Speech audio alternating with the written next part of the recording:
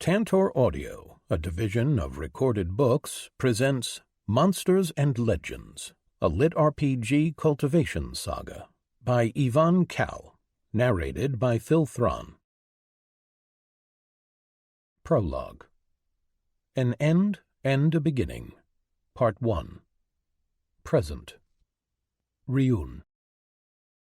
In the beginning, or at least something resembling a beginning, there were only the three, entities born out of nothing and everything, existing in the void that contained everything. The three had always existed, or if they'd had a birth, they did not remember it. The three did not know of a time when they had not been in one another's presence. They existed for time beyond counting, and in that time they had done many things. Argued about the nature of their existence, fought, loved, hated, and ignored one another. In time they devised games to occupy themselves. Yet over the ages they grew bored of it all. They knew one another as well as they knew themselves, and so there were no longer any surprises, as each could anticipate the other's actions. Until, one day, an idea struck them at the same time. A way to break the monotony and boredom. They discussed the best way to proceed, argued about the details of their plan, but eventually decided that a few practice runs was the best way to proceed, so that they could learn and adjust before enacting their idea. And so the three joined their powers and brought into existence reality itself. Infinite universes, in countless forms with unending iterations of every universe. It took them some time to get it right, but eventually they manipulated this new reality to give birth to life in its immeasurable variants and shapes. Over countless ages they watched over it, refining and manipulating life to create more and more interesting beings. Testing and playing with the beings they created. In the end, they realized that for all that there was, and a countless amount of beings for them to watch, patterns emerged, and again their boredom returned. Seeing that they had reached the limit of what this reality could offer them, they decided that it was time for them to move on to the next stage. They had prepared to wipe out all of reality in order to craft a new and improved version, and to pick those worthy from the doomed reality and allow them a chance for survival. A test. They crafted a system, the framework, and they began testing it. As with all things, it took them a while to get it right. But finally, they had a framework that would allow the races to gain more power in order to survive and thrive, which would introduce more chaos to entertain them. Each of the three fashioned one facet of the final framework, and all three of them gave a sliver of themselves to give birth to a being whose job was to watch over the framework and deal with the mortal beings. Then they picked 9 worthy races across the reality which was soon to be destroyed, and they chose 9 iterations of each race across the multiverse. And to them they gave the framework and the infinite realm. Ryun sat on the flat top of the mountain looking at the sky. It was a beautiful day. The sky was blue, and the sun shone radiantly down on to the earth. He cast his eyes into the distance, and took in the endless ocean stretching in front of him. He was so high up that his improved eyes could see the curvature of the earth clearly. If this was the world of before the framework, he would not have been able to take in such a sight, as he would have frozen to death or died from the lack of air. But that world was dead, and he was not who he used to be. The sight around him was, in a single word, wondrous. It did not look at all like the world was about to end. He used a mental command, and a screen flashed in front of his eyes. Time to the end of the world, 0 hours, 9 minutes. Rankers, be ready for transport to the infinite realm. It would not be long now. He wondered what the next world was going to be like. Would it be like Earth from before the framework, or perhaps the jumbled mess that it had become after? In the end, it would not matter much to Ryun. He had accomplished his goal here, and looked forward to see what is to come. He had picked this location because of its view. He wanted to have at least one pleasant memory of this world before he moved on to the next. Still, he should have known better. The fates would not allow him peace. The 6 people reached the top of the mountain he sat on.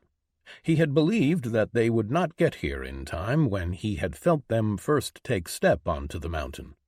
But it looked like the power they had gained in the last few months was far greater than he had assumed, and they were faster than he thought they would be.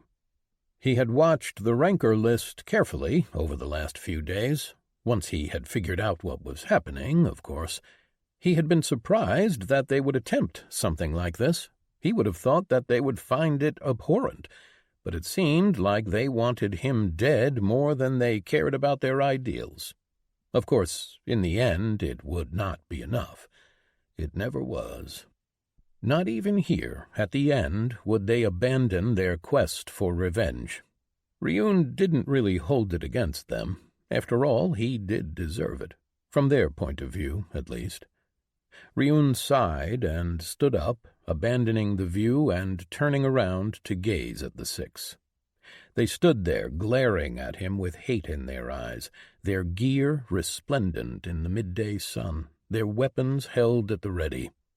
They were already standing in formation, 3 in front, 2 behind them, with their last member standing at the back. Ryun wondered why they put their most powerful front-line fighter at the back, but he did not dwell on that for long. The time when he had to worry about tricks and traps had passed. There was nothing on the face of this world that could kill him now. "So, you have come for me here at the end," Ryun commented. "Not even the end of the world will save you from justice, monster," the woman in the front spat at him. Gloria Hightower was one of the most powerful classers on Earth. She had always been in the top 100 on the ranker list. Still, she had been in her 40s when the framework had arrived, and even with the slowed aging that came with those high levels, her silver hair betrayed her age, even though her high vitality made her skin look smooth and soft. She wore high-quality armor and held a long, awakened two-hander, a unique weapon. Ryun cast his eyes to the others, recognizing them all. The fact that they were the last people on the list made it easier. The 2 men standing next to her were Marcus and John Grissom, twins who were considered the 2 most powerful spear users on the planet. Wearing their dark red cloth garments and holding their awakened spears at the ready made them look intimidating to most. Behind them were Inkiruka Betsi and Anastasia Sokolova, top-ranking mages, their robes moving softly in the wind as orbs of power hovered over their palms. And lastly, there was the man wearing a light, white suit of armor that contrasted his dark skin, holding a sword that resembled an oversized katana, Zachariah Gardner. Seeing his eyes peeking out of his dreadlocks made Ryun feel an echo in his heart, but it was an old pain.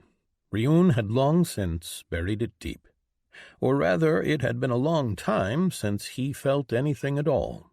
There was a finality to their eyes. They had come here for his head, and they would not be dissuaded from their path.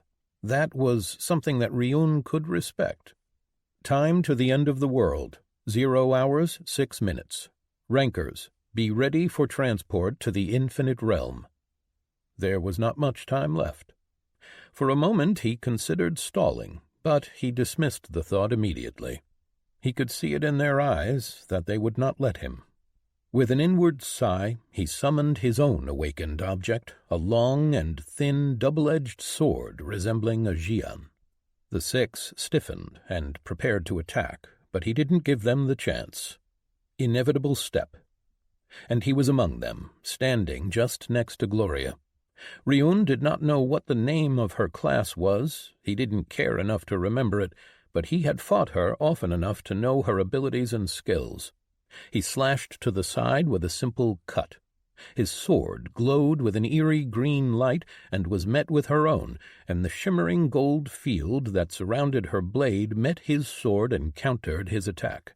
But even with his cut countered, his physical stats were too much, and the golden light cracked and shattered, allowing his sword to smash into hers. He felt her using more skills to counter him, but it was useless. His sword moved without stopping, sending her flying backward and into John Grissom. Ryun stepped back and allowed Marcus Grissom's spear to pass harmlessly through the space where his head used to be. He spun around. The glowing threads in his vision guided his movements. He followed them until he was turned to face the spearman, and then he stepped off the path the threads showed, stabbing forward instead with his sword. The spearman blurred, using a movement ability of some kind, and pulled his spear back in time to block Ryun's attack. But his paltry strength was barely enough to move Ryun's sword a bit off target. The blade sunk into the spearman's shoulder, and Ryun took a deep breath, getting into the breathing form for his base technique, Tranquil Mantle. Chi inside of his core flowed through his body and into his arm, and a shimmering light enveloped the sword as he prepared to slash upward and cut the man's head off. Before he had a chance, however, a ball of crimson fire smashed into him, making him take a step to the side. His sword ripped out of the spearman's shoulder, leaving a large gash. Thankfully, Ryun's black robes were enchanted with protection, and the fire did little to him. Keeping up his breathing form, Ryun empowered his entire body, pushing himself to even greater limits than his base stats allowed.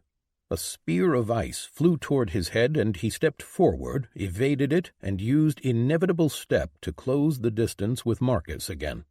He felt Inkiruka use some kind of a slowing ability, but his step could not be stopped. It was inevitable. The air around him shifted as the distance disappeared between him and Marcus.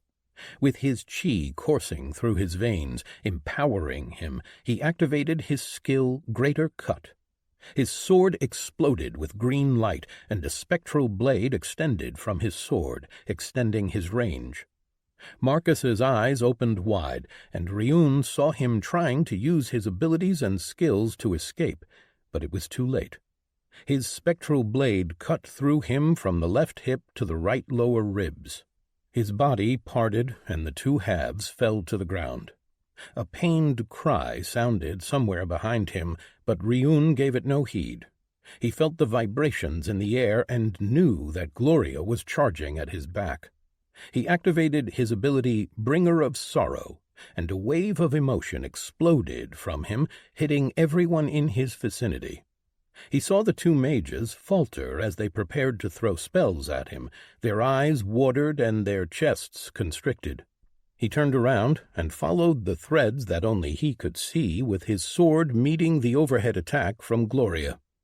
Her two-hander had a golden spectral blade extending from it, similar to what he had used just a moment ago.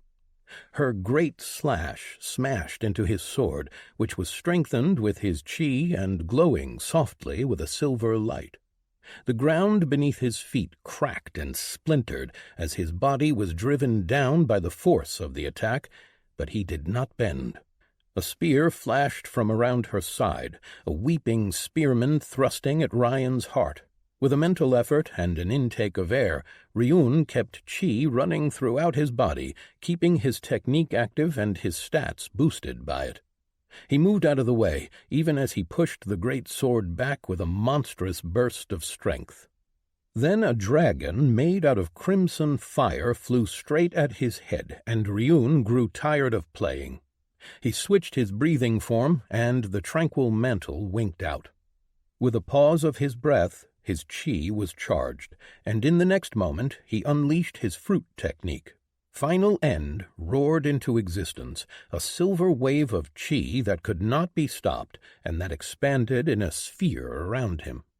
The dragon winked out, and as it was blown away, Gloria's sword cracked and shattered, followed by her armor, and then, finally, her body, which splintered in a shower of blood and bone, blasting back away from Ryun and showering John Grissom in her gore as the wave reached him.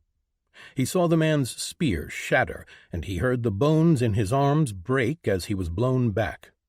John was lucky. He had been far enough away from Ryun to survive. The blast carried over further, weakening as it expanded, and staggered the two mages, sending them to the ground. With an inevitable step, Ryun was above John, and before the blood-covered man could even register what was happening, he was decapitated. Turning around, he pulled his chi back and activated a skill. He swung his sword, and a green, shimmering light swallowed his blade. It looked as if his sword had disappeared into space itself, but in a fraction of a second, the spatial cut slashed into Inkiruka from 20 paces away and cut her head off just as she was getting up. Anastasia looked at her dead companions, horrified, and Ryun pushed off the ground using only his monstrous stats to move. He reached her faster than she could react and stabbed his sword into her chest. Finally, he turned to look at the last person standing. Zachariah Gardner had not moved from the start of the fight. His sword was unsheathed and was resting on his hip, held by both hands, and pulled back as if he was preparing to strike. "Is this why you came? To watch the others die? To let me kill you and be with the rest?" Ryun asked. When no response came, he started walking around him, keeping his focus on the man. "I know what you did in order to achieve this much strength. You betrayed every single thing you lectured me about in order to kill me, and it was still not enough. And for what? A minute more and this world will be gone, and we will have reached the next." "You cannot be allowed to reach the next world," Zachariah spoke at last. "You are our burden. You cannot be allowed the chance to grow stronger. We have sacrificed everything to stop you here," Zach told him. Ryun shook his head. "Time to the end of the world. 0 hours, 0 minutes, 31 seconds. Rankers, be ready for transport to the infinite realm." Soon, nothing about this world would matter again. Prologue 2. An End and a Beginning, Part 2. Present. Zach. Zach watched as the monster that used to be a man activated his class's movement ability to reach Gloria. They had studied Ryun for a long time, and by now knew most of his abilities, skills, and techniques. They had many countermeasures and plans for fighting him, but they all knew that in the end none of them would matter. They had done the unthinkable, had dirtied their own hands, all for this one chance at stopping him. They knew that they would die. The 5 standing before him were his closest friends, his brothers and sisters, and Zach's heart ached for his role in their plan. But they could not allow the monster to go beyond this world, to inflict pain and suffering to the innocent chosen from other worlds. The monster was their responsibility. Then the battle started, and immediately the true size of the gap between the monster and all of them was clear. Even with everything that they had done to close that gap, they were found wanting. Each one of them had passed level 80. They each had several skills, had each started on the path of cultivation, and yet still they were like babes fighting a tiger. They could do nothing. The monster cleaved Marcus in half, and Zach closed his eyes. He wanted to run over and help, but he knew that he couldn't. He was their last chance. He kept his mind on his sword, channeling and preparing his skill. He had not managed to level it much, had not managed to evolve it. It was too late. There was nothing left living in the world. He couldn't finish his skill quest and evolve the skill. He hoped that it was going to be enough, as he had spent an insane amount of essence to purchase it from the dealmaker. It was their last card to play. Zack knew that they couldn't kill the monster. Even if a skill that could harm him existed, it would cost more essence than what the entire earth contained. But they had to try. He felt the power of his skill rise, but it was not yet at its peak. It had to be channeled before it was unleashed, and against such an opponent as the monster before him, it had to be at its full power. He saw Inkiruka and Anastasia attack the monster, saw Gloria attack from behind. An aura of sadness exploded out of the monster, and Zack felt his breathing hitch as an unimaginable sadness gripped him. His passive skills allowed him to weather the aura somewhat, but still he felt a tear roll down his cheek. Gloria's attack slowed, but she still reached her target. She struck and drove the monster into the ground, but it was not enough. He saw the moment when the monster stopped playing and unleashed its most powerful technique. Final End billowed out of him, the silver chi destroying everything around him. Zack watched as Gloria was blown to pieces and saw John's body shatter as Inkiruka and Anastasia were thrown to the ground. The monster finished the rest quickly, then finally stepped toward the last survivor. Zack didn't react, but only focused on his skill. "Is this why you came? To watch the others die? To let me kill you and be with the rest?" the monster asked. Zack gazed into those empty eyes. He remembered them smiling a long time ago, when he was a man named Ryun Nacht. But now there was nothing but an ocean of darkness there. There was no humanity in his face, no mercy or goodness, only apathy. His heart hurt to look at him. It had been a long time since the person in front of him had been anything but a demon. The monster continued speaking. "I know what you did in order to achieve this much strength. You betrayed every single thing you lectured me about in order to kill me, and it was still not enough. And for what? A minute more and this world will be gone, and we will have reached the next." Zack's hands tightened on his sword. He hated this twisted thing before him, hated him for all the things that he had done, and most importantly, for what he had forced the rest of them to do. Unbidden, the memory of an old woman holding him as he cried in a small windowless room came. Zack had sworn to her, and to every other person who had visited him in that small room, that he would end the monster and avenge them all. "You cannot be allowed to reach the next world.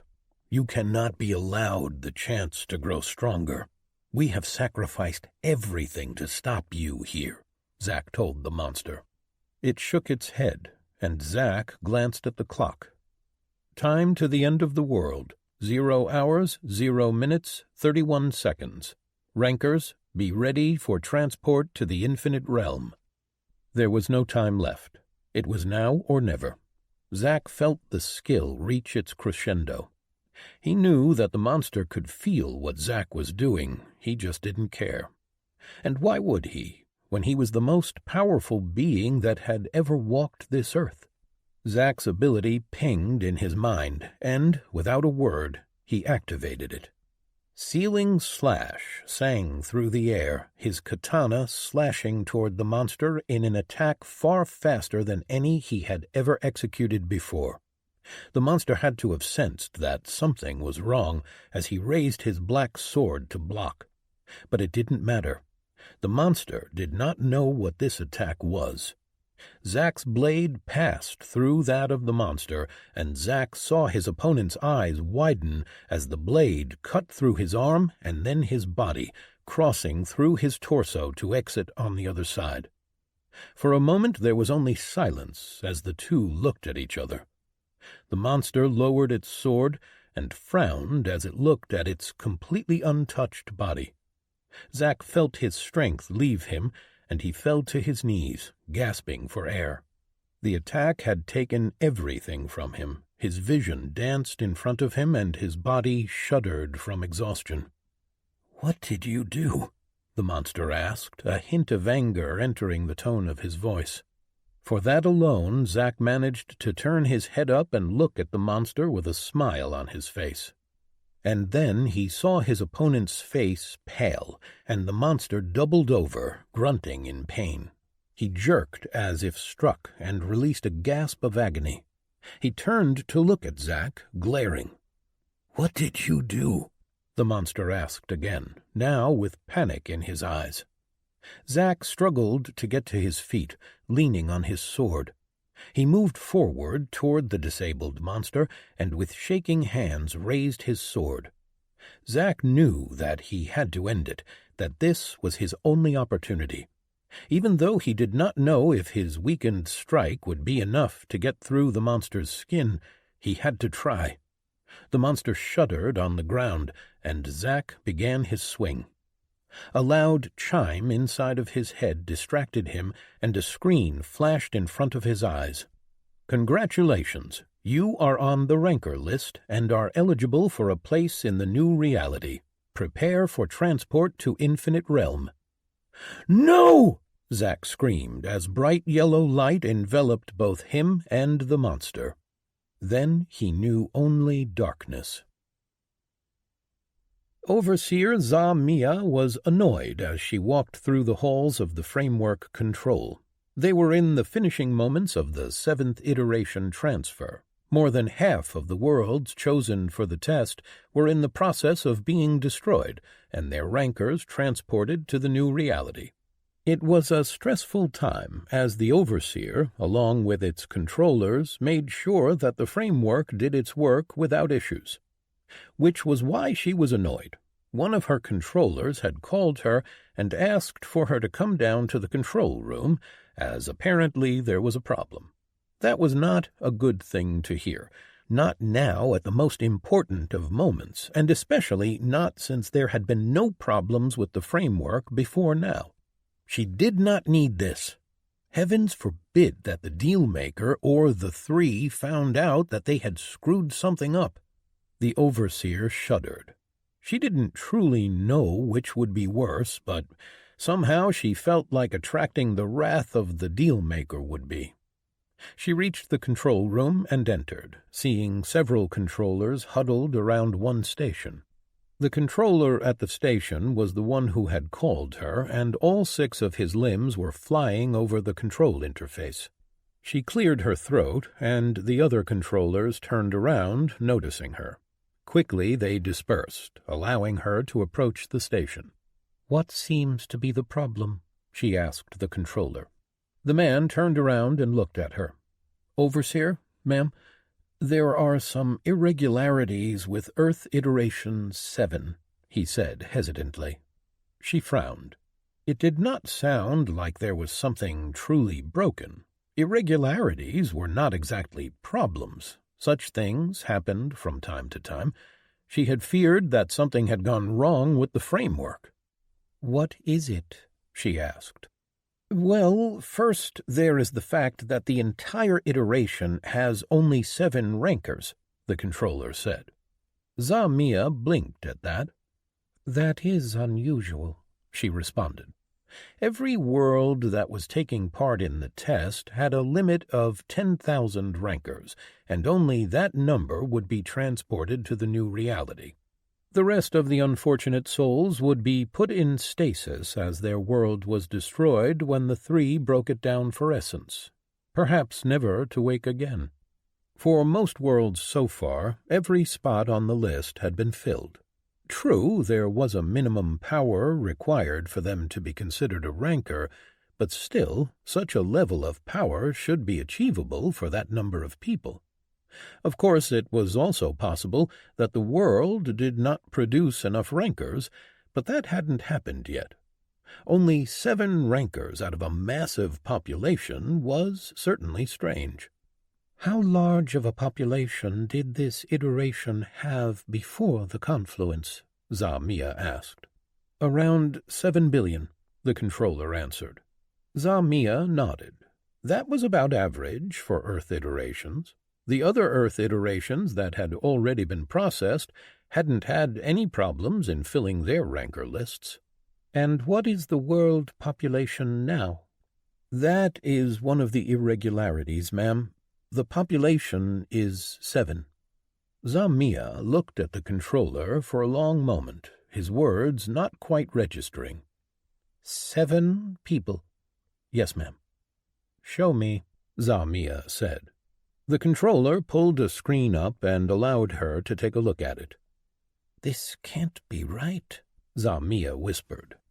Not only were there only 7 humans living on the world, the population of wildlife was extremely low. Every monster invasion point had been closed too, a thing that she had never before seen done. Nearly all of the evolved wildlife had been culled, and not only that, but the ambient essence of the world had fallen to a negligible level. Of course, none of the worlds in that reality had much essence to begin with, but with the confluence and the arrival of framework for the test, the deal-maker had infused an amount sufficient to allow for growth. This, however, was something that she had never seen before. She raised her hands to the screens and started moving them around, bringing up the ranker list screen. She looked at the screen in shock. Ranker name 1. Ryun Noct. Level 65. Cultivation realm. Mid-Lord. Skills 3. 2 Tier 2, 1 Tier 3. Ranker name 2. Zachariah Gardner. Level 85. Cultivation realm. Mid-Mortal. Skills 5. 3 Tier 1, 2 Tier 2. Ranker name 3. Gloria Hightower. Level 83. Cultivation realm. Mid-Mortal. Skills 4. 2 Tier 1, 2 Tier 2. Ranker name 4. Inkiruka Betsy. Level 82. Cultivation realm. Early Mortal. Skills 4. 3 Tier 1, 1 Tier 2. Ranker name 5. John Grissom. Level 82. Cultivation realm. Early Mortal. Skills 4. 3 Tier 1, 1 Tier 2. Ranker name 6. Anastasia Sokolova. Level 81. Cultivation realm. Early Mortal. Skills 3. 2 Tier 1, 1 Tier 2. Ranker name 7. Marcus Grissom. Level 80. Cultivation realm. Early Mortal. Skills 3. 1 Tier 1, 2 Tier 2. Zamia looked at the screen in disbelief. The things she was reading just didn't make any sense. They were impossible. No one could have reached such levels of power in the base worlds. There was just not enough essence to go around for them to reach such levels of power in all 3 areas. She had been reading reports on the rankers from the other worlds and their iterations. The top 10,000 rankers of a world were all powerful, but none had been as powerful as these 7 were. The usual path was for people to choose 1 or, at most, 2 areas and focus all of their essence into those 2 areas.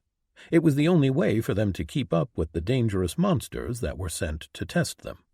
The most powerful ranker to date had been a level 56 classer with a rare starting class. He had made a good deal with Dealmaker for it and had been a genius. By focusing solely on one area, namely the class system, he had reached an incredible height of power. But he hadn't reached the level where his class could evolve at level 60. That should only be possible in the new reality, where the quality and quantity of essence was far greater. But these 7 had all reached the point where their class had evolved, and not only that, they were not focused into a single area, but stretched over all 3. The amount of essences needed for doing something like that was astronomical. And then there was the number 1 ranker for this iteration, Ryun Noct. Not only had he evolved one of his skills to the 3rd tier, a feat that was rarely accomplished even in the new reality, but he had reached the Lord realm in the cultivation area. That was insane. At most, those who focused all of their essence into cultivation managed to reach peak mortal stage by the time their world came to an end. Only 11 true geniuses had managed to break through into the early Foundation realm. But Lord? And Mid-Lord stage at that? It was impossible. The quality and amount of essence was just not able to sustain such growth. For all intents and purposes, a cultivator at Lord realm was so far beyond the others that it was laughable, and a Lord cultivator with an evolved class and a Tier 3 skill? He might as well be a god to them. Zamia still couldn't understand how such a thing was possible. Then she looked at the top ranker's status screens, seeing that his stats were unusually high, even for all of his achievements. She glanced at his titles. There she found the reason for his power, as well as for the state of that world. She felt her lunch surge up from her stomach, and she struggled to fight it back. She felt sick to her core, and the controller next to her looked queasy himself. She knew that she should remain neutral, detached from the mortals, but she couldn't believe that such a monster existed, and soon that monster would be transported to the infinite realm. A part of her wanted to reach out and deny it the transport, to leave it to die on its world, but she knew that the deal-maker would not be happy, and its wrath would find her. "Ma'am?" The controller's voice brought her from her thoughts. "What is it?" Zamia asked. "There are now only 6 rankers," the controller said shakily. Zamia looked at the timer, seeing that there were only a few minutes left before the framework was done with that world. She quickly changed the screens to surveillance, and she saw the battle. The last 7, now 6, rankers were fighting. Zamia wondered what kind of a sick world produced people who killed one another, even now at the end. But there was nothing that she could do but watch. Quickly, the number 1 ranker disposed of most of the others, and Zamia lamented for their loss. The framework and the new reality were created for the strong, and these people, who had just lost their lives, had been the most powerful rankers that the basic worlds had produced to date. She had taken the time to look at their statuses as well during the battle. She knew how they had achieved their power, that they were not that much different than the number 1, but it was not for her to judge, and for its part, the framework didn't care. In the end, there were only the 1st and the 2nd left. She saw the latter attack and watched the events that followed. She knew what skill the number 2 had used, and she knew what had happened as the number 1 fell to his knees. Then, just as the 2nd was about to finish the 1st, the framework's timer ran out, and both were engulfed in a bright light. Zamia reached for the screen and redirected their transport from the new reality to the headquarters where she was currently located. "Ma'am, what are you doing? We can't interfere," the controller said in a panic. "Don't worry, I'm only delaying them," Zamia said. She was not an overseer for nothing. Her job was to evaluate every transfer, to make sure that the transfer and the start of the rankers' lives in the new reality were as smooth as possible. Danger was expected, but the rankers were supposed to have a chance at survival. The framework's original destination for the transfer of the 2 rankers had been a lush forest filled with low-level monsters, a standard landing place for rankers, but these 2 were not standard rankers. The framework usually sent the rankers from the same world in groups together to make it easier for them to survive, but Zamia knew that these 2 were enemies, and they would kill each other should they reach the same place together. Her personal feelings aside, the goal of the framework was clear. Rankers this strong had to be given a fair chance. She picked a more developed area of the new reality, with stronger monsters, and sent the number 2 ranker on his way. Then she looked at the remaining one. She could see his status screen and the changes there. The attack from the 2nd had done its job. It would not hold forever, but it would still hinder the 1st. She needed to be very careful where she placed him. But looking at his stats, she realized that even with his handicap, he would still be a force to be reckoned with. With a sigh, she found a suitable area that was a fair distance away from the other one, and, with a press of a button, she sent the ranker on his way. She only hoped that she had made the right decision. Chapter 1. Past. Ryun. Dealmaker. A loud beeping woke him up. Ryun groaned and started flailing around next to his bed looking for his phone. Finding it, finally, he turned off the alarm and closed his eyes. After a few seconds, his groggy mind processed the time he had glanced on the phone. It had been nearly 9. He shot out of the bed and cursed. He had to have used the snooze button before. He just didn't remember. He dressed quickly and stepped out of his room, grabbing his shoes and heading for the door. "Slow down, or you are going to break your neck," his mother shouted from the kitchen. Sorry, Ryun said as he put his shoes on. "Come have breakfast," his mom said. "Can't. I'm already late. Zach is waiting for me," Ryun said. He had 3 messages from his best friend, and he hadn't even had the chance to check them. He rushed out of the door, stopping only to pick up the backpack he had prepared last night. He yelled his goodbye to his mother as he slammed the door closed behind himself, cutting off her response. Zach was going to kill him. He ran down the stairs, apologizing to the startled neighbors who hurriedly moved to make way for his hurtling form. He exited the building and immediately saw his friend sitting in his car with an annoyed expression on his face. "Finally, bro! I was just about to come up and get you," Zach said.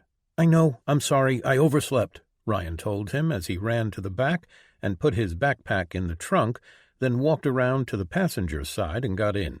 Zach shook his head as he started the car. "If I lose my chance with Linda because you overslept, I swear to God, Ryun, I'm going to tell your mother about last Christmas," Zach threatened. "Hey, now, there's no need for threats.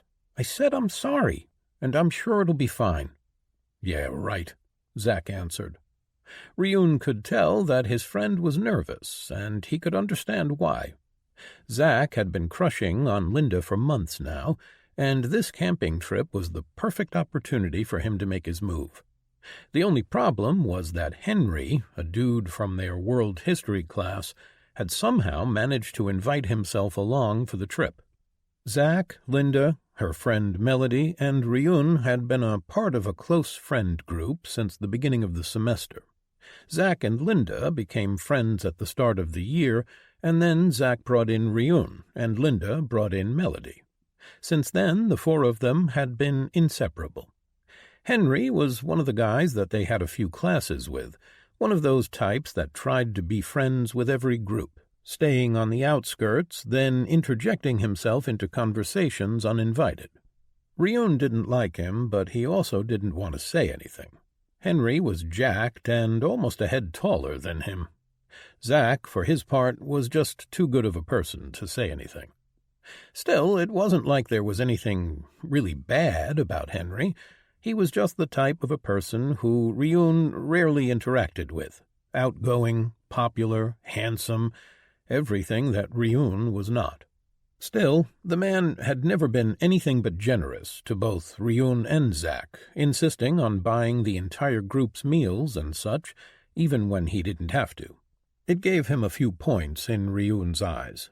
They moved out of the city and toward the mountains. They had agreed to meet up near the base of the mountain with the others, seeing as they lived on different sides of the city and the girls had their own car. He didn't know how Henry would get there, but he had a car too. Ryun saw that his friend was anxious. Zach looked the part of a playboy. He was tall, fit, and handsome, but Ryun knew that his personality didn't fit his appearance. The two had grown up together and had always been more interested in more geeky stuff rather than girls.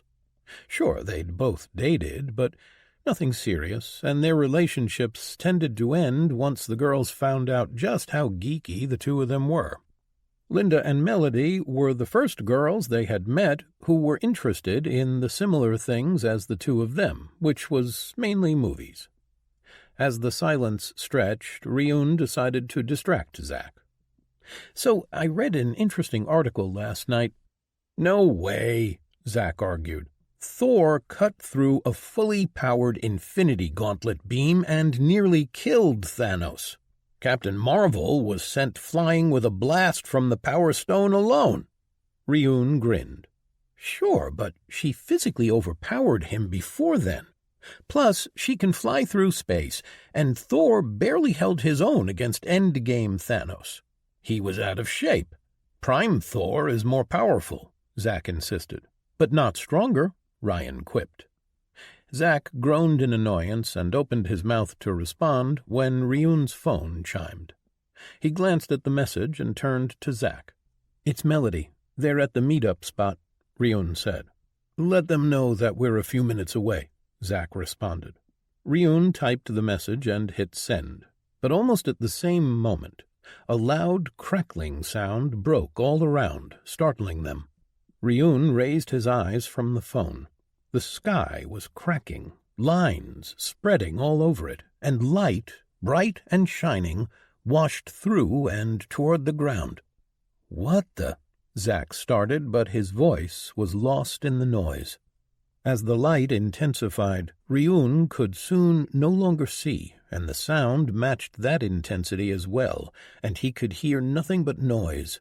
Words flashed in front of his eyes, and he frowned at them. "Framework initializing.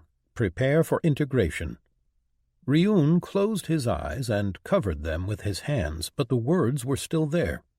The sound intensified, and he was screaming from the pain, but he couldn't hear his own voice.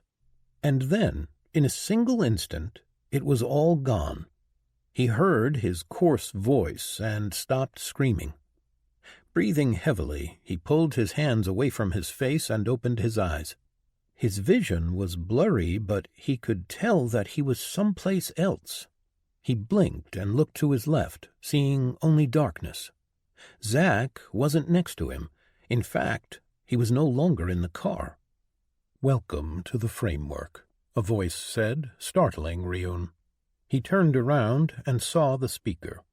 Ryun was sitting in a chair with a table in front of him covered with some black cloth, and across from him sat a person. Ryun blinked his eyes, then squinted, but he couldn't see them clearly. The person was wearing some kind of a black cloak and had a hood raised up so that Ryun couldn't see their face. In fact, the only thing that he could see inside the hood was an endless darkness. The person had their hands resting on the table, and both were covered with black gloves that fitted slender fingers. There was no skin showing anywhere. Hi?" Ryun said guardedly.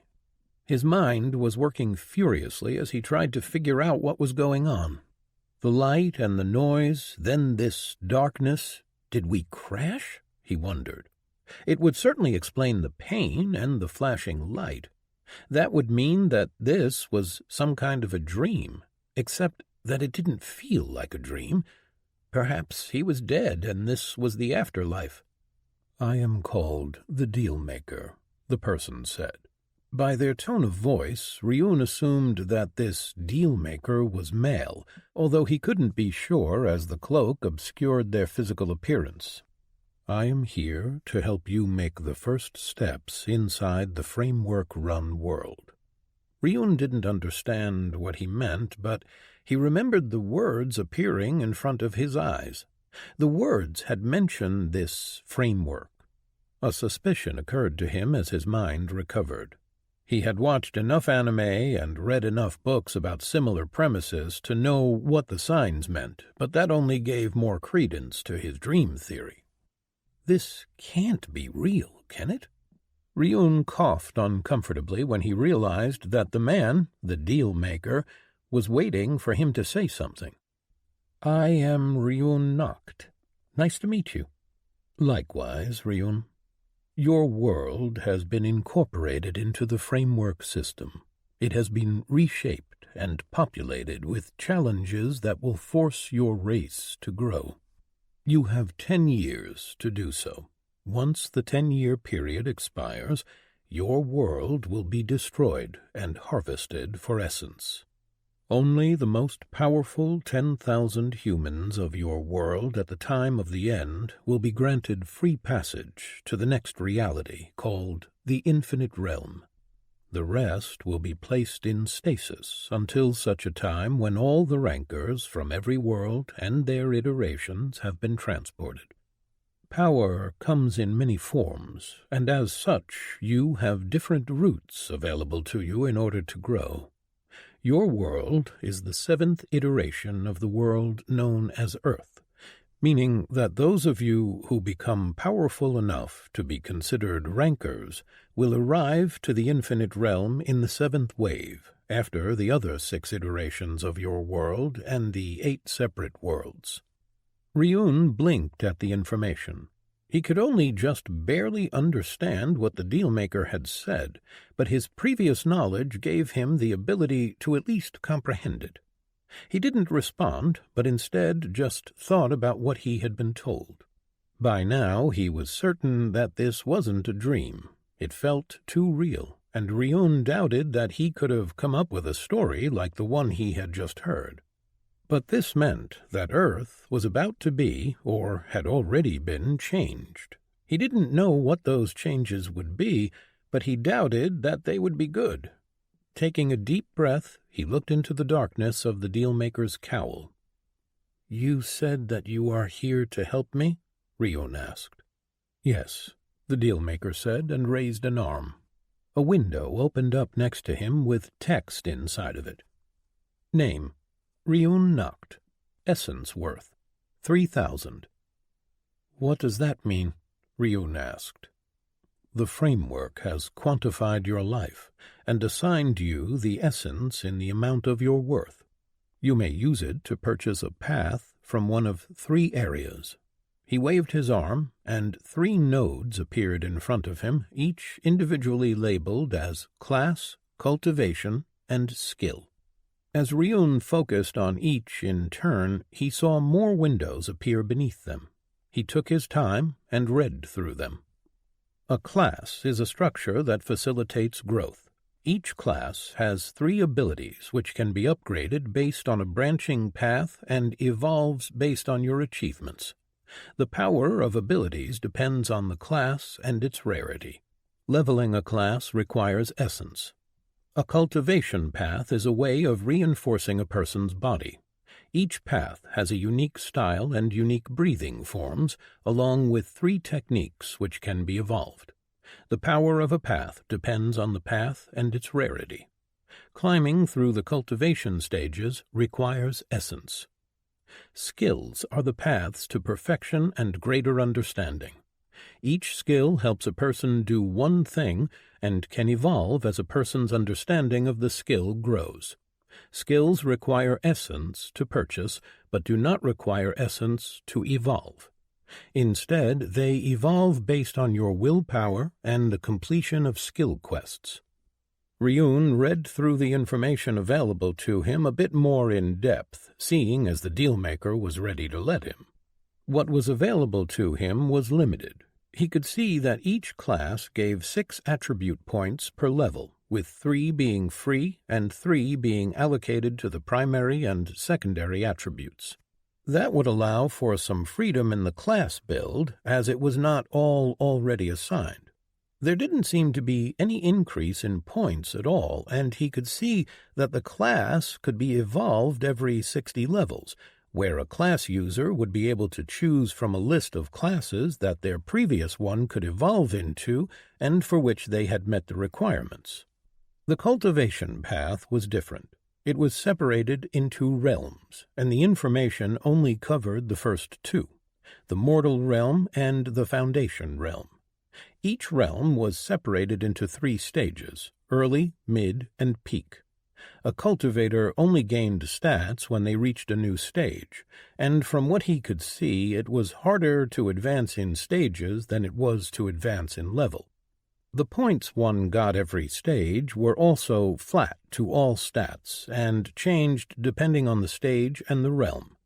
With a bit of quick math, he could tell that those with classes would get more stat points than a cultivator. But if he was reading right, cultivators would get special effects when they advanced, and also the stat bonus increased through realms. The classes also gave the same amount of stat points, meaning that eventually a cultivator should outpace the class user. That was probably an intentional drawback. A class user had more power from the start, while the cultivator was weaker at the beginning, paying a price for future strength. Skills were interesting. They were described as paths to a greater understanding. Ryun wasn't really sure what that meant, but the fact that they couldn't be upgraded with this essence was strange. He was assuming that essence was something like experience. After he finished, he looked at the dealmaker. The being had stayed quiet and waited for Ryun to finish. "So I need to choose between one of these 3 paths?" Ryun asked. "For now," the dealmaker said. "You will be able to come to me at any time and purchase any other way of power from me for essence, as well as other things." Ryun nodded. Realizing that he could pursue all 3 paths was getting him excited. "So, what are my choices?" The windows disappeared, and 3 new ones appeared. Ryun was disappointed by the small selection for each. "These are my only choices?" "They are choices for which you have met the requirements, and for which you have enough essence," the dealmaker said. Ryun looked back at his choices. Class: Fighter, common, 2,000 essence. Hunter, common, 2,100 essence. Thief, common, 2,200 essence. Scout, common, 2,800 essence. Cultivation: Path of the Fist, common, 2,800 essence. Path of the Watcher, common, 2,850 essence. Path of Knowledge, common, 2,900 essence. Path of the Blade, common, 2,950 essence. Skills: Danger Sense, passive, common, 2,400 essence. Clear Sight, passive, common, 2,600 essence. Cut, active, common, 2,800 essence. Strike, active, common, 2,900 essence. All of them were common, and he didn't know how he felt about that. He also didn't know how the framework had quantified his life. Was 3,000 essence a lot or only a little? He wondered what other people's essence number was and what their choices were. He had already decided to go for the cultivation node, but none of the choices appealed to him much, especially since they had the common rating, but he knew that his future growth would be decided by his choice. Then, after a few minutes of thinking about his choices, something struck him, and he turned his eyes back to the being across from him. "Your name is the Dealmaker. Does that mean that we can make a deal?" Ryun asked. The Dealmaker tilted his head and spoke with what to Ryun's ears sounded like mirth. "Depends on what kind of a deal you want and what you can offer." Ryun felt the side of his mouth turn up. If the world was going to be more dangerous, if there was going to be a competition to see who was going to survive, he assumed that the world was going to become a much more brutal place. "What are the rarity ratings?" Words started writing themselves in the air above them. Common, uncommon, rare, epic, legendary, mythic, relic, masterwork, and eternal are the possible rarities. Every path has the potential to reach the highest rarity, but only the first 6 rarities are available to you on Earth, the Dealmaker answered. Starting paths cannot be of a greater rating than rare. Below the words were symbols, one for each rarity. C-U-R-E-L-M-R-E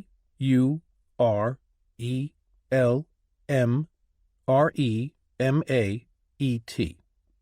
Ryun assumed that the rarities could probably be upgraded afterward. Otherwise, there would be no reason for a starting path to have a rarity cap. Can you show me rare cultivation paths? Suddenly, the area behind the dealmaker was filled with hovering orbs, and upon focusing on one, Ryun could see the name of a path. The problem was that there were just too many. He couldn't even begin to count them, but there were thousands at least. And the prices. Every one he focused on had a price tag of more than 15,000. The problem was that each path had only a few words attached to it that explained what they were focused on. Can you show me only the combat-focused paths? Ryun said. The orbs shifted, many disappearing and others moving into their place, but there were still too many. How about the paths that will be easier to improve to the legendary rarity? Ryun asked on a hunch. Even more orbs disappeared, but not as many as he had hoped for. There were still hundreds of them, and each had a price tag of more than 100,000. Out of these, show me the paths that focus on destructive power, Ryun said. The orbs shifted, and only 3 remained. Ryun immediately started reading their notes. Path of the Lightning Storm, R, 300,000 essence. Follow the path of a greater storm. Harness the power of the heavens themselves. Path of the Final End, R, 250,000 essence. Follow the path of pure destruction and the ultimate end of all things. Harness the power of destruction. Path of the Rampaging Earth, R, 150,000 essence. Follow the path of primal forces. Harness the power of the earth. All 3 paths cost an incredible amount, and each seemed to be powerful, or at least had the potential to become incredibly powerful. Of course, he couldn't afford any of them. So, what would it take for me to get one of these paths? Ryun asked. Essence, Dealmaker answered. And how can I get more essence? Essence is earned by killing monsters, accomplishing feats and quests, and by recovering it from the environment. You can choose to keep your essence without spending it, return to your world as you are, and then come back when you accumulate enough. Ryun frowned. The way that the dealmaker had put it made him doubt that he could survive for long in this new world without a path. Any chance that I can take a loan? Return the essence afterward? No, the dealmaker chuckled. You said that we can make a deal, right? Yes. These 3,000 essence that I have, they are based on the way I have lived my life. They're like my achievements, correct? In a manner of speaking, yes. Ryun thought about it a bit more, going over everything that he had learned so far. A thought occurred to him, but he needed to test it out. You said that I can buy the paths from you, but also other things. What are those other things? Items, weapons, potions, pills, concoctions, anything and everything, the dealmaker said. Does that mean that I can also sell things to you for essence? Yes. Is there any restriction on what can be sold? There is no restriction. Anything you own, you can sell, the dealmaker said. So, let's say I wanted to trade my sense of smell for essence. How much would I get? Ryun asked. The dealmaker exploded in laughter.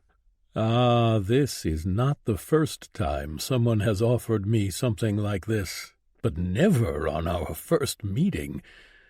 For your sense of smell, you would get 5,000 essence. So little? Ryun spoke instinctively. Well, your sense of smell is not particularly well developed now, is it? If you were a high-level classer, you would get more. If I sell you all my senses, how much would I get? Ryun asked. For all of your senses, You would get 120,000, the deal-maker responded. That meant that some senses had more value than the others.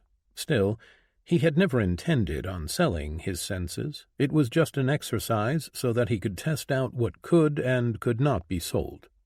Ryun wanted to make a deal, not a trade. He put his hand into his pocket and pulled out a coin. The deal-maker tilted his head as he studied Ryun. "And what is this?" the deal-maker asked. "How about we make a deal? A wager," Ryun said. "You wish to gamble?" the deal-maker asked.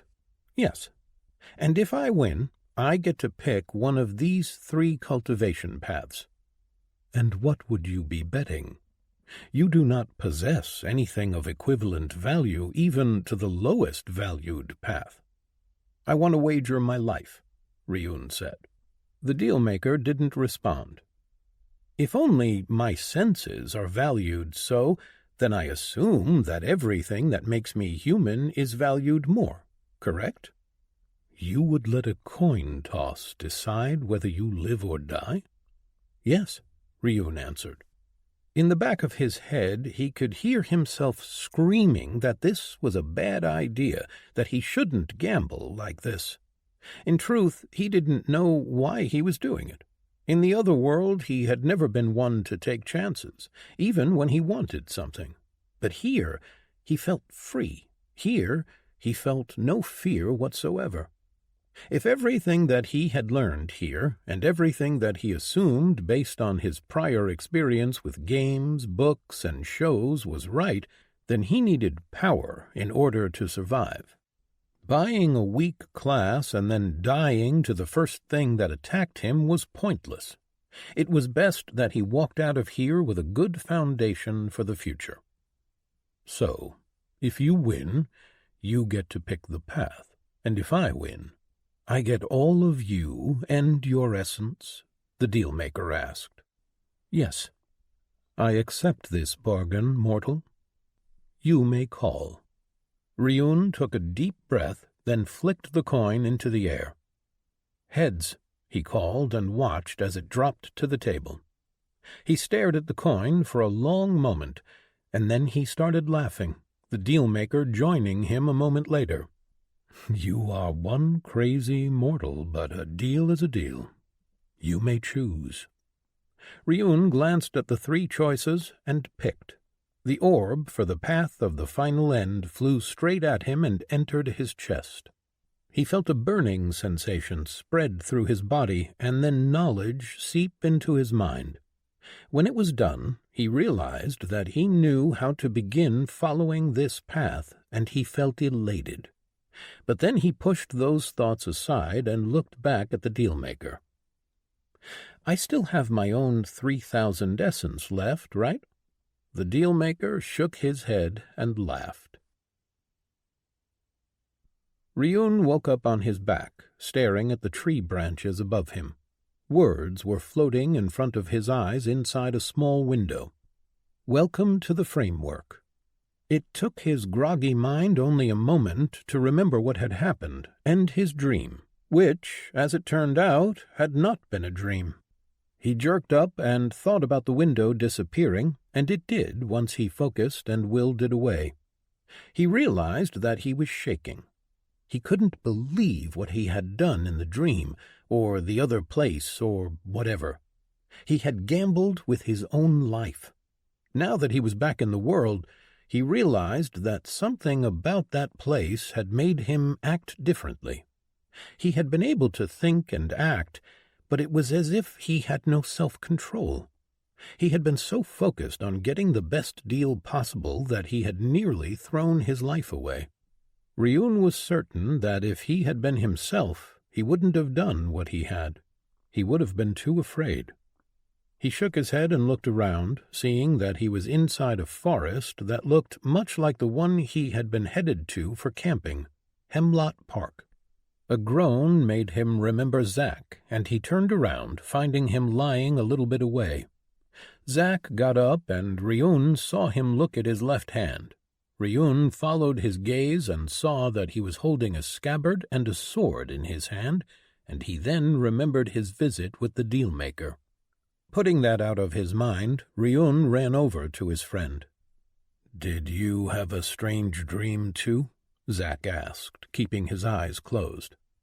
"I don't think that it was a dream," Ryun said. Zack grimaced and waved his hands in front of his eyes as he stared at something only he could see. "Right," he said after a moment, turning to look at Ryun. "The framework," Ryun hesitated. "I would say holy shit, but I don't think that it covers even a portion of it." "No, it doesn't." Zack shook his head. "Where are we, anyway?" "I think we're in the park. We'd already arrived when the thing hit." "Right," Zack said. "The car?" "It's not here," Ryun answered as he looked around. "Shit," Zack cursed, and then his eyes widened. "The girls?" "Fuck," Ryun swore.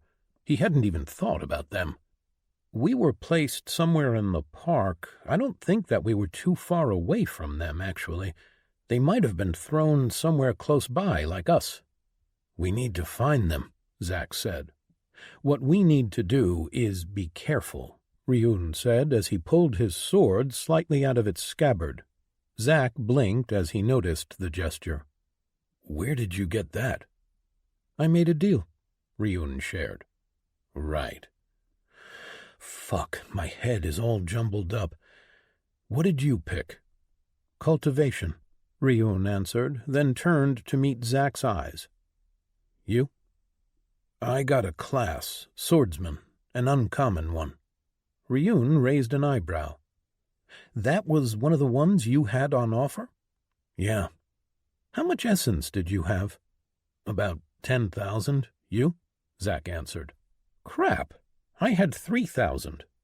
But I got a rare cultivation path. I kinda gambled with my life for it." He wondered why Zack had 10,000 essence.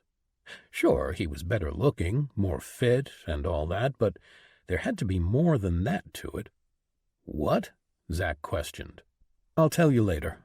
I think we need to get out of here as fast as possible and find the others. I don't think the wild is really safe anymore." "You're right. Fuck me, this is really happening, right? I'm not dreaming?" "If you are, then we are dreaming together, so it doesn't matter." Ryun remembered the instructions from the deal-maker and mentally called up his status. Several windows appeared in front of him. Name: Ryun Noct. Race: Human. Earth, Iteration 7. Titles: blank. Essence: 0. Strength: 6. Dexterity: 7. Vitality: 7. Endurance: 6. Intelligence: 7. Wisdom: 8. Cultivation: the path of the final end, R. Stage: no stage. 0 of 100 essence. Base technique: blank. Branch technique: blank. Fruit technique: blank. Active skills: cut, 0 of 10. He had been lucky that he'd had enough essence for a simple sword and a skill, especially since it looked like he couldn't advance on his path until he earned at least 100 essence. In retrospect, he probably should have left some, but he hadn't known about that then. His stats didn't look all that stellar either, and his first boost to stats would come from the early stage in the mortal realm. He just had to survive until then. He dismissed his screams and was about to suggest to Zack that they start moving when a growl made his entire body freeze. Ryun turned around slowly, only to see a wolf-sized monster with red eyes staring straight at him. Chapter 2. Past. Zack. First kill. Zack glanced at Ryun as he tried to make sense of everything that happened. His friend was tightly grasping his sword and looking into the distance with a blank expression on his face. He could tell that he was looking at something, but Zack saw nothing.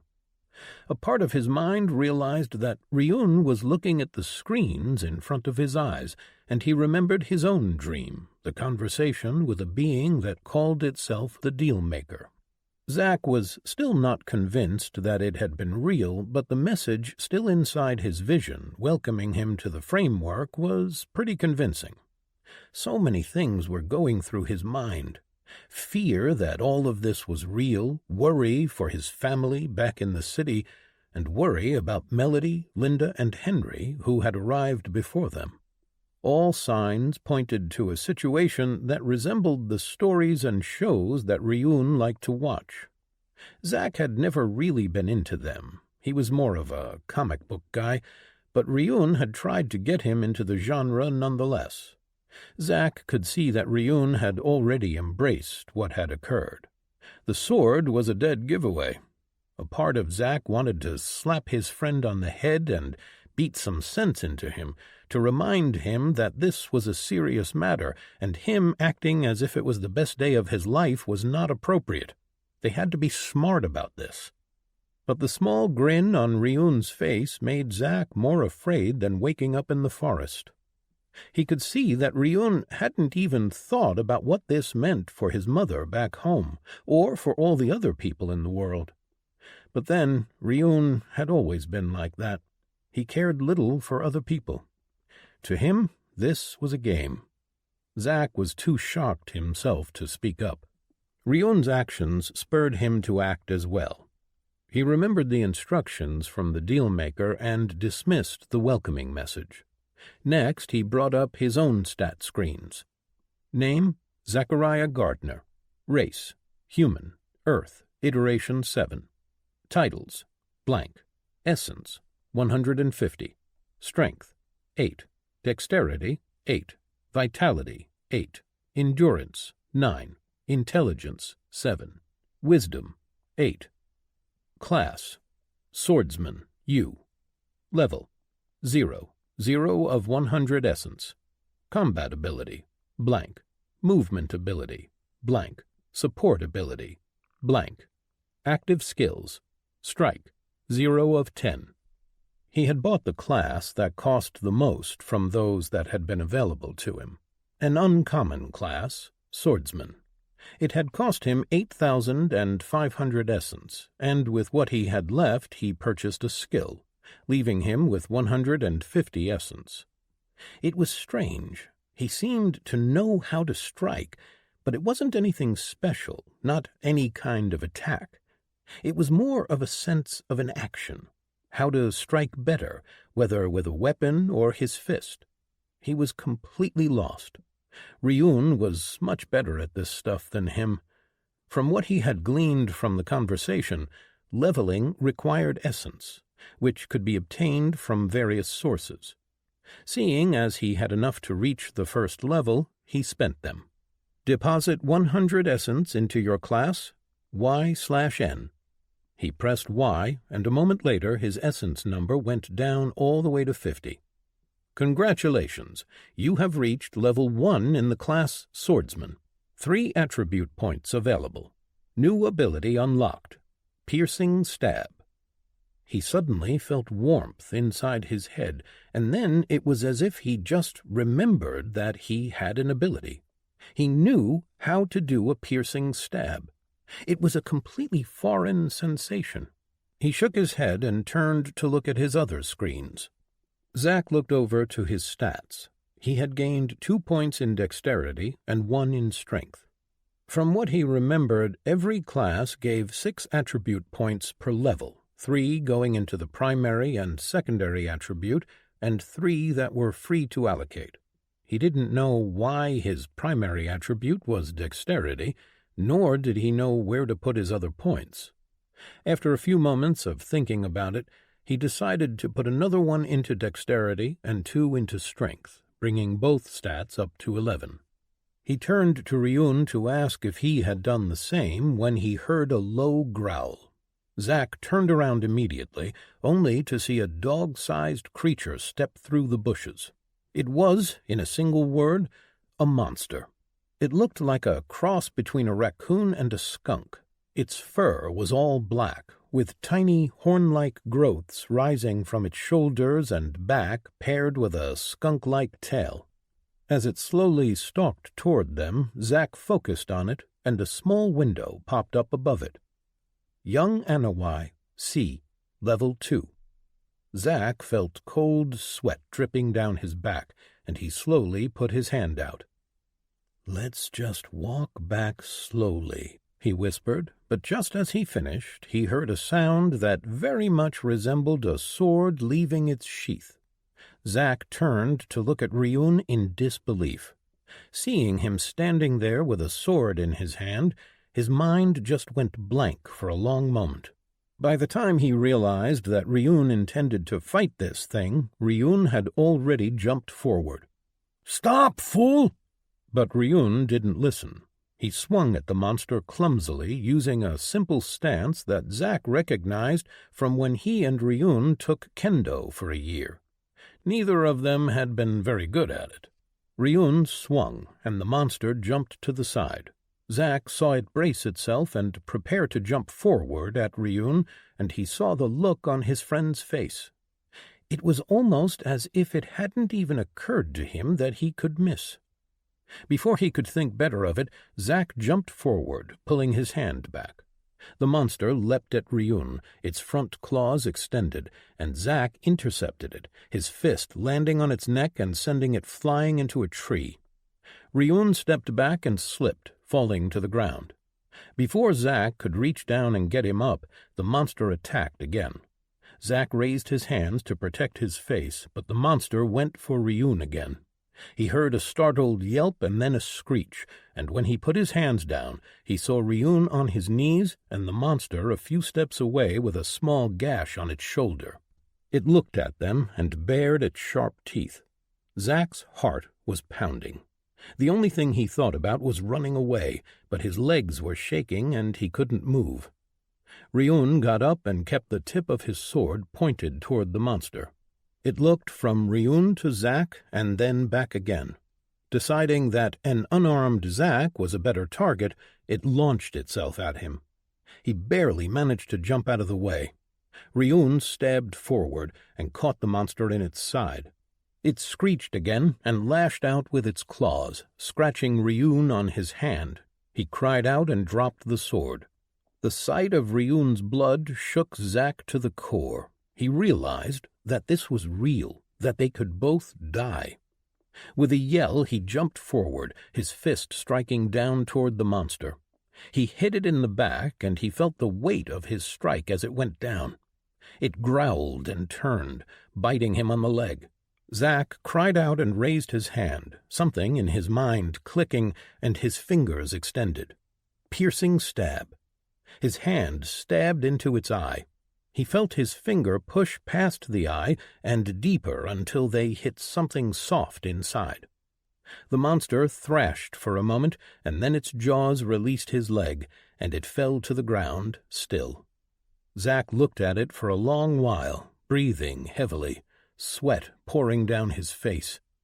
He didn't feel tired, yet somehow he did feel weak. A flashing symbol in the corner of his vision drew his attention, and somehow, without realizing it, Zack brought the notification up. Young Anawai slain. 100 essence. Achievement unlocked. Title available. First kill. Reward 5,000 essence. He glanced at his status screen and saw that he had a new screen. Titles. First kill. Be the first person to kill a monster in the Framework Run world. Reward 5,000 essence. He saw that his essence now totaled 5,150. He had gained essence from killing the monster, and another 5,000 from being the first person in the world to kill one. He didn't know how to feel about that. The choice was taken from him as Ryun yelled out, startling him. "Hell yeah! Did you get the achievement too? 5,000 essence! This will give us a great head start compared to the others." Zack blinked. Ryun's hand was bleeding, which reminded him of his own injury. His leg was throbbing, but the only thing he could focus on was Ryun's grinning face. Zack tightened his fist until his knuckles turned white. "Hey!" Ryun called out as he took a step closer. "What, you didn't get the title?" "Yeah, I got the title. Zack said through gritted teeth, and then he smashed his fist into Ryun's jaw. Ryun fell down to the ground, holding his face. Zack's eyes opened wide as he realized what he had done, but he didn't let himself pull back. He took a step closer as Ryun turned still on the ground. "What the fuck was that?" he yelled at his best friend. "Are you insane? Do you realize that we could have died? Why in God's name would you do something so inexplicably stupid? Do you think that this is a game?" By the time he was done, he was breathing heavily and glaring at Ryun. He saw his eyes widen, then looked at the back of his hand and the claw marks there. His eyes then turned to look at Zack's bleeding leg. Ryun started, but he didn't finish. Zack wanted to say something else, to make Ryun see how stupid attacking that monster had been, but his legs gave out and he fell down on his rear. Ryun scrambled next to him, looking him over. He grasped Zack's pants and cut them with his sword, looking at the wound. Zack wanted to tell him off, but the fight had left him. He watched as Ryun cut out a strip from his pants and then tied them around his calf. Both of them had attended a first aid class, as it had been mandatory for their campus dorm. After he was done with Zack, he bandaged his own hand. They didn't have any water, so they couldn't clean the wounds, but at least they had stopped the bleeding. He didn't want to think about what they could catch from the monster. "I'm sorry," Ryun whispered once he was finished. "Me too. I shouldn't have punched you," Zack said. He could see that Ryun was much more subdued now compared to how he had been before. The reality of what had happened seeped in, finally. Zack saw him glancing at the dead monster and then to the surrounding forest. It looked far more intimidating now compared to how it had seemed before. "We should leave this place," Ryun said finally. Are we going to try and find the others?" Zack swallowed hard, Linda's face jumping out to him. Finding her had been his first thought once he realized what had happened. But now, if there were more monsters around... He shook his head, dismissing the cowardly thoughts. They didn't even know where they were, didn't know what was going on anywhere else. They were going to need to look for a road or some sign of civilization, and they could look for the others at the same time. "We should keep an eye out for them, but our first priority should be finding a way back to the city. I am sure that there will be an organized effort to deal with all of this." "Right," Ryun said. "If there are now monsters in the forest, we should probably use the essence we got as the reward." Zack nodded. "Yeah, good idea." The first thing Zack did was look at the shop screen. From what the dealmaker told him, if he wanted to purchase something from him, he could use the shop.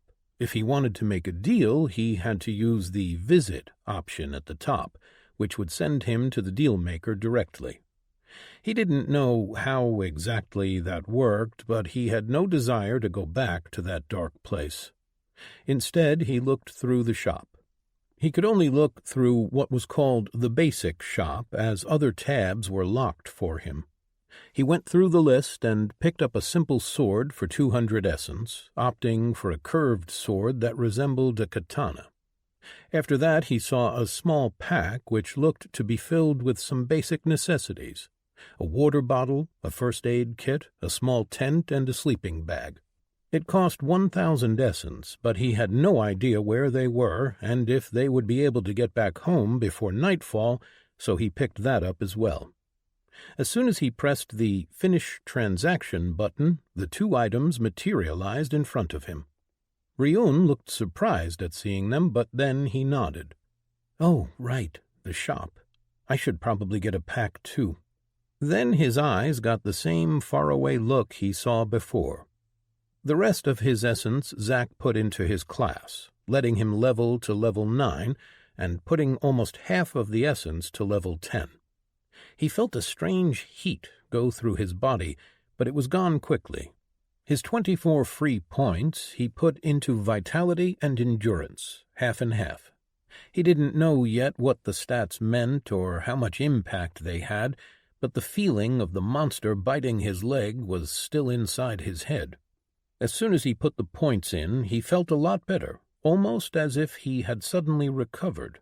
He untied his leg and saw the wound. It was still there, but it was no longer bleeding, and it didn't seem to be hurting as much. He took out the first aid kit from the pack and the water bottle and did all the work again, now cleaning the wound.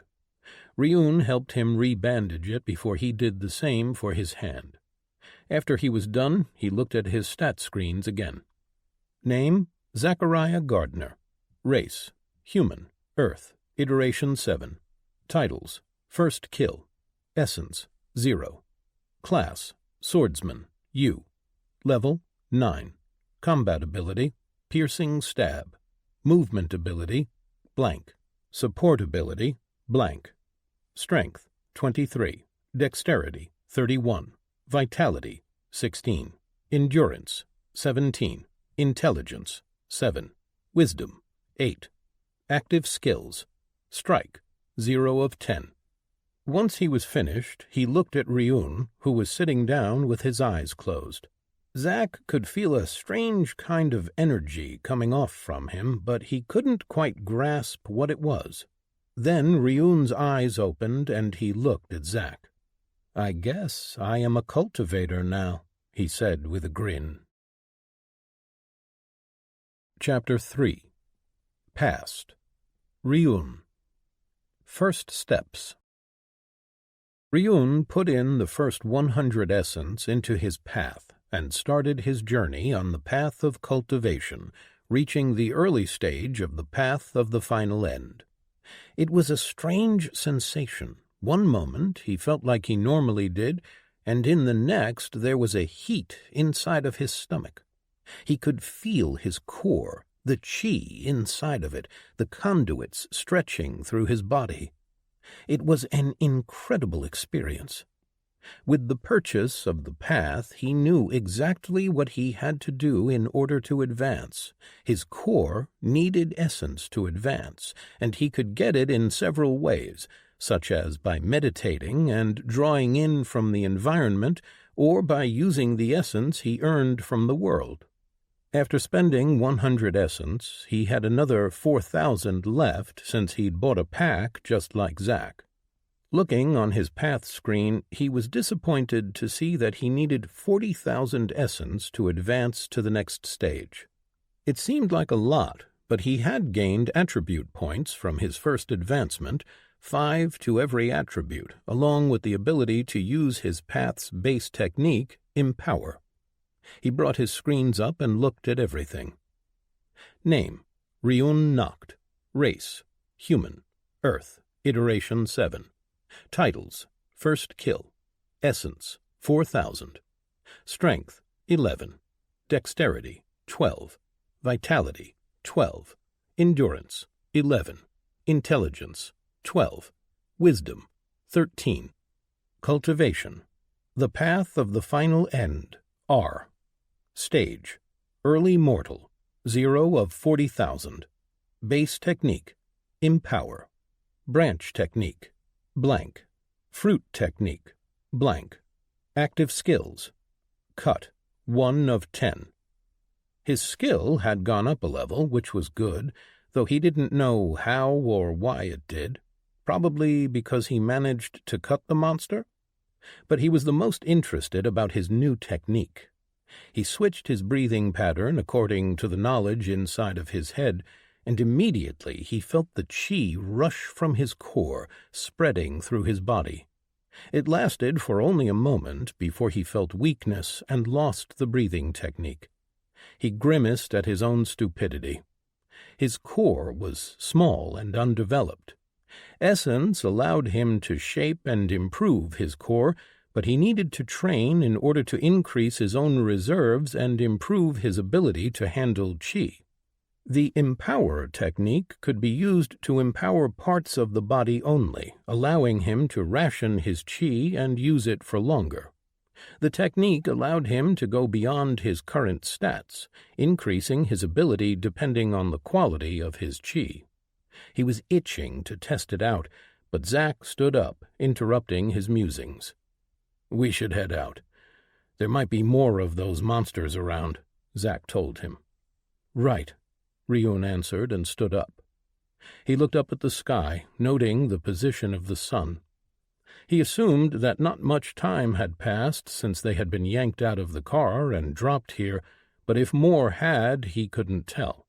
For all he knew, they weren't on the same planet, and it had been 100 years, but he didn't have anything else to go on. "That way should be south," Ryun pointed. "If we head there, we should hit the road eventually.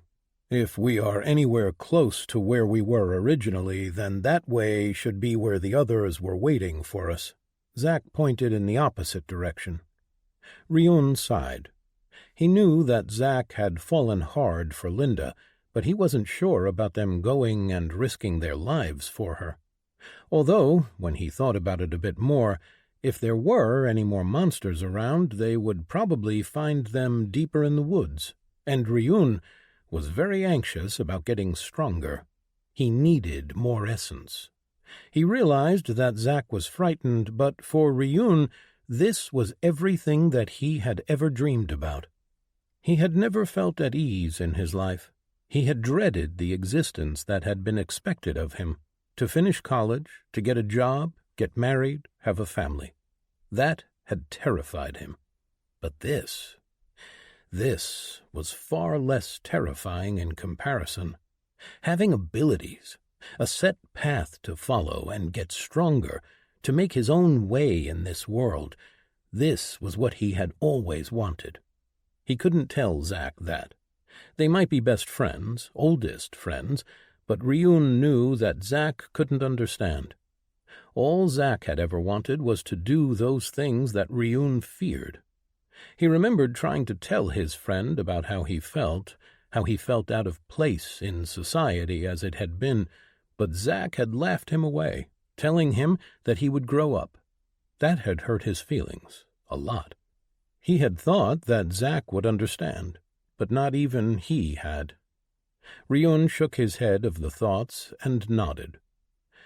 "Right, we should at least try and find them," he said. Then he remembered something that the deal-maker told him. He turned around and picked up the dead monster, then started looking through his screens. "What are you doing?" Zack asked, but Ryun didn't respond as he found what he was looking for. The monster corpse disappeared from his hands. "Huh, only 10 essence for a corpse," Ryun said. "What did you do?" Zack asked. "Sold it in the shop," Ryun said. He had a suspicion that he could have gotten more if he had processed the corpse somehow. Still, it was good to know that he could do that. Seeing as essence was both a currency and a fuel for his path, he needed to get as much of it as possible. "Let's go." Zack shook his head and put his pack on his back before walking away. Ryun did the same and caught up to him. "So you leveled up, right?" Ryun asked. He could still feel the heavy atmosphere between them lingering. But it would pass. It always did. "Yeah, I'm level 9 now," Zack answered. "Whoa, that's great. What are your stats?" Ryun asked, and Zack told him. That is a lot more than me," Ryun said. "Really?" "Yeah, all of my stats are around 10. I only got 5 points per attribute, and I can't choose where to put them in. I need a lot of essence until I reach the next stage," Ryun said. He knew how many points he would get per stage, all the way up to Foundation Realm. He knew that once he reached the Foundation Realm, he would get an increase in how many points he got per stage, but from what Zack told him, a class always gave the same amount of points. Eventually, his path would overtake the amount that the class gave Zack, but that was far in the future. There were other benefits that cultivating a path carried, but those were all in the next realm. Still, it made sense, as the cultivators in his stories started slowly, building up their base until they reached higher stages where their powers shined. He had chi, too, something a class couldn't use, and he could use chi to close the gap somewhat. For a moment he wondered if he should have picked a class instead of a cultivating path, but he dismissed the idea. Sacrificing quick strength now for more in the future was a price he was willing to pay. He would just need to be more careful. "How much essence do you need until you can reach the next stage?" Zack asked. 40,000, Ryun said. "I can't tell if that is a lot or not. I mean, I am already level 9. I think we got lucky with the reward. We were the first people in the world to kill a monster. I don't think that you would have gotten that far ordinarily. I don't know, but I'm glad that I have, even though it would have been smarter to run." "Right, I know that. I just got carried away." "You need to think more, Ryun," Zack told him seriously. "This is not a game. Our lives are at stake, and we don't know much. Besides, I'm not sure that I trust anything that dealmaker told us. I was acting weird when I was there, almost as if I were drugged. Me too. It was like my inhibitions were lowered. Now that you mention it, that was exactly right. I don't know why, but I didn't question the being at all. I believed everything that it said." Ryun didn't respond. Instead, he thought a bit more on his own encounter. It was not that he thought that the dealmaker had lied, but he was aware that he had just accepted everything that the being had said at face value. He even failed to question him on why all of this was happening or who was doing it. He shook his head. There was no point in dwelling on it, and he needed to be alert in case they encountered any more monsters. Still, as they walked, he took the time to look at the shop. The basic shop didn't have much in the way of items, but only some simple weapons, armor, and some supplies. There were 3 more shops, however: class, path, and skill. For a moment he was tempted to look at the classes, but he didn't want to split his focus, as it would only make his advancement on the path that much slower. Instead, he looked at skills. There weren't many. It looked like he could only see those that he could buy. He wondered if buying a skill would be prudent. He didn't want to spend his essence, but on the other hand, he was lacking in stats compared to Zack. Perhaps he could use skills to bridge the gap a bit more. Before he could look through the options, a loud scream echoed in the forest. Ryun dismissed the screams immediately, and Zack met his eyes. A moment later, they were running. Chapter 4. Past. Zack. Reality. Zack ran through the forest, his feet carrying him farther and faster than ever before. A part of his mind noted that he had left Ryun behind him, but he didn't stop. Even if it was foolish, he couldn't stop. He recognized the voice that had screamed as Linda's, and he was not about to run and hide. Finally he reached them, jumping over a large root and stepping into the clearing. There were 6 monsters surrounding Linda and Melody. On the ground in front of them, 2 were ripping apart Henry's body. Zack felt his stomach churn, but he pushed the feeling down. His eyes were on the girls and the 4 monsters that were growling at them. Melody had a long staff in her hands and was swiping with it in front of them, keeping the monsters at bay. All of them were the same type as the one that he and Ryun had killed, young Anawai, their levels between 2 and 3. He hoped that leveling up had given him enough of an edge to fight them even when outnumbered. He unsheathed his sword and jumped forward. One of the monsters noticed him and turned, but not fast enough. Zack used strike, and his blade flew through the air. However, he missed a step, and instead of taking the monster's head, he cut it on the shoulder. It yelped and jumped back, but he didn't let it recover. He followed, yelling unintelligibly at it. His sword swung back with another strike and cut into the monster's flesh as it tried to evade, opening a large gash in its side. The other monsters charged him, and his eyes widened as he saw 5 of them running at him. Then Ryun was there. He jumped from behind Zack and stabbed one of the monsters, cutting into it with his sword. The one Zack cut open collapsed on the ground, but the others were circling them now, trying to surround Ryun and him as they stood back to back. Then Melody stepped from behind them and smashed one over the back with her staff with a sickening crunch. Zack took the opening as the monster yelped and jumped away from her to attack. He slashed at another monster, cutting its back, and Ryun did the same on the other side. 3 more monsters fell quickly, leaving only one, which growled and turned to run away. Then a small ball of fire the size of a baseball struck it in the side, producing a sizzling sound as it burned a hole into its flesh.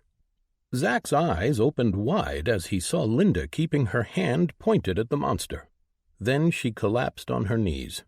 A moment later, Zack was next to her, helping her up. "Are you all right?" he asked. "Zack, oh God." She went weak in his arms. "This isn't really happening, is it?" "I think it is," Zack answered. Oh God, Henry, we need to help him. He interrupted her. "I don't think Henry made it." "No, he was just—" she started, but then she looked at the body, the ripped-open stomach, the blood. Henry was gone. She retched and then vomited next to him. Zack held her and kept her hair out of her face as she started crying. "This can't be happening." Zack didn't answer. Instead, he slowly circled his palm over her back and held her as she sobbed. He didn't know what to do.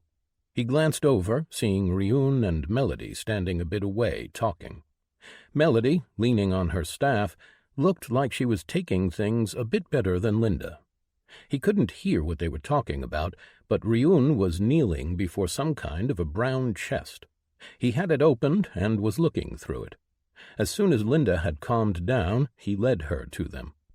"What is that?" Zack asked Ryun. "Loot, I think. It appeared once we killed the monsters." He shrugged and pulled out a small pair of gloves which looked to be made out of leather. "They have anything special about them?" Zack asked. "Nah, it says that their rarity is common. Leather gloves." Ryun looked them over a bit before offering them up. "Anyone?" When no one responded, he shrugged and put them on, and the chest disappeared immediately after. It looked as if it collapsed on itself. "We should sell the monsters, get some essence," Ryun said, and walked over. "Sell the monsters?" Linda asked, her eyes open wide. "That is what you are thinking about? Henry is dead, right over there." Ryun blinked at her, looking as if he had no idea what she was talking about. Zack already knew that Ryun was about to say something stupid and insensitive. "But he is dead," Ryun said.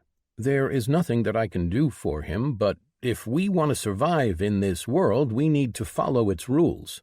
"How can you be so cruel? He was our friend. Don't you feel sad?" Linda asked. Ryun blinked, looking around at the others. Melody looked uncomfortable, but she didn't look like she was all that shaken to see Henry dead. Zack himself didn't know how to feel. He didn't know the man well. A part of what Ryun had said was right. They had to think about themselves. Still, seeing Linda so shaken, he spoke.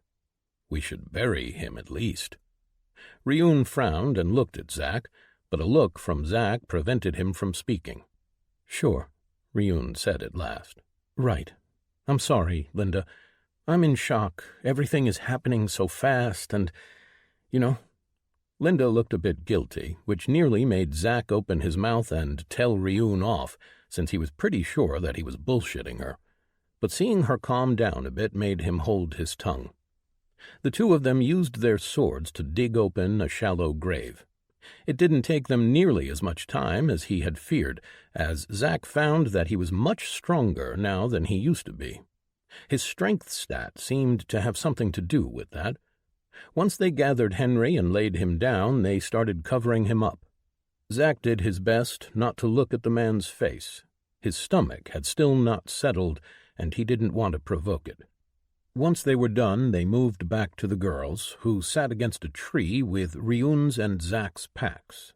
Linda bandaged Melody's hand where one of the monsters had scratched her. Their bodies were gone now, as they had sold the corpses to the shop after Ryun had told them how. "It's getting dark," Ryun said. "I don't think we'll find a road before night, let alone get back to the city on foot, if there even is a city." "What do you mean, if there is a city?" Linda asked. "Of course there is. We need to go and find a road. People will send rescue." Zack grimaced. He knew that a rescue was unlikely. "I don't know," Ryun said slowly. "We were on the road when this happened, but now there is no sign of civilization anywhere. The roads might just be gone. Or we could not even be where we used to. Anyway, we will not get anywhere before the night. We need to find shelter." "I think," Melody started, "I think that there is a cabin nearby." "A cabin?" Zack asked. "When we were running from those things, I think I saw something in the distance. I'm not sure, but it should be that way," she said, pointing deeper into the forest. "That might be our best bet," Zack suggested. "Right," Ryun agreed. Linda looked helplessly between the three of them, but didn't voice her opinion again. With that, they gathered their things and started walking. They walked in a line, with Ryun taking the back and Zack the front. They kept their eyes on the forest around them, looking for more monsters. While they walked, they talked quietly, and Zack learned that both of the girls had taken classes. Melody was a fighter, a common class, and used a quarterstaff. It looked like she'd had some martial arts training, so she had purchased the staff from the dealmaker just like Ryun had with the sword. Linda had an uncommon class, Firebug, which seemed to focus on magic. But they didn't have the time to get into it before they found the cabin. They inspected it for a while, making sure that it was empty, and then all of them got in. "Why is this still here, but the roads are not?" Ryun wondered once they were all inside. "I have no idea." Zack tilted his head as he answered. There was not much conversation afterward, as each of them was drained, both physically and emotionally.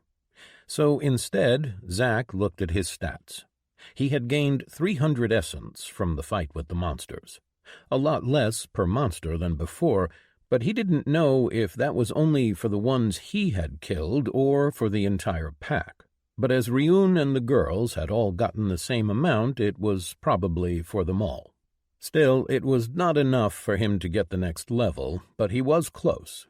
He needed 1,000 essence for level 10, and he had 450. The knowledge that he would need to kill more monsters to get that essence filled him with dread. He had seen that he was stronger now, that he could take the monsters on, at least one-on-one, but he still feared for his life.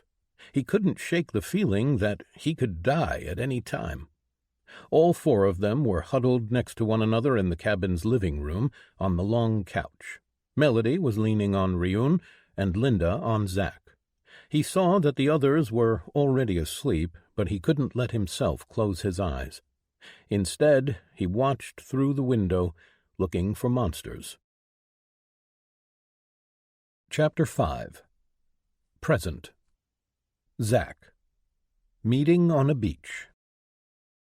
He woke up on his back, staring at the bright sun that was in the dead center of the sky. Zachariah blinked his eyes. The light didn't hurt him. His vitality was high enough that he could weather the sudden change quickly. Slowly, he rose up and took in his surroundings.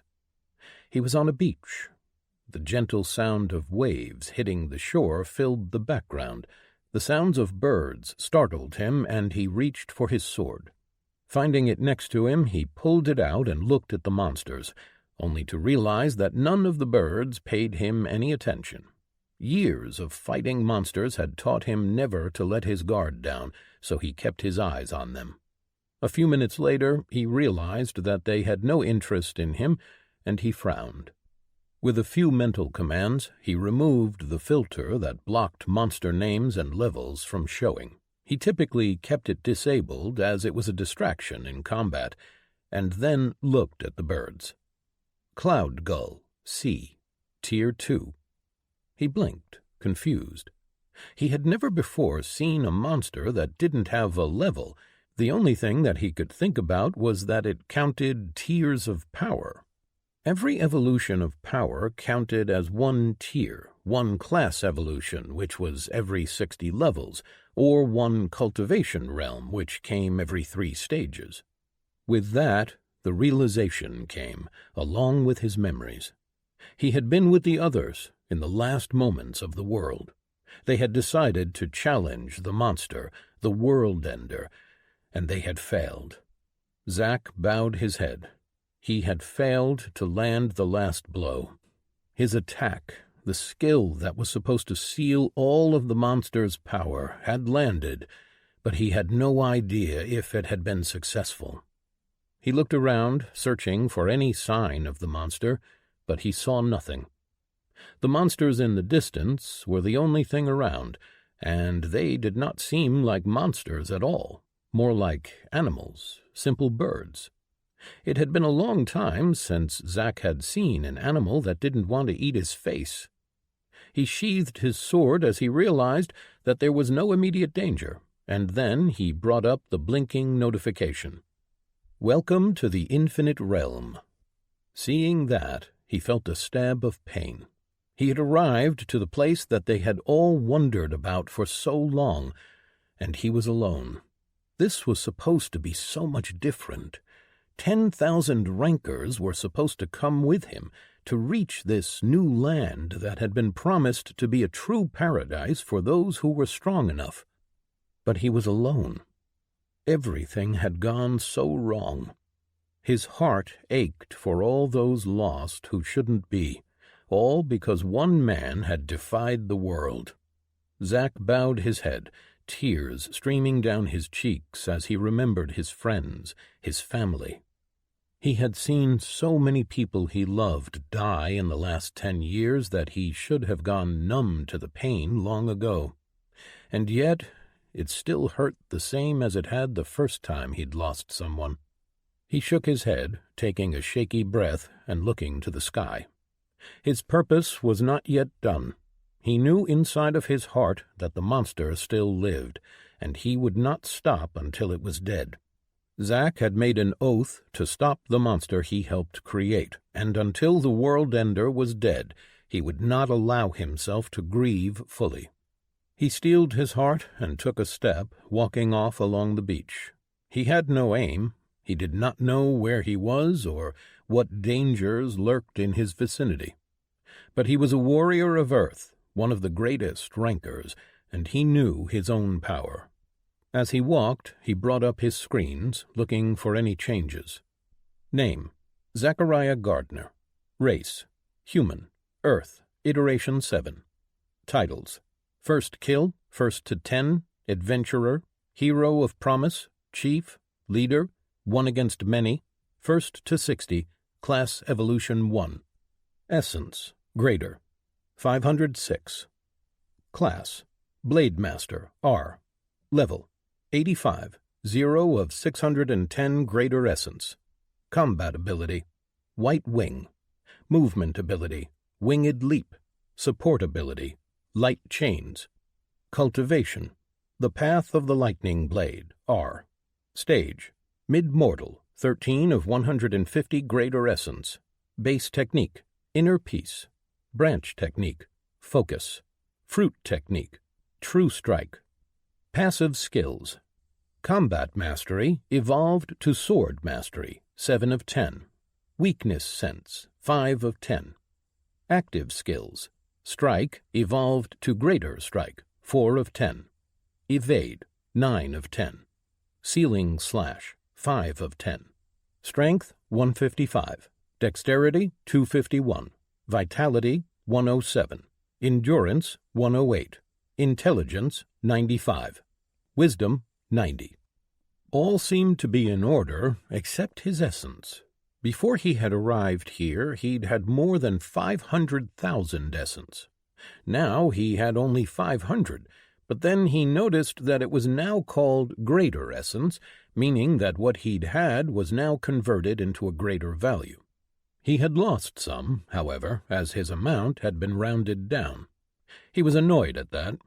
He had great need for essence, and he had been getting close to the next level. He checked his spatial ring and relaxed once he saw that everything was fine there as well. He didn't know what he would do without it. Inside he had supplies that could allow him to survive for weeks, if not months. He didn't know for how long he walked, but the more time passed, the more he grew confused. The light in the sky was dimming, but the sun didn't move. Instead, it grew dimmer as well. It was an enigma, but he had no time to think on it. He was in a new world. Who knew what kind of rules there were here? The sooner he found some kind of civilization, the sooner he would get some answers. The daylight had turned to orange, resembling dusk even though the sun still remained in the center of the sky, when he heard a commotion around the bend. Sounds of battle and yelling reached him, and Zack ran forward. He walked around the cliff on the sand, his dexterity and strength allowing him sure steps. Zack came around and saw a group of 3 people fighting against almost a dozen crab-like monsters the size of horses. He removed his filter again and looked at them. Crab of the Deep, C, Tier 2. Zack looked at the 3 people. One appeared to be some kind of animal person with a lizard's head and tail. He was covered in heavy gray armor and wielded a shield and a large axe. The second person was a woman, human-looking except for her slightly pointed ears. The last person looked like a bird person, with black feathers and clawed hands paired with wings stretching down them. Zack paused, the appearance of the strange beings halting him. He did not know if they were hostile or friendly, or if they were even people, but seeing the human-looking woman with them made him think that they were. He couldn't see their levels, as he did not have the power for it, but he could tell that they had not yet evolved their classes. It was in their movements, the way that they attacked and defended. He could also tell that they were cultivators, beginners only, mid-mortal realm at best. Zack himself had not progressed far on his cultivation path, but he was intimately familiar with the feel cultivators gave off. From the look of it, the group was struggling against the crabs. He heard the lizard person yell something that Zack didn't quite catch over the sound of battle, and then the bird person took to the air and started dropping what looked to be bombs on top of the crabs. It didn't seem to be doing much, as the crabs had tough exoskeletons and at most were staggered.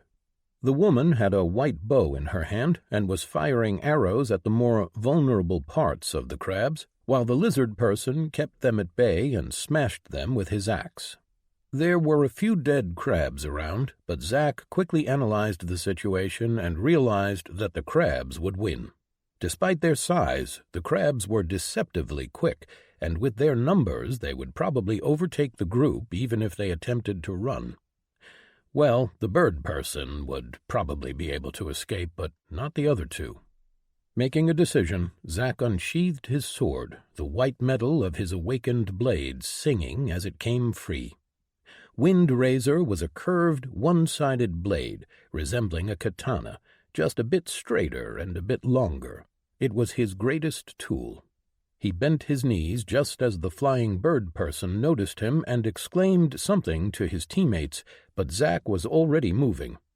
He activated the Winged Leap ability, and 2 bright wings of white light unfurled from his back. They beat once, sending him forward before disappearing. Zack leapt toward the fighting, the distance closing in an instant. With his sword held in his right hand, he stretched his left toward the crabs. Light chains flew out of his palm, binding the 3 crabs closest to the lizard person. With a pull of his arm, he tugged on the chains, pulling the crabs back and pulling himself toward them. He fell on top of the middle one, his sword stabbing right through the top of its body with a simple strike. He then cut toward the front, opening the beast up. He jumped to the side, rolling sideways as he fell to the sand to his knees. The lizard person was looking at him with his golden eyes opened wide, but Zack paid him no heed. He ran at the next closest crab as his chains disappeared. A white light engulfed his sword, and he moved past the crab faster than eye could see, weaving between 3 of them in nearly an instant as the after-image of a white wing trailed behind him. Following the threads that only he could see, he moved his sword, his weakness sense allowing his white wing to cut through them as if they were paper, leaving only pieces and sickly greenish blood scattered on the sand. The last remaining crabs all turned toward him, seeing him for the threat that he was. Zack took a breath, and using a breathing form, he activated Inner Peace.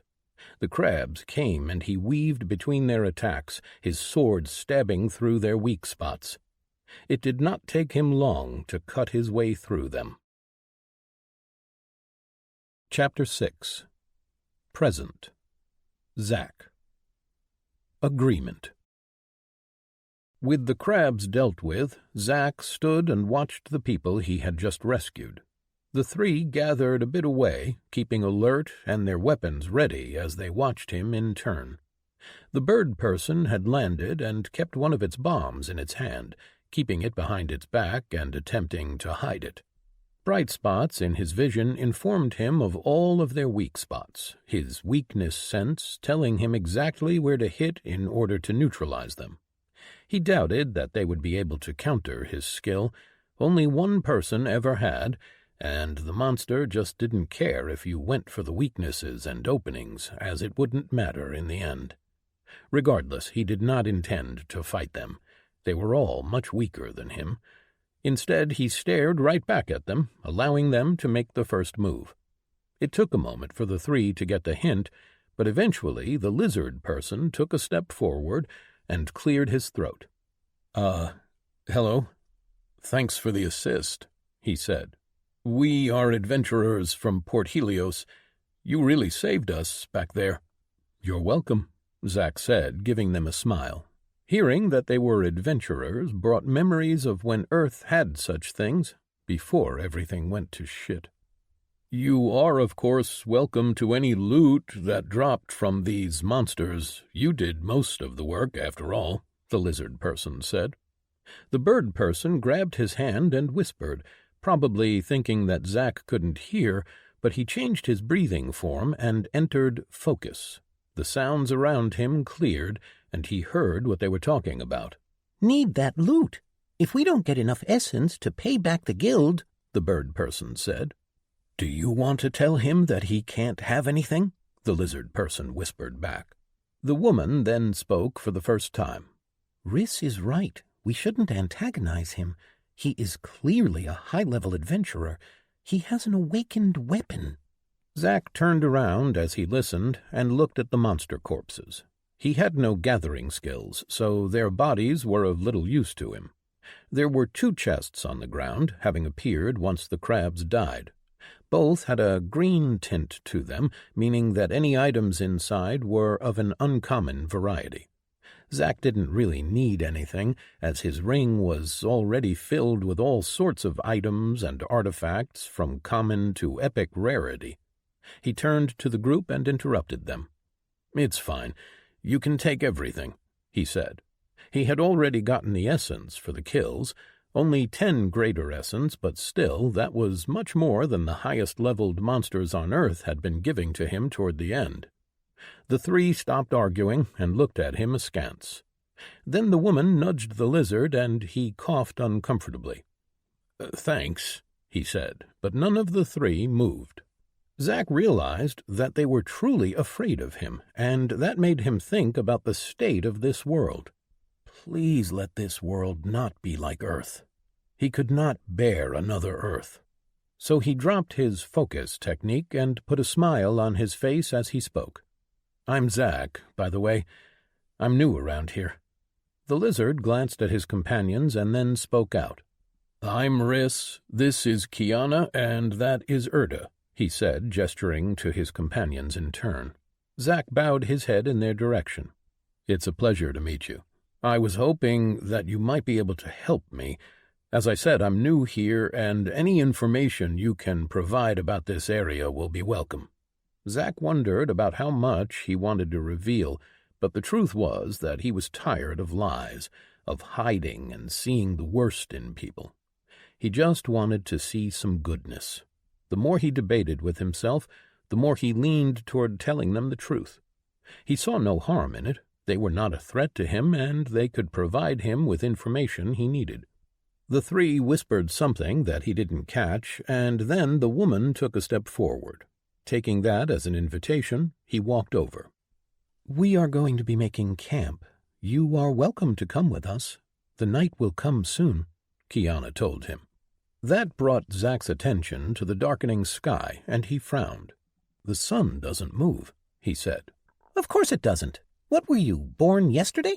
The bird person, Erda, snorted, but then his black eyes widened and he looked unsure. His companions were looking at him like he had grown an extra head. Zack only chuckled. "You could say that." Seeing that Zack took no offense, the group excused themselves and went to gather the loot, taking the chance to speak privately again.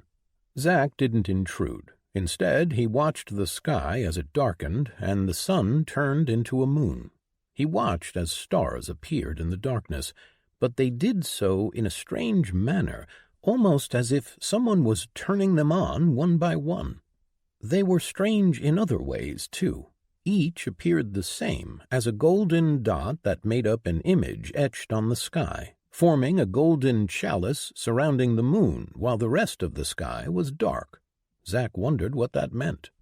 Once the group was finished, they returned, and all four of them walked up the path between the cliffs that took them away from the coast. The landscape was rocky and filled with hills up here, with some formations peeking out of the ground everywhere.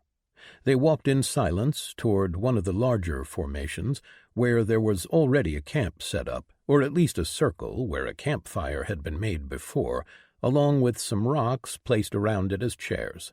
The three immediately started to set up 2 tents, pulling out 2 tent bundles out of their rings and impressing Zack with their coordination and skill. While they set up the tents, Zack prepared the fire by some unspoken agreement.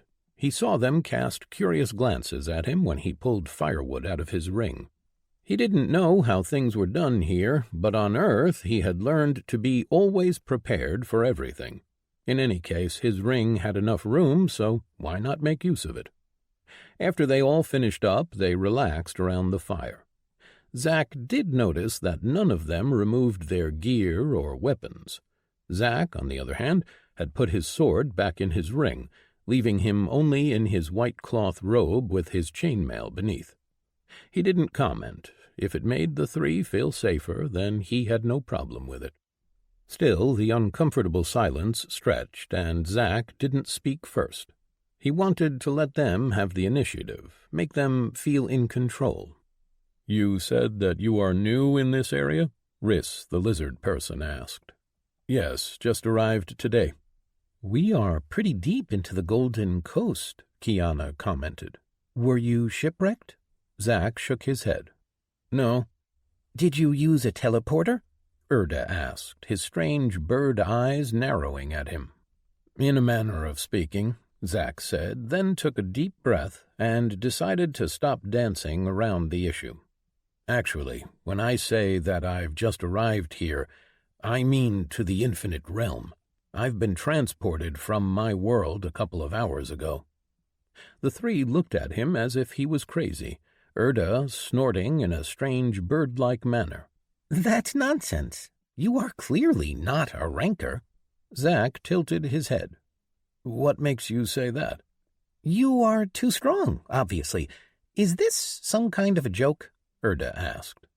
"Erda," Riss hissed at him, but the bird didn't heed the warning. "I mean, why are you here, really? Is this some kind of plot to get us to lower our guard and then you rob us? If it is, it's the most elaborate robbery I have ever heard of." Kiana and Riss looked uncomfortable and kept glancing at Zack as if waiting for him to explode and kill them all. That alone told him a lot about this world, and they were not good things. Regardless, he didn't want to have a long conversation trying to convince them. "How can I convince you that I'm telling the truth?" Erda narrowed his eyes before speaking. "Show us your stat window." Erda, that is completely inappropriate, Kiana yelled at him, then looked back at Zack. Please forgive him. He doesn't know how to act properly with his betters. Then she turned at the Birdman and hissed at him. Apologize now, fool. That interaction informed him a lot about the culture of this world. Apparently asking to see someone's stat window was considered, at the very least, rude. On Earth, they hadn't really cared all that much. Some chose to keep their stats hidden, others showed them. He also learned that those stronger were considered better than those weaker. That made him cringe inwardly, reminding him of Earth. He didn't allow memories to intrude on his mind and pushed them back. "All right," Zack said, silencing the argument that had erupted between the three. All of them quieted and turned to look at him, surprised. Zack pulled out his stat window and made only his name and race visible. Name: Zachariah Gardner. Race: human. Earth. Iteration 7. Oh, Erda said, looking as if he couldn't really believe what he was seeing. "Was the arrival that near already?" Riss asked. I don't know. I don't follow the news all that much, Kiana said. All three of them had gone quiet, looking at the window. Zack closed it, and they snapped out of it, looking at him as if seeing him for the first time. "You are a ranker," Riss said. "You are not?" Zack asked. We were all born here, Kiana said. I don't even know any rankers. "You don't look old enough to be born here," Zack commented. The framework had arrived 10 years ago. Even if some iterations had arrived before, they couldn't have been born here, not unless he was missing something. Oh, time doesn't pass at the same rate between the old worlds and here, at least that is what most people say. The first iteration rankers arrived here more than 1,000 years ago. Zack sighed. It looked like he didn't know much at all. "Can you help me? I'd like to learn more about this world." How are you even here? Erda asked. "What do you mean?" Zack asked. I mean, if you arrived today, how did you reach this place? This is deep in the Golden Sect territory, far away from the Ranker Arrival area. "Ranker Arrival area?" Zack asked. "I woke up here, on the beach." Kiana glanced at the others. That is impossible, she said as she turned back to meet his eyes. "Why?" It was Riss who answered him. "Rankers arrive in a designated area. An entire iteration arrives in the same place. 10,000 people from each of the 9 races for a total of 90,000. Zack didn't say anything. He didn't know enough to speculate. Maybe, Kiana started. It might be because he is so strong? Perhaps, Riss said noncommittally. By now, Zack had noticed that they had stopped being afraid of him.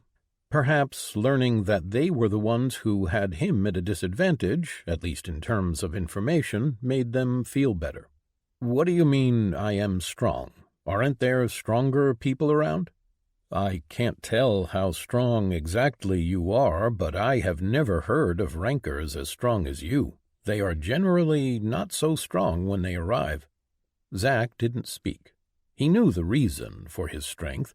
It made him sick just to think about it, but it made him feel better to know that other worlds were not like this. Perhaps that is it. "How did you get so strong?" Kiana asked, her tone betraying her eagerness. "I've heard that old worlds are essence poor, that there is nowhere enough of it for everyone to really advance, not like here, at least." "That is true, at least according to what I have seen so far. The air here is filled with more essence. As for how I got this strong, well, I don't know what to tell you. I pushed myself as far as I was able," Zack told them. The truth would not serve him well here. "Genius," Riss whispered. "I've heard of the great geniuses of the first iteration. Everyone has. You know, when they arrived here in the beginning, they had an entire hostile world against them. They tamed it and made it theirs, carved out areas of civilization and established their territories.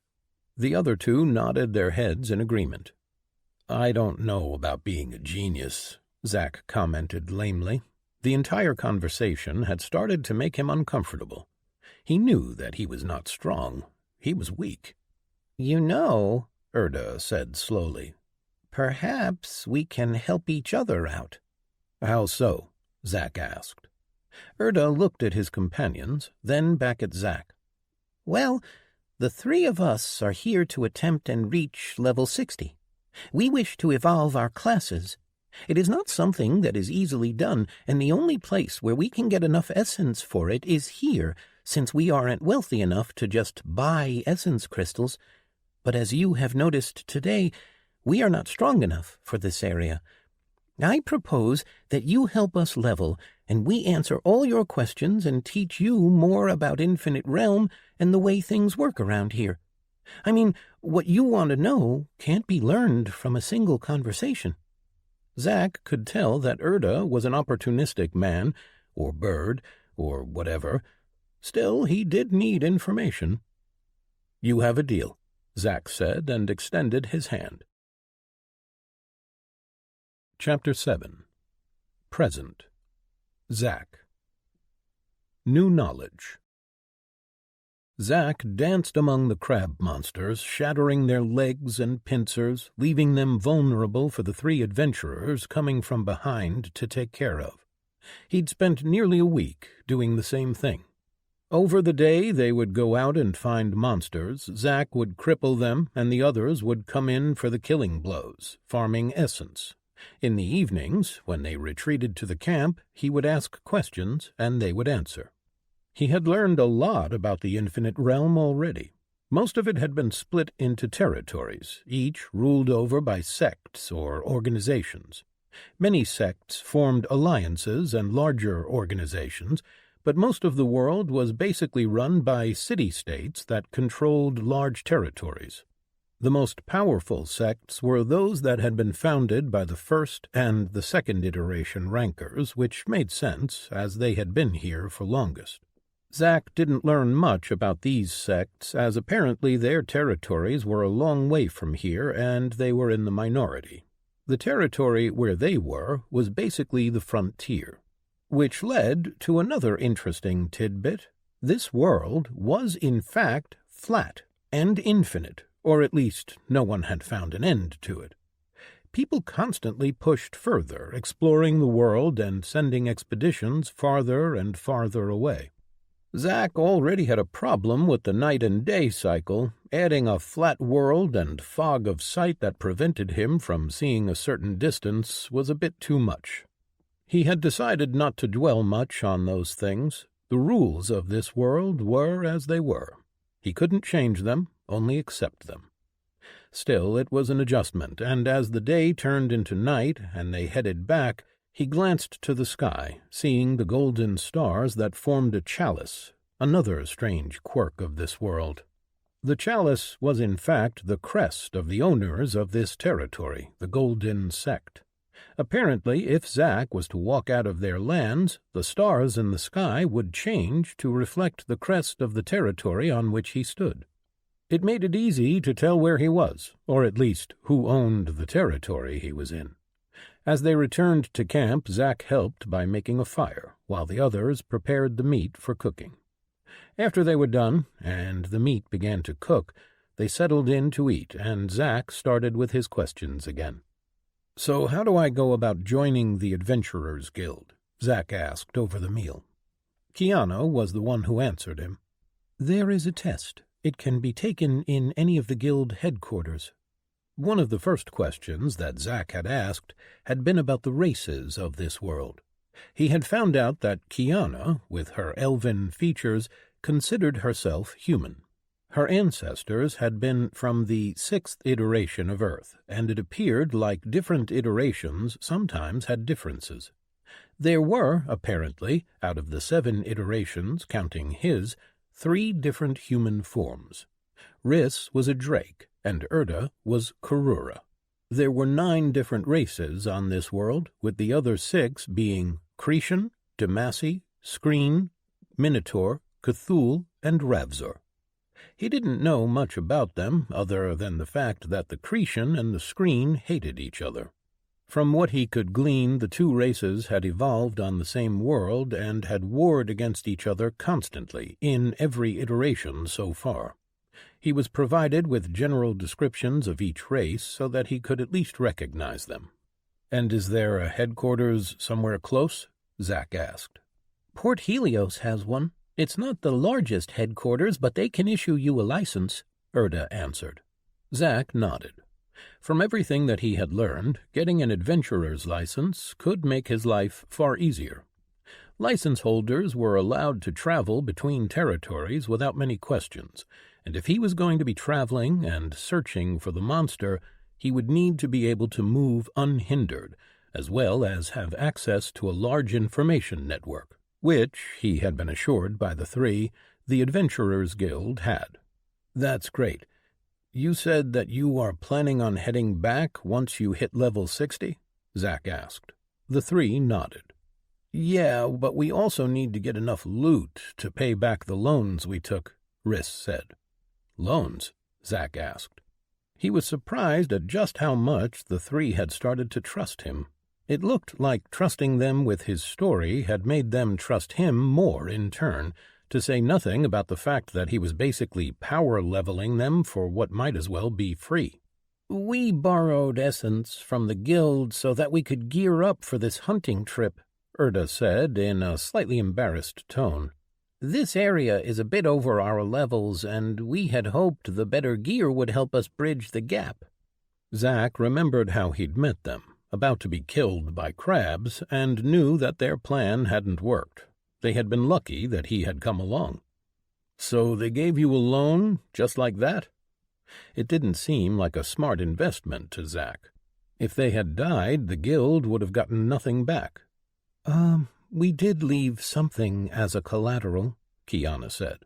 Zack raised an eyebrow, but didn't press, seeing her expression.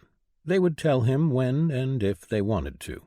He steered the conversation in another direction. "So, tell me more about Port Helios."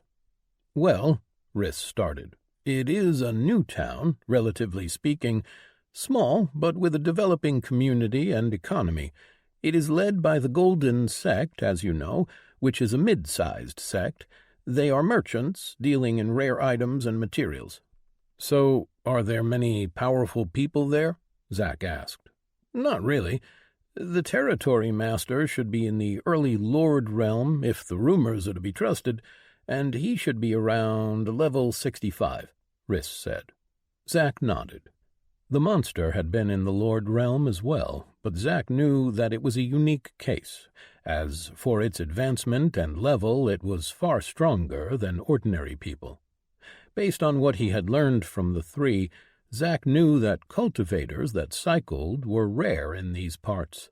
Most people focused on classes, while they used cultivation as a secondary path. There appeared to be two schools of thought, one that focused on classes and the one that focused on cultivation.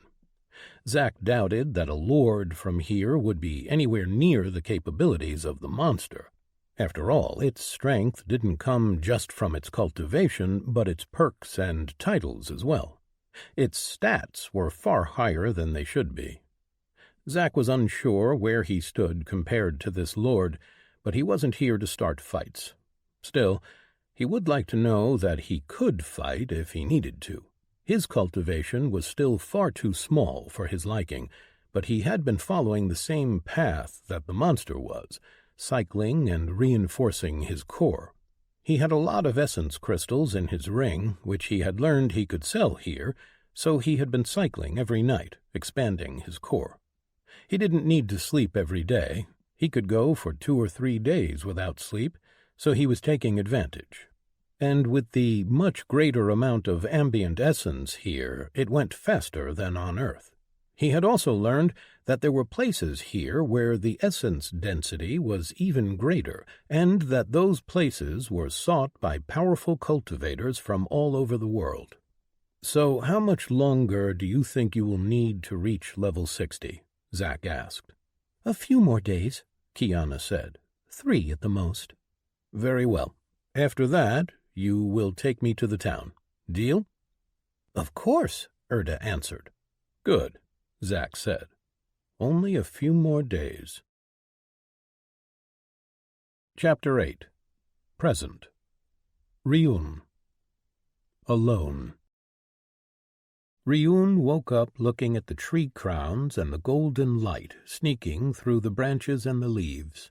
It was a familiar sight, and something nagged at his mind, but he couldn't remember. His mind was fuzzy. He blinked a couple of times, and then he sat up. He looked around, seeing the bright red leaves covering the forest floor and the dark, almost black bark covering the trees. He glanced up, seeing that even the leaves up on the trees were red. He had never seen such color on a tree before.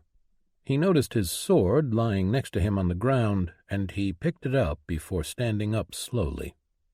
He turned around, searching.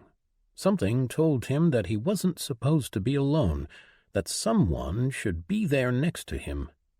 A feeling of déjà vu filled him, but he couldn't place exactly where the memory came from.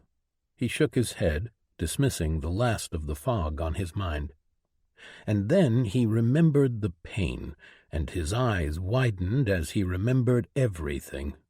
He looked inwardly, feeling for his path. He could feel his chi, his core and conduits, but it was as if something had covered it all up, a sheen of crystal that prevented him from touching it. It was the same with his class. He couldn't reach his abilities, a crystal block covering it all up in his mind's eye. The only thing that he could touch were his skills. In his mind he saw the giant crystal ball enveloping his power, and a bright sword peeking out of it, cutting through the crystal and keeping it away. His skill, spatial cut, hadn't been covered, and instead the crystal had broken itself against it.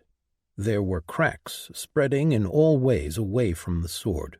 He reached for the cracks, attempting to break the crystal and release his power, but there was no use. He couldn't budge the crystal. Feeling a touch of fear, he quickly brought up his screens and looked. Name: Ryun Nacht. Race: human.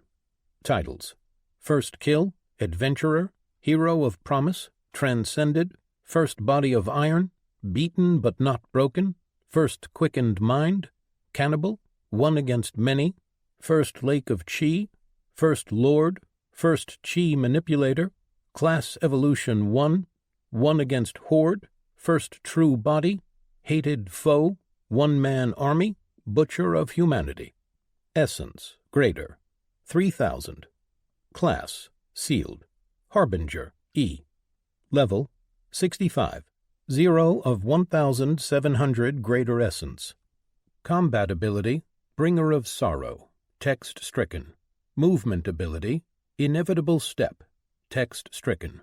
Support ability: Reeve. Text stricken. Cultivation: Sealed. The Path of the Final End, E. Stage: Mid-Lord, 1270 of 12,000 Greater Essence. Base Technique: Tranquil Mantle. Text stricken. Branch Technique: Silent Breath. Text stricken. Fruit Technique: Final End. Text stricken. Passive Skills: Combat Mastery evolved to Sword Mastery, 5 of 10. Vibration Sense evolved to Enhanced Vibration Sense, 9 of 10. Active Skills: Cut evolved to Greater Cut evolved to Spatial Cut, 9 of 10. Perks: Body of Iron, Path Perk. Quickened Mind, Path Perk. Lake of Chi, Path Perk. Feast, Class Perk.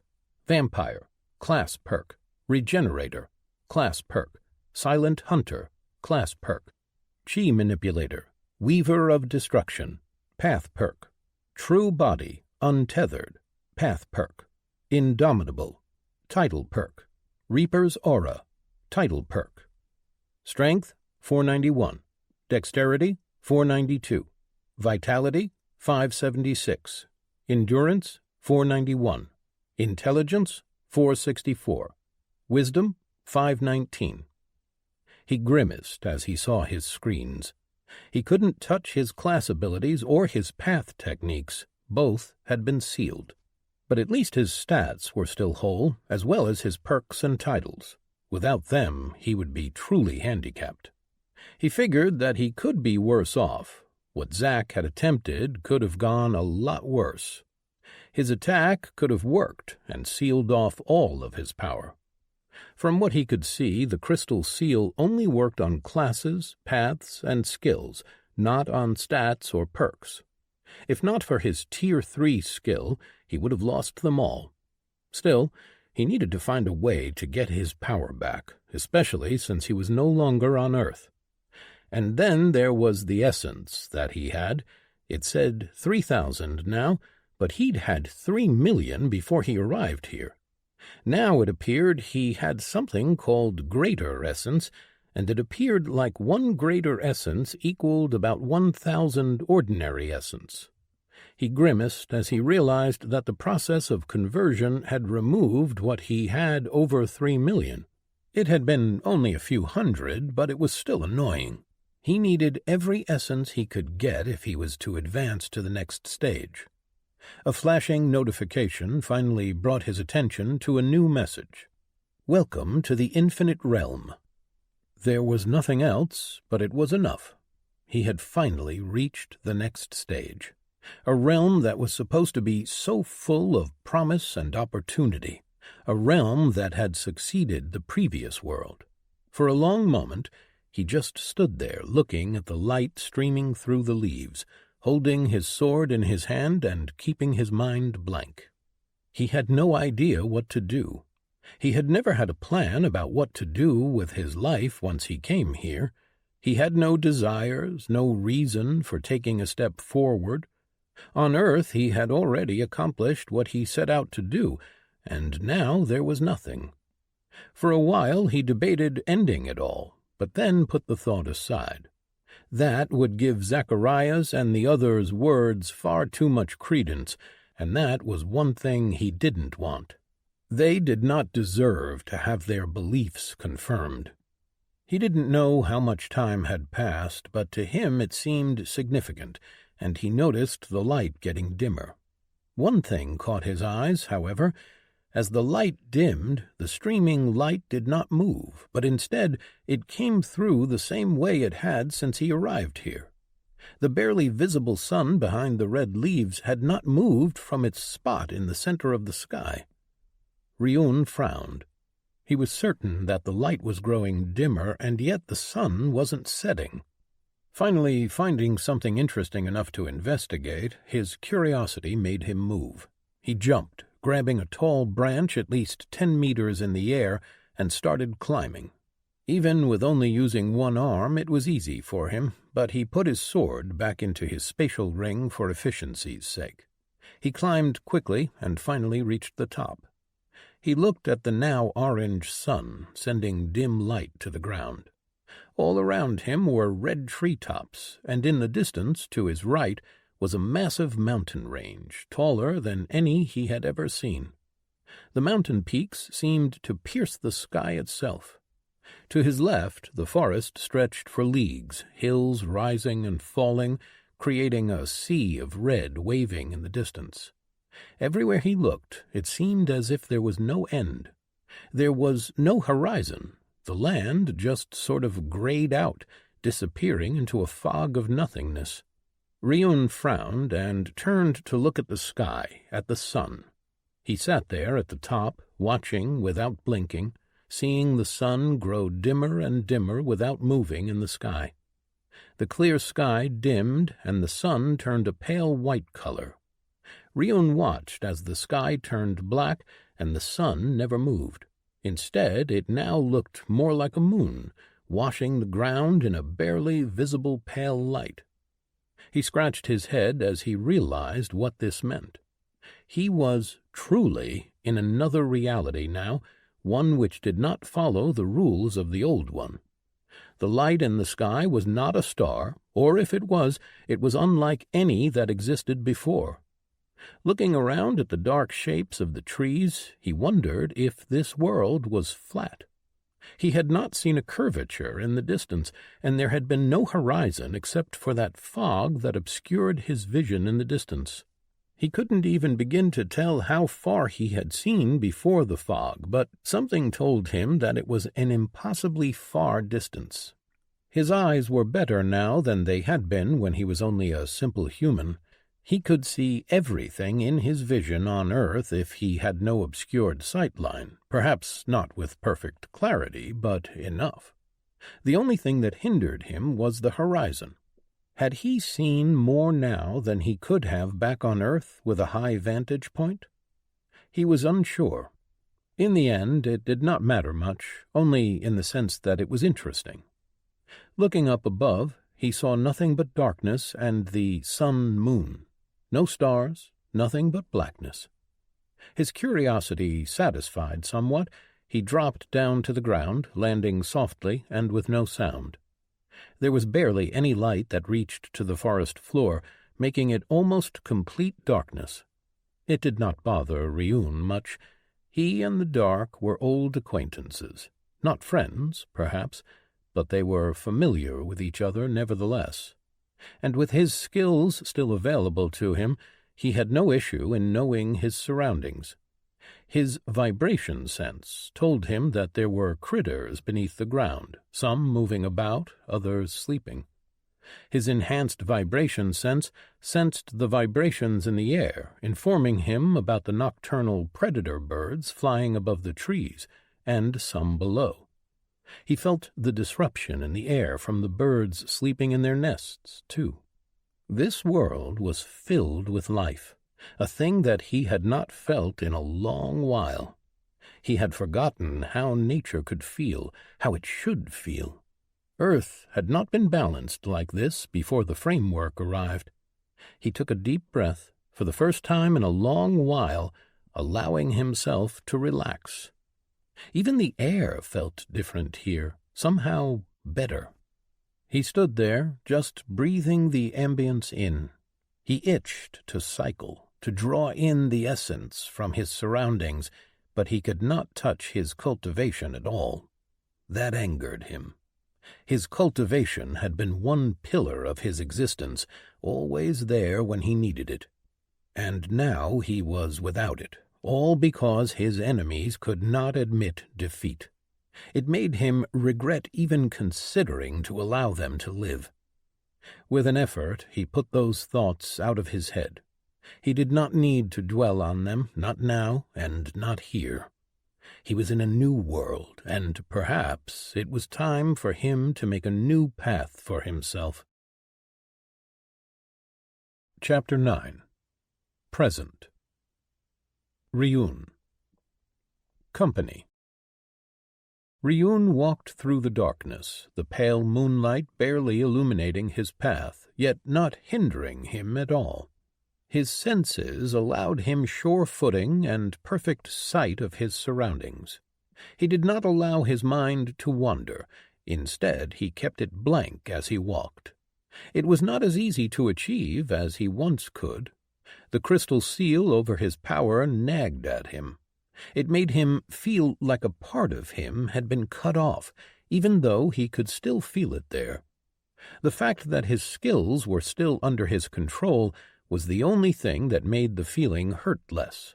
Still, if his skill could prevent the seal from covering it, he could probably figure out a way to free up the rest of his power. But that was not what he was attempting to do now. He only wanted to enjoy a stroll through the woods without being hunted and without feeling the hate directed at him. Calm and peace were a few things that he had lacked on earth. And now, even though a pack of monsters was circling around him, waiting for a moment to strike, he felt at peace. Every one of his steps was light, without the weight of baggage he left on earth. It felt good to feel so free and calm. Earth was behind him, and it would never matter to him again. The future held promise. He could do whatever he wanted to do, could be whoever he wanted to be. The sky was, for the first time, truly the limit. His peace was broken, however, by a monster deciding at last that he was simple prey. Ryun halted in his step as a black and furred shape flew through the air in front of him and missed as it overshot. Ryun heard and saw it in his mind as it hit the ground and turned impossibly fast before leaping toward him again. Ryun summoned a blade from his spatial ring. Shadow Princess appeared in his hand without its sheath, and he raised it as the beast finally came into his eyesight, its name appearing immediately above its head once his eyes saw it. Twilight Wood's Dire Wolf, C, Tier 3. The silver threads of his combat mastery showed him where to move and how to step to avoid the beast, while the red threads of his sword mastery showed him how to move his sword in order to do the most damage. He ignored both. Stepping to the side and toward the dire wolf, he cut with a backswing at the monster as it attacked. His sword hit it in the side, cutting a huge gash in its flesh until it hit the bone, and he felt a reverberation as his sword was repelled. The monster cried out as it fell on the ground, but it quickly turned around, looking at Ryun with glowing red eyes. It had obviously revised its estimation of Ryun's status as prey, but already Ryun had nearly forgotten it. He was staring at his sword. It should have cut through the monster like it was nothing, yet it hadn't cut through the bone. True, he hadn't really put all of his strength into the attack, and it was a simple attack rather than a skill or ability, but still, it had been a long time since he had to put much effort into cutting through anything. The monster seemed to have made up its mind and decided that it wanted to risk it. It leapt at him, its jaws open and heading for his head. Ryun moved only at the last moment, taking a step back as he raised and stabbed with his sword forward faster than the dire wolf could react. His sword pushed through the monster's mouth and up into its skull. The bone parted with only slight resistance. The massive body of the monster carried forward and pushed his sword deeper, but quickly Ryun's unmovable form robbed the corpse of its momentum. He pulled his sword out, and the corpse tumbled to the ground. Howls rose up all around him, and Ryun turned around. In the distance, among the trees, a single beam of moonlight illuminated a truly massive monster, a wolf at least twice the size of the dead one at his feet. Its name floated above its head in purple, marking it as an elite monster. Twilight Wood's Dire Wolf Alpha, Airclaw, E, Tier 4. It looked at him with piercing red eyes, its silver fur almost sparkling in the moonlight. As it studied him, so in turn he studied it. He could sense the entire pack standing all around him, just waiting to attack and avenge their packmate. But the Alpha saw something in Ryun's eyes. The Alpha howled, and the pack turned around, moving away from Ryun. The Alpha stayed, keeping his eyes on Ryun. The two studied each other, each measuring up the other. Then Ryun inclined his head, and the Alpha turned around and ran off. He wasn't sure because of the low light and the distance, but it looked like the monster had inclined his head at Ryun in return. He had never before met a monster that seemed to hold so much intelligence in its eyes, and he hadn't encountered a named monster either. Airclaw had been the name above its head, and he wondered what it having a name meant. The tier thing was strange as well. But this was not the old world. He took a moment to think about what that could mean, and came to the conclusion that it was probably a measure of power. He had learned over the years that each way of power had thresholds that could be counted as one tier of power, a class evolution or a cultivation realm. If he counted his own power in the same manner, he too was on the fourth tier of power. He turned around and turned his thoughts to other things that were nagging at his mind. He walked over to a tree, tilted his head to the side, considering it, then punched it. The bark and the trunk beneath it cracked with a thunderous snap that echoed through the forest. But Ryun frowned as he looked at the damage. There was a hole where his fist had hit, along with cracks spreading all over the trunk. Most of the bark had broken off and flown away from impact. It was not the effect he had expected.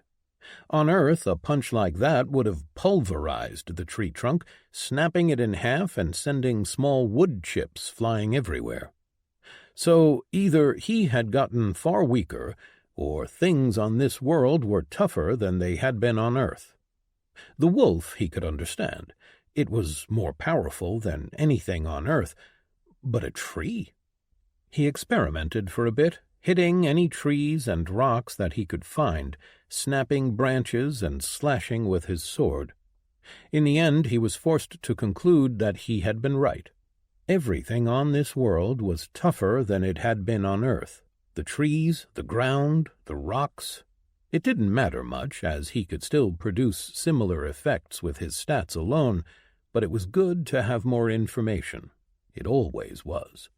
With his testing done, he walked toward the wolf's corpse and put his sword back into his ring.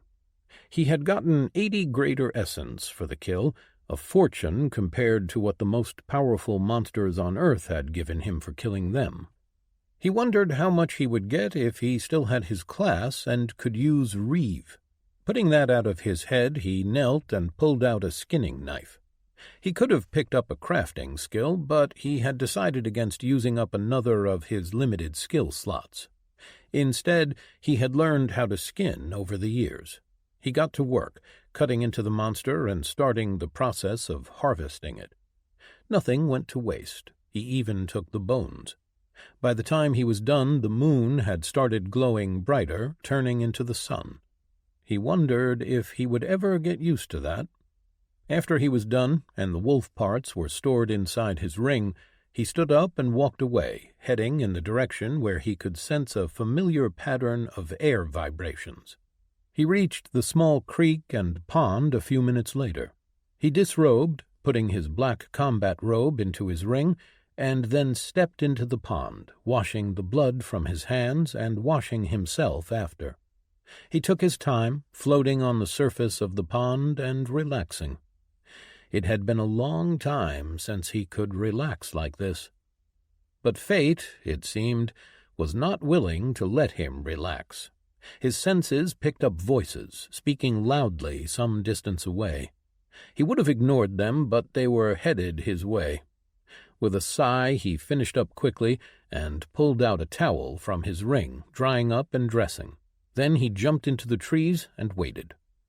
Soon a group of 6 people came up to the pond, and Ryun blinked at what he saw. Only one person among them was human. 2 looked human enough, except for the horns and tails. Another 2 had green skin and looked a lot like what Ryun considered to be orcs, but the strangest being was the last. He couldn't even tell its gender.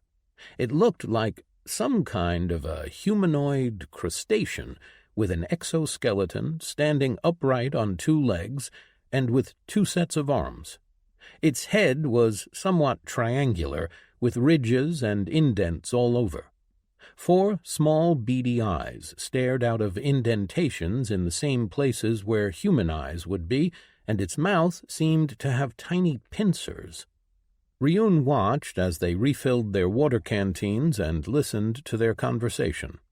"I can't believe that we got this shit duty again," one of the horned ones said, a female.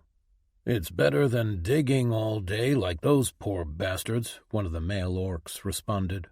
"Only just barely," the human said. All 6 of them had clothes with the same color scheme, red on green. The orcs wore armor, while the human and the 2 demons had some kind of robes. The crustacean had nothing except a strap across its chest and a belt, probably not needing anything on account of the exoskeleton. "We are exploring the surroundings," the crustacean said in a monotone voice with clicks thrown in between words. "If the sect is to claim this territory, we must know what will surround the new town. That way we can prepare for any threats accordingly." "I don't know what the sect leaders are thinking," one of the orcs said. "The Twilight Forest has remained unclaimed for this long for a reason, you know. No one knows what kind of monsters lurk in here." "And we are here to find out," the human said. "They should have sent a stronger force, or at least more than one lord," the orcs complained again. "Young Master Fier is a high-leveled classer as well as a lord. He is fully capable of keeping this expedition safe," the crustacean replied. "Of course, Commander, I am not saying that he isn't. It is just that we have no idea what is out here, and with Jork's team still missing—" The orc trailed off. "I understand, but we still have a job to do, and I expect you to do it without complaining," the crustacean said, ending his sentence with a series of clicks. The orc and the others all nodded and voiced their agreements. Then they were on their way, walking deeper into the forest. Ryun waited for them to get out of his eyesight, and then he followed, keeping to the trees. Chapter 10. Present. Ryun. Fugitive. Ryun followed the strange group as they moved through the forest, his senses tracking them easily. With most of his power sealed, he had some trouble estimating just how strong they were. He did not have any inspect powers, so he couldn't look at them and see their levels and cultivation realm. Based on the pace they set and the way they moved, he could make an assumption. The crustacean was the most powerful by far. By Ryun's estimates, at least level 60 and in the mid-foundation realm. He didn't think that his cultivation was all that strong for his level, but Ryun had never really met anyone who had cultivated to the same extent as he himself had.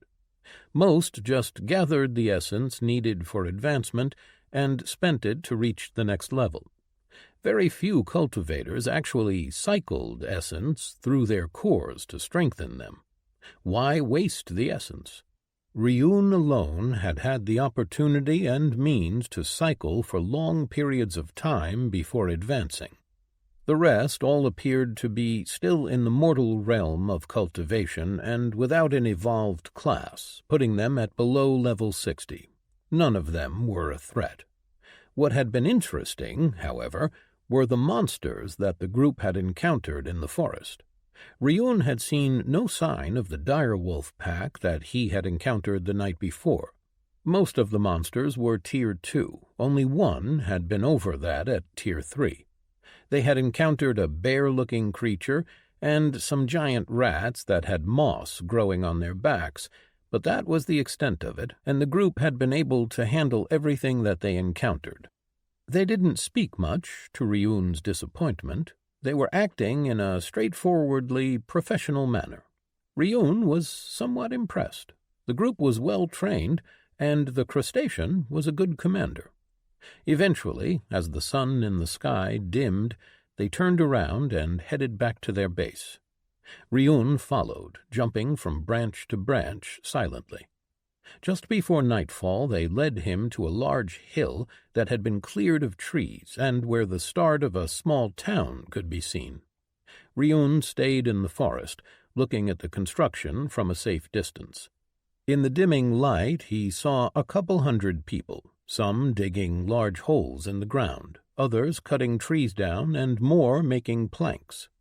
They had a simple palisade running halfway around the hilltop, with two buildings already erected, both made out of black wood. One looked like a long barn, and the other was clearly a residence of some kind. There were banners with an image of a black serpent on a field of red and green, and most people wore the same colors. Ryun sat in the treetop, looking on as the sky turned to night and the people lit torches and abandoned their work. Most retreated to the barn, a few to the tents erected next to it, and a handful to the residence. Ryun counted the guards, seeing that there were around 12 set on watch around the town boundaries. As he watched the town, he sensed another presence some distance away from him. The vibrations of its passage through the air were slight, but enough for him to notice. He turned his head and looked into the darkness, seeing nothing. He waited for a long while until, finally, the presence took a step into a beam of moonlight. The dire wolf Alpha stood there looking straight at Ryun. That surprised him. He could see intelligence in those eyes, but not only that, the monster had actually been able to tell that he was there. The wolf turned its head and looked at the town, its red eyes narrowing and studying it the same way Ryun had. Ryun's senses didn't catch any sign of the pack, which probably meant that the wolf was alone. Based on what Ryun had learned from listening to the patrol, this area had not been claimed by anyone because it had been too dangerous. And if Ryun was right, the wolf and its pack were the reason for that. The monster and Ryun seemed to have reached some kind of an agreement. The wolf clearly sensed that Ryun was not easy prey, just as Ryun could tell that the monster was incredibly strong itself. The two of them remained in their spots, each studying the town, hidden in their spots. As the moon turned into the sun, the wolf backed away and ran off, but Ryun remained. With his endurance stat, he needed to sleep only a few hours every week or so, and he was nowhere near his limit. He remained hidden as the town woke up, and he watched as they started work. He was impressed with their speed. The town looked as if it was rising up before his eyes. Patrols left, and Ryun didn't follow. Instead, he watched.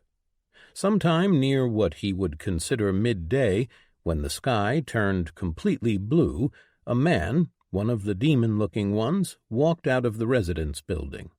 His tail was split in two halfway down its length, and he had two sets of horns, one above the other. Ryun wondered if he was in charge because he looked different, or if it was because of something else.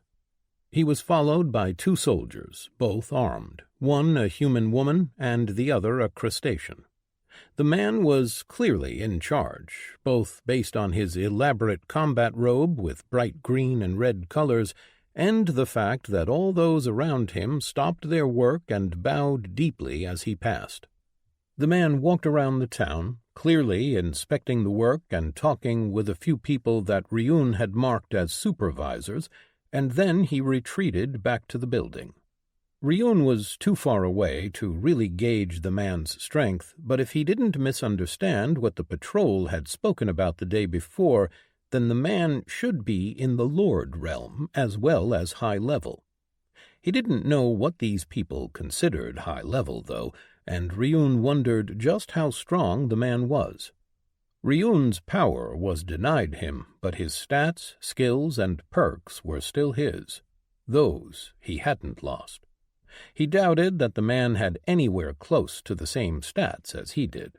The requirements for getting the perks that gave him such an advantage were not possible for any random person to meet. Ryun spent the day watching, evaluating their strengths and weaknesses. He didn't know much about this world, of the people who lived here, but one thing was clear to him. These people had lived in this world for a long time. They hadn't just been transported here. There were children there, something that he knew was impossible if they had been on another world just yesterday. Children couldn't take in essence until they turned at least 15, which meant that they couldn't be rankers. He also counted at least 4 different races: the humans, demons, orcs, and crustaceans. There didn't seem to be any hierarchy based on race, meaning that they had been living together for a while. This told him that his arrival here had not come at the same time as that of other worlds. It didn't matter much to him, as he had no intention of actually confronting these people, not until he figured out a way to remove the seal on his power. He waited until nightfall, and then prepared to leave. But as he was about to leave his hiding place and go back into the forest, he noticed something strange. 2 forms, one adult-sized and one child-sized, ran into the forest. He saw one of the guards usher and let them through the perimeter. The other guards didn't notice, and the two shapes disappeared into the forest. Intrigued, Ryun followed after them. He jumped through the trees and quickly caught up. Down below him were two shapes, both appearing to be female from what he could see in the dark. Both were covered up, so he couldn't make out more than that. The adult carried a sword on her hip and held the smaller one's hand as they ran through the forest. He followed them silently as they got away from the town. He wondered what was going through their heads, why they were running from a safely guarded town and into danger. It made him curious, and he had nothing better to do. Then he felt a vibration in the air, one he was familiar with. His eyes turned, looking in the direction of the source. A stray beam of moonlight illuminated the source for just a moment, but enough for him to see its name. Twilight Owl, C, Tier 2. Ryun changed directions, increasing his speed. He jumped over the heads of the two running forms, his feet making one of the branches creak as he used it to shoot off into the distance. He sensed the woman's head rise alertly to the tree branches above, searching for any danger. Ryun flew and intercepted the swooping owl as it was preparing for the attack on the two running forms. It didn't even see him coming. His hand grabbed the bird's head, squeezing and cracking the skull, eliciting a loud, pained, and surprised screech from it. He landed on a branch and twisted with perfect balance, turning around and smashing the bird's head against the tree trunk, cracking it to pieces even as he pulverized it. A loud crack echoed in the forest as the owl died, and he sensed the woman stop and turn toward the direction of the noise. She pulled her sword out and put the child behind her back, looking into the darkness. Ryun put the bird corpse into his ring and crouched on the branch, looking at the barely visible shape on the forest floor. The woman's head was swiveling, looking for danger, but she couldn't see him. After a long moment of silence, she put her sword back and pulled on the child, continuing their run. Ryun followed. They ran for most of the night, going toward the mountains in the distance and stopping only near dawn. Ryun could tell that the woman could still go on, but it was the child that couldn't take it anymore, even after being carried by the woman for a while. The woman appeared to be at least in the Foundation realm, but didn't appear to have an evolved class. Ryun had learned to recognize the signs. Upgrading one's class made people give off a slight sense of power, one that he couldn't feel from the woman. And different cultivation realms made the chi feel different. He watched as she found a shrub with an opening that allowed her and the child to crawl inside. They hid, and Ryun could no longer see them. The child fell asleep nearly instantly, by the feel of her breathing at least, while the woman kept watch. As the moon turned to sun, Ryun turned around and went back to the town. This was an interesting series of events, and he wanted to see what the reaction from the people in the town was going to be once they found out that the woman was gone.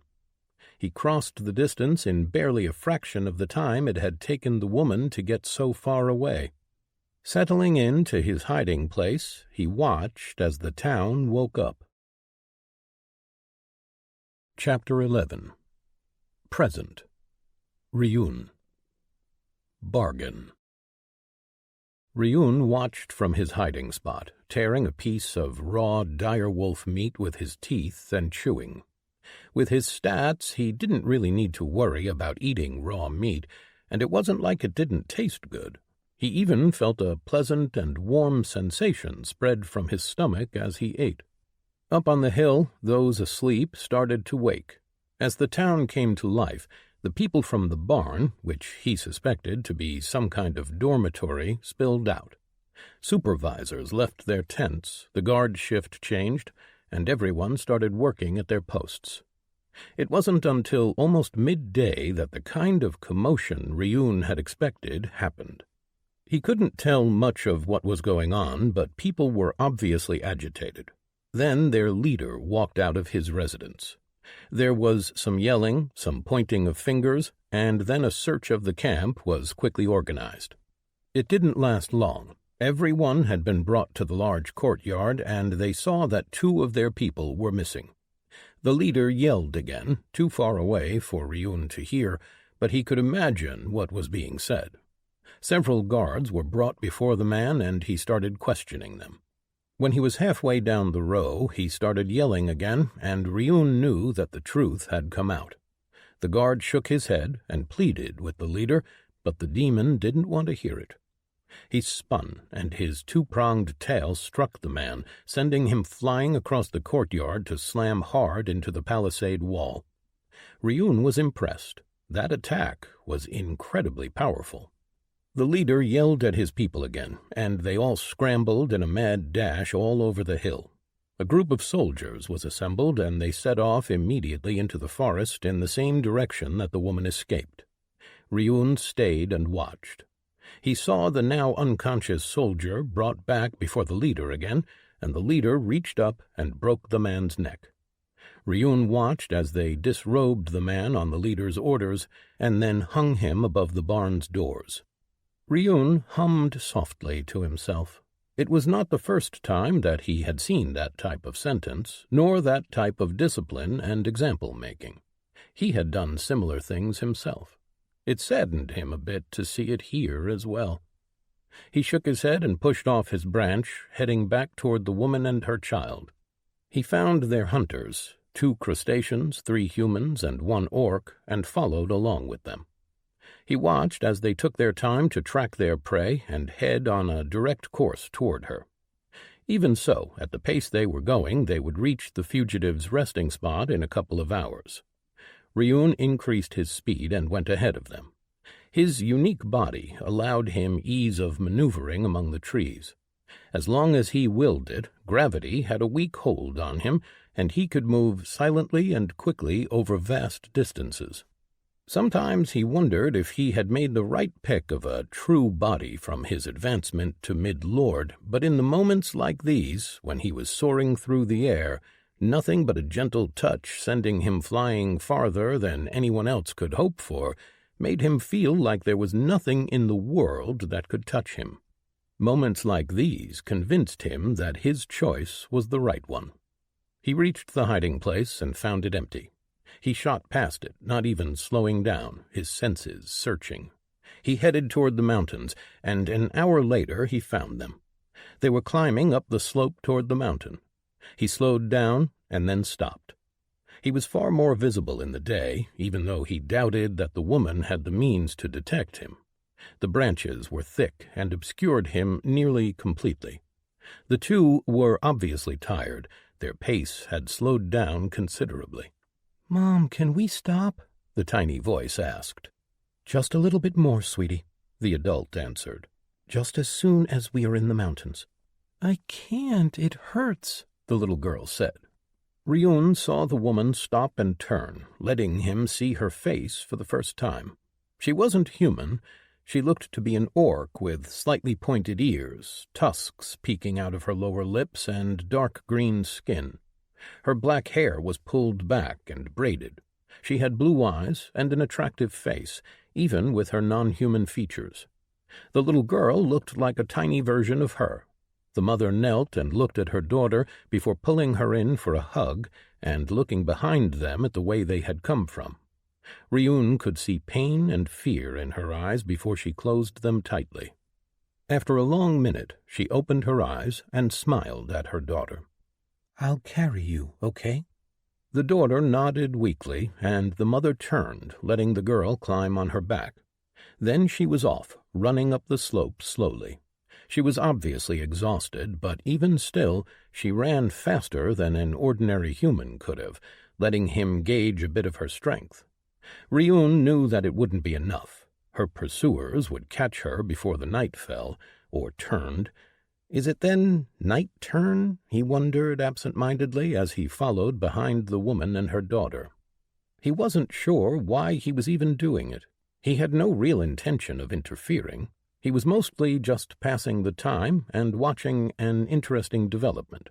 It was one thing that he had missed in the last few years, the excitement of something new happening. It was waking up parts of him which he'd thought died long ago. The woman struggled for hours, and by the end her run had slowed to a walk. Just before nightfall, or rather night turn, the 6 pursuers found her. She heard them first. Dropping her daughter, she turned, putting the girl behind her as she drew the sword on her hip. It was a long and straight sword, with a golden hilt and silver blade. She waited for the 6 to come into sight, her eyes turning to steel. The 6 stopped a dozen steps away, their own weapons drawn. The leader of the group was a man, human, with long blonde hair drawn into a ponytail. Seeing his long hair reminded Ryun that he should cut his own. He caught a few strands of dark brown hair and pulled on them. He hated having it be so long, but he could rarely be bothered to cut it. He sat down on the branch, his legs dangling off it, and pulled out a small knife from his ring. He started cutting his hair with precise, silent movements as the group below began talking. The leader of the group spoke first. "You shouldn't have run. You know that the young master doesn't tolerate disobedience. It's going to be worse for you now." "It was going to be bad either way," the woman answered. "Please, throw down your weapon and come with us peacefully. He might be lenient if you come of your own free will. We can say that your grief pushed you to run." "Please," the man pleaded. The woman shook her head. "No, I am not responsible for my husband's debts." "You know that sect law says otherwise," the man argued. "I would have worked to pay them back, but I will not warm that entitled brat's bed," the woman hissed at them. The 6 looked uncomfortable, but they didn't lower their weapons. "He is the sect head's nephew. We can't disobey him," the man said. Ryun gathered a bit of what was happening from their conversation. He settled on his branch and watched with interest. "Then we will fight, and some of you will die. You might capture us and take us back, but at least one of you will not." The man closed his eyes and bowed his head. "We have no choice." The woman moved first. She jumped forward, leaving her daughter and stabbing at the leftmost person, the crustacean. He, or it, barely had the time to react. Its upper arms rose, and the 2 short blades in them battered the woman's sword away even as its lower arms stabbed forward with another 2 swords. As her sword was pulled away, she whirled in an incredible burst of speed, probably using an ability, and cut through the crustacean's lower arms before stabbing it in the throat. She jumped to the side, using its falling body as a shield against an attack from the orc man, who swung a large axe at her.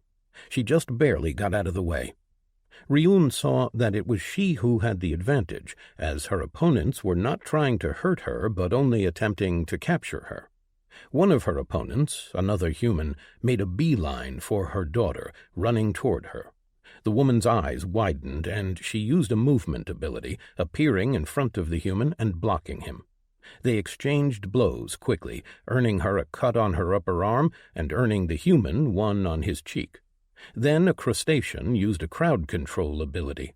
A tendril of smoke appeared from the ground at the woman's feet, hindering her. She used her chi, switching her breathing form. A pale green light enveloped her, and she freed herself, but she was too late. The leader used a movement skill and reached the daughter, capturing her and putting a sword to her throat. "Stop, or I will kill her," the man warned. "You know that he doesn't need her. He wants only you."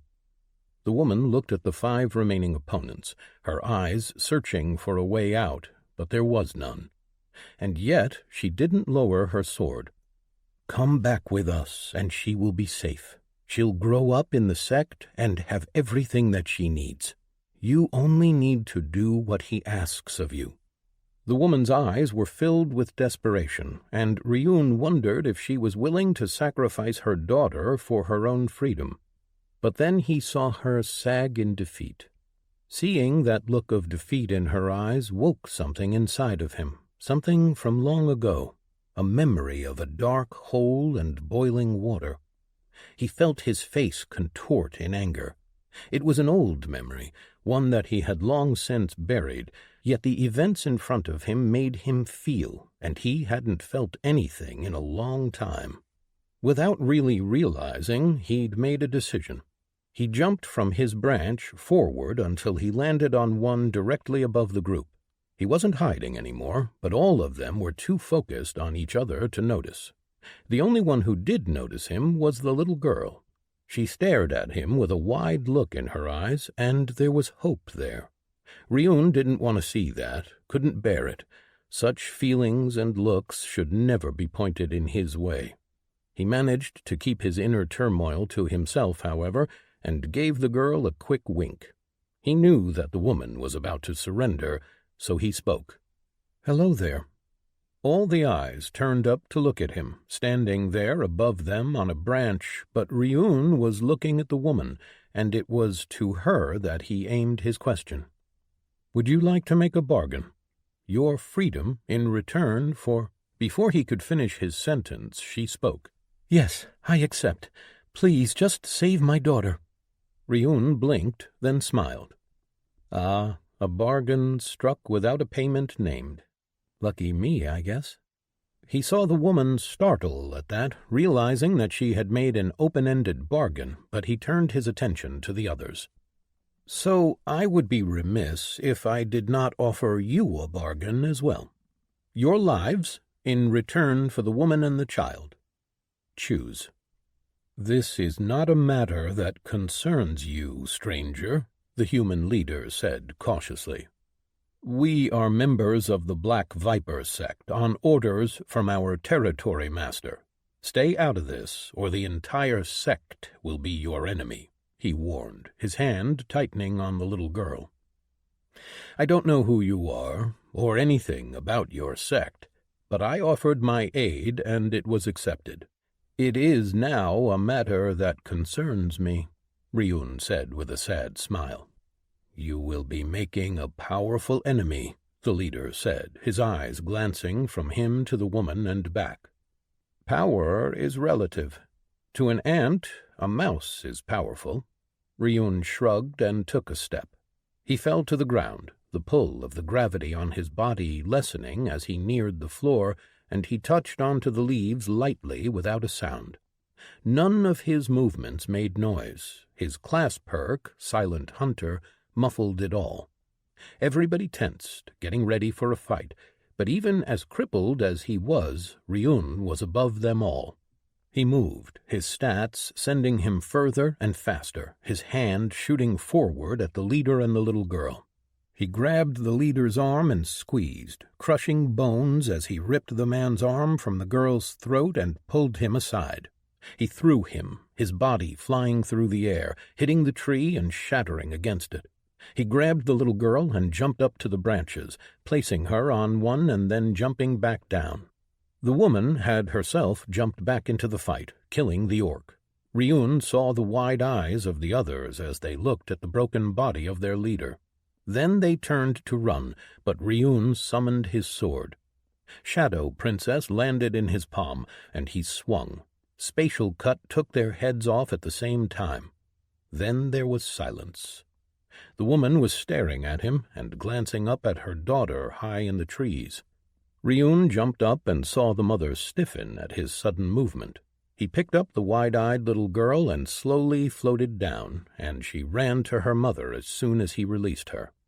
The mother hugged her daughter and looked at him over her shoulder, fear filling her eyes again. For a moment Ryun was confused as to its origin, but then figured out that the woman was probably wondering if she would have been better off with her pursuers. She stood and pulled her daughter behind her, her sword pointed at the ground but ready. She cleared her throat and spoke. "You said that there was to be a payment for your help," she said, more than asked. Ryun tilted his head, thinking. "Yes." When he didn't elaborate, she spoke again. "Can you tell me what this payment is?" "Does that mean that you would refuse certain forms of payment?" Ryun asked curiously. The woman, to her credit, didn't lie to him. Instead, she met his eyes, even though she was afraid. Yes. Ryun chuckled and shook his head. You needn't worry. The payment for my help are answers. Answers? She frowned, confused. To questions. Questions? She blinked, her confusion only growing. Ryun didn't know what she had been expecting, but what he had said had obviously not been it. Answers are what usually follows questions. I shall ask, and you will answer. I don't know anything important about the sect, or... Ryun raised his arm, halting her. I have no interest in this sect. I shall ask questions about anything and everything, and you will have an answer, or you will not. If not, I shall ask another. She looked at him like he was crazy, which in some way he perhaps was. She did not know that he had no knowledge about this world, however, and that information about it was the most precious thing to him right now. How many questions? As many as I deem necessary, Ryun said.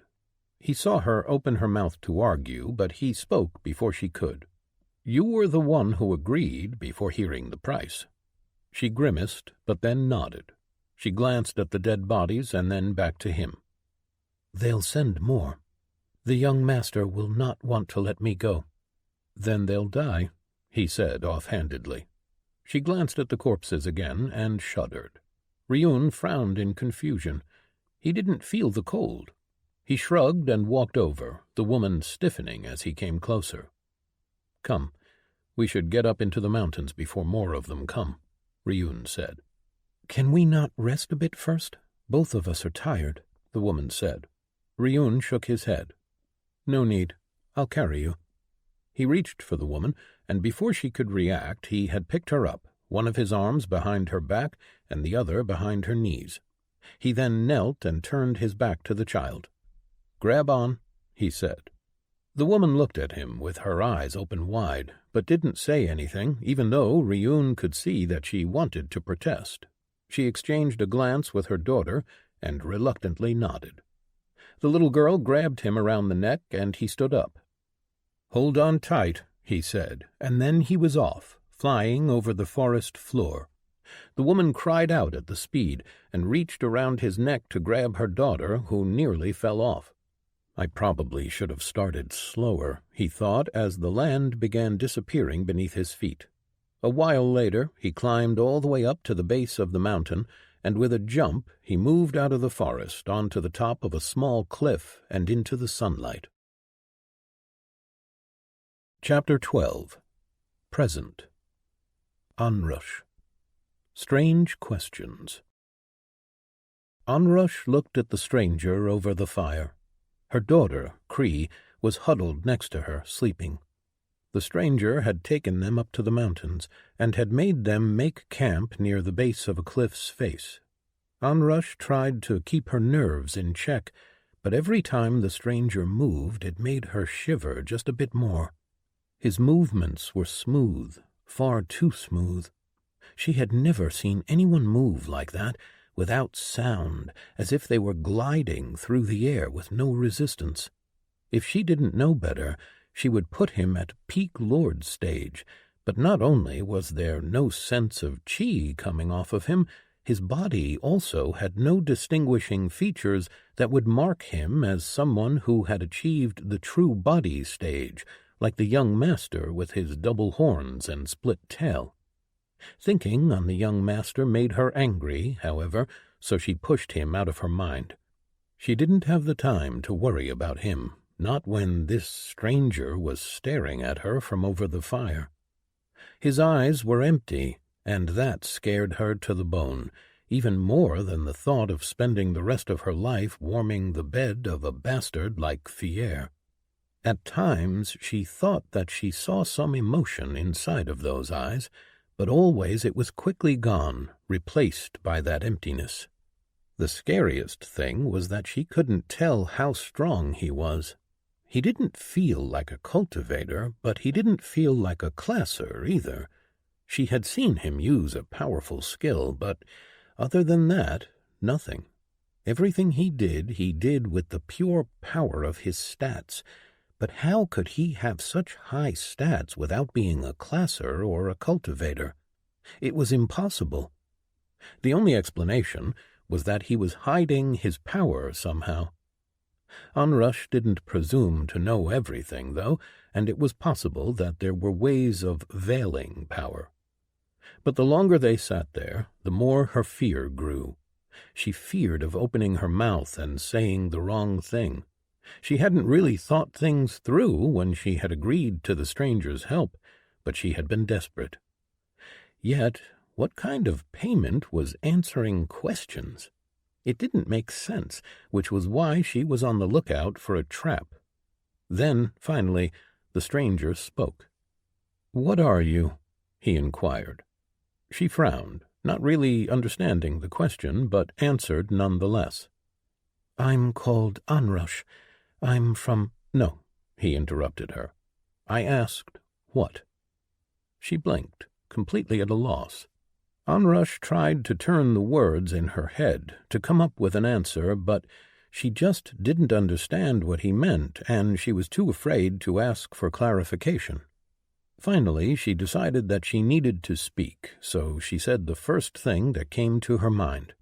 "My ancestors were from 4th Iteration Earth. I'm human." The stranger tilted his head, then nodded. Onrush frowned. That couldn't have been what he wanted. He should know that already. She started slowly. "Can I ask who you are?" "Our bargain was for answers, not questions," the stranger said. "Of course. Apologies." She bowed her head quickly, not wanting to offend him. "Why are there no stars in the sky?" he asked. She blinked. Another strange question, she thought. "Because this territory isn't claimed." He tilted his head again and didn't say anything. After a long breath, he spoke again. "Why were you running from those people?" Her first instinct was to refuse to answer, but she knew that she had given her word, and if the only thing this stranger wanted was answers, then that was a small price to pay for freedom. "My husband and I joined the Black Viper sect 6 years ago. Since he showed promise, the sect invested resources into him, developing him as one of their warriors. A few days ago, he and his team failed to return from a scouting mission, and another patrol found their remains in the forest. With his death, all the resources that the sect invested in him are now wasted. Along with that, he had taken some loans from the sect, putting his family as collateral without my knowing. Now, with his death, I am supposed to pay back his debt. Ordinarily, that would mean working for the sect, but the young master of this expedition had always kept his eye on me. It didn't matter since I was married until then. With my husband's death and his debts falling to me, he no longer had any reason to hold back. He wants me as his personal slave. I refuse to be reduced to that." The stranger blinked once, slowly.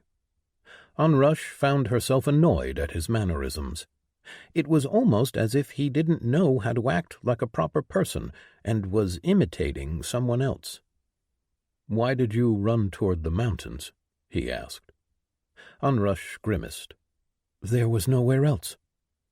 We are deep in the frontier, and there are no settlements anywhere near us. If I tried to run toward any of the other sects or towns, I would have just been captured and delivered back to the Black Viper sect as a present. The mountains were my only option.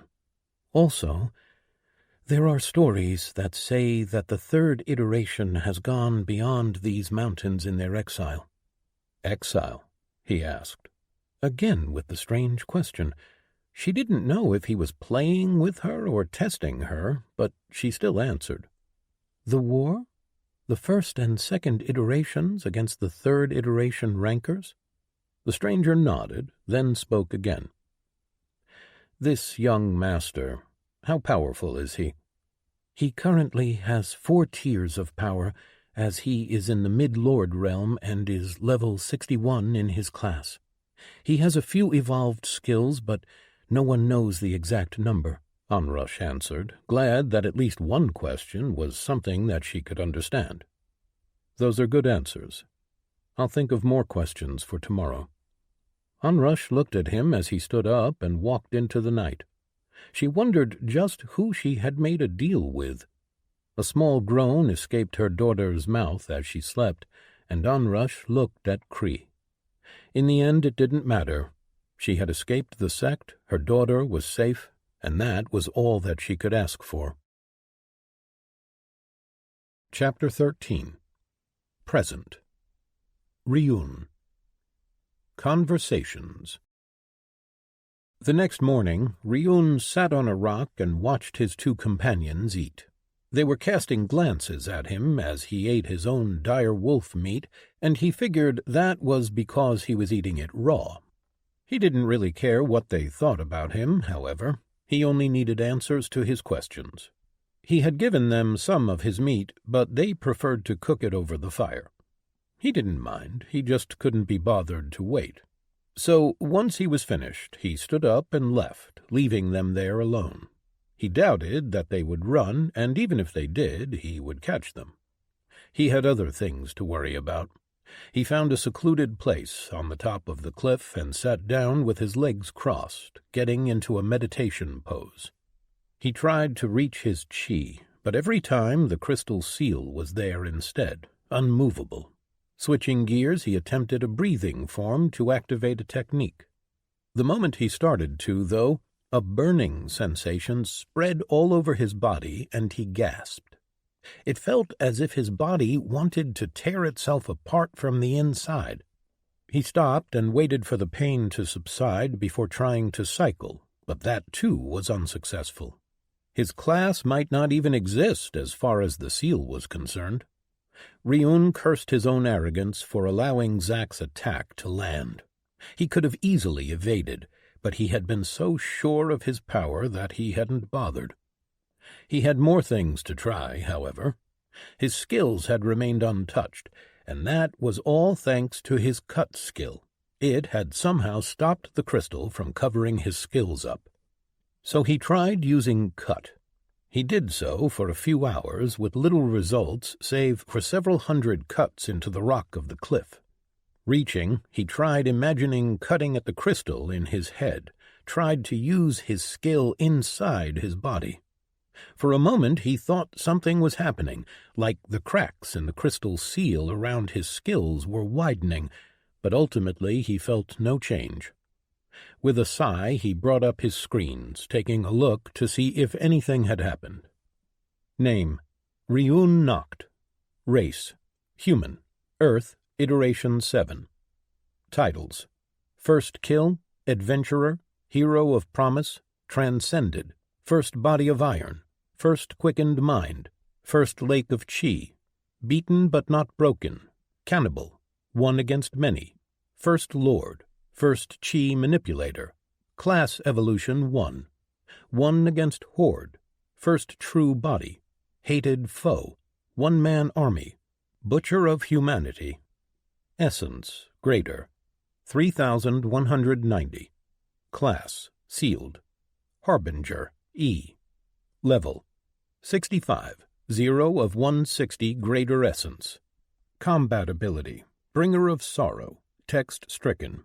Movement Ability, Inevitable Step, Text Stricken. Support Ability, Reeve, Text Stricken. Cultivation, Sealed. The Path of the Final End, E. Stage, Mid-Lord, 1,270 of 12,000 Greater Essence.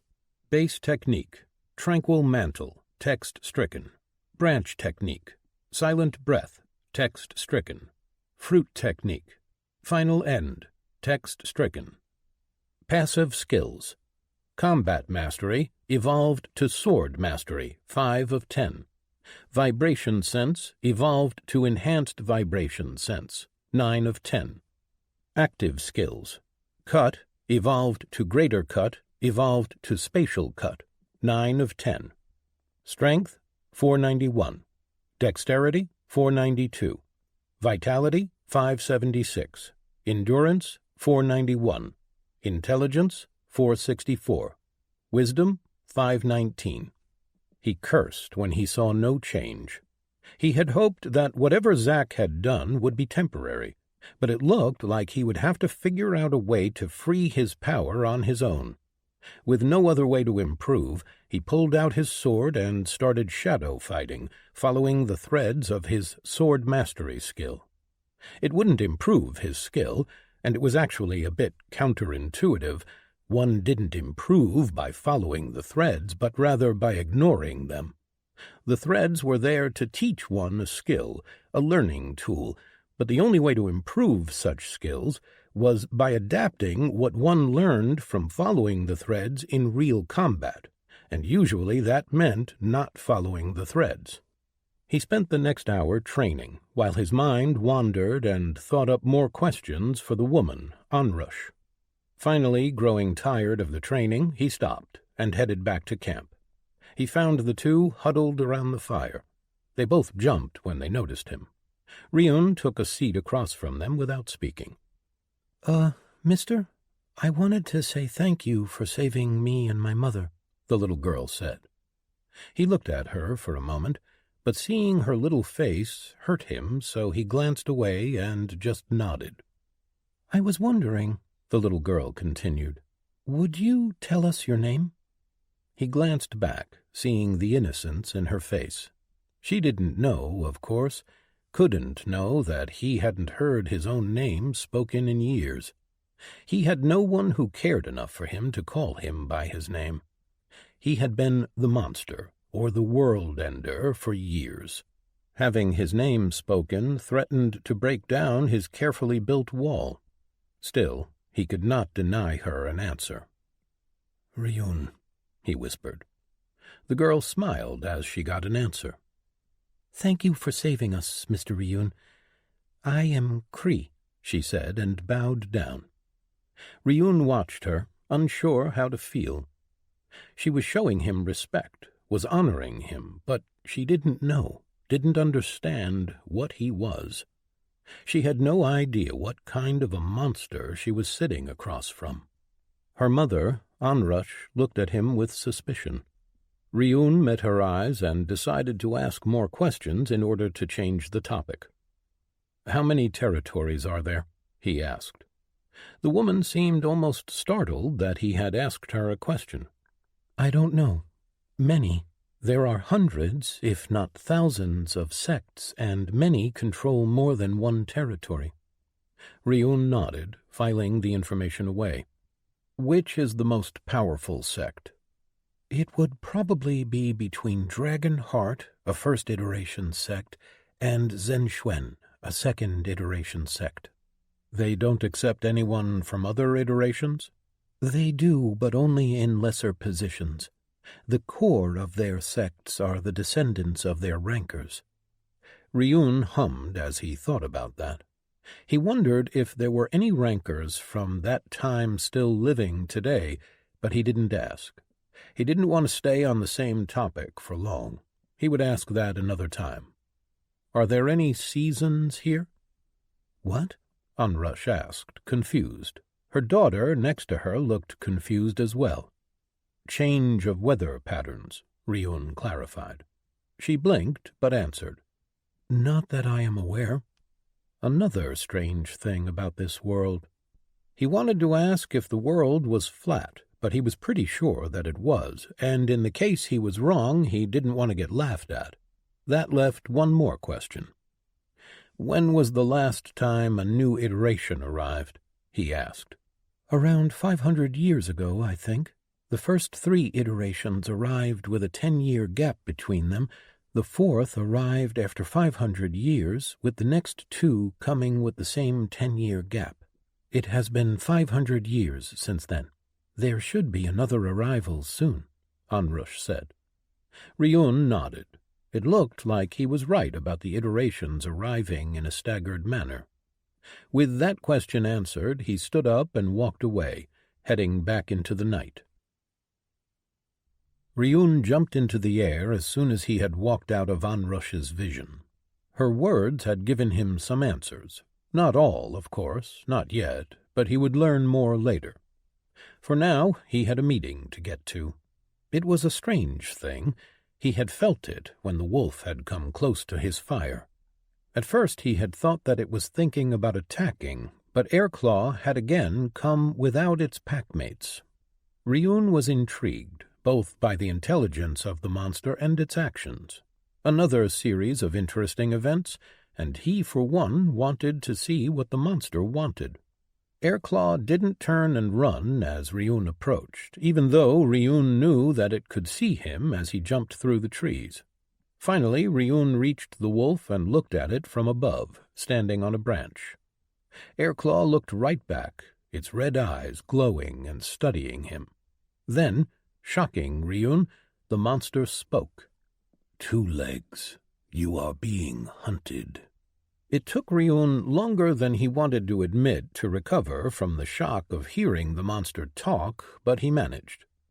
"You can talk?" Ryun asked. "Obviously, Two Legs."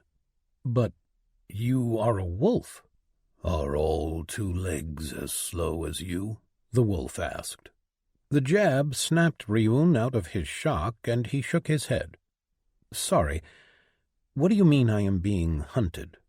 "Two Legs have sent a lot of hunters from their pack home, and their alpha is among them." The wolf had a strange way of speaking, but Ryun could understand what it meant. The sect had sent more people after Onrush, and their lord was most likely with them. "Why are you warning me?" "You are different from the other Two Legs. Your steps do not disturb the ground, do not destroy the forest. And you are strong, even with your power being hidden from you." As far as answers went, it wasn't the best, but Ryun wasn't sure what to expect from a wolf. "How many are coming?" "Many." "Can you give me a number?" "Many," the wolf repeated. "As many as there are in your pack?" "Less," the wolf said. There had been at least 100 wolves in the pack the first time he had encountered them, so he figured less than 100 people, probably far less. It was nothing that he hadn't faced before, even if there were that many. "Thank you for warning me. Do you want something in return?" The wolf was quiet for a long minute, but then he responded. "Even with your power hidden from you, you are stronger than their alpha. But you are a lone wolf, and they are a pack. If you survive, I will want to make a bargain." With that, the wolf turned around and ran away, faster than even Ryun could follow. He frowned, thinking the warning over in his head. He could just run away. He doubted that these people could keep up with him, or that they would even care to follow. And it wasn't like he was attached to the woman or her child. He could leave them. Yet he still had questions to ask, and he had promised her freedom in return for those answers. He had never gone back on his word before. He sighed, making his choice. It was a pain in the ass, but he was not worried. A little fight might just be what he needed. He started running over the branches, heading toward the town. A few hours later he found them at the base of the mountain, studying the corpses of their men in the faint torchlight. There were more like 50 warriors there compared to the 24 that he'd imagined, but he had faced worse odds before, regardless. He didn't stay for long. Instead, he turned around and ran back up the mountain.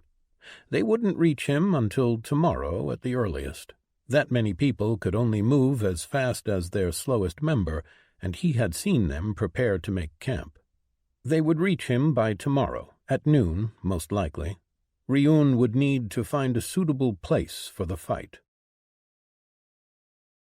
Chapter 14. Past. Zack. Scouting. They spent the entire day huddled in the cabin. Zack had insisted that they take the time to rest and heal from their injuries. His leg already looked a lot better. The wounds weren't gone, but they had visibly healed, and faster than they would have before. Ryun's and Melody's wounds were healing a bit slower, but not by much. They'd shared information and tried to figure out how their abilities worked. The girls' and Zack's classes gave them an ability each, as well as a lot of stat points. Both girls had reached level 3 from the essence they'd received from the fight. Ryun, on the other hand, was the only one who had taken a cultivation path. He had a lot less points, and he couldn't assign them. All of his stats were raised equally.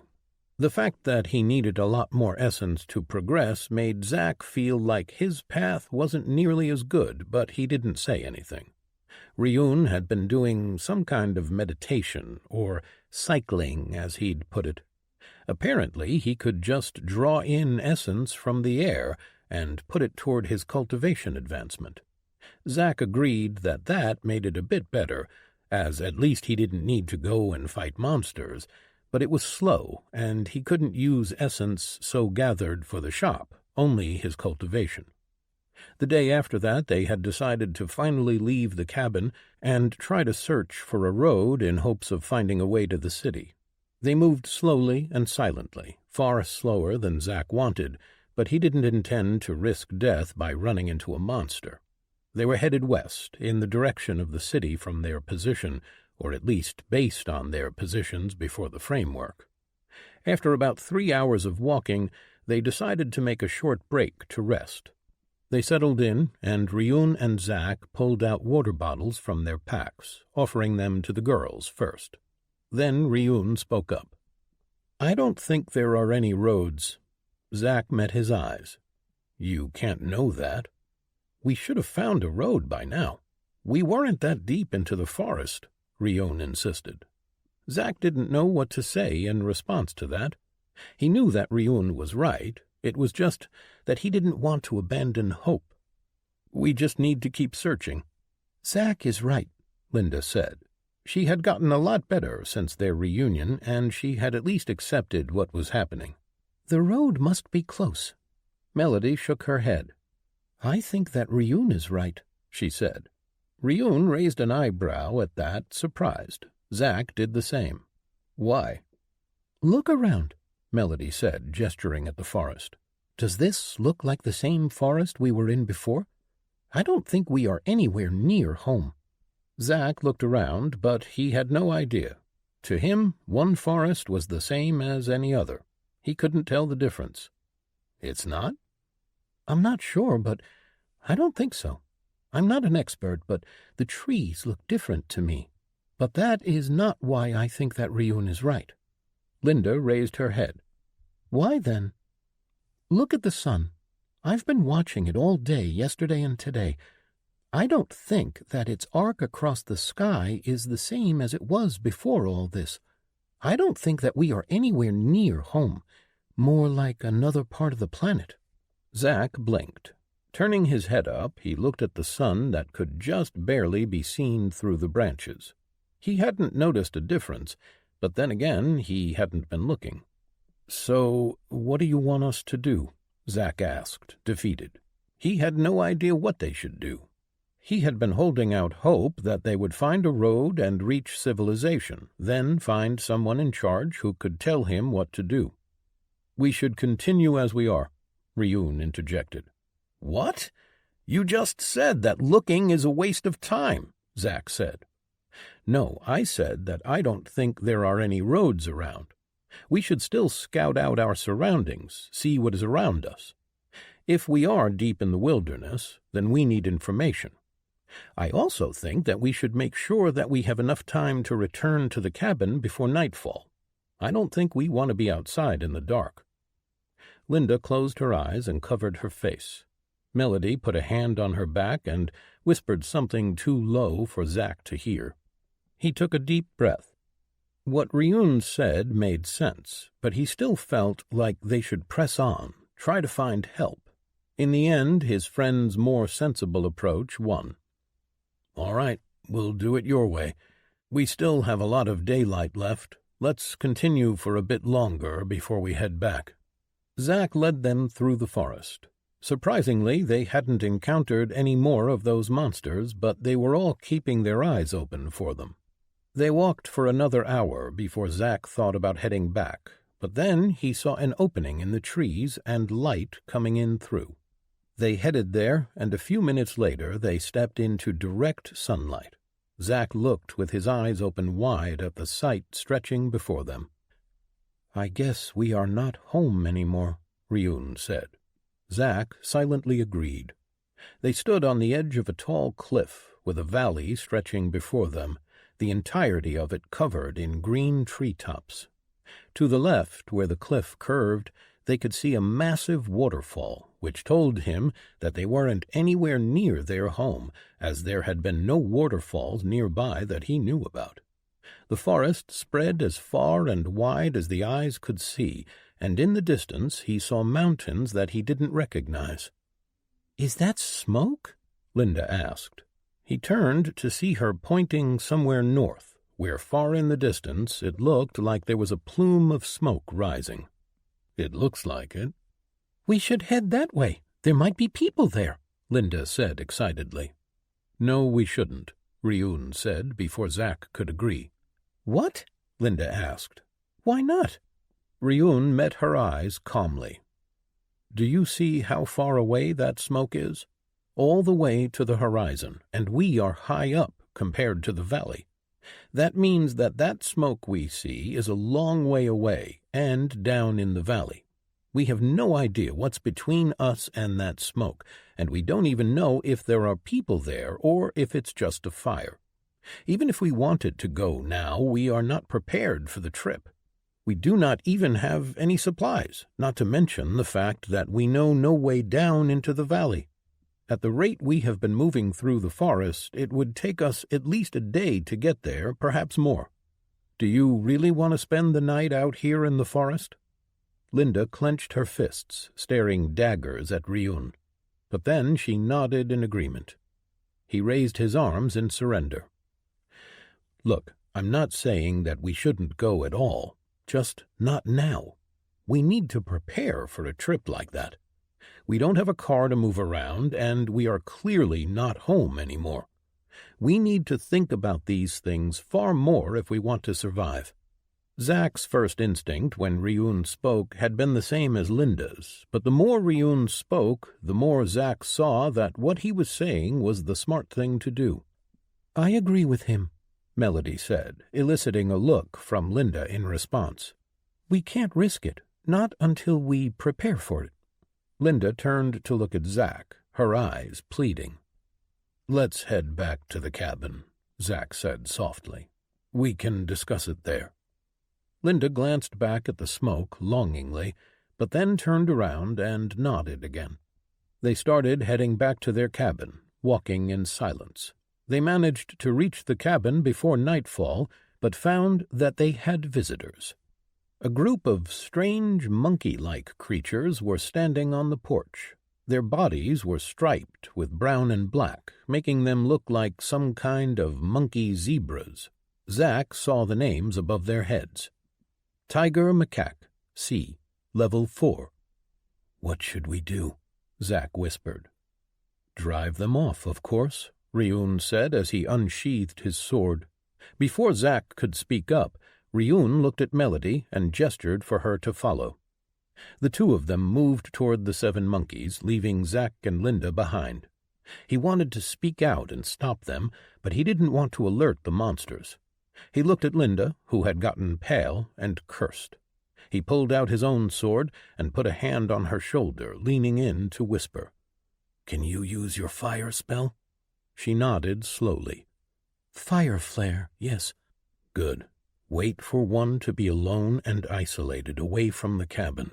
We don't want you to set fire to it," he said, trying to make a joke, but Linda just looked horrified. Not knowing what to say, he took a step after the others, Linda following closely behind. He watched the monkeys play with some firewood in front of the cabin's porch.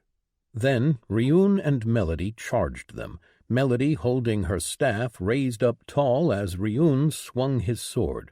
The monkeys noticed them before they could close the distance, however, and they screeched. The one Ryun had attacked moved out of the way of his swing, but then Zack saw Ryun's legs glow with a faint silver color, and he pushed off the ground, following after the monkey. Moving faster than before, he surprised it and cut, pushing his sword deep into its stomach. The other monkeys all went nuts. Melody used her smash ability and hit one that had charged her straight out of the air, sending it smashing against the ground. Zack ran toward them, cursing Ryun for his recklessness. He caught one of the monkeys with his sword as it attempted to jump on Ryun's back, using slash. He cut it nearly in half. Ryun turned and looked at the monkey with a surprised look on his face. Then he grinned at Zack. He wanted to smack that expression off his face, but he had no time to, as even more monkeys attacked. He pulled his sword up as a monkey jumped toward his face. It grabbed his arm and started biting, and he screamed before trying in vain to dislodge it. Then Ryun cut at its back, and it let Zack go just in time for him to move out of the way of another monkey jumping at him. A small fire flare struck the monkey mid-air, and Zack saw Linda standing on shaky legs with her hand stretched forward. Ryun slashed from above, decapitating another monkey, and Melody whirled her staff and smashed the last one, breaking its skull. Zack was breathing heavily, looking at the blood on the ground surrounding the dead monkeys. "So, anybody up for monkey meat?" Ryun asked with a grin. Zack heard Linda throw up behind him. Later that evening, once the girls went to sleep, Zack found Ryun in the kitchen, sitting on the floor in a meditative pose. The girls had retired to the bedroom where they slept, while Zack and Ryun slept in the living room. He looked at his friend for a long moment before clearing his throat and getting his attention. Ryun opened his eyes and looked at him. "Hey, you need something?"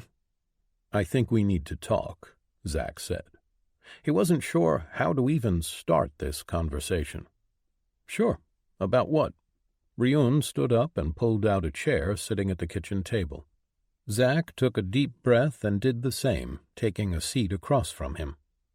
"We need to talk about the way you've been acting." Ryun's eyes narrowed. "And how have I been acting?" "Recklessly," Zack said. Ryun tilted his head. "How so?" "What you did today," Zack hissed. "Attacking those monkeys without a plan. The way you attacked that monster when we arrived here. Everything since then." Ryun didn't answer for a long time. Instead, he just looked at him. "Is that really it?" Ryun said, and Zack recognized the tone of voice. It was what he used when he knew that he was right and that Zack was wrong. But this time Zack wouldn't let him turn this on him. "We need to be more careful, to avoid monsters and get help. Find someone in charge. Not do this thing that you have been doing, and I've noticed the way you've been acting. This isn't a game, Ryun." Ryun sighed. "No, it is not. It is reality, and you are still refusing to accept it. You and Linda both. It's going to get you killed." Zack blinked, his friend's words feeling like slaps, and Ryun spoke again before he could answer. "You are acting as if this is still the old world, where there are laws, right and wrong, where you could find a cop to get help. This is no longer that world. We are in the wilderness with monsters surrounding us, and your focus on finding a way back to civilization is what is hindering us. I'm not saying that we shouldn't look for others, but we are on our own here, and unless we get stronger, we will not survive. What happened today is a prime example. Did you think that we could somehow avoid fighting? That we should avoid it? Why? We need essence to grow stronger, and this is the only way to get it. If you mean for us to travel across that valley, we will need to be ready and strong enough to survive the journey. You should take a good look at what you want. Do you want to die here before we find safety? Or do you want to do everything in your power to survive?" With that, Ryun stood up and walked away, leaving Zack alone in the kitchen with his thoughts. Chapter 15. Past. Ryun. Crystals. Ryun sat in the living room, meditating. He was pulling in essence from around himself and filling his core. It was a slow process, but every bit helped. He was still behind the others in terms of stats, and even the girls had more than him by now, at least in their main attributes, considering Ryun had all of his attributes raised equally. While his Empower technique allowed him to go beyond his stats for a few moments, he didn't have a large supply of chi. It was why he was cycling, putting essence into his core, straining it and expanding it. Once he hit 40,000, his core would reach the limit of how much it could stretch, and he would be able to advance to the next stage by consuming all that essence. He hadn't put any of his free essence, the essence that he had earned from killing monsters, into his core. He didn't know if he would need to buy something from the shop, so he kept it saved. The essence inside of his core he couldn't use, as it counted as being spent, which was why he had only been filling up his core with cycling. As he finished with another session, he glanced at his screen, looking at his cultivation. Cultivation. The path of the final end, R. Stage, Early Mortal, 287 of 40,000. Base Technique, Empower. Branch Technique, blank. Fruit Technique, blank. In 3 days since the framework had arrived, he had only managed to gather 287 essence from cycling. It was basically free essence, requiring only his time, true, but it wouldn't help him advance any sooner. He had nearly 5,000 essence from what they gathered from the monsters and what he had left from the title reward.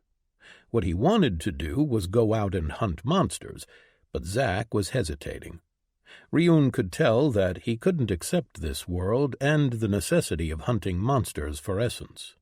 He could understand that somewhat. For Ryun, the coming of the framework had set him free. It allowed him to have a chance to escape the suffocating life that he had been dreading. For Zack and Linda, it meant their lives were over, as both had had bright futures ahead of them. Both had spoken often about what they were going to do after college. They had been anxious to start their lives. He had been thinking about getting better gear from the shop for the trip into the valley. They had had a conversation about it, but hadn't decided on anything other than preparing for the trip. Ryun knew that they needed resources. They could buy water from the shop for a small amount of essence, but they had no food other than the monkey meat they got yesterday, and the others weren't really liking it. It tasted fine to Ryun, a bit willowy and charred from the way they cooked it in the fireplace, but still eatable. They weren't really any good at skinning and cutting the corpses. They had probably ruined half of the meat. They'd had no choice.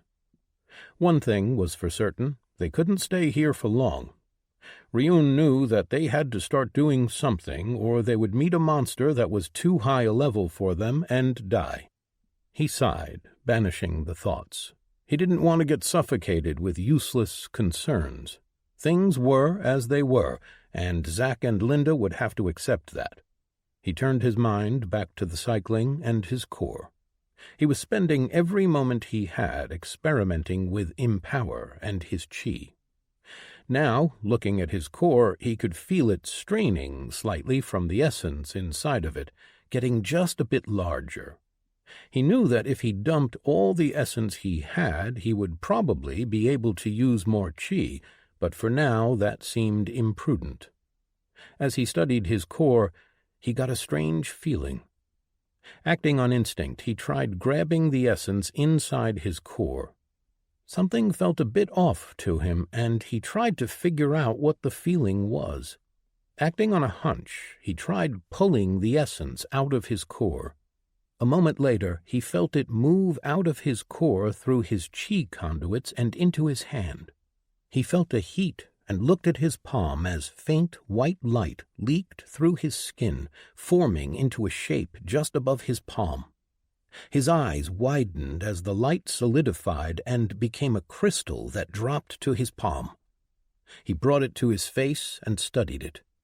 Essence Crystal, 287, Owner Ryun knocked.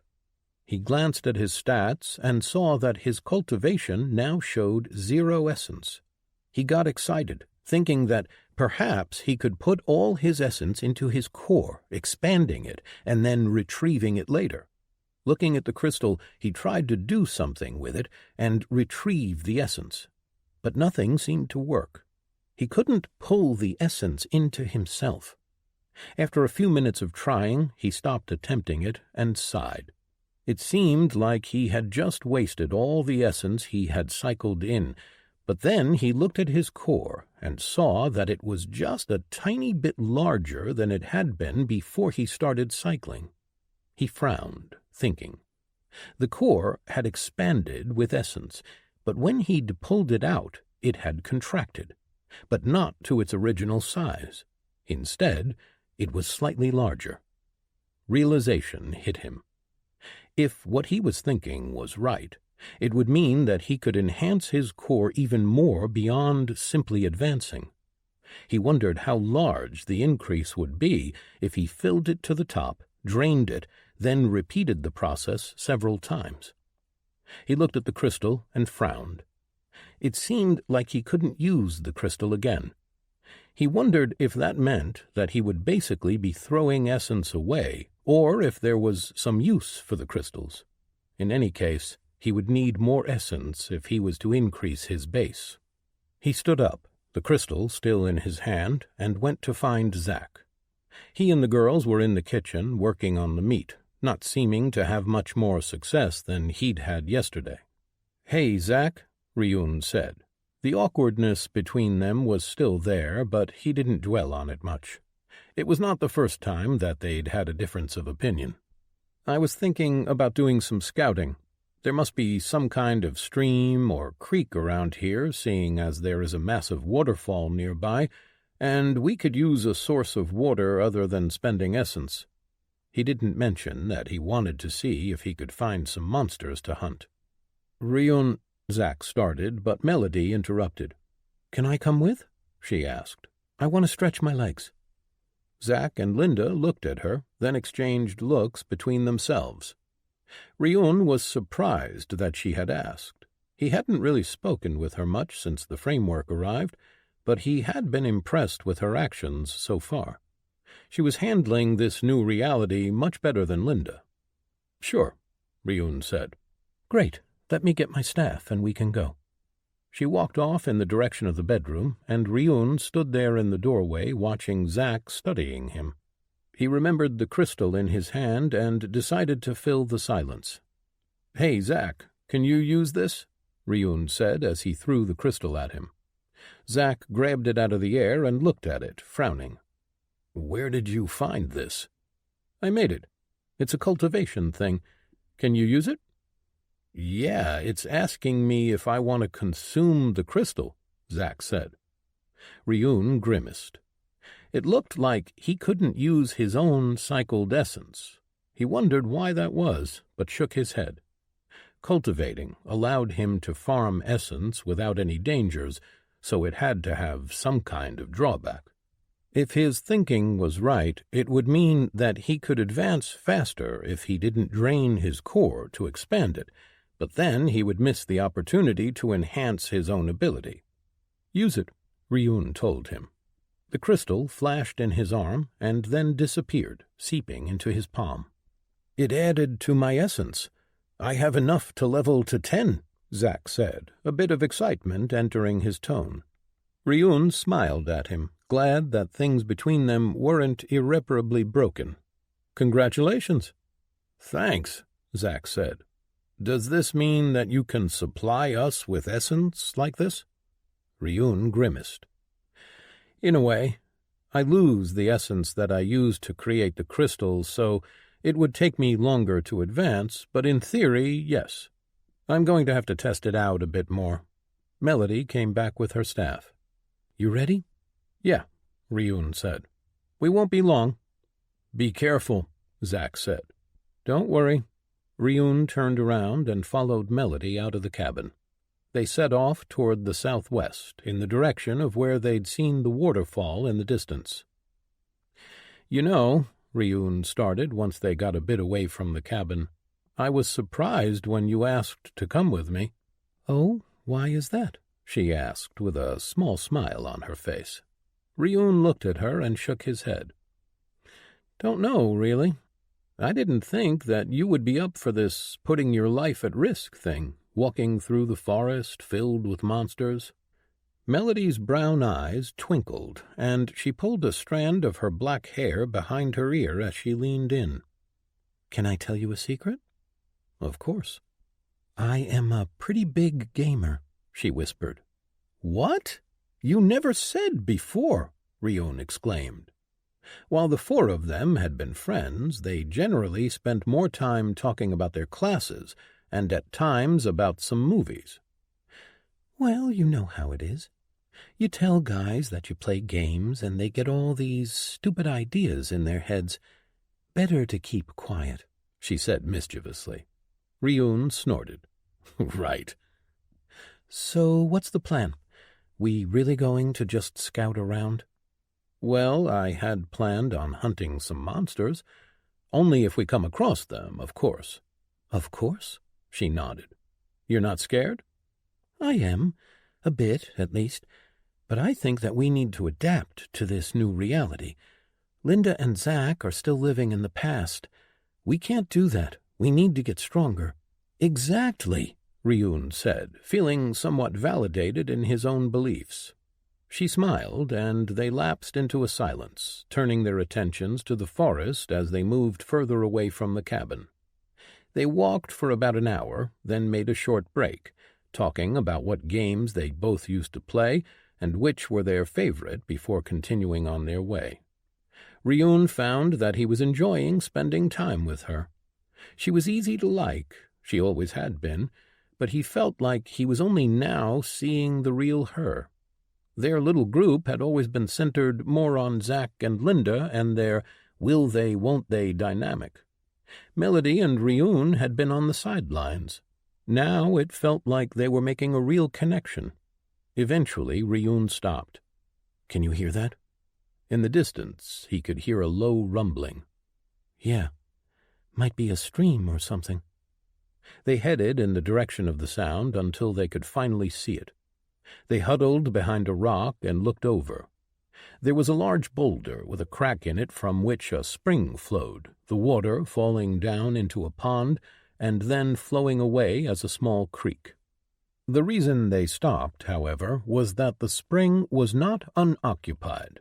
3 monsters, the Anawai that they had faced before, were at the edge and were drinking the water, except that they were larger than the ones that they had faced before. Mature Anawai, C, Level 7.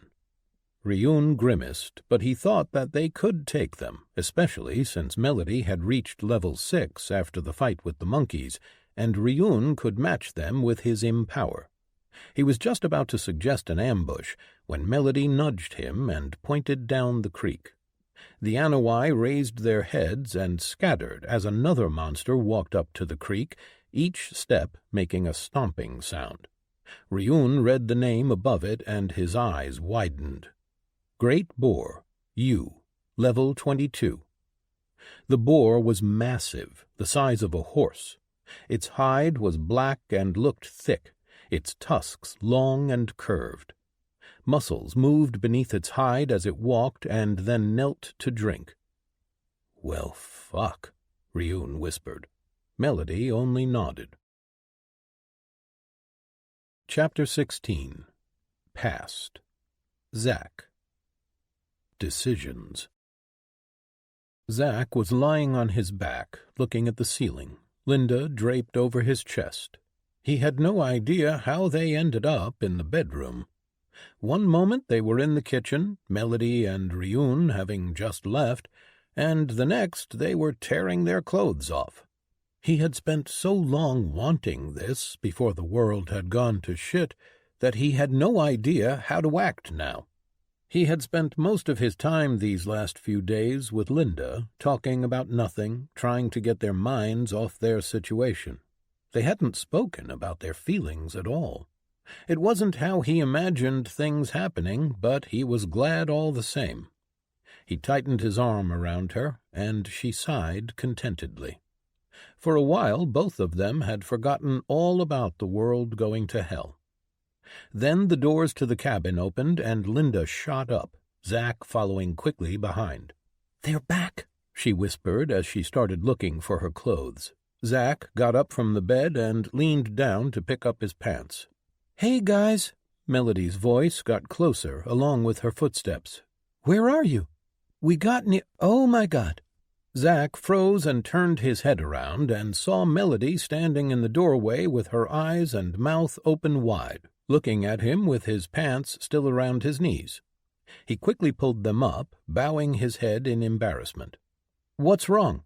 Ryun yelled out as he got closer, his voice worried. "Nothing," Melody said, and he could hear her walking away. "Except for Zack's tight ass in my face, nothing at all." "Hey!" A muffled voice came from Linda, who had her shirt over her head. "What?" Ryun asked, confused. Zack picked up his shirt and pulled it on. Linda walked out of the bedroom, followed quickly by him.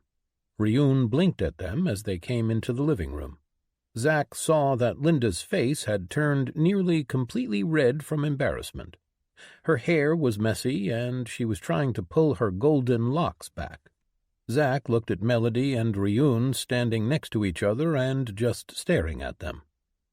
"Oh," Ryun said as he glanced from Zack to Linda. "You found something?" Zack asked quickly. The two didn't respond immediately. They seemed to be in a state of shock. Finally, Ryun spoke. "Yeah, we did." They were gathered in front of the fireplace that evening, Linda sitting next to Zack, holding his hand, and Melody and Ryun sitting across from them. "So what you are saying is that we should stay here?" Linda accused. "No," Ryun shook his head. "I'm just saying that if there is one such powerful monster around, there are bound to be more. And I know that we would die if we tried to fight that boar or anything like it. We need to get stronger." "I don't understand why we can't just avoid the monsters," Linda argued. "We can just run away, head to the valley. We can be careful." Ryun sighed. "You've seen how all of us have gotten stronger, faster, with more stats, yes? The monsters are the same. If a monster that's so much stronger than us wants to catch us, it will." "So you want us to stay here? Forever?" Linda said. Zack could tell that she was angry, and he understood her position, but he also understood Ryun's. It was why he was keeping mostly quiet, not wanting to get in between them. "Of course not. Don't be stupid. What I want to suggest is that we start hunting monsters actively. We will both make our area safer as well as get stronger. Once we are strong enough, we can make the trip to explore the valley." "And what if those people leave, huh? What if they go and leave us alone here?" she yelled. "We don't know if there are people in the first place," Ryun said reasonably. Linda turned to look at Zack. "Tell him. We should go and find help. We can't stay here." Zack grimaced. He really didn't want to get in between them, but seeing her pleading with him made him speak. "She is right, Ryun. We can't stay here forever." Linda shot Ryun a smug expression. "But," Zack added, and Linda turned to glare at him, "I also think that we need to be able to handle everything that is out there. So I am proposing that we spend the next week doing what Ryun said. We go out and hunt monsters, get essence, prepare for the trip, and then we go." Linda looked like she was about to argue, but Melody spoke up. "I think that is reasonable," she said, looking at Ryun, who himself didn't look happy. Finally, Ryun nodded. Zack sighed as the atmosphere settled. "Good. We'll start going out for hunts tomorrow." The next morning, Zack looked at his stat screen. With the essence crystal from Ryun, he now had enough to get to level 10. He was a bit hesitant to spend it all, since they depended on the shop for water, but Ryun assured him that he had enough. So, with a deep breath, he put 1,000 essence into his class. Level 10 unlocked. 3 attribute points available. Movement ability available. Multiple choices available. Achievement unlocked. Title available. First to 10. Reward plus 10% to all stats. 10,000 essence. Seeing the new title, Zack blinked. The reward hadn't just been essence. He had gotten a bonus to his stats. He read deeper into the reward. From what he gathered, he had received a 10% bonus to his base stats, meaning that the bonus would scale as he leveled. That was pretty good, but the essence was much more welcome. With it, he could level more. Then something occurred to him. If what he'd read about his title was right, then he was the first person in the world to reach level 10. Suddenly, he felt weak in the knees. That did not make him feel better at all. If he was the strongest person on the planet at the moment, then the situation out there was far worse than he believed. Quickly, he put all his essence into his class, stopping once he reached level 14, as he didn't have enough to reach level 15. That left him with 1,000 essence. Then he turned to look at his stats. With the 5 levels he had gotten, he had 15 free points to distribute. His class points had already been put into dexterity and strength, bringing them to 37 and 24 respectively. Suddenly he started to feel strange, his mind heavy. He tried to move, but his body was sluggish, barely responding. Something was wrong. He tried to yell out, but it came out as a garbled mess. But someone had to have heard him, because suddenly he saw Ryun kneeling in front of him. "What's wrong?" Ryun asked, looking him over. Zack tried to explain, to speak out, but it was like he couldn't control his tongue, like it was faster and slower than him at the same time. Ryun frowned as he saw that there was no mark on him. Zack tried to speak again, but his words were muddled, but Ryun seemed to have gotten something. "Did you level?" Ryun asked. Zack managed to nod. Something in Ryun's eyes told him that he had an idea of what was happening, so a part of him felt relieved. "Okay, do you have any attribute points left to allocate?" Zack nodded again. "Good. I want you to put them into your lowest attribute, or attributes if you have more than one that are around the same amount. Raise them up, okay?" Zack nodded again and tried to use his screens. Thankfully, they responded as normal. His intelligence and wisdom were his lowest stats, at 7 and 8, so he started putting points in. He had 4 points, and after he put only 2 into intelligence and 3 into wisdom, the feeling disappeared. "What was that?"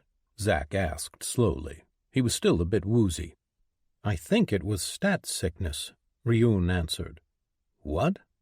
"I used to play some games that didn't let you just put all your stats in 1 or 2 attributes.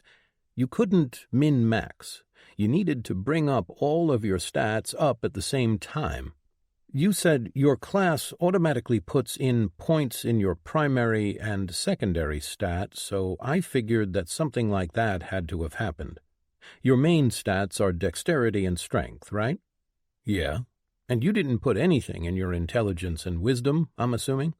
"No, they are the same as they've been at the start of all this." Ryun nodded knowingly. "I think that what happened is that your body became too powerful for your mind to handle. You'd upgraded your physical attributes, but not your mental, and that probably created some kind of dissonance." Zack looked at his stats, starting to understand. He experimentally put 1 point in dexterity, and immediately the same sensation returned. Quickly he put another point in intelligence, and then another in wisdom.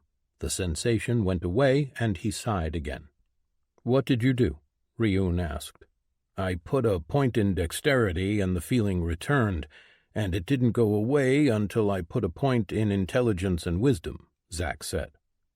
"It looks like there is some kind of a limit to how much difference there can be in stats." Zack nodded as he did some quick math. The difference is 42 between my highest and lowest stat now. That could be it. Ryun nodded. Zack looked at his stats for a bit, then allocated the rest of his points and took one last look at his screens. Name: Zachariah Gardner. Race: human. Titles: first kill, first to 10. Essence: 1037. Class: swordsman, U. Level: 14, 0 of 3000 essence. Combat ability: piercing stab. Movement ability: available. Support ability: blank. Strength: 35. Dexterity: 52. Vitality: 17. Endurance: 18. Intelligence: 9. Wisdom: 11.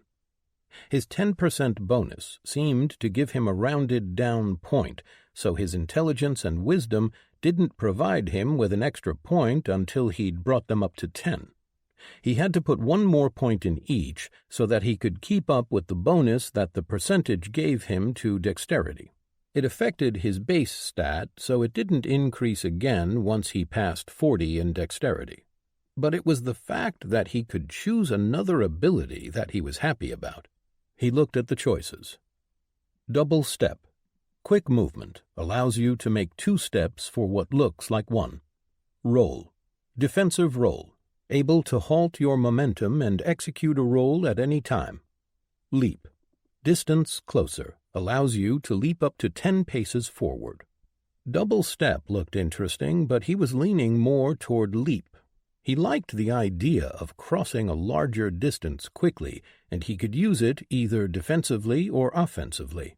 Making his decision, he picked up leap, and he knew he needed to try it out before they went out to hunt. "You okay?" Ryun asked. "Yeah," Zack said, then decided that he needed to tell him about his title. "Wow," Ryun said after he told him. 10,000 essence? That's a lot. Didn't you hear the other part?" Ryun nodded. "Yeah, it's great news, isn't it?" "That's not really what I was thinking." Zack narrowed his eyes. "What do you mean?" "Don't you understand what this means? There isn't anyone out there who is stronger than me, no one who can protect us." "So?" "I mean, we're in the middle of the forest. We have only ourselves to depend on. I know that you guys all want to find other people, to get help, but did you ever stop to think what would happen if we go out there into the forest and find people in the first place? You think that you will just be able to lose all responsibility and relax, follow others? Did you at all think that perhaps any people we find will be looking to us for help?" Zack's mouth opened in shock. He hadn't thought about that at all. "The fact that you got that title means that is all but guaranteed. I didn't refuse for us to go out into the valley because I don't want to find help. I think that we need to get strong so that if we find more people, we can protect them. Whether you accept it or not, we need to be able to take care of ourselves first. We can't just sit around waiting for others to save us." Zack gave his friend another look. He realized that he had misjudged Ryun. He had assumed that he didn't want to go because he was in part glad that this had happened. He knew that Ryun hadn't been happy with his life, and this was probably something that he had always fantasized about. And while he thought that Ryun was embracing this world just a bit too much, he could see now that he had been thinking far more about this than Zack had given him credit for. When Zack didn't respond, Ryun sighed. "Come on, the girls are waiting." Zack sighed in turn and stood up. They were going hunting. Chapter 17. Past. Zack. Hunting. An Anawai leapt at Zack, its front paws extended and claws ready. Zack stepped to the side, his body faster and more coordinated than ever before. The monster was level 8, and easy for Zack, who was level 14, to avoid. He raised his sword from below, cutting into the Anawai's stomach as it flew past him, his blade sinking into the stomach until it reached the spine and severed it, cleaving the monster in half. In the distance he saw Melody and Ryun fighting off another 4 monsters, so he activated his leap.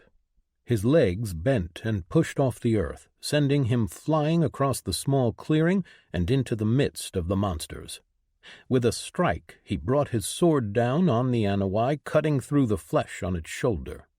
These were not the young Anawai that they had fought before, but were rather mature Anawai. They looked much the same as their smaller counterparts, a cross between a raccoon and a skunk, except that these weren't the size of a dog, but rather that of a pony. The Anawai reared back as Zack cut it, letting Ryun get a chance to stab it through the chest. Seeing that it was still alive, Zack put a piercing stab through its stomach. Behind him, Melody whirled her staff and kept 4 young Anawai at bay while Zack and Ryun dealt with the bigger ones. Then 2 quick fire flares flew across the clearing, hitting 2 different monsters, burning their hide and into their bodies. The last of the mature Anawai roared and jumped at Ryun, faster than Zack could react. But a pale silver light enveloped Ryun, and he shot off to the side, and Zack jumped forward to meet the monster with a strike to the head. It tried to evade, but Zack was faster. His sword cut into its skull and got stuck halfway through, but the monster was dead. Breathing deeply, Zack turned around, seeing that Melody and Linda had dealt with the smaller ones and were safe. Then he turned to Ryun, who was on his knees, breathing heavily. "You okay?" Zack asked. "Fuck no," Ryun gasped out. Zack knew that silver sheen was one of his cultivation techniques that let him empower himself, but he hadn't seen him use it on his entire body before. "What happened?" "Stupid technique is what happened," he said between breaths. "My core is not developed enough for me to use it on my entire body. But it was that or getting my face eaten by a monster." "At least you got out of the way in time," Zack said as his own breathing calmed down. He left Ryun to recover on his own and looked around. There were about a dozen dead monsters, with 4 being mature ones. 2 small brown chests stood in the middle of the clearing among the corpses. This was their 3rd hunt of the day. They were fighting a group of tiger macaques as well as another smaller group of Anawai. Zack glanced at his screens and saw that with this hunt he had earned enough essence for level 15. Immediately he put 3,000 essence in and leveled up. New screens appeared, startling him. Level 15 unlocked. 3 attribute points available. Support ability available. Multiple choices available. Class perk available. Multiple choices available. It looked like he could pick his final class ability, but it was the text about a perk that drew his eye. He looked at the windows showing the perks. Quick steps. You gain 10% bonus speed when in combat. Duelist. When fighting opponents that use swords, gain +10 to all stats. Gain 1 additional stat for every 10 levels. Riposte strike. Once per combat, gain the ability to execute a lightning-fast attack after being damaged. Speed of returning strike equals double your dexterity. Seeing the duelist perk immediately made his eyes darken. That one was obviously meant for people fighting other people, which he wasn't interested in doing, and he could immediately eliminate that one as a choice, seeing as he was fighting monsters regardless. The other 2 were both very interesting. Quick Steps was a good passive bonus to his speed, but he was already faster than all the monsters they had fought. Riposte strike was riskier, but being able to return a strike that had a good chance of ending his opponent was incredibly good, and he couldn't afford to think that he wouldn't get injured again. Making a decision, he picked Riposte strike. Immediately he felt as if a small node appeared in his head, and he knew how to activate the power. With that done, he looked at the abilities. Chains. Summon chains from your arm to bind your opponent. sword shine. The blade of your sword reflects and amplifies light in the direction of your opponent. Requires sword-type weapon. Shimmer. Your form shimmers for an instant, confusing your opponents. All looked like they were good choices, but he eliminated sword shine because he wasn't sure that he would always have his sword at hand. Shimmer might be a good distraction, but in the end, chains appeared the most useful. Being able to bind monsters in place would have a lot more utility than attempting to blind or confuse them. After he made his pick, he looked at his stats. For his 3 free stats, he put 2 in intelligence and 1 into wisdom, because he wanted to get some cushion room for his stats. His dexterity was now 42 and his strength 27. He would probably bring up his strength next.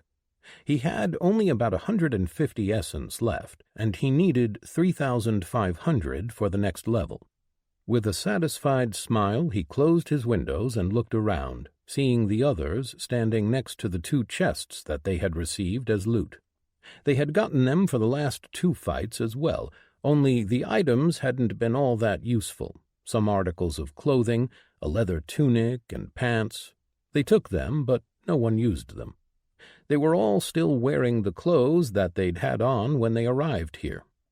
Each of them had been dressed for a walk in the woods and camping, and so their own clothes provided more protection than what they were getting from the loot. As he walked over, he saw that this time they had gotten some weapons.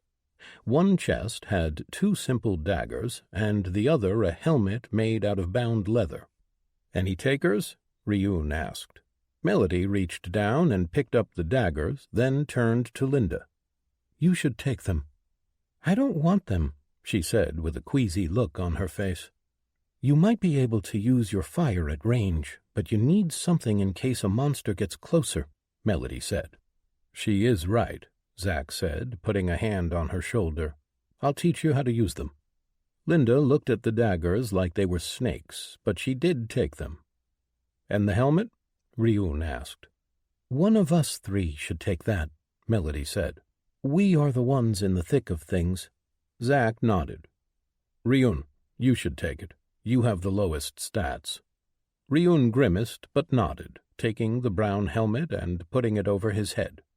Melody and Linda had both reached level 10, and their stats were higher than Ryun's, their primary ones at least. Zack didn't know how good his path was. He had little to go on, but so far the classes seemed more powerful as well as less demanding. Ryun still didn't have enough essence to advance. They took the corpses of the monsters and sold them in the shop. They had tried their meat and found that none of them liked it, so for now they were using the monkeys as a source of food. They gathered up and headed out. It was only around midday, and they planned on hunting for a while longer. Chapter 18. Present. Ryun. Moonlit Talk. Instead of picking up a spot for an ambush, Ryun decided to play some games with the would-be hunters. He went back and erased any tracks leading to his camp in the mountains. Then he went ahead and made new tracks leading in different directions. By the time the sect warriors decided to follow, there were no tracks that would lead them to the woman and the child, and about a dozen others leading them in circles. He got a lot of enjoyment out of watching them follow the false tracks and then ending up exactly where they'd started. Ryun stayed hidden in the trees, looking from a distance, far away enough that there was no chance of them noticing him. After a while, however, he got bored and decided to head back to the mountains. He doubted that they would find them now. His camp was almost a day away, and they had no tracks to find them. And if they did, he would deal with them as he had dealt with all who had ever come after him. A few hours later he reached the camp and walked up to the mother and daughter. They had been preparing the meat that he had left them. Without saying a word, he sat next to the fire and looked at the woman, Anrush. He studied her closely. She was fit, a warrior, obviously. Her skin was of a darker shade of green, almost brown, but not quite. Her hair was black, pulled back into a braid. Her blue eyes stared at him defiantly, her hands gripping the shoulders of her daughter, who was kneeling in front of her. To his eyes she looked like an orc, but she called herself human. Ryun remembered only a little about his talks with the deal-maker, but he did remember that Earth had 9 iterations, or at least 9 had been chosen for a chance of some surviving and being allowed into this new reality. So if she was human, that would mean that there was an Earth out there, or rather, there had been an Earth, that had developed slightly differently, resulting in green-skinned and tusked humans. He wondered what their world was like, how it had been different than his own Earth. He debated asking, but Onrush had been born in this realm, and she couldn't give him the eyewitness account that he wanted to hear. "Why are you looking at me?" Onrush asked, snapping him out of his thoughts. Ryun tilted his head. "Am I not allowed?" "I don't like it. Would you please stop?" Onrush said. Ryun frowned, thinking about what he'd done. It made no sense. He'd done nothing wrong. Still, he nodded and turned to look at the little girl, Cree. She looked like a smaller copy of her mother, and her blue eyes met his with far less fear than those of her mother. "Staring at my daughter is not any better," Onrush snapped. Ryun looked at her, confused. "Why?" "It is rude." "Ah, is that a common custom around here?" "Custom? No, it is just rude everywhere. Where in the deal-maker's name did you come from that you don't know that?" "I'm from Earth," Ryun said. "Of course you are from Earth. You are human." She rolled her eyes at him. "I mean, what territory are you from? Where did you grow up?" "Earth," Ryun said again as he picked a piece of meat from the fire and put it in his mouth. It wasn't cooked enough yet, but that didn't bother him. "All right, you don't need to tell me," Onrush told him. Then a moment later she frowned and spoke again. "Wait, are you trying to tell me that you are a rancor?" Ryun glanced back at her, seeing her studying him with her eyes narrowed. "I am a rancor." Onrush blinked, and Cree's eyes widened in awe. "Are you really?" the little girl asked. "I am." "That is so cool," Cree whispered. "You are from the 6th iteration, then?" Onrush asked, her voice getting just a tiny bit more respectful. 7th, Ryun said. 7th? That's impossible. The 7th iteration should be arriving soon, but even if they already had, that would be impossible. If you were a rancor from the 7th, you wouldn't be as strong as you are. You are lying." Ryun's eyes darkened, and a wisp of his Reaper's aura leaked out as his perk activated. He glared at Onrush, seeing her eyes widen in terror. "I do not lie. Ever." Immediately she drooped from the stone and onto the ground, kneeling and pulling her daughter down with her, keeping her head touching the ground. "I apologize. I did not intend to insult you, Master. Please, I ask for forgiveness." Ryun recoiled as if he'd been slapped when he heard her call him Master.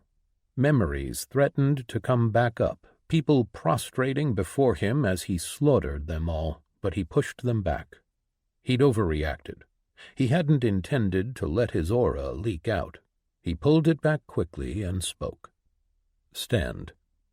She rose slowly, keeping her now shivering daughter close to her with one arm, while the other was resting close to her sword. "I did not mean to frighten you. Be at ease." Onrush looked as if she was ready to run, so he spoke again. "I overreacted, and I apologize for that, but it would be prudent if you did not accuse me of lying again. You do not know me." She nodded her head, her mouth pressed into a tight line. "And don't call me Master. Ryun will suffice." He stared at her until she responded. "I understand," Onrush said. Seeing that he had frightened them too much, he sighed and stood up, walking a few steps away before sitting down in a meditative pose. He closed his eyes and tried to tune out the mother's whispering as she tried to reassure her daughter.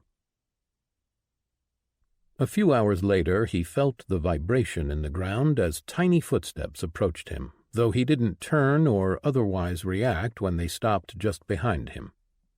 Minutes passed, and finally the fidgeting child cleared her throat. I'm sorry to bother you, Mr. Ryun, but can I ask you a question?" Ryun glanced over his shoulder at the little girl, then nodded. "I was wondering what you plan on doing with us." The question caught Ryun a bit off guard. He had thought that he had been clear with his intentions. He wanted answers to questions, nothing more. But perhaps he had missed something. It had been a long time since he had interacted with another being capable of speech who was willing to speak without trying to kill him or curse him to death. "I want answers to questions. Afterward, you are free to go." "You know, we don't really have anywhere to go. Mother means well, but without you, we would be all alone in the mountains or captured and back with the sect." Ryun turned around fully, casting a glance at the bundled and still form of Onrush. He had sensed her slip into sleep a while ago. The girl saw him looking and spoke up. "She is asleep. She hadn't slept since Father's patrol went missing. She is exhausted, and I think that you might have scared her to sleep." Ryun looked at the girl in alarm. He hadn't intended to do something like that. He hadn't even known that it was possible. Cree saw his expression and quickly waved her hands in front of her. No, that was a joke." Ryun's expression cleared. "Ah." The girl walked over and took a seat next to him on the cliff's edge, looking over at the sparse trees rising from the side of the mountains and the tiny path in the distance that led back into the valley and the forest. She didn't say anything, which made Ryun uncomfortable. He didn't know how to act next to a child. There had been no children on Earth. The children had been the first to die in the New World, and no new children had been conceived.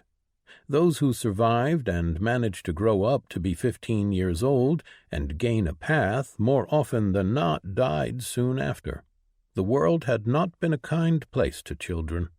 And then Ryun had happened to it.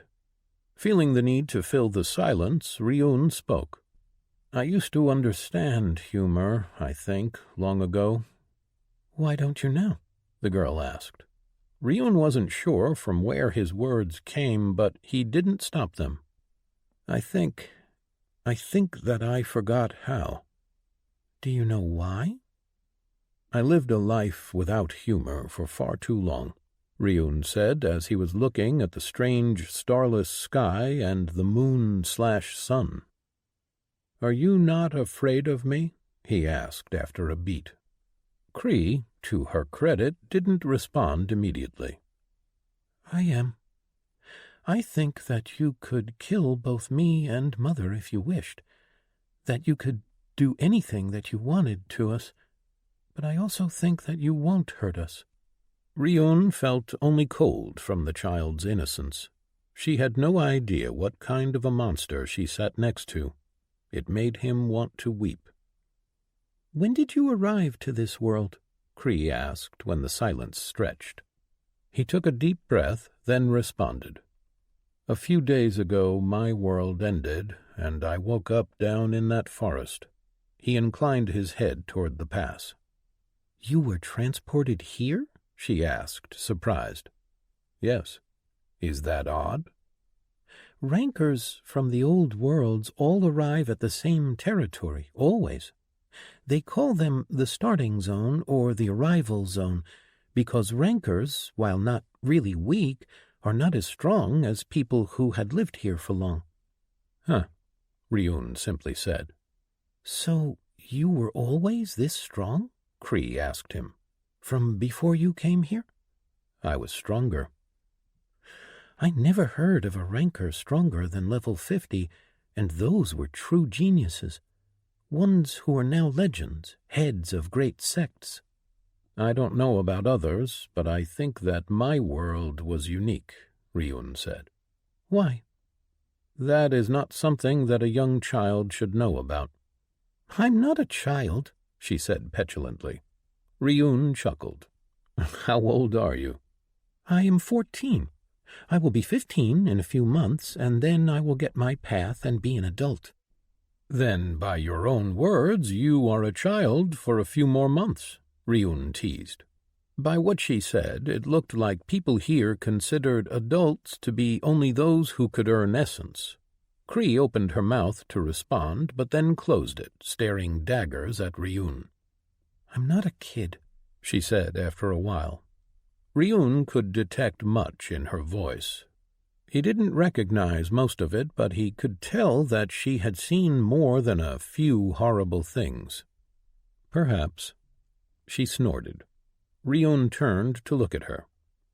You are not very respectful to your elders, are you? I am. She raised her chin, then paused. All right, maybe not always. Mother tells me that I need to learn how to show proper respect, whatever that means. Ryun hummed but didn't comment. It was not like he cared much about such things. When he lapsed into silence, she spoke up again. So, you wanted us in order to ask us questions. Is this because you don't know anything about the infinite realm? Yes. You could have gone to the sect or captured a patrol and interrogated them. You didn't need to help us, Cree said, her head turned away, her eyes looking out in the distance. No, I didn't, he agreed. So why did you? She asked, keeping her head turned away. But Ryun could tell that she wanted to know. Because you were interesting, Ryun said, telling a half-truth. Really? He sighed, deciding that there was no need to omit the truth. Yes, because you were interesting, and because I thought that what was happening to you was an injustice, and because that injustice reminded me of things from my own past. Cree didn't ask him to elaborate, perhaps sensing that he did not wish to speak of it. After a while she spoke again. So, will you protect us from the sect? Until such a time when I feel that I have learned enough from you, yes, you will have my protection.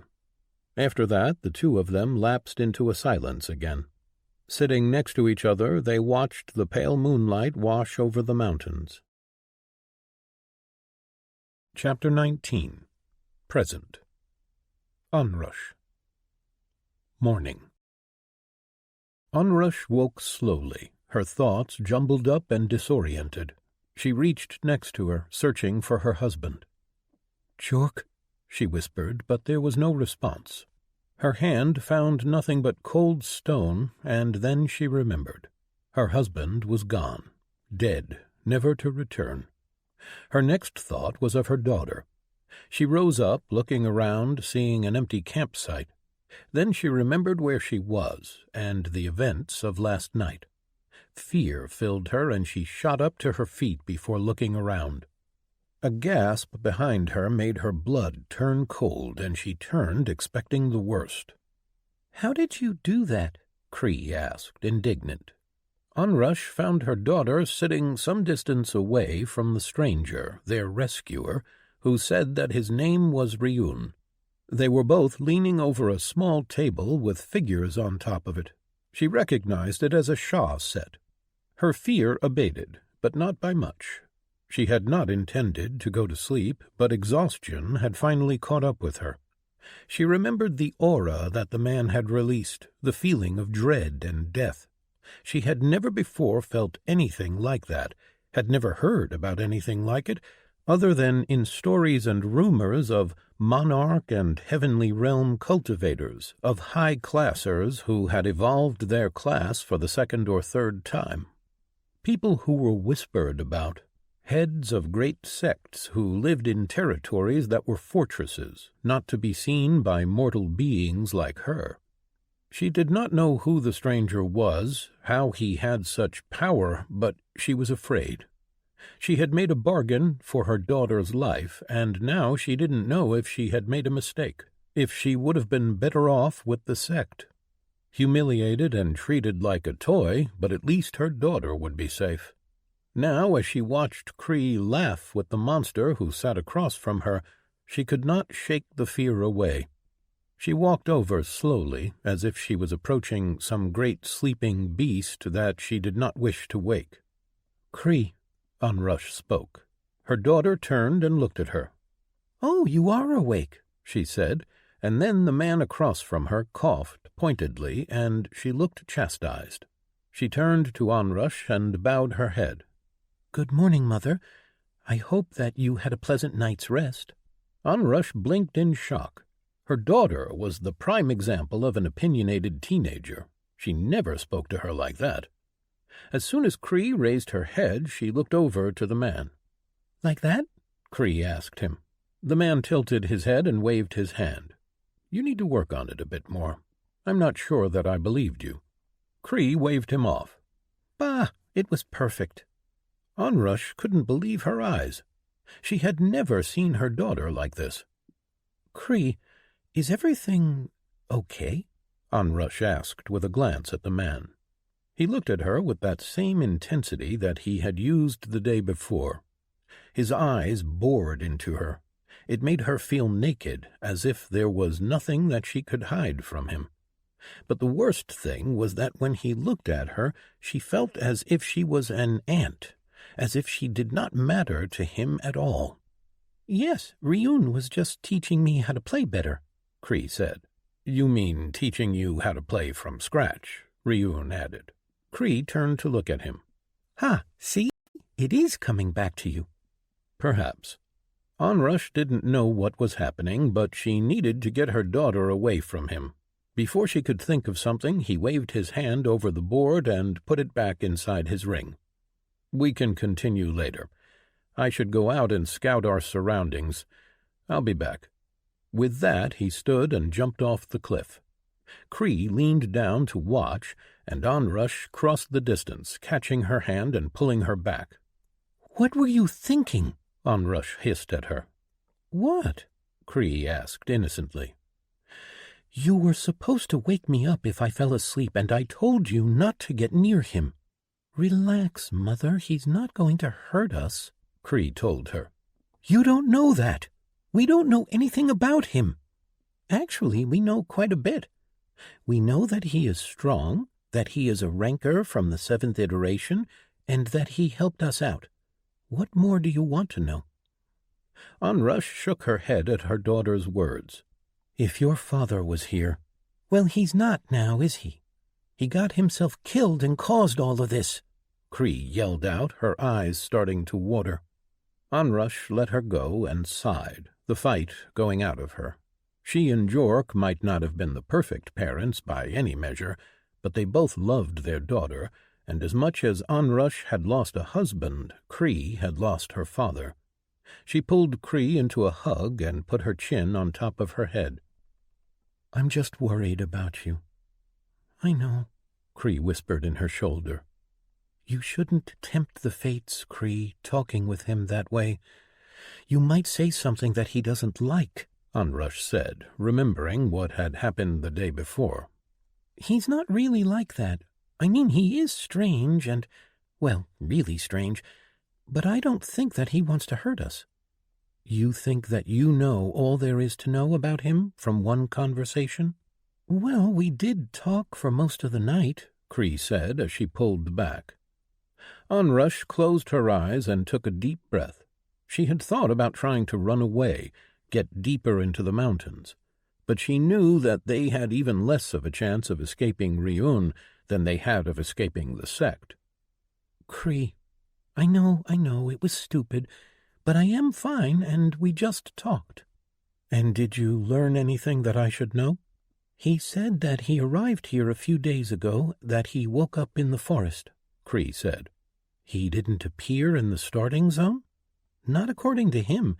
He also said that he was strong because his world was special." "Well, I don't know how much we can trust him or his word." "I don't think that he would lie. I think that he is sad and lonely. I think that he saved us because he wanted someone to talk to." Onrush looked at Cree. Her daughter was many things, and insightful was one of them. "You think he is lonely?" "It's just a feeling I got. When he speaks, it is almost as if he is struggling to remember every word, to remember how to interact with people." Onrush didn't have anything else to add to that, so she turned around and looked over the cliff at the pass in the distance. She wondered, not for the first time, who exactly she had involved herself with. Chapter 20. Present. Ryun. Mistakes. After doubling back and listening to the conversation between Cree and Onrush, Ryun headed out of the mountains. He wasn't offended by their conversation. Cree had spoken truthfully and had said what she thought. Onrush was afraid for her child, something that Ryun couldn't understand, as he had never felt such a fear. He had, however, experienced other kinds of fear. He decided that he wouldn't keep them any more, as he had already learned enough. Tomorrow he would give them some supplies and send them on their way.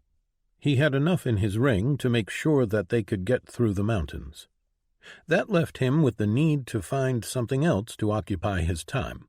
There wasn't much that he could do out here. He figured that he could go out of this forest, find some sign of civilization, and see what his choices were. As he jumped from cliff to cliff, from rock to rock, his mind wandered. There were not many powerful monsters around. He had seen only one large bird-type monster that was Tier 3, while the others were all around Tier 2.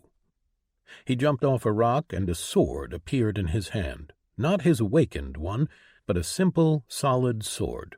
Seeing a flying monster in the distance, he focused and swung his weapon. Spatial cut cleaved the monster in half, and its essence was added to him. It was a large amount of essence, at least compared to what he would get on Earth, but it was a fraction of what he could really get from the monster if he only had his class available to him. As the body of the monster fell to the ground, Ryun grimaced at the waste of essence, but there was nothing that he could do. He started hunting, cleaving the air in front of him, and sending spatial cut into the air, killing the monsters, farming essence. Every time he gained essence, he tried to push it toward his class or cultivation, and every time he failed. He could not touch them at all. He was getting increasingly frustrated, both by the power of the monsters around him and the fact that he couldn't reach his true power.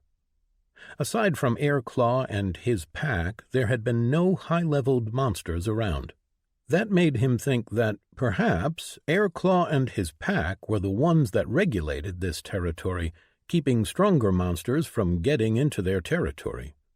He knew that what they had called boss monsters on Earth did not like each other and would often clash.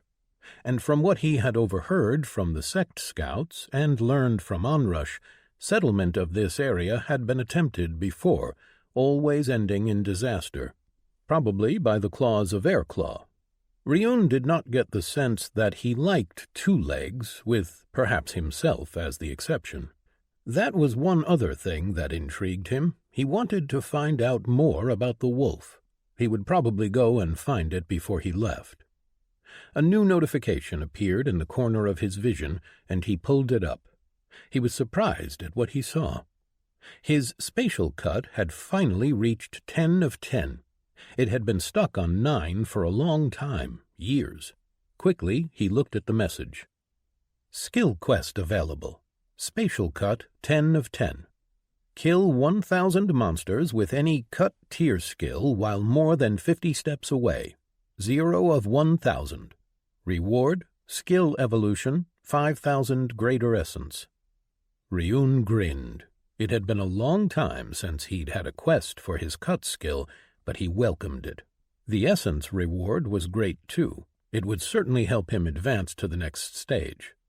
Cut was his first skill, and one that had proven its worth countless times. Closing the windows, he continued running, taking down a few more monsters using his spatial cut, starting the quest. A while later, when he couldn't find any more monsters, he landed on a tall rock pillar high up the mountain. Around him the world stretched for a truly insane distance, the landscape disappearing into a kind of fog instead of bending around the horizon. He allowed the sight to take his attention, but he knew that he was stalling. Finally, he sighed and decided that it was time to do the thing that he had been trying to avoid. He knelt and moved through his windows until he reached the one for the shop. He was not inside any ruled settlement, so he had access only to the basic shop, and nothing there was of interest to him. Instead, he found the button that would take him to the deal-maker. Before he could change his mind, he pressed it. The old and familiar sensation came over him, and then Ryun was sitting in a dark realm. Across from him sat the being in his dark cloak, with no features visible.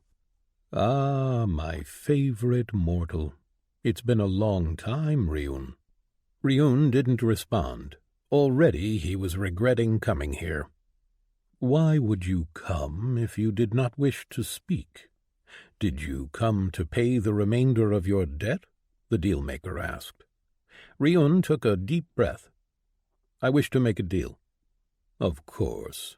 Tell me, how can I help you?" "I want the seal on my power removed," Ryun said. He knew that the deal-maker already knew about it. He knew everything, but Ryun was also certain that the deal-maker had sold the skill to Zachariah. "That is an expensive want. You do not have enough essence to pay for such a thing." Ryun grimaced. He had nearly 3,500 free greater essence. That was 3.5 million. It was a fortune, more than a fortune. And he had much more. "I have essence crystals worth millions of—" "I know what you have.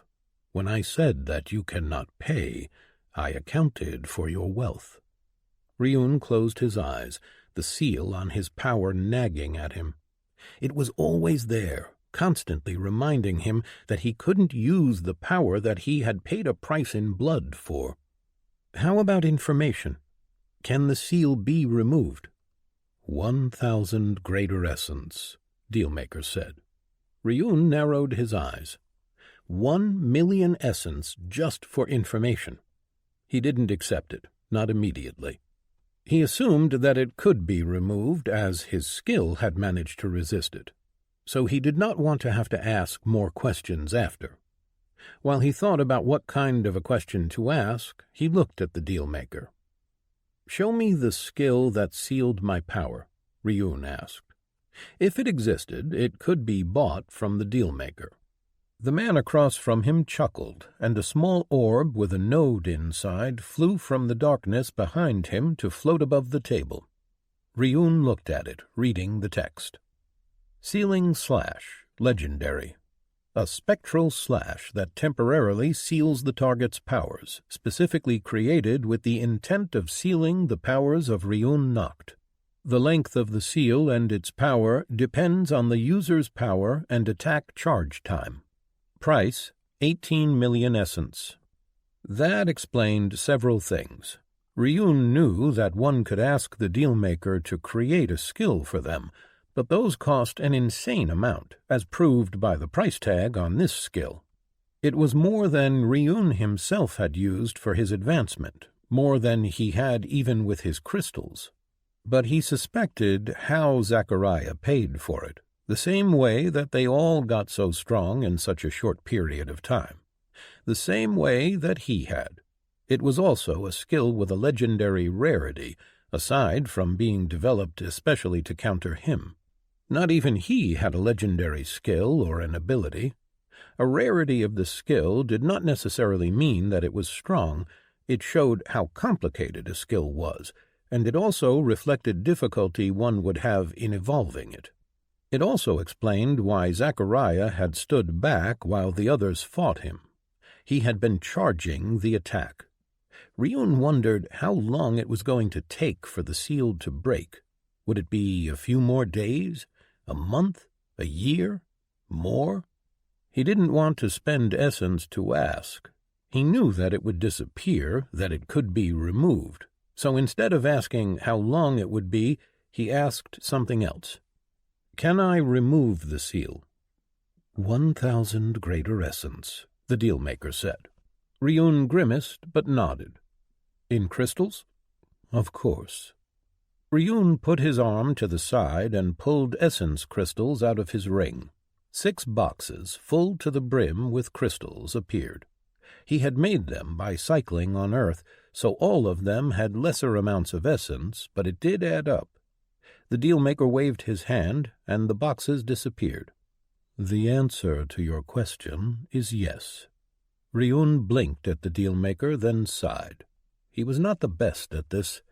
In any case, he had gotten what he asked for. "Thank you," Ryun said, and stood up. "Leaving so soon?" "I accomplished what I came to do." "As you will. But remember, you still owe me a debt," the deal-maker said, and a moment after, Ryun's eyes opened in the real world. Dealing with the deal-maker did not happen in the real world, and the time that passed inside did not matter to the real world. Now he knew that he could remove the seal, and he was certain that his skill could help him with that. In his inner vision, it alone pierced the seal, breaking apart around his skills. And he remembered the sense of something moving the last time he tried using it to cut away at the seal. Perhaps he only needed to evolve his skill further. Ryun looked around, seeing nothing amiss. With nothing better to do other than think, he decided to head back into the forest to check up on the sect. He used his untethered body freely, jumping high into the air and slowing his descent into a long gliding arc. It was almost like he was flying, and it was one of the things he loved the most about the body. He fell down from the sky and into the forest, slowing his body down so that he stepped gently on the thin branches near the top. Quickly he jumped down to the sturdier ones and then started running toward where he had last seen the sect forces. Even before he came into their sight, he realized that the sect forces were no longer there, not most of them at least. Once he came close enough to see the former camp, he found only 4 people there, and they were packing up the camp and talking. "Us too. The young master might need all the help he can get," one of the humans said. "I doubt that any force out here would have a lord present," a crustacean said. "They are not a disposable resource for any sect, and this territory had been killing anyone foolish enough to try and settle it. No, I don't think that we are facing a group with a lord." "Yeah," a woman with pointed ears agreed. "The young master will handle them and bring back the defector." "I still can't believe that Onrush was a traitor," the last member of their group, a demon-looking woman, said. "I mean, running away from your debts is already dishonorable, but going to another sect, killing your comrades?" Ryun frowned. It appeared like the sect had come to the wrong conclusion about Onrush and their dead scouts. Perhaps his little stunt with the many tracks hadn't worked out as he had intended. He had wanted to screw with them, true, but it looked like they thought that Onrush had betrayed them for another sect. "The young master will deal with them and the traitor," the crustacean said. The human man looked at his comrades a bit uncomfortably as he spoke. It isn't like she didn't have a cause to try and leave. The others didn't respond for a long while, and then the demon woman nodded. "True. But if the rest of us can put up with the young master, so could she. We are all outcasts and undesirables here, the ones that the sect can afford to lose, but you don't see any of us going to another sect." "Still, I pity her. Once the young master gets his hands on her, it won't be pretty. He was quite angry last night," the crustacean said. "Good thing that the scryers managed to locate her. Otherwise—" Ryun stopped listening. The branch beneath his feet cracked as he jumped through the treetop and out into the sky, soaring toward the pass. He had been stupid. He had known that there were classes that could be used to locate people. He had been found by them often in the beginning. The truth was that he had forgotten, as once he had found a way to avoid being tracked, it became a non-issue for him. But now it hadn't been him who was tracked, but two people that were still in his charge, people that he had made a bargain with. A part of him wondered why he should even care. He didn't have any attachment to the two, he thought, except that he knew that was a lie. He was attached, not because of them, but because of his own past. He had done many things that he had not been proud of, things that were terrible and unforgivable, but he had done them all out of a sense of justice. His own justice, perhaps, but he did not for a second believe that he had been in the wrong. What he had done had been necessary, even though he had harmed the innocent, even though not all had been equally guilty. It was what he had decreed, what he had promised to do. He had taken on the names they threw at him. He became the monster, the world-ender, because he deserved it. The scorn and the hate were a price that he was willing to pay. But this here was a new world, with people who were not from his old one. These people were innocent of the crime that he had sought to punish. The mother and daughter were under his protection, such as it was, and he would not let them be harmed. Chapter 21. Present. Onrush. Running. She noticed them coming as she was practicing with her sword. It was not her danger sense that had alerted her. That one had been softly humming ever since she left the sect's town construction site. It was her echo sense that tipped her off, and far too late. She turned around and ran to camp, grabbing her daughter. "We need to run. Come on," Onrush whispered. "What? Why?" Cree asked as she was dragged away from the camp, the fire still burning. "They've found us." "How? What about the amulets?" "I don't know, and it doesn't matter." Onrush was running, her daughter barely keeping up. She had much the same questions as her daughter. Around their necks were two of the sect's cloaking amulets, which were supposed to keep them impossible to find by scryers. She had stolen them just before they left. But she shouldn't have trusted in them. This entire expedition had been one elaborate act of waste removal by the sect. She wouldn't be surprised if half of the artifacts that the young master brought were faulty or of poor quality. That was probably why she had even detected the sect closing in on them. Her sense had heard snapping branches in the distance, but the fact that she hadn't heard them before meant that they were using sound-canceling artifacts. It made sense, considering they knew about her skills and abilities.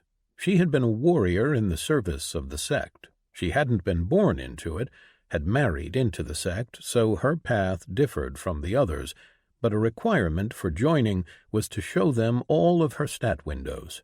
She had no advantage against them, and they knew everything that she could do. "What about Ryun?" Cree asked between breaths. "He isn't here. He can't help us," Onrush said. She never should have trusted the stranger, no matter how powerful he was. He might have even led the sect warriors to them, traded them for some concession from the young master. Suddenly she heard a lot more running steps heading after them, abandoning stealth. They had to have reached the camp. Fear was threatening to overwhelm her. Cree was too slow. They couldn't outrun them. She had no idea where she was going. The small plateau covered in grass where they had their camp hugged the mountain, but she could see no way out. The clearing stopped as it came against the mountainside, and everywhere she looked was the same. Below them was the canyon, with a sharp drop hundreds of steps deep, and all around were rocky sides of the mountains. They were trapped. She came to a stop, Cree halting next to her. "Mother?" Onrush didn't answer. Already she could see her future dimming. She had loved her husband, but she now regretted marrying him and getting involved with the Black Viper sect. All sects were the same. They exploited everything and everyone to further their own goals, but Jork had convinced her that this one would be different. He hadn't been born in the sect, but recruited. He had been low in the sect standing, but he had promised that it would improve, that they would advance and climb the ranks together. Jork had hitched himself to a nephew of a sect head, someone with influence and social standing that put them high in the sect hierarchy. The young master, Fier Jivan, was a rising star, a talented cultivator and capable warrior, someone who the sect had invested resources in. Onrush's family's future had seemed bright, until Fier fell out of favor and he got banished to this forsaken territory. From there, everything went from bad to worse. The now disgraced master turned violent toward his subordinates, blaming everyone but himself for his failing, and Onrush had the bad luck of catching his eye. While Jork had been alive, he couldn't afford to act on his desires, couldn't afford to alienate the leader of his scouts, and yet he had been propositioning her and attempted to pressure her into his bed, quietly, when her husband wouldn't notice. But with every refusal he only grew angrier. Then, when her husband failed to return from a patrol, the obstacle in his way disappeared. Fier had barely waited a day before he came to her, and when she refused again, he threatened her daughter.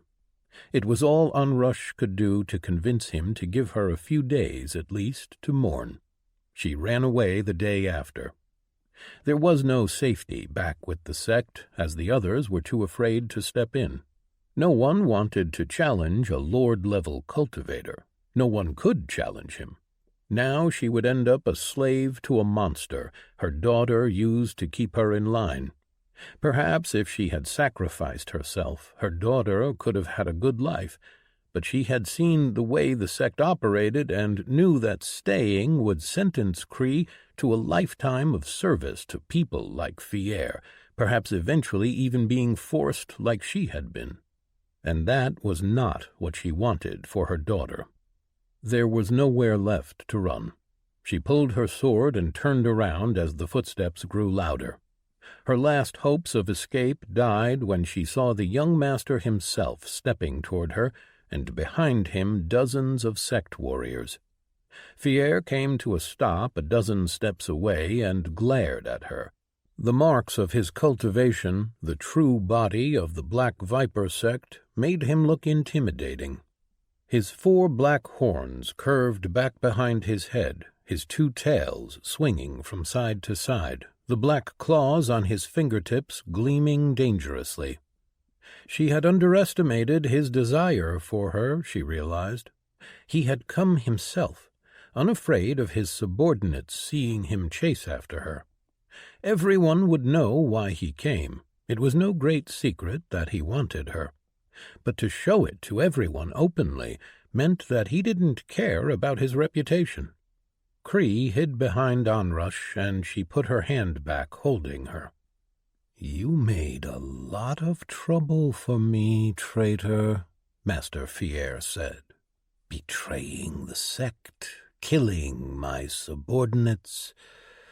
You will have to pay for it all." His head turned, looking around. "Where are your friends? Did they abandon you as you abandoned your own sect?" Onrush frowned in confusion at his words, but then she realized that he thought she had gone off to another sect. He knew that she couldn't have defeated the group he sent after her alone. It was a logical assumption, as sects constantly tried to get any advantage on one another. "Which sect was it?" Fier asked. "The Dalmora? They had tried settling this territory before. Or was it the Last Embers sect?"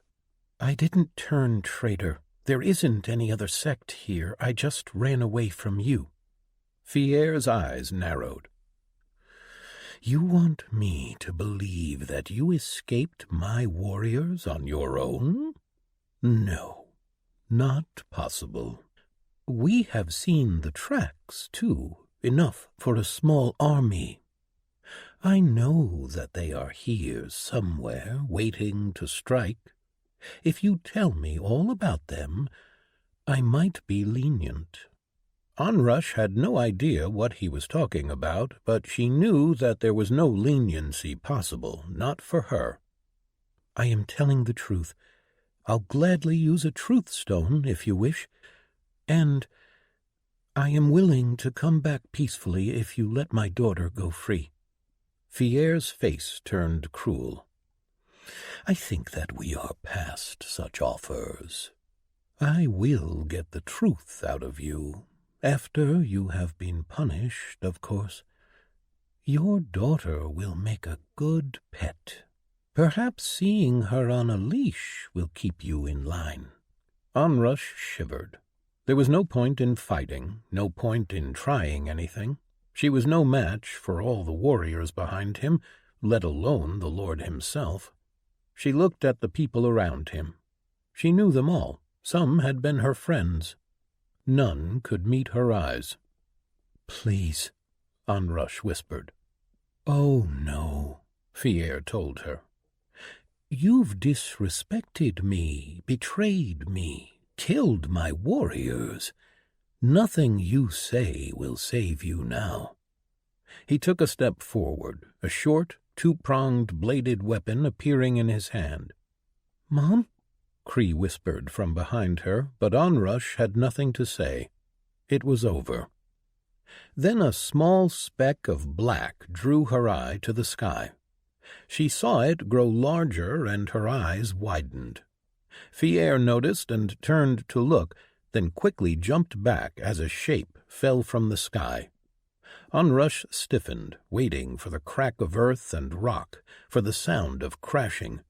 But there was none of that. The man slowed and touched the ground with no sound whatsoever. Chapter 22. Present. Ryun. Power. Ryun landed between the sect members and Onrush and Cree. A part of him was glad that he had reached them in time, even though he had been prepared to find them dead. Death was no stranger to Ryun, and the death of one or two more shouldn't matter to him. What mattered was that he had given his word to a little girl. It had been strange, talking with a child. She pretended to be an adult, but she was clearly not. Ryun still did not know what to think about her, but it was no wonder, considering he had not talked with or even seen children in a long time. He did not know how to act with them. Ryun didn't look at the two of them, but instead at the warriors before him. There were around 50 of the sect warriors, and at their head before Ryun stood their leader. What Ryun could tell about the man supported what he had been told. The demon man had an evolved class, and he had advanced to Lord Realm. On paper, the man before him was as powerful as Ryun was with his full power available. But he was not impressed. He could tell that the man was not as strong as he. Ryun had forged his path, cultivated his path to its limit. He had not advanced when he had essence available, but had instead cycled, spending his earned essence to increase his core capacity and strengthen it. He cycled the essence from his surroundings, filling his core to the limit before draining it again and again until he finally advanced. His efforts were rewarded 1,000-fold. He had done so with every single one of his advancement stages. But that power was barred from him, his chi sealed behind an impenetrable seal. Yet still he was not afraid.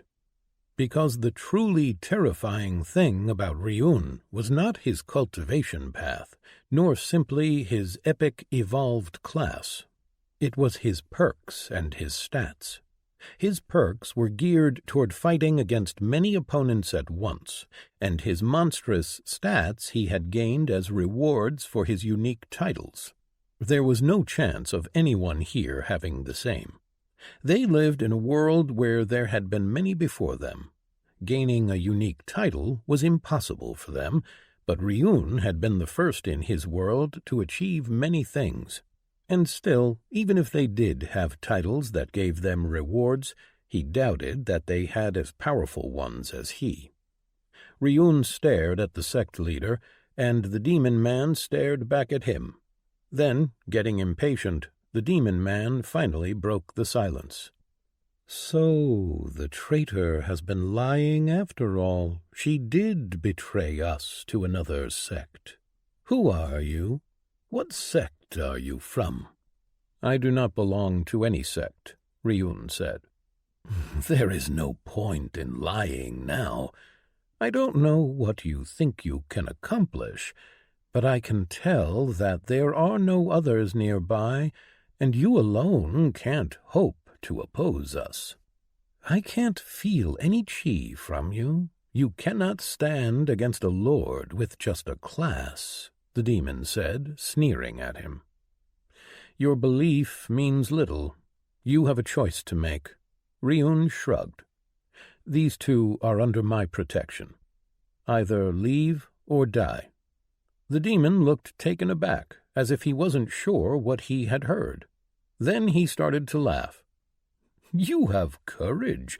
I will give you that, standing before a lord and not cowering. Few are stupid enough to do that. Do you even have any idea who I am?"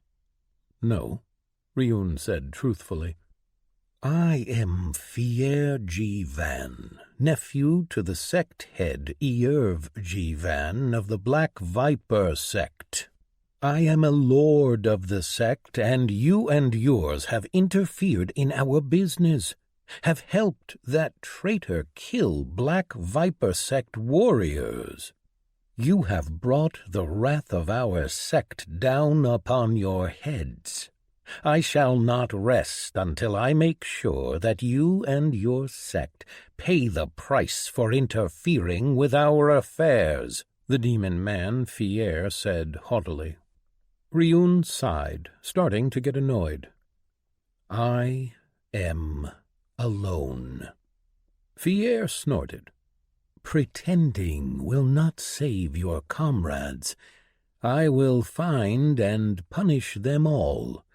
You can surrender yourself and tell us all that you know, and I promise you a quick death. Otherwise, I will cut you apart piece by piece until you tell me all that I want to know." Ryun closed his eyes and shook his head. People like this reminded him of why he had isolated himself from others.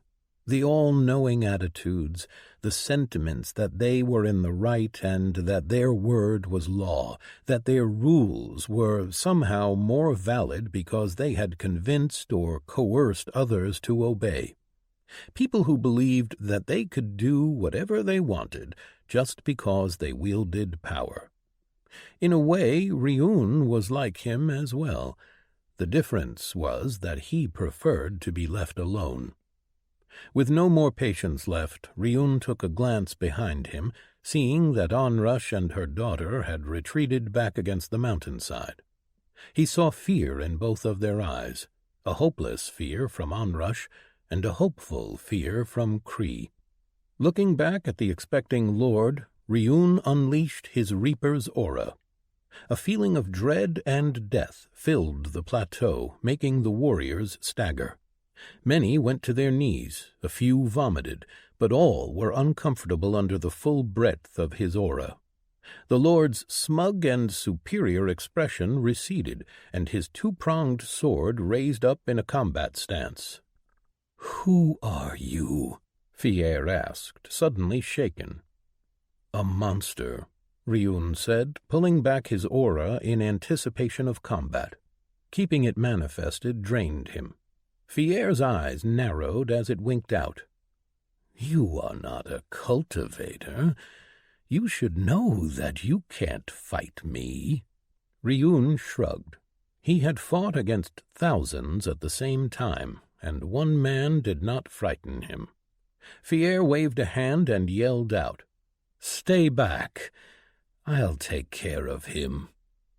Ryun pulled Shadow Princess from his ring and took a relaxed stance. Fier's eyes went to his blade. "That is an awakened blade." "It is," Ryun said. The Lord's weapon was of great quality, but it was no awakened blade. Ryun saw the moment Fierre's look turned greedy. He wanted Ryun's weapon, he realized. The man made a decision, and nearly faster than the eye could follow, he sprung, using a movement skill. Ryun didn't recognize it, but nevertheless he didn't move. Fierre reached him and swung with his sword, going for Ryun's throat. He was fast, his strength and dexterity both probably over 200, but Ryun was faster. Shadow Princess was there, blocking the attack. Fierre's eyes widened, but to his credit the man did not slow. He pulled back and unleashed a barrage of stabs at Ryun, an ability, by the feel of it. Ryun's sword moved, blocking every lightning-fast attack, filling the mountains with echoing clashes of metal upon metal. Then the lord pulled back, turning around and snapping out with both his tails and with his blade. Ryun took a step to the side and jumped over the tails as he blocked the sword mid-air. The attack pushed him to the side, the lord's eyes glinting as he pressed his advantage. But Ryun was not off balance, and he landed gently on the ground. His untethered body barely rocked. Fierre raised his blade above his head and slashed downward. Ryun raised his sword and blocked, the power of the strike sending a force through Ryun and into the ground, cracking it and pushing him deeper into the rock. But his untethered body did not bend, and his sword did not move. Fierre's eyes widened as he saw an attack with his full strength being stopped. He pushed harder, putting more power into it, but the only thing that happened was that the ground beneath Ryun's body cracked louder. Then Ryun moved his sword, pushing the man back as he took a step. Fierre tried to fight it, but quickly adapted once he realized that he couldn't stop Ryun. The lord jumped back, getting some distance and readying himself to attack again, but Ryun pushed off the ground in a leap, the earth behind him cracking as he surged forward through the air. Fierre was startled, but he managed to put his blade in front of his body and block Ryun's sideways slash. What Fierre did not anticipate, however, was the height of Ryun's stats. Ryun saw his mouth open as his block was pushed back, as his elbows bent by themselves and his blade was pushed from its place. Ryun's attack didn't slow. Instead, it carried Fierre's block until he was struck in the chest with his own arm and sword, Ryun's blade making a shallow cut on his shoulder as he was picked up off the ground and sent flying. Fierre flew as if he was an arrow shot out of a bow, flying through the air with a confused look on his face. He twisted in the air, his tails stabbing into the ground and halting his flight. Even still, he fell to the ground and rolled over 3 times before he came to his knees. The lord looked at Ryun with a strange look on his face, but now Ryun saw his arrogance gone. For himself, Ryun was disappointed. He had hoped for a challenge. The lord was strong, stronger than Zachariah and the others had been when they had confronted him at the end, but not by much. Although he was nowhere near as good as they had been, the others had far greater mastery of their power. They hadn't been great cultivators, but they had been higher levels in their classes than Fierre. "You are not a cultivator. You are not using any skills or abilities," Fierre said, his expression filled with disbelief as he stood up. "Those are your stats. You are fighting a Lord Realm and Evolved Classer with only stats." Ryun didn't respond verbally. Instead, he just tilted his head and kept his eyes on the man. Fierre's expression darkened, and Ryun saw a faint glint of green seep around his blade, wisps of it trailing off, telling him that he had just started using his chi and had activated a technique. Then Fierre used his movement ability to close the gap again, his blade slashing at him. Ryun blocked, then attacked. Fierre wasn't as fast as Ryun, but he was well trained, or he had good skills. Either way, he kept up. He avoided getting into strength contests with Ryun. Instead, Fier tried to just dance around his opponent, slashing and trying to keep on the offensive. Ryun kept blocking and keeping his ground. He wanted to see just how strong a lord in this world was, wanted to gauge the level of power that this world's warriors could provide. He might as well. He had already decided that the man was not a threat to him. Then, during one of Fier's flurry of attacks, his green chi surged and thickened around his blade. A moment later, a whip of chi with a needle-sharp point lashed out of it, going around Ryun's blade and stabbing right through Ryun's shoulder. Fier's face split into a victorious grin, but Ryun didn't even bother to pull the whip out. He just used cut and split the chi in half with a swing of his sword. Fier jumped back, the grin still on his face. Ryun looked at his shoulder. The green chi had already dissipated, leaving him with a small puncture wound.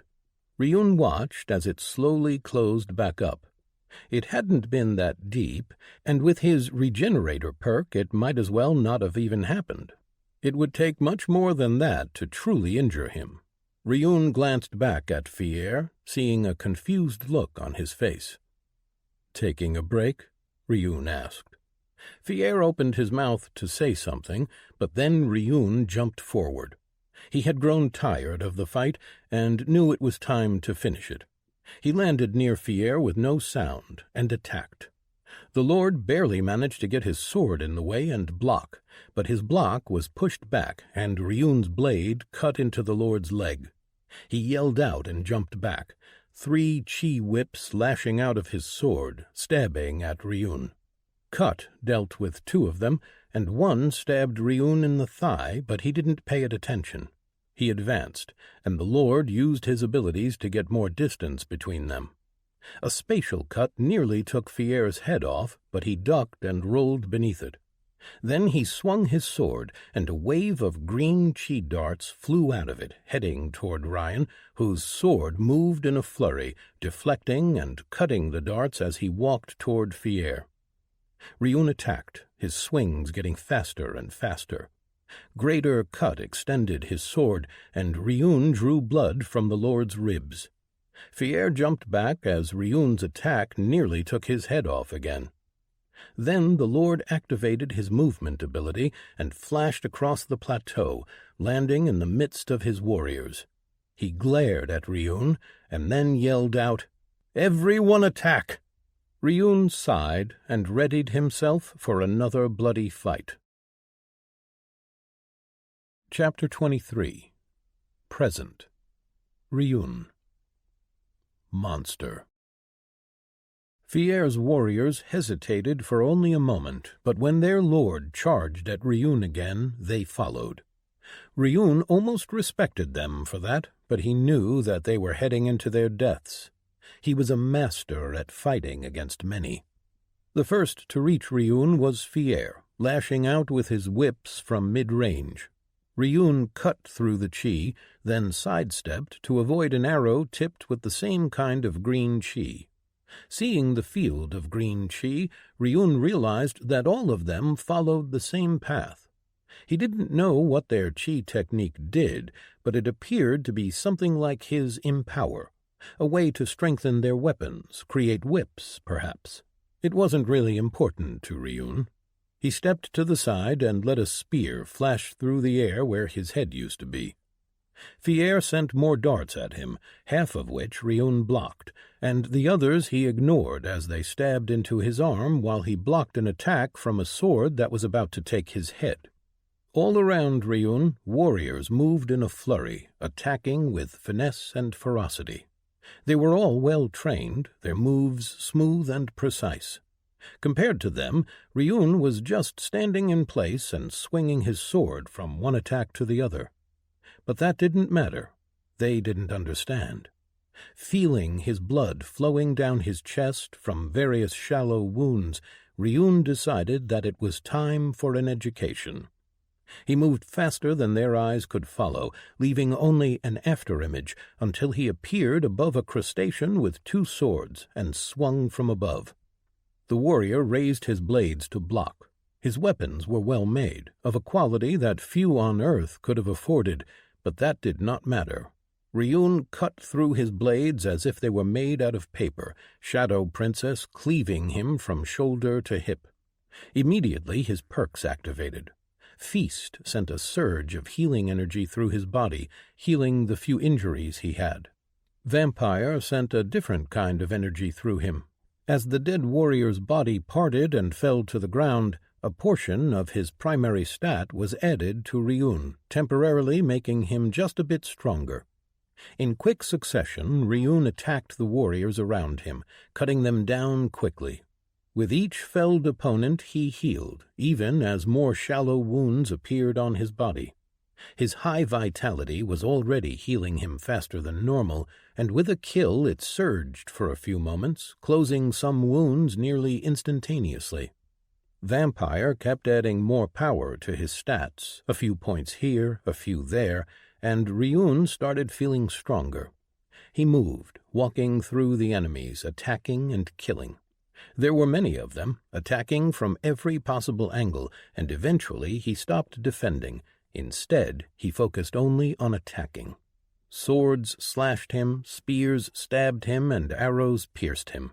But all were shallow wounds. Ryun's stats were too high, and his body too hard for them to seriously injure him.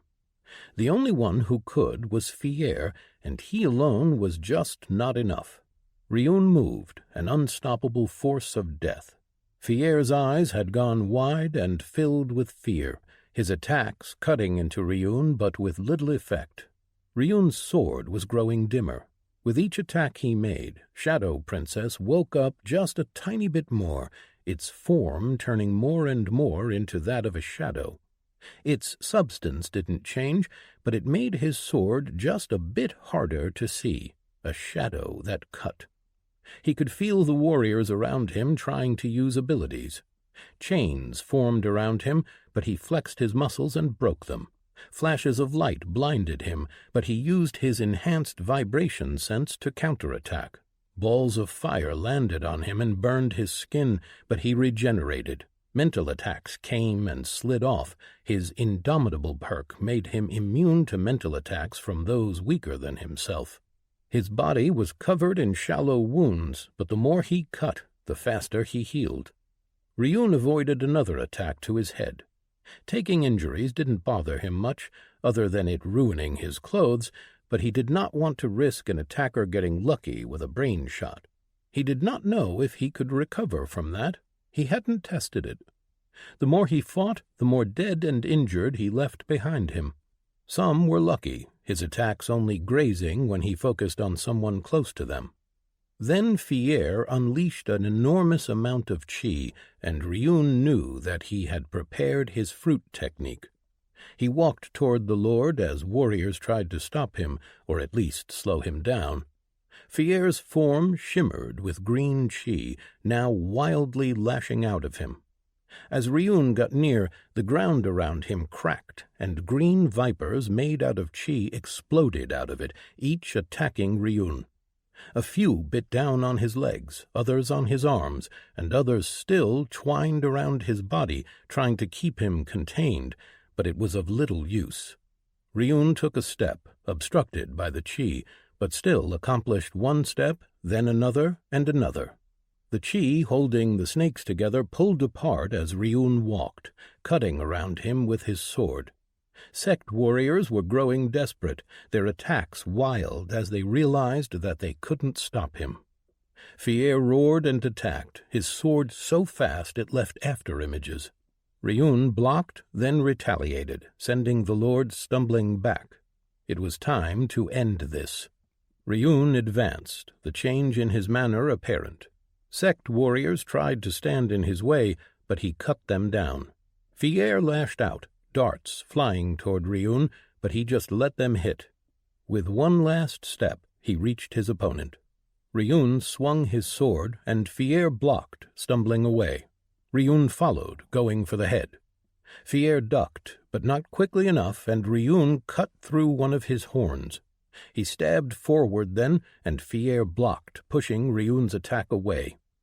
Frowning, Ryun attacked again, and Fier blocked again. He saw the lord's demeanor change as he started blocking faster, better. Ryun attacked and Fier parried, then retaliated, scoring a cut on Ryun's upper arm. The sect warriors attacked, emboldened by their leaders' faster and faster attacks. Ryun took a step back, and then his eyes darkened. He hadn't taken a step back in combat in more than 5 years. With that same dark expression on his face, Ryun spun his sword that was now just a shadow in the air, cleaving off the head of an orc-human warrior and nearly cutting through the neck of a crustacean. Fier stabbed him in the ribs, and Ryun grunted before he backhanded the lord with his left hand, sending him flying into a group of his warriors. Ryun followed, taking a step in their direction, but then he stumbled. He frowned, shook his head, and took another step, only to stumble again. His sword felt heavier in his hand than it ever had, dragging him.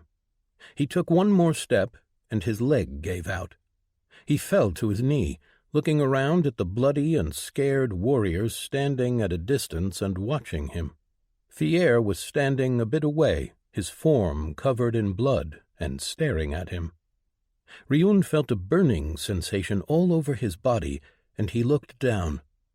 There were no wounds on his body, all had healed, but there, through the rips in his clothes, he saw dark green lines beneath his skin. The lines were spreading, each one from a location of where he had been wounded. "Poison?" Ryun whispered, more to himself than anyone else. "You truly had no idea who you were fighting against? The Black Viper sect specializes in poison qi." Ryun frowned in confusion. He had never heard about poison qi. Qi was qi. There was only one type.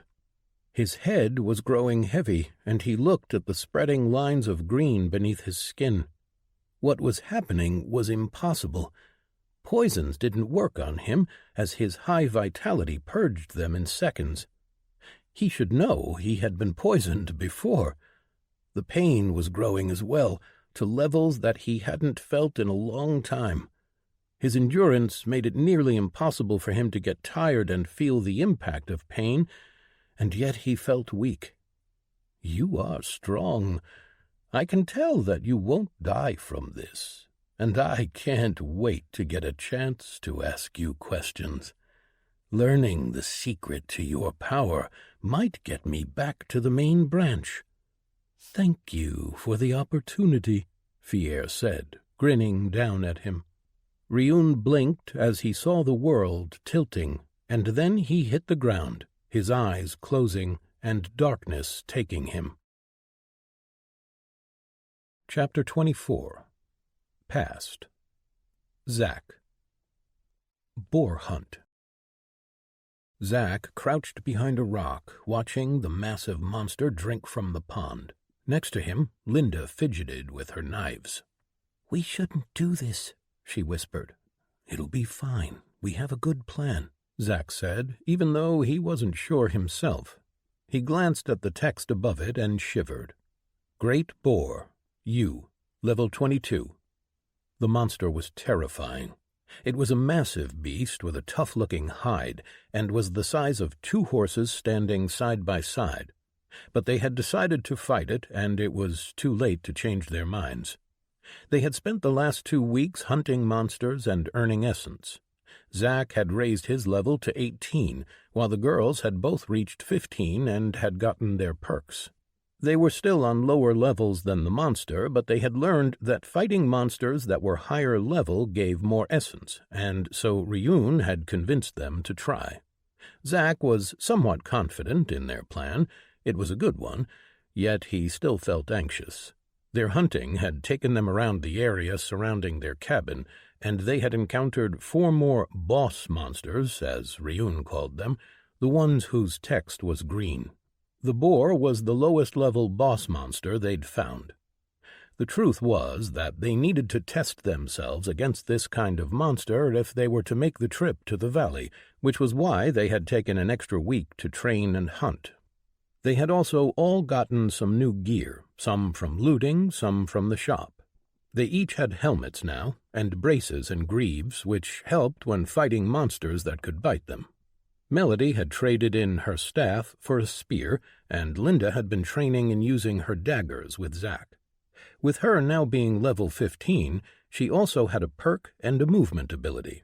Her movement ability allowed her to turn to fire and teleport a short distance, a great ability for a ranged fighter, as it allowed her to run from danger. Her perk allowed her movement ability to activate automatically once she was damaged for the first time, once per combat, and that had already saved her life a few times. Her support ability was a wall of fire, which she could summon anywhere in a 20-pace radius around herself. Melody had gotten the dash movement ability. It had a short range, but it allowed her to move incredibly quickly for a short duration. For her support ability, she had picked Stomp, which allowed her to slam her foot against the ground and stagger opponents around her. For her perk, she had actually taken one that Zack had as an option, Quick Steps, a flat bonus to speed. It wasn't easily noticeable, but Zack could admit that she was quick in combat. Ryun was the only one of their group who hadn't yet grown. His cultivation needed far more essence for advancement, and he had been using his cycling to create crystals instead of trying to gather as much as he could so that he could advance. Instead, he said that he would advance only when he gathered enough essence from monsters and would continue to cycle to, as he said, strengthen himself. Zack didn't know if that was wise and had tried to advise him to focus on advancing, but Ryun had refused. Although his Empower technique was strong, he didn't have the same stats as the rest of them. When he used his technique, he could get close enough, however, if only for short periods of time. But he had been giving all the essence crystals he created to the rest of them, pushing them to advance faster, which was helpful. Then, seeing that the boar was truly engrossed in sating its thirst, Zack motioned to Linda that it was time. She took a deep breath and pointed her hand at the monster. A moment later, her hand caught on fire, and a ball the size of a baseball flew out toward the monster. The boar didn't see the attack, and it hit its side, eliciting a roar of surprise and pain. Zack stood and charged, even as Linda fired more fire flares. From the other side of the pond, Melody and Ryun left their cover and charged as well. Zack pointed his hand at the boar and activated chains. Black chains left his palm and shot around the boar's legs, tying them together. The boar stomped and twisted, the chains breaking, but then Melody dashed forward and stabbed her spear into the boar's rear. It didn't penetrate nearly deep enough, and the boar turned around far faster than Zack thought possible and attacked. Melody managed to get out of the way just in time. Zack used leap and closed the distance. He pushed his sword into the monster's stomach. Not even with his high strength could he get that deep through the thick hide, however, and Zack jumped back when the boar turned around and tried to skewer him with its tusks. Then Ryun, his hand glowing with his Empower technique, tried to cut at the monster's legs. A flare struck the boar in the head as it raised its back legs and struck out. Ryun managed to evade most of the attack, but a leg grazed him and sent him flying to the ground. Zack yelled, trying to get the monster's attention as he cut at its face. The monster blocked with its tusks and then charged, hitting Zack and sending him flying into the pond. Melody dashed around the boar and stabbed it in the leg where Ryun had cut it. It screamed in pain and stomped with its front legs, and the ground cracked, sending Melody to the ground. The boar put its head down and charged at her, looking to impale her, but then Ryun was there, glowing with a faint white light. He grabbed Melody and pulled her out of the way. The boar passed by them and hit a tree, cracking the trunk and sending the tree falling down. The boar shook its head and then turned around, looking at Melody and Ryun with hate in its eyes. It charged at them again, but a wall of flames sprung in the boar's path. It passed through and caught on fire, but didn't stop. Ryun and Melody jumped out of the way, and the thing turned and headed straight for the pond where Zack was just walking out of. With a curse, he jumped to the side, falling badly on his shoulder as the boar plunged into the pond, extinguishing the fire. Almost immediately it turned around and set its sights on Zack. That was when Ryun yelled out, "Hey, over here, you big stupid pig! Come and get me!" He waved his hands and called out more to the boar, who turned to look at him. With a roar, it charged past Zack and at Ryun, who was standing next to a large boulder. At the last moment, Ryun jumped out of the way and the boar slammed into the boulder. Zack ran over just as Ryun used Empower and stabbed his sword into the boar's eye. It roared and attacked blindly, catching Ryun with its tusks across an arm, sending him to the ground.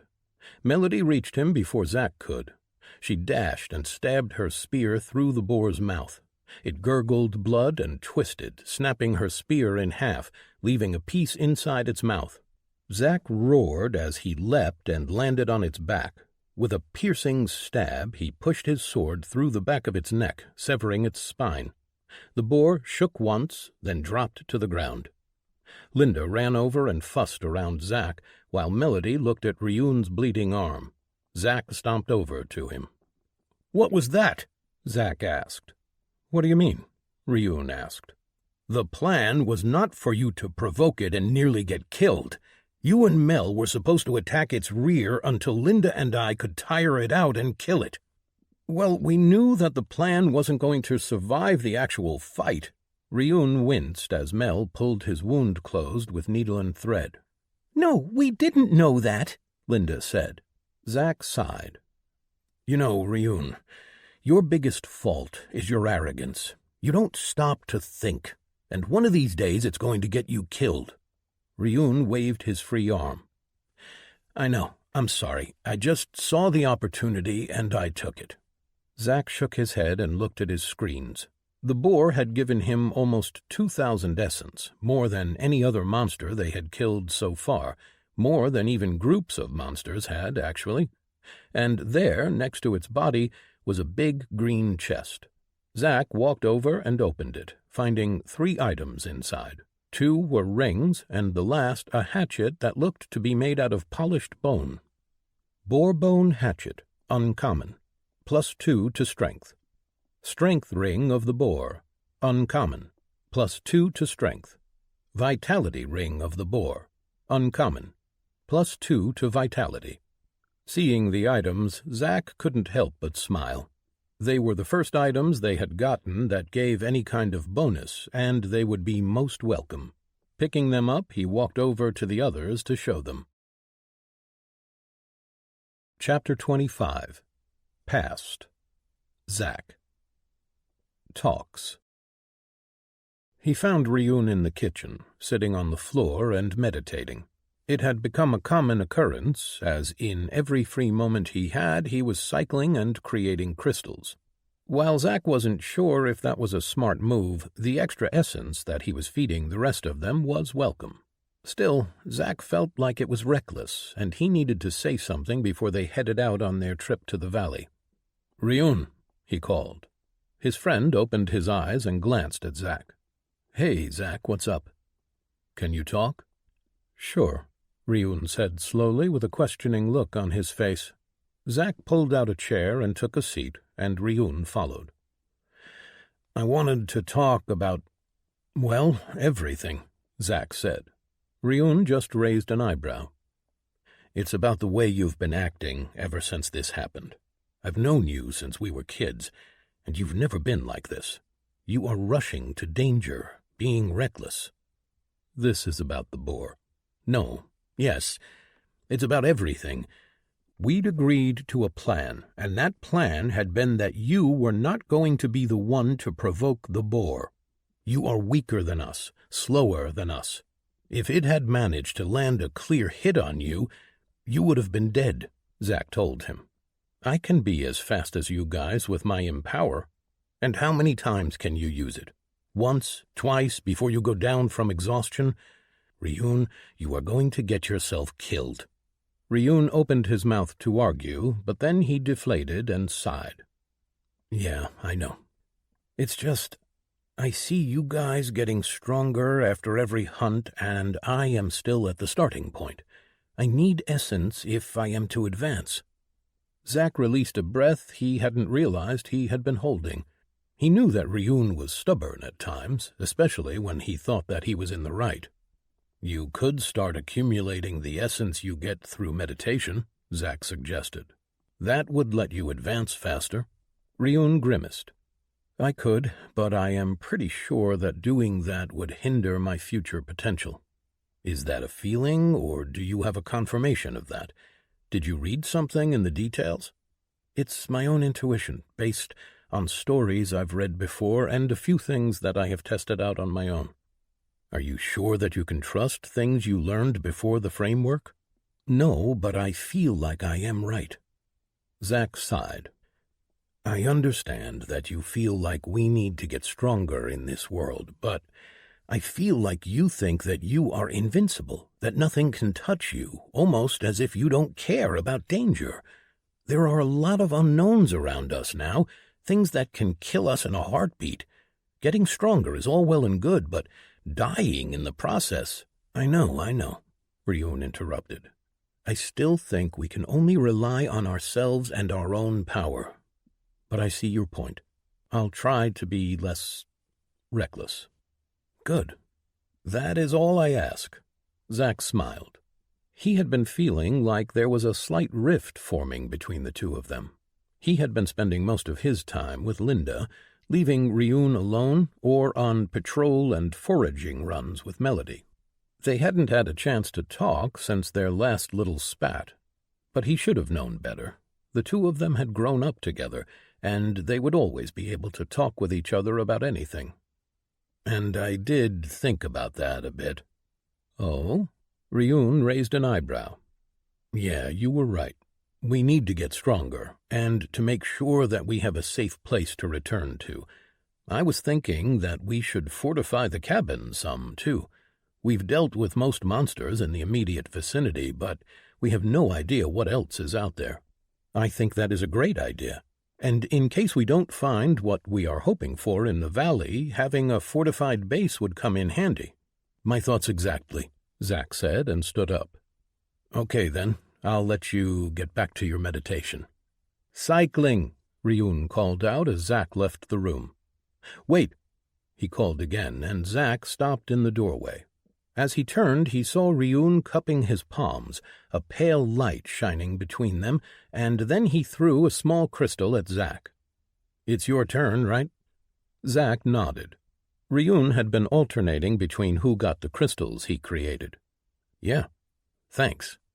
Looking at it, Zack saw that it held 200 essence, which was enough to get him to the next level.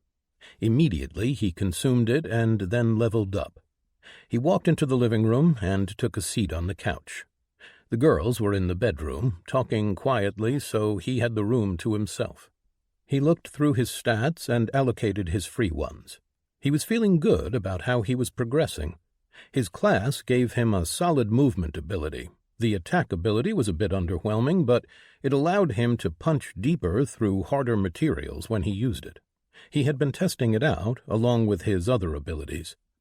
They had also come to the realization that they couldn't just keep using their abilities, as doing so tired them out. Their stats mitigated that somewhat, but they could still run out of steam.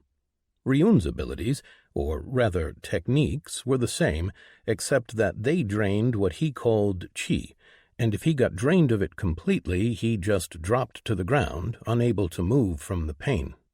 The upside was that he recovered faster as well, and wasn't really physically exhausted afterward.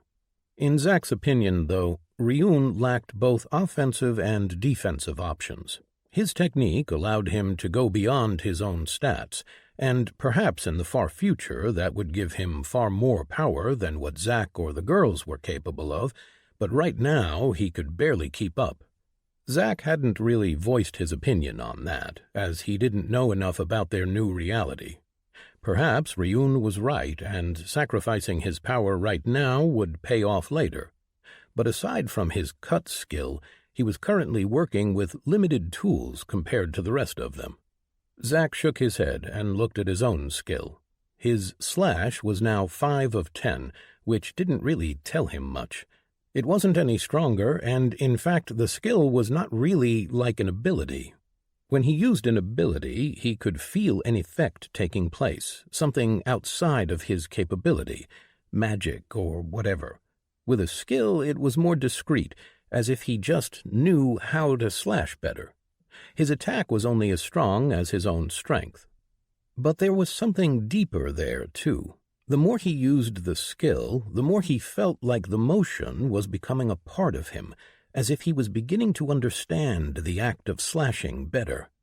He was probably imagining it, but that was how he felt, at least. He wondered what would happen once he reached 10 in the skill. Finally, he glanced at his hip, where the boar-bone hatchet was hanging. It only gave its bonus when it was used, but none of the others wanted it, so he was stuck with it. The Ring of Vitality had gone to Ryun to give him a bit more survivability, and the Ring of Strength to Melody, because Linda usually stayed far away from the fight, and Zack had the highest stats. They had done a bit of testing with the stats. It appeared that endurance made them tire less, as well as made them able to endure more pain and discomfort. Vitality made them heal faster, although they didn't heal like superhumans just quite yet.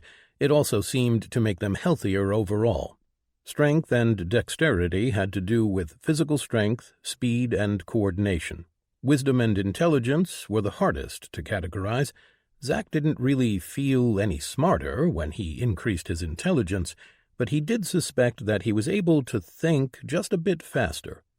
For wisdom, Ryun had said that it probably had to do with magic and such abilities, as well as with the grasp of concepts.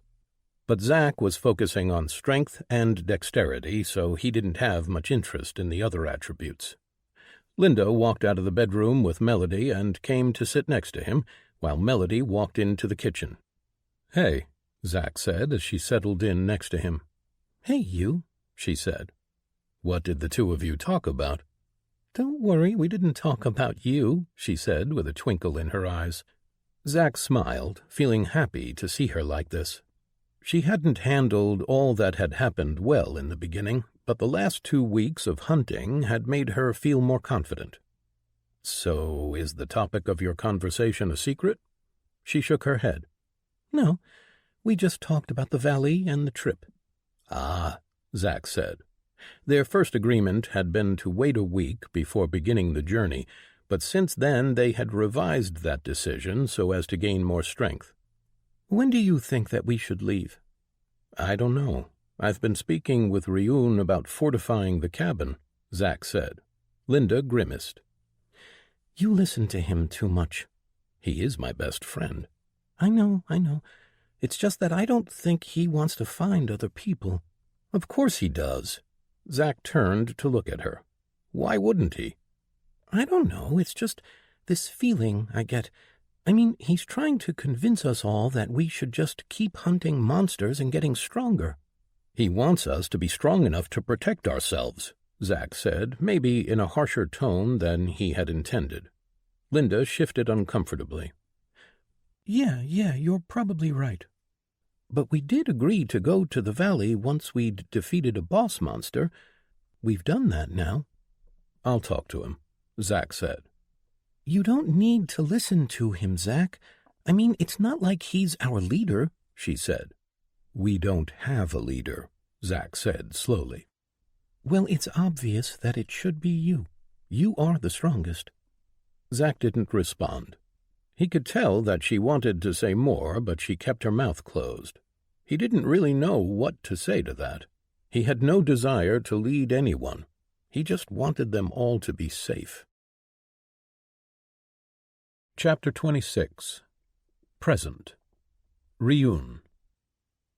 Cut. The first thing that returned was his hearing. He heard someone cry out. He heard yelling, a scream, and sounds of flesh hitting flesh. He didn't know for how long he had been unconscious, and even now his mind was fuzzy. Next came his sight. Ryun opened his eyes, seeing a world washed in orange colors of the dwindling sun. Night would turn soon, it appeared. It meant that he had been unconscious for about an hour, if it was the same day.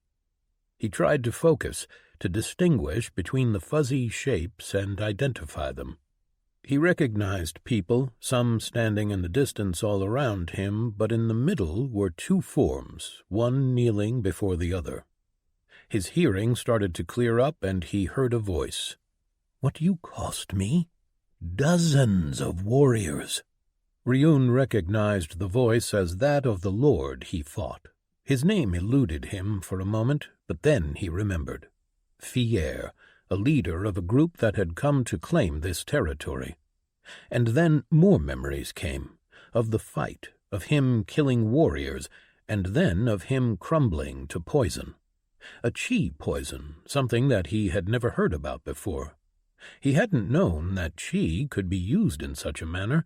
He had assumed that chi in this world would be the same as on Earth. He had been wrong. Clearly, he simply didn't know enough.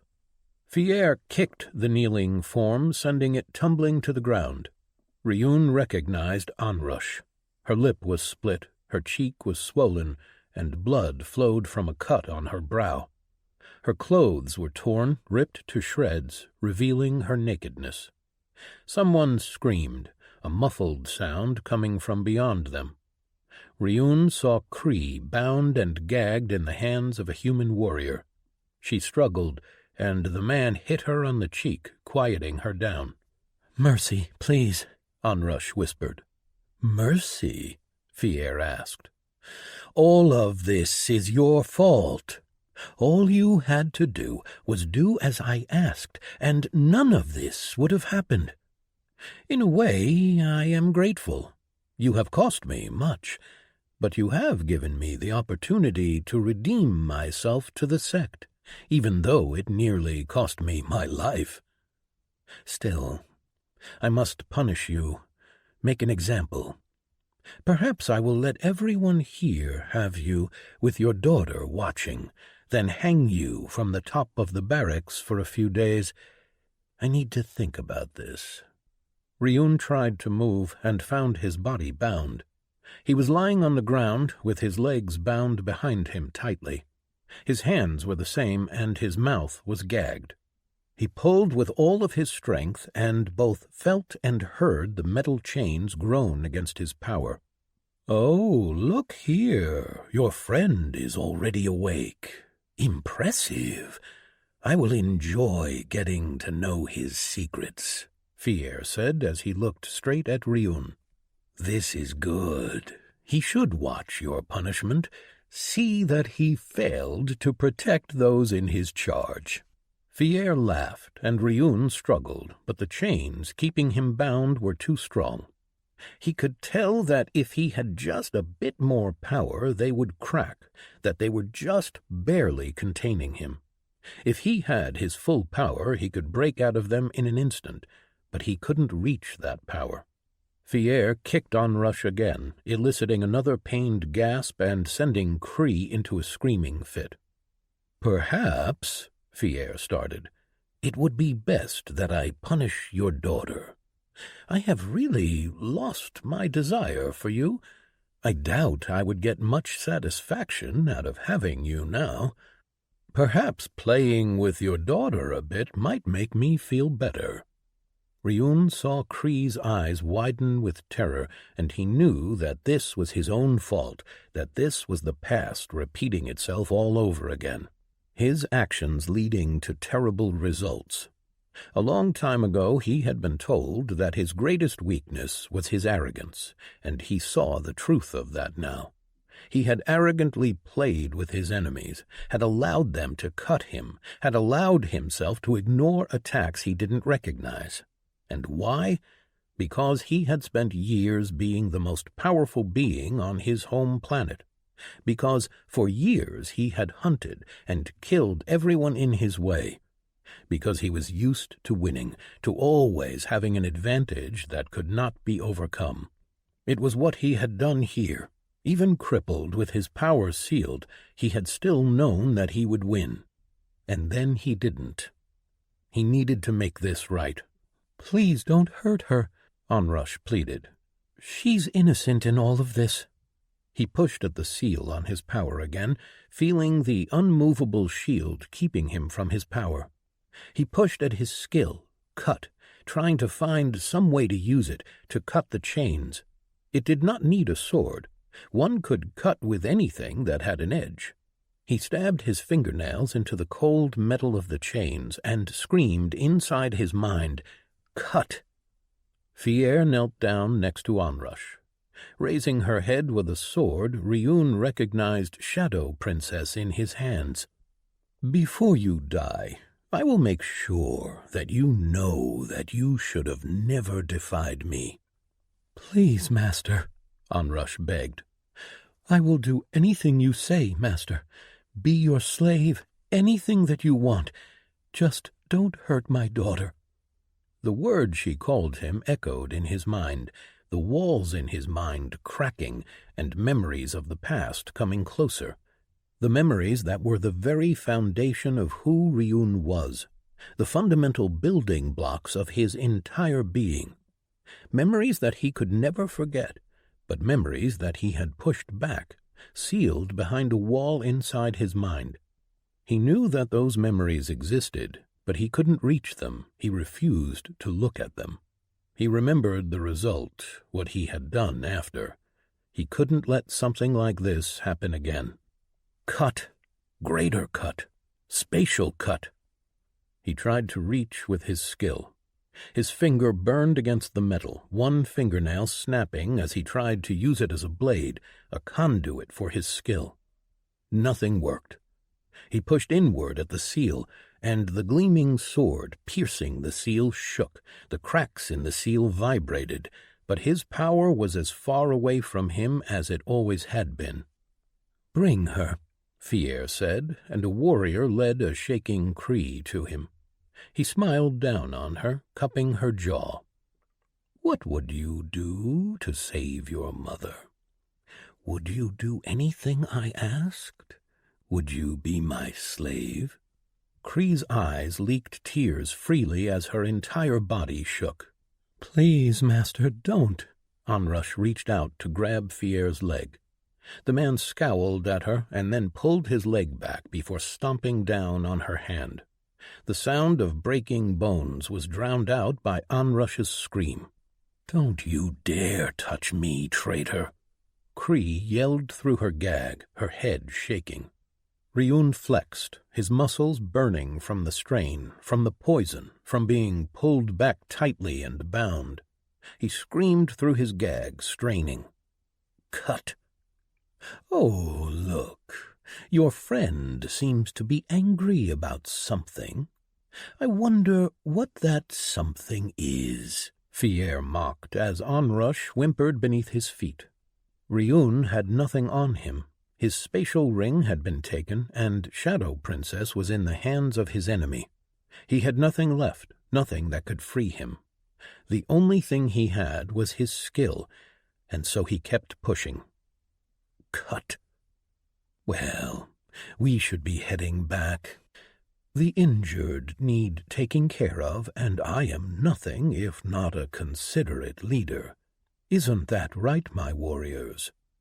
Ryun heard a shuffling, and some words were lost in the loud thumping of his blood through his body. Arrogance. That had been Ryun's downfall and mistake, and it was the very same belief that he abhorred. Thinking that he was invincible, even here, on a different world, with people that had reached his level of power. He was not concerned for himself. He never was. The price of his arrogance was the blood of others. It always had been, and it always would be. Cut. The blade inside his body quivered, his skill resonating as he pushed it to cut the seal. It didn't know how, he realized. His spatial cut could cut through space itself, but cutting inside oneself, cutting something that can't be seen, only imagined, that was not something that his skill could do. "I think that I will start by stripping your little girl's skin off and letting you watch," Fier said as he pulled a knife out of a spatial ring on his finger. "Cut." Ryun reached down, deep into the darkest parts of himself. He was a monster, he did not deny that, and he wore that designation willingly. He was the one called the World Ender, for he had killed a world. So he had been named, and there was power in that naming, in accepting the monster, in seeing his own darkness and not being afraid of it. It was why he had won.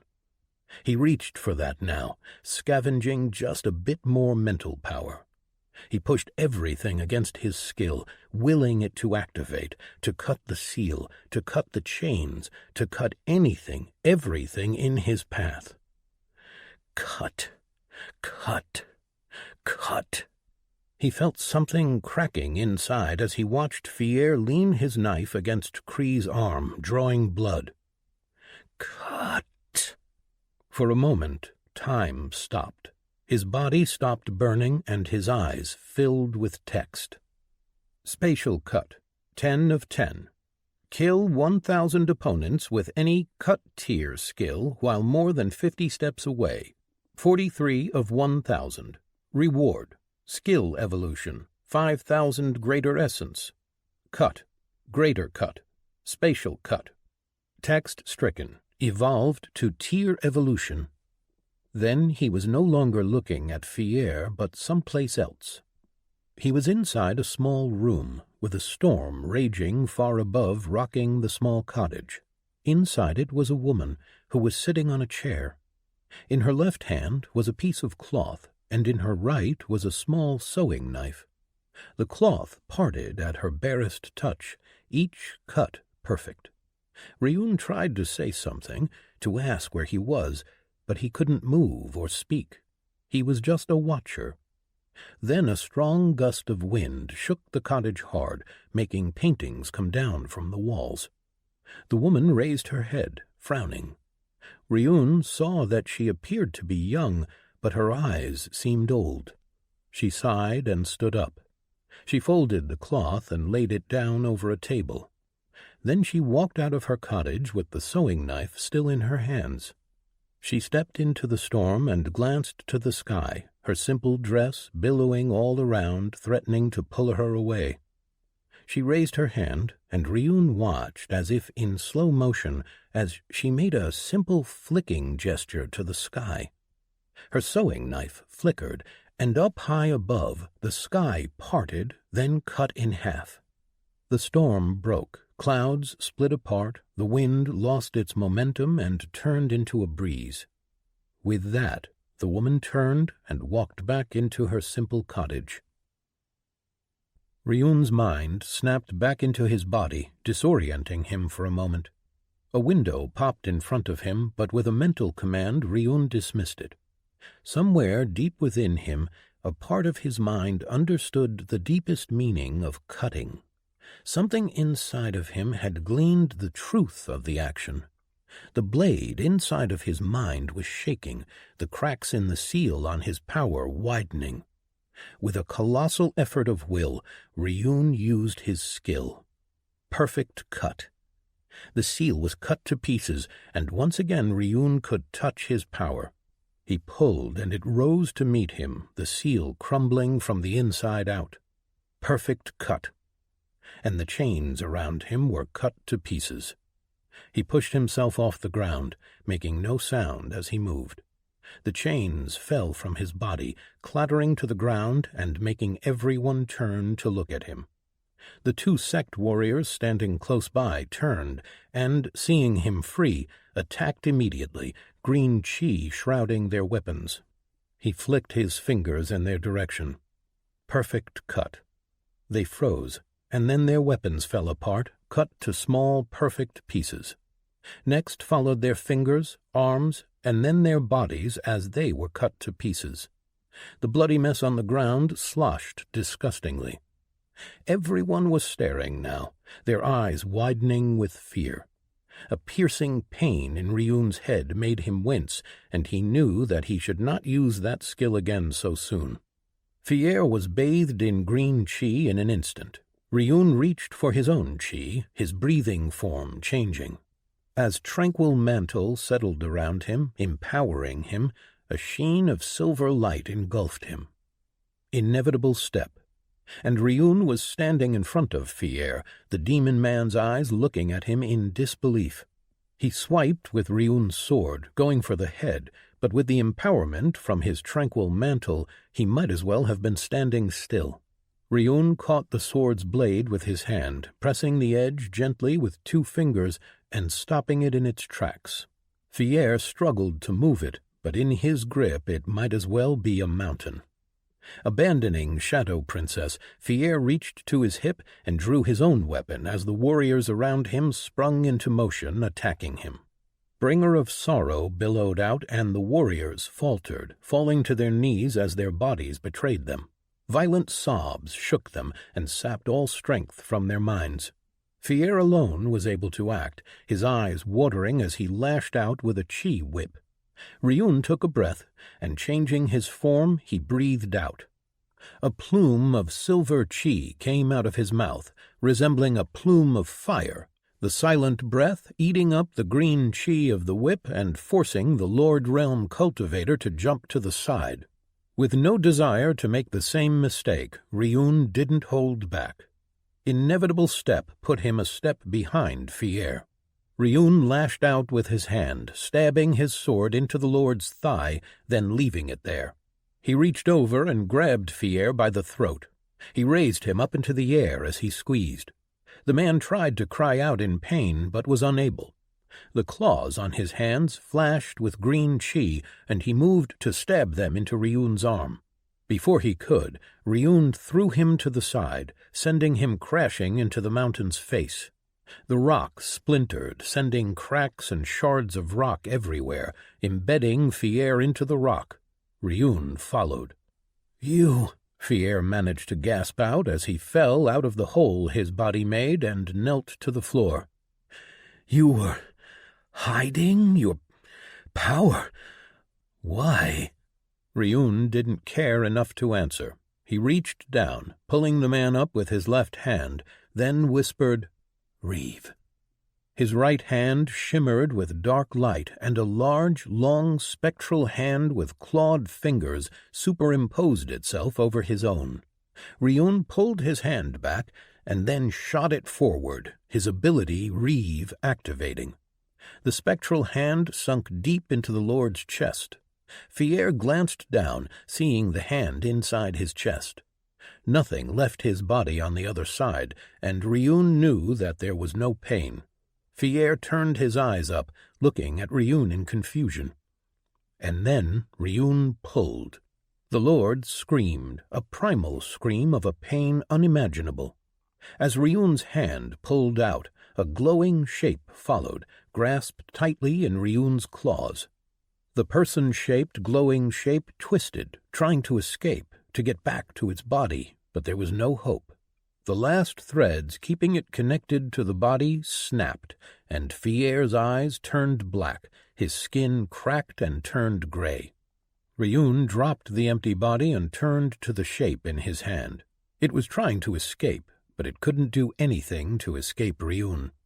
He brought it closer, and then opened his mouth, inhaling. The shape was drawn in, collapsing on itself and going down his throat. As it did, essence filled Ryun, all the essence that the owner of the soul had within himself, and half the essence that he had ever used to advance in his life. All of it filled him as his spectral hand disappeared. Then Ryun closed his eyes as his entire being thrummed with power.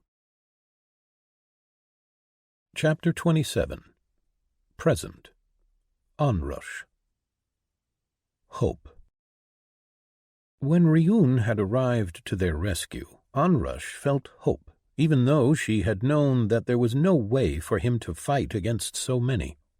When he fought Master Fier, she had felt that hope rise as she saw just how strong he was. When she watched him cleave through the sect warriors, she felt fear as well as regret. She had known those warriors, had lived with them for a long time, and now they were dying because of her. But the shaking form of her daughter behind her was the only thing that had kept her from regretting too much. And then she felt her hope leave her as she watched Ryun collapse. In that instant she knew that there would be no happy ending for her or Cree. Fier had lost too much for any kind of mercy. So when he ordered Ryun bound, she stayed still. When warriors from the sect came and took Cree, she fought, but she knew that it was useless. When they overpowered her and then beat her, she lamented her choices. When Fier beat her, when he taunted and questioned her, she felt despair, but also acceptance. She pleaded and cried, but she never really believed that she would find mercy. Then Ryun woke up, and he stood. Warriors around him fell to pieces as if they had been made of puzzle blocks that simply collapsed.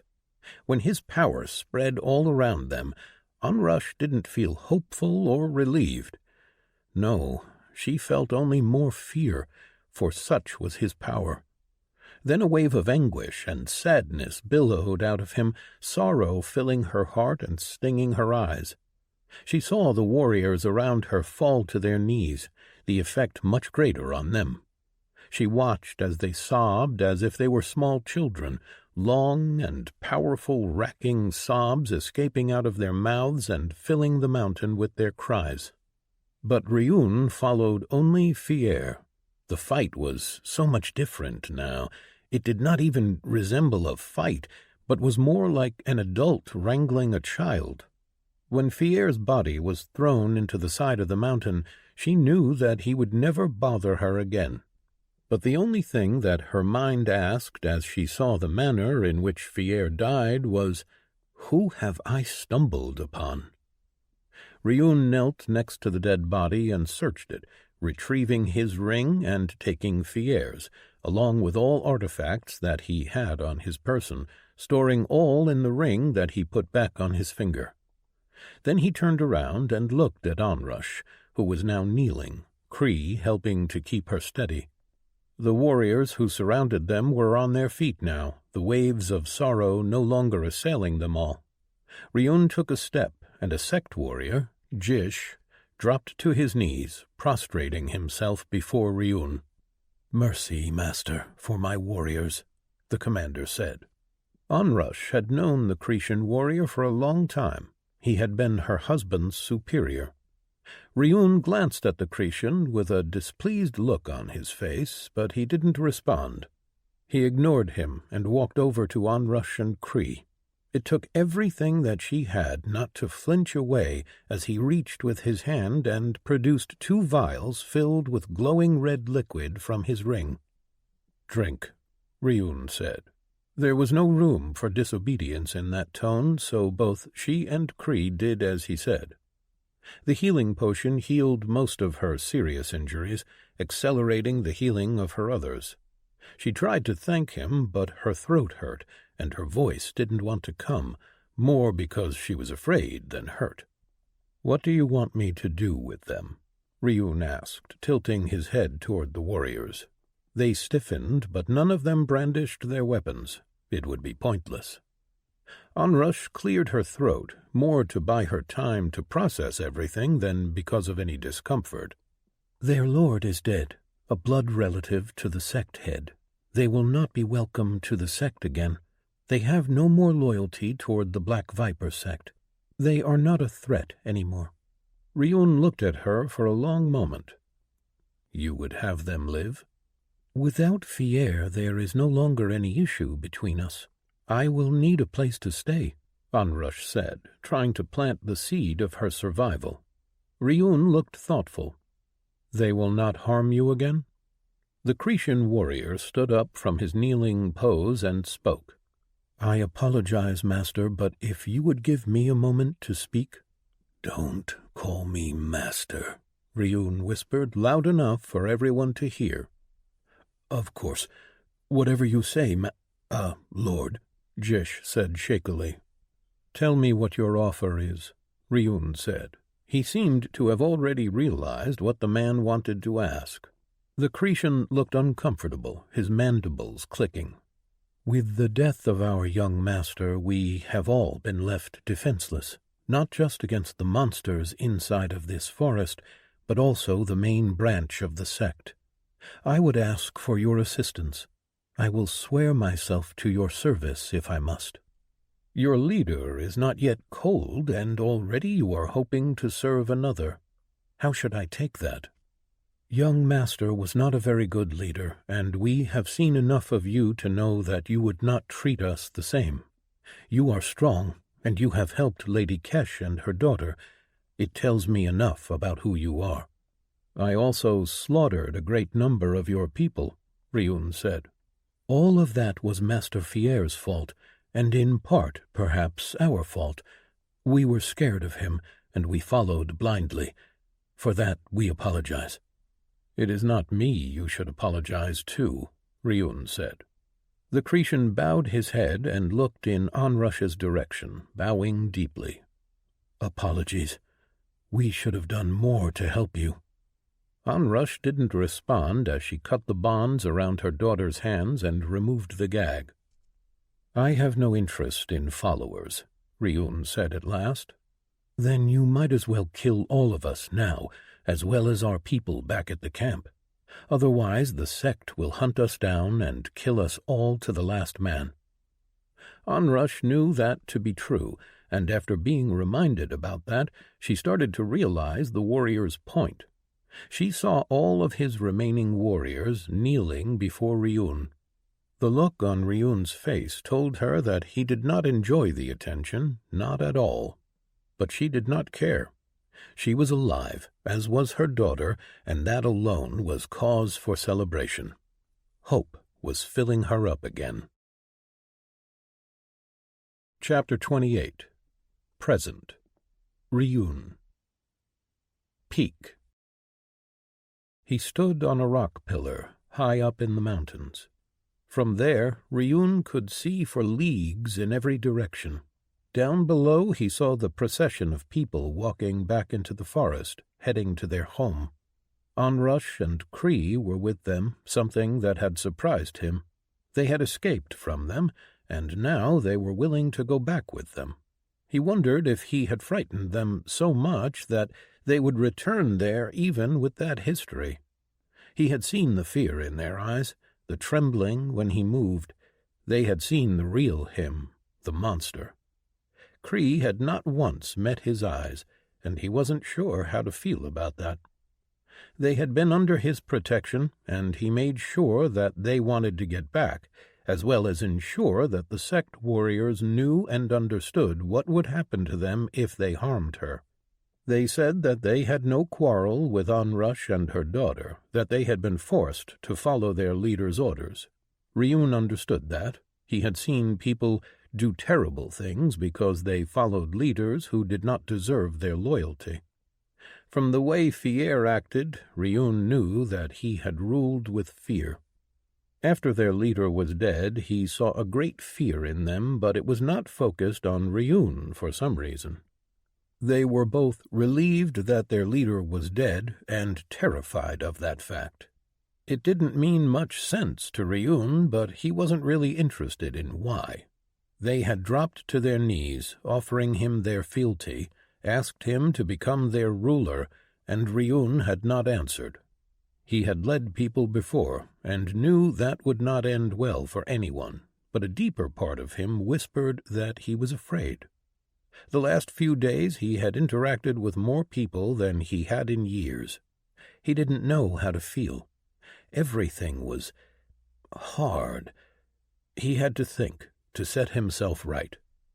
The fight had scared him, as for the first time in a long time he had lost a battle, because he was arrogant, because he had played with his opponents. Even without a large portion of his power, he could have defeated them. His ring was filled with the treasures of an entire world, weapons, artifacts, armor, elixirs, and potions, and with them he could have defeated them without them ever laying a scratch on him.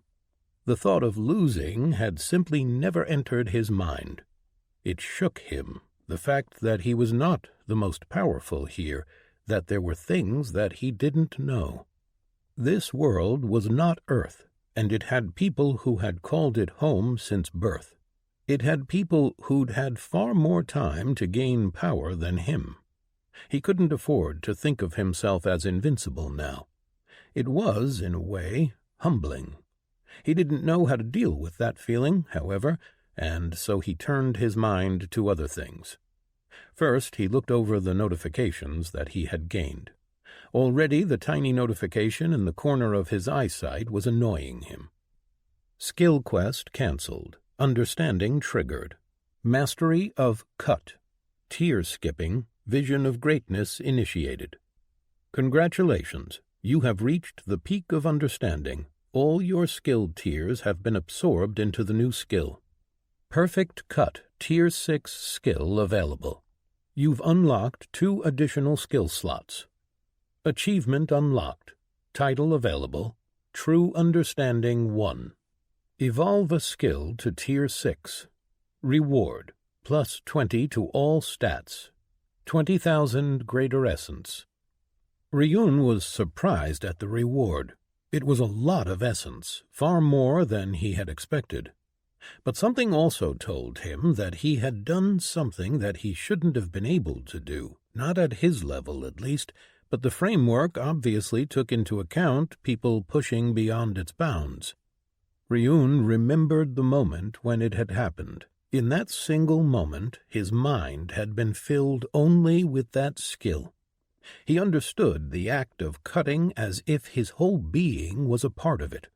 The feeling was receding now, growing fainter, but he could feel it inside of himself, waiting.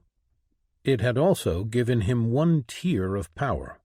That meant that only a Tier 6 skill counted as a tier of power, similar to how 1 class evolution or 1 cultivation realm counted as 1. This put him on 4 tiers of power. He glanced at all of his stat screens, making sure that all was right. Name: Ryun Noct. Race: Human. Earth. Iteration 7. Titles: First Kill. Adventurer. Hero of Promise. Transcended.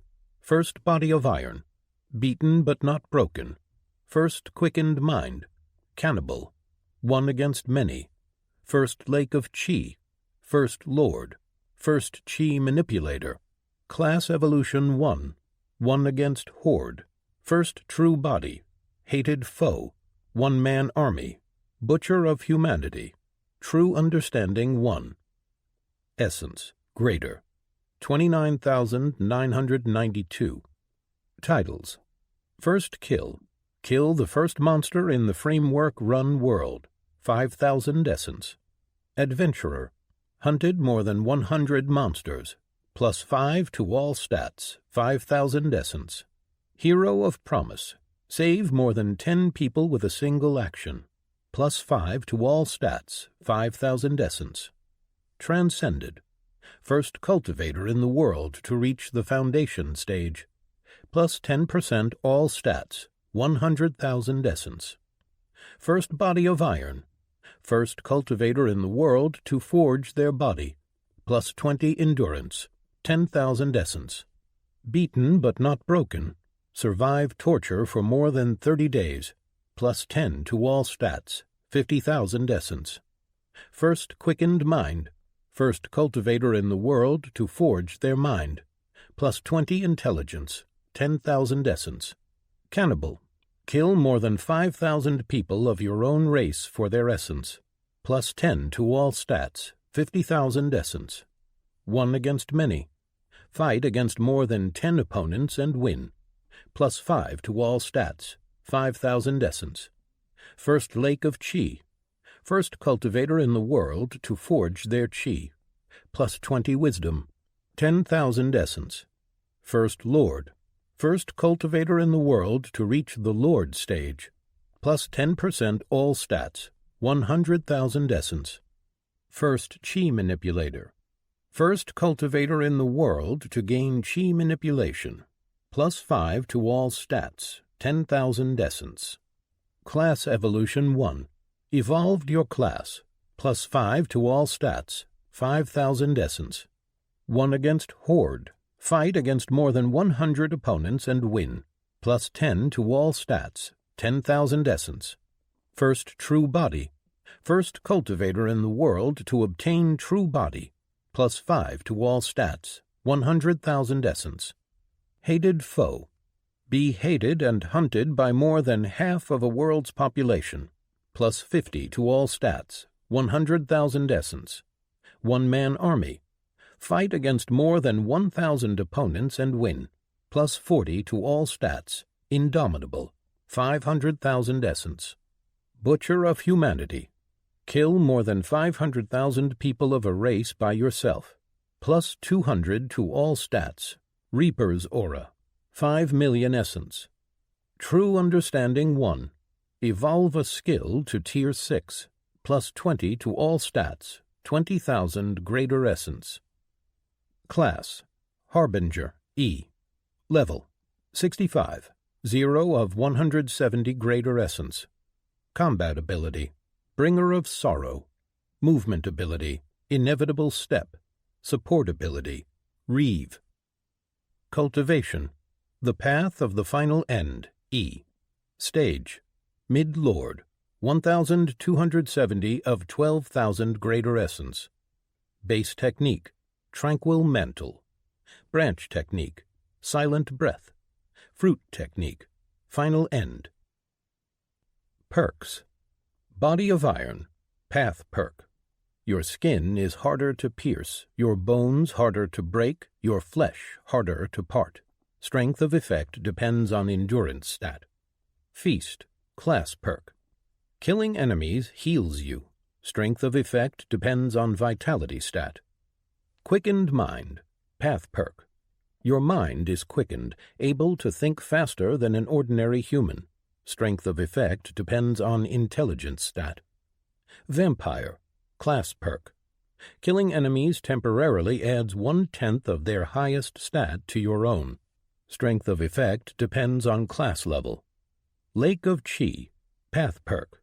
Your Chi core is reforged. Your Chi is more powerful than before, able to use less Chi to achieve more. Strength of effect depends on wisdom stat. Regenerator. Class perk. Heal rapidly when in combat. Strength of effect depends on vitality stat. Silent Hunter. Class perk.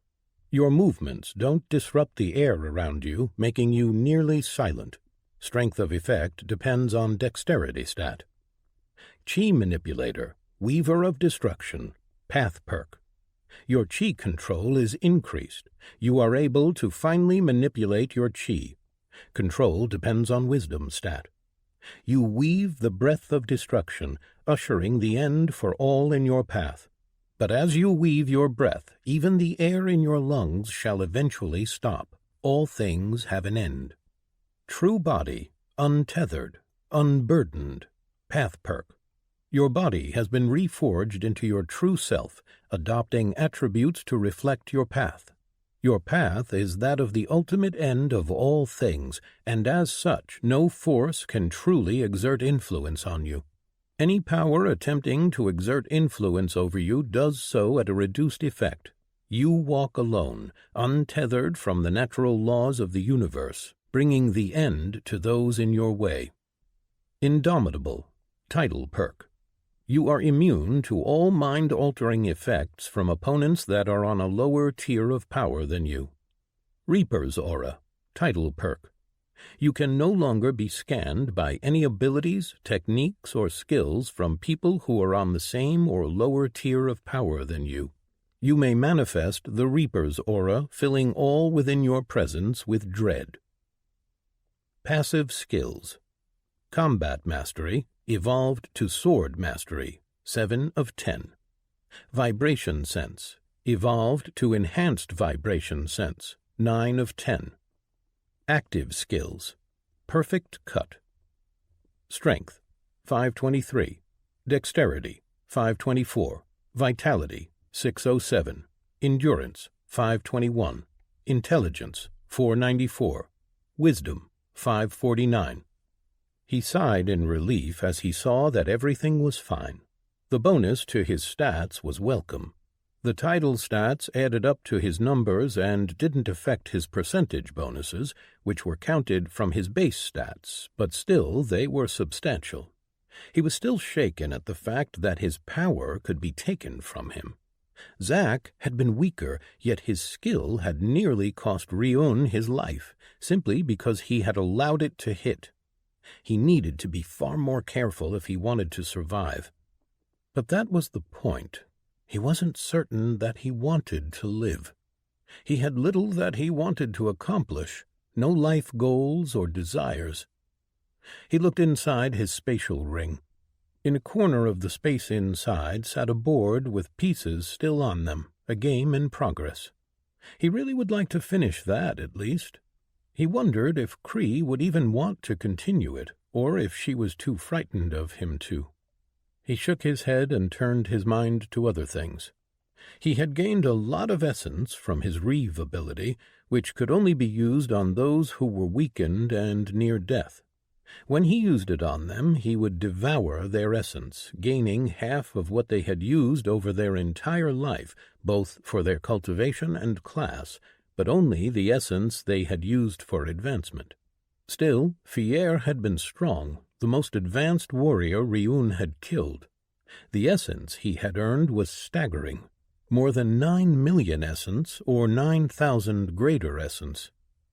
But it was the essence from earning the perfect skill that had given him a truly incredible amount. With it, he had enough to advance to the next stage in his cultivation. Ryun had not reached this level of power by just blindly advancing, however. He put the essence inside his core, dumping it directly in. His core swelled until it reached 12,000 greater essence. The essence stretched his core and pushed his chi down, compressing it. Then he sat down on the ground and put his palms one over the other. He started draining his core, creating essence crystals, each worth 1,000 greater essence, and storing them inside his ring. The essence drained was now useless to him for advancement, but it could still be used as currency in the shop or with the deal-maker. That reminded Ryun that he had no idea what people used as currency here. On Earth, they had used a barter system, and as crystals were considered a valuable item, they could be bartered away like everything else. Over the next hour, he drained and created 12 1,000 greater essence crystals. With his core empty, he noticed that it was larger, his chi denser than it had been when he simply advanced. This was not the first time he had done this at this stage. He had taken to doing it on every stage. The moments where he could fill his core to the brim in an instant and then drain it were rare. Usually, he just cycled and drained it slowly in increments, but doing it this way, all at once, provided better results. Satisfied, he filled his core again, and this time he didn't drain it. Instead, he triggered the advancement. The essence inside of his core burned as it transformed it. The core compressed along with the chi inside, then the essence flashed as it winked out, the transformation devouring it all. Ryun sighed and looked at his new notification. Congratulations, you have reached Peak Lord Realm stage on the path of the final end. Reward, Secondary Path. You may learn an additional path, gaining access to another set of techniques. Note, you can only learn the paths that are compatible with your cultivation perks and chi aspect. Ryun's eyes widened at that. The number of techniques was something that he had thought set at the start, but with the increase in his skill slots and now techniques, he realized that there were probably ways to increase all of them, even abilities. It would be a great addition to his power. He would need to go to the deal-maker and choose another path. He had intended to use his remaining 7,000 greater essence to level, but now he thought it might be smarter to hold on to it. He did have some essence crystals, both in his own and in Fier's spatial ring. He hadn't checked to see what else was in there yet, but he would soon. After his near death, he realized that he should take the time to fill his skill slots. So far, he hadn't purchased many, simply because he didn't want to use his slots by purchasing common skills, and he didn't want to waste essence on those that cost more. On Earth, every drop of essence had been valuable to his advancement. He glanced at his stats and saw that he had gained another 12 points bonus, his 20% bonus to all stats adding 2 to the plus 10 all stats he had gained from advancement. He glanced at his windows to see how much he needed for the next advancement. Cultivation. The path of the final end, E. New path available. Stage. Peak Lord, 0 of 30,000 greater essence. Base technique. Tranquil mantle. Branch technique. Silent breath. Fruit technique. Final end. Strength, 530. Dexterity, 531. Vitality, 615. Endurance, 528. Intelligence, 501. Wisdom, 556. With that, he closed down his windows and looked through Fierre's ring. There were a couple of artifacts inside which weren't anything special, but there was one thing that raised Ryun's eyebrow. It was a town stone. Once planted into the ground, it would claim a small area around it and give the person who planted it the ability to purchase things from a special settlement shop, as well as give them a few more options. That made sense to Ryun. The sect had come here with the intent to settle this territory, and creating a settlement would be prudent. Clearly, this wasn't the first time they had done something like this. They hadn't used it, but were instead building the town and defenses. That was smart, as once the stone was used, an event was triggered, a monster invasion in 3 waves. If they defended the town, the one who planted the stone would become the town leader. The rest of the items inside were nothing really extraordinary. There were about 1,000 essence crystals, some furniture, a chest filled with clothes, and food and drinks in a cupboard. Everything put inside the ring would stay as fresh as it had been when it was put in. The ring had a lot of empty room inside, too. It was larger than Ryun's own ring, which had 3 cubic meters of space. After he finished with that, he wondered what kind of a path he should take. He remembered the battle, the fact that the sect had used a chi that could poison him. On Earth, everyone had the same type of chi, and each felt the same. Theirs, however, had been different. That meant that he lacked some knowledge, and the only way he was going to get that knowledge was if he talked with the people of this world. He grimaced at that. He would much rather remain alone, but he didn't want to make a mistake. He had always been proud of his power, and he would not allow himself to screw up his advancement now. That meant he would need to talk and learn more things. The group had long since left his eyesight, moving behind the mountains and into the forest. Ryun wondered if he would get the chance to finish his game with Kree. With a sigh, he jumped off the boulder and down the mountain. Chapter 29. Present. Zack. Helios. Zack walked in Port Helios along with his 3 companions. The town was larger than Zack had expected based on what the 3 had told him. He had assumed that it would be a small town, but to him this looked like a medium-sized city. The walls surrounding it were made out of black wood, and there was a large harbor with 24 ships docked. The ships themselves weren't too big. Most reminded him of what he remembered Viking ships looked like, but they were being tended to by full crews, and there was no shortage of people walking about the streets. As they arrived, Zack turned to the 3 and bid them farewell. Their deal had been for him to help them, and then for them to lead him to the town. The 3 had asked him to join their adventuring team, but Zack wasn't really interested, and he was too far above them in terms of strength. He didn't want to carry them around, which was what they wanted. He had gotten them all to level 60 and helped them accumulate enough loot to pay back their debt, and that was enough. As they parted ways, he headed in the direction they had told him to go, looking for the Adventurers Guild, where he intended to take the test and get a badge. He had learned much about this world, but he understood just how little he knew. Information was his main concern. He had a suspicion that he had given the three far more than they had given him.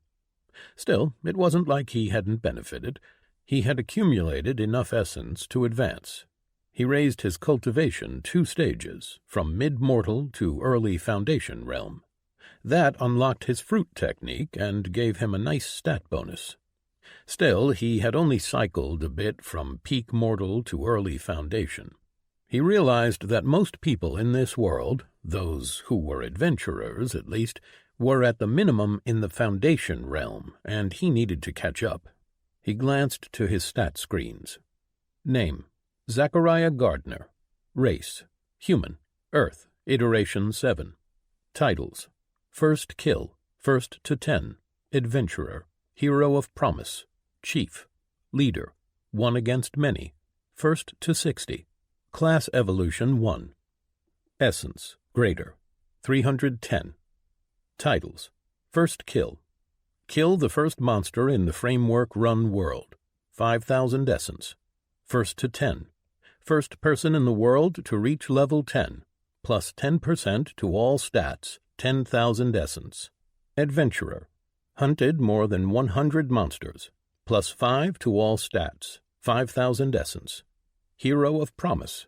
Save more than 10 people with a single action, plus 5 to all stats, 5,000 essence. Chief. Create an outpost, plus 3 to all stats, 1,000 essence. Leader. Upgrade outpost to a town, plus 3 to all stats, 2,000 essence. One against many. Fight against more than 10 opponents alone and win, plus 5 to all stats, 5,000 essence. First to 60.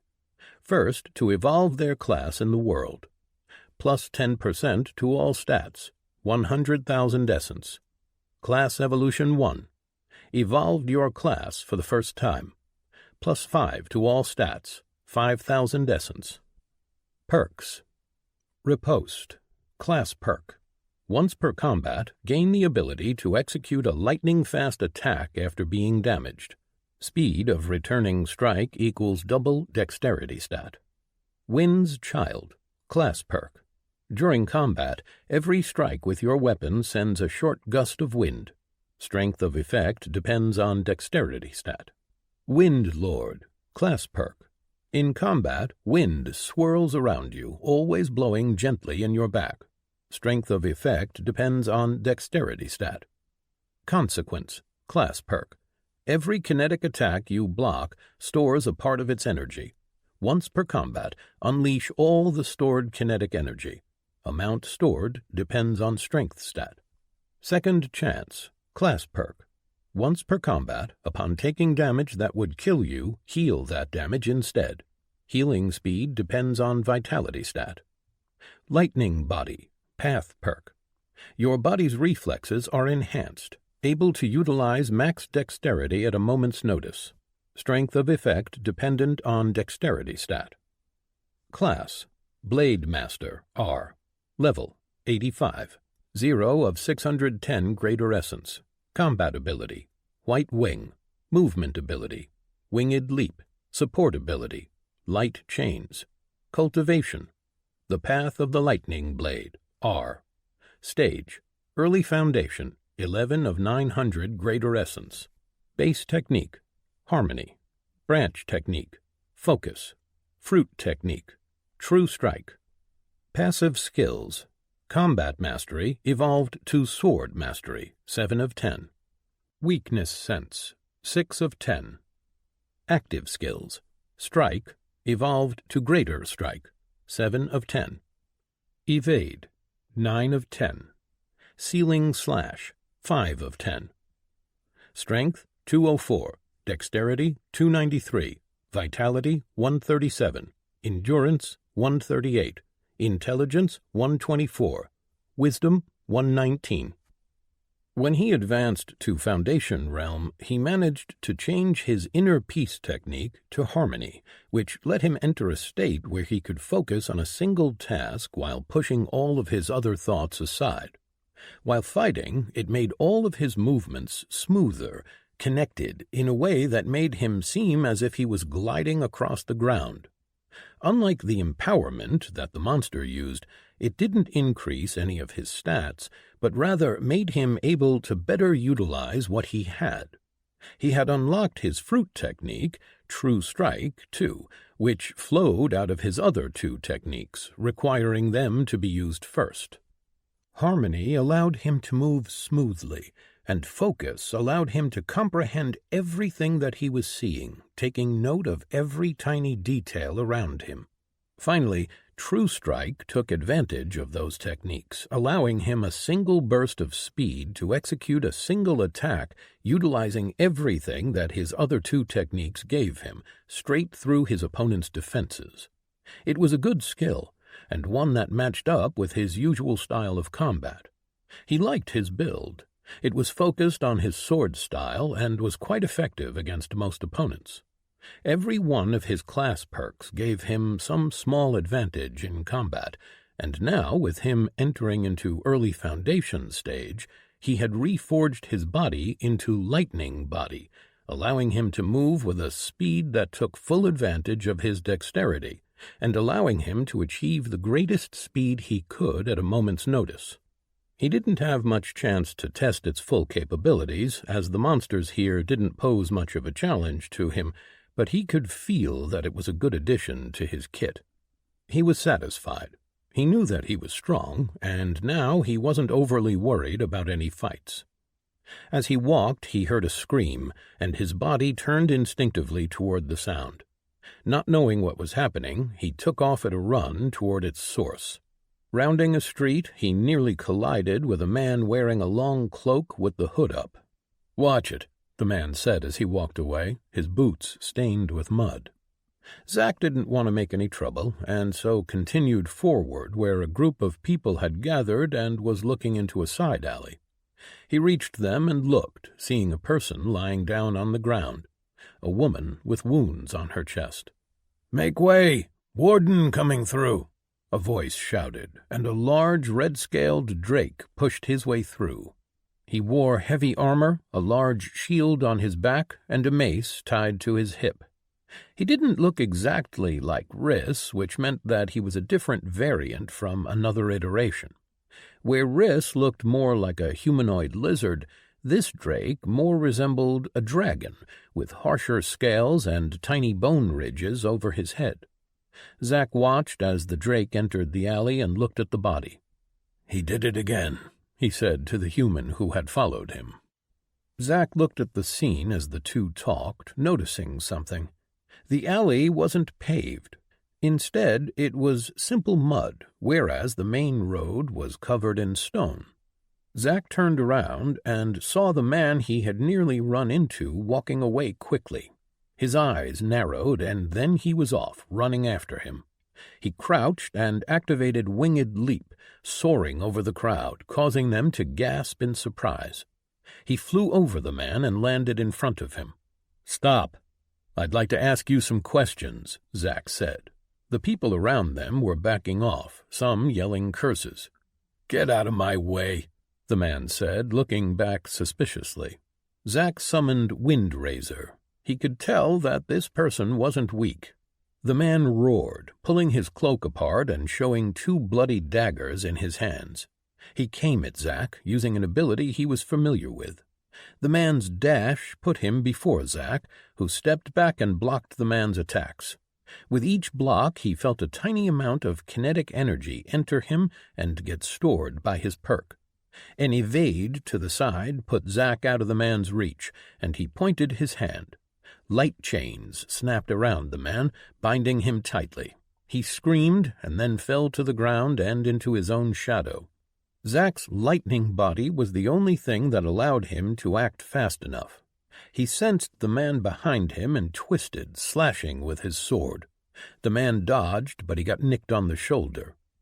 Their fight drew more people, and Zack saw the Drake and his human partner arrive. Zack was worried for a moment that he would have to fight him, too, but the Drake looked at the scene for a moment, then pulled his shield and mace out.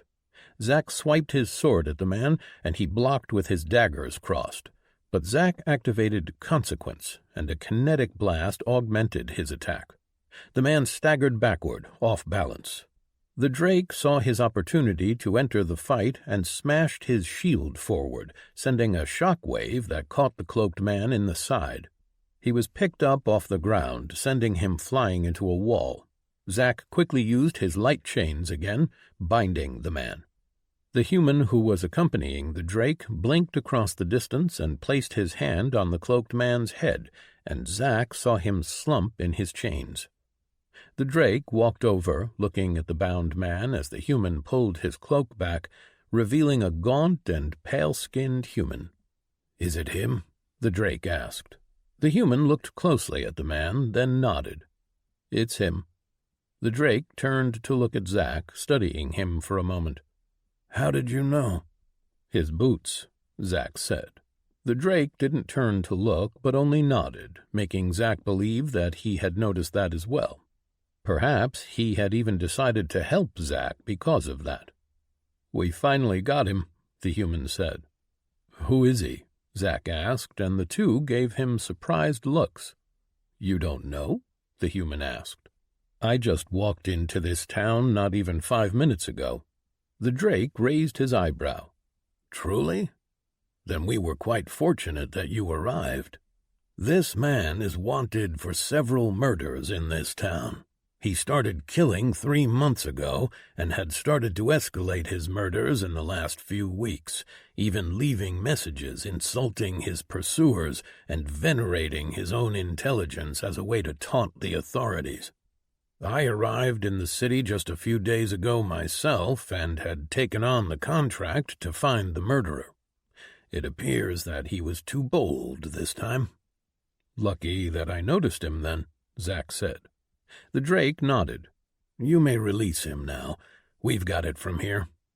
Zack did as the man asked, but seeing as there was a contract, he wasn't sure if he had some claim.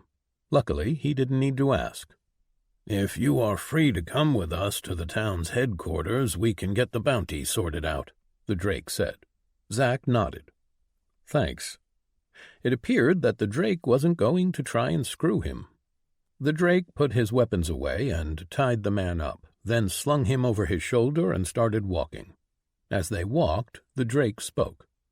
"I'm Gris, warden of the Adventurers Guild, and this is Mare from the Town Watch." "I'm Zack," he said in turn. "So," Gris started, "what brings you to Port Helios?" "I am hoping to take the Adventurers Guild test," Zack answered. "Oh, I assumed that you were an adventurer already. You have the look," Gris commented. "So you were with another organization, then? The Merchant Guild, maybe?" "No," Zack said simply. He didn't know enough to give a deeper answer. "Ah, a sect, then," Gris said with a nod. "I am not part of, nor have ever been part of, any group or sect," Zack said. Both Gris and Mare gave him a strange look. "I've never met a solo," Gris said. Zack knew enough to make some assumptions about what he meant, but he didn't really want to lie to people. "I'm actually new to this area. I'm not familiar with the ways that things are done here." The two exchanged looks, but then shrugged. They arrived at the large stone building that Zack recognized from description. The Adventurers Guild headquarters. They walked in, Gris surrendered the prisoner, then took care of the bounty.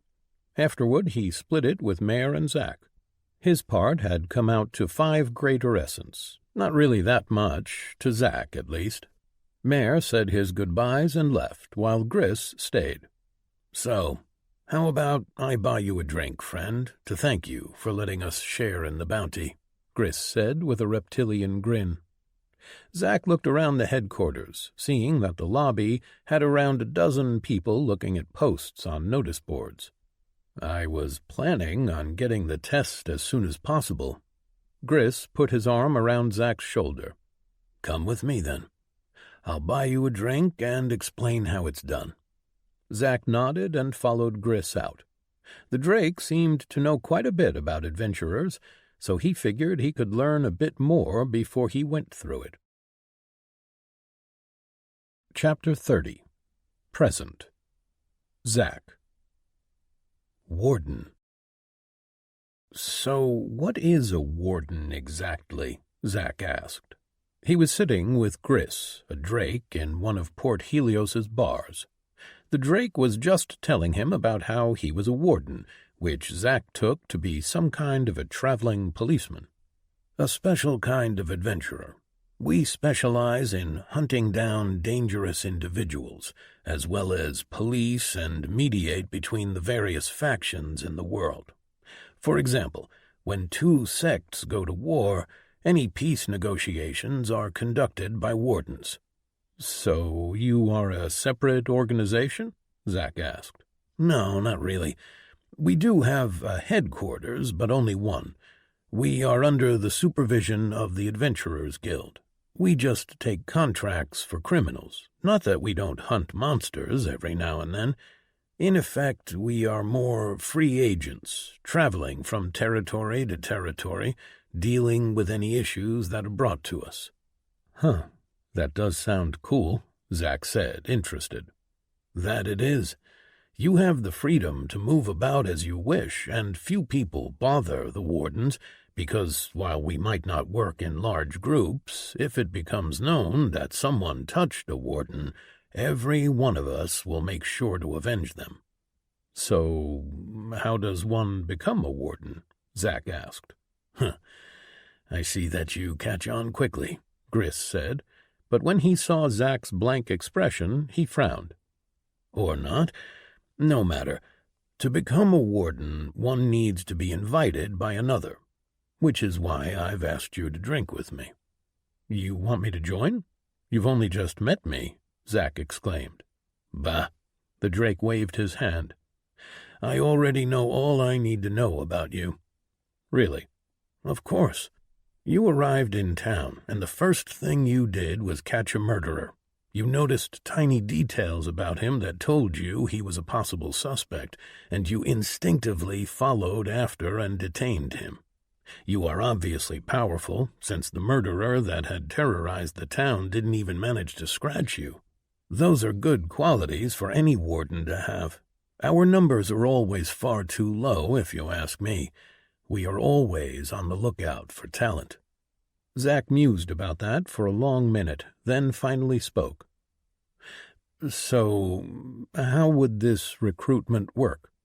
You will need to get an adventurer's badge, of course. After that, a warden would need to conduct a further test. Following that, you would be apprenticed to a warden for a probationary period. Once the warden thinks you are ready, you will be given a warden's badge. Gris pulled out and showed him his own. It was a gold hexagonal plate with an image of a tower engraved on it. Zack had been shown the adventurer's badge by Kiana and her team. Hers had been made out of bronze and had an image of a sword and an axe crossed. He also knew that the fact that the warden's badge was gold meant that he was of a higher rank than they had been. Zack didn't respond immediately. Instead, he thought about the offer and how it would affect his goal. Zack had only one desire, to find Ryun and make him pay for the countless innocent lives he had taken. Based on what had happened to him, Zack assumed that Ryun had been sent somewhere appropriate for his own power level as well.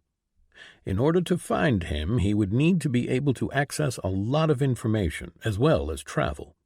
The kind of information and freedom that the wardens could provide was exactly what he needed. He was certain that the monster wouldn't be able to contain himself. He would start killing, and when the bodies started to fall, he will be able to find him. Hunting criminals also appealed to him, and the traveling the position entailed would help him to become acquainted with this world quickly. He still had questions, however. Is there anything else I should know? Are there any other requirements for this position? Zack asked. The Drake looked a bit sheepish before he responded. There is one thing that some people have issues with. To become a warden, you have to, show us your full screens. Zack blinked. That wasn't bad at all. He had been imagining something far worse. He did know that people here didn't like showing their screens to others, though, so he wasn't completely surprised. May I ask why? We need to check that you don't have any criminal titles, Gris said. Ah, Zack said. He hadn't thought of that, but it did make sense. Well, that isn't a problem. Good. Gris clapped his two clawed hands together. So, you are interested, then? Zack nodded. This seemed like a great opportunity, and he felt lucky that he had gotten it. I am. Tell me, what does this apprenticeship involve? Great. We can head to the guild and get your test done. After you become an adventurer, we will file the documents initiating you as my apprentice. What it involves is me teaching you about the job. It will contain training, though, seeing as you are already quite capable, I doubt that there will be much I can teach you. We will start traveling around and dealing with issues as we go. It will be more learning on the job. How do I get paid? Zack asked. Based on the contract and your contribution to it. We split the profits between us. And once you become a full warden, you will get monthly contributions from the framework itself. Well then, I guess we can start. The test for becoming an adventurer turned out to be basically nothing. A training obstacle course that was supposed to test an adventurer and make sure that they held the bare minimum stats not to get killed by the first thing they came up on. He passed it easily, even setting a new record. It wasn't really fair, of course, as the level of those who took the test was almost always far lower than his. He was immediately issued a wooden badge, making him officially an adventurer. You will need to complete contracts in order to get a better ranking, but I doubt that will be a problem, Gris said afterward. He secured a small private room for them and then led Zack there. There were documents already on the table, and Gris took a seat, motioning for Zack to take the seat across. Well, you should first get your name and titles out of the way, Gris said. Please, if you will, show me. Zack nodded and pulled out his primary window, making it visible to others, only without showing his essence. Gris's mouth opened, his eyes widening in shock. He looked at the screen, then to Zack, his eyes blinking uncomprehendingly. Zack hadn't really wanted to just drop it on him, but he didn't feel a good enough moment to say who he was. Iteration 7, Gris whispered. But that was only days ago, and so far away. You couldn't have reached here from... Wait, you are from Earth? The rumors say that no rankers from Earth appeared, and you are too strong for a new arrival. That means you were transported directly here? Zack was impressed at how fast he realized. Yes, I woke up on the beach a few days ago. That's why you seem to know nothing, he said slowly. I just thought that you were a loner. But, Zack, I must ask, rankers who arrive here are all strong, for their worlds at least, but they generally don't get up past a certain point. It is the matter of essence quality and quantity on the old worlds. There just isn't enough of it for a lot of people to get that high up, and yet I can see that you have an evolved class. May I ask how you did this? Zack debated whether to say anything, but in the end there was no reason not to. He didn't want to keep it a secret. He wanted the people here to know so that they could keep an eye out for the monster. My world. I don't know how it was on other worlds, but on mine, the arrival of the framework threw everything into chaos. It was the same for every other iteration, Gris confirmed. My father was in the 5th iteration. He told me stories of societal collapse and the rise of tribal communities. It was the same on my Earth, Zack said slowly. He didn't like remembering. We tried to unite, to band together in order to survive, but eventually something happened. War erupted, and some people did terrible things, and one of their victims did something. He took his revenge on guilty and the innocent alike. And then, we don't know how, but he started growing in power, incredibly so. He grew so powerful that entire armies fell to his blade. And it waged war on the entire world. We fought, struggled to gain more power to oppose him, but in the end he was just too strong. We collapsed. The world was left defenseless, and innocents died. The reason why there were no more Earth Rankers is because by the end there were only 2 of us left. The reason why I am joining you and the Wardens is because I intend to find that monster, because the souls of all those who died at his hands, the children and the old men and women, the warriors and those who only wanted to survive, demand it, because he must face justice. In his mind, Zack heard laughter, a tiny face smiling up at him. He pushed his mind away from those memories. It was too painful. Zack realized that he had been gripping the table with such force that it had cracked. Quickly he let go and took a few deep breaths to calm himself. Gris looked like he didn't know what to say, but eventually he coughed uncomfortably and filled the silence. I can see from your titles that you've been at the forefront of your world. Even for a ranker, it is rare to have more than one of the first titles. The rewards from those I can't even imagine how valuable they are. If you are this strong, I don't see you having any issues with finding this person you are looking for. I am nothing compared to him. Even before he went mad, he had more first titles than I have now, Zack said. Well, I can't promise you that you will find him, but I can give you my word that I will help. Gris hesitated, and then he started to fill out the documents before him. Zack crossed his arms and tried to calm himself. He could not afford to get worked up. His goal was all that mattered, but he needed to approach it calmly and with reason. He wasn't a match for the monster, which was why he needed to get stronger, to get resources that he could use against it.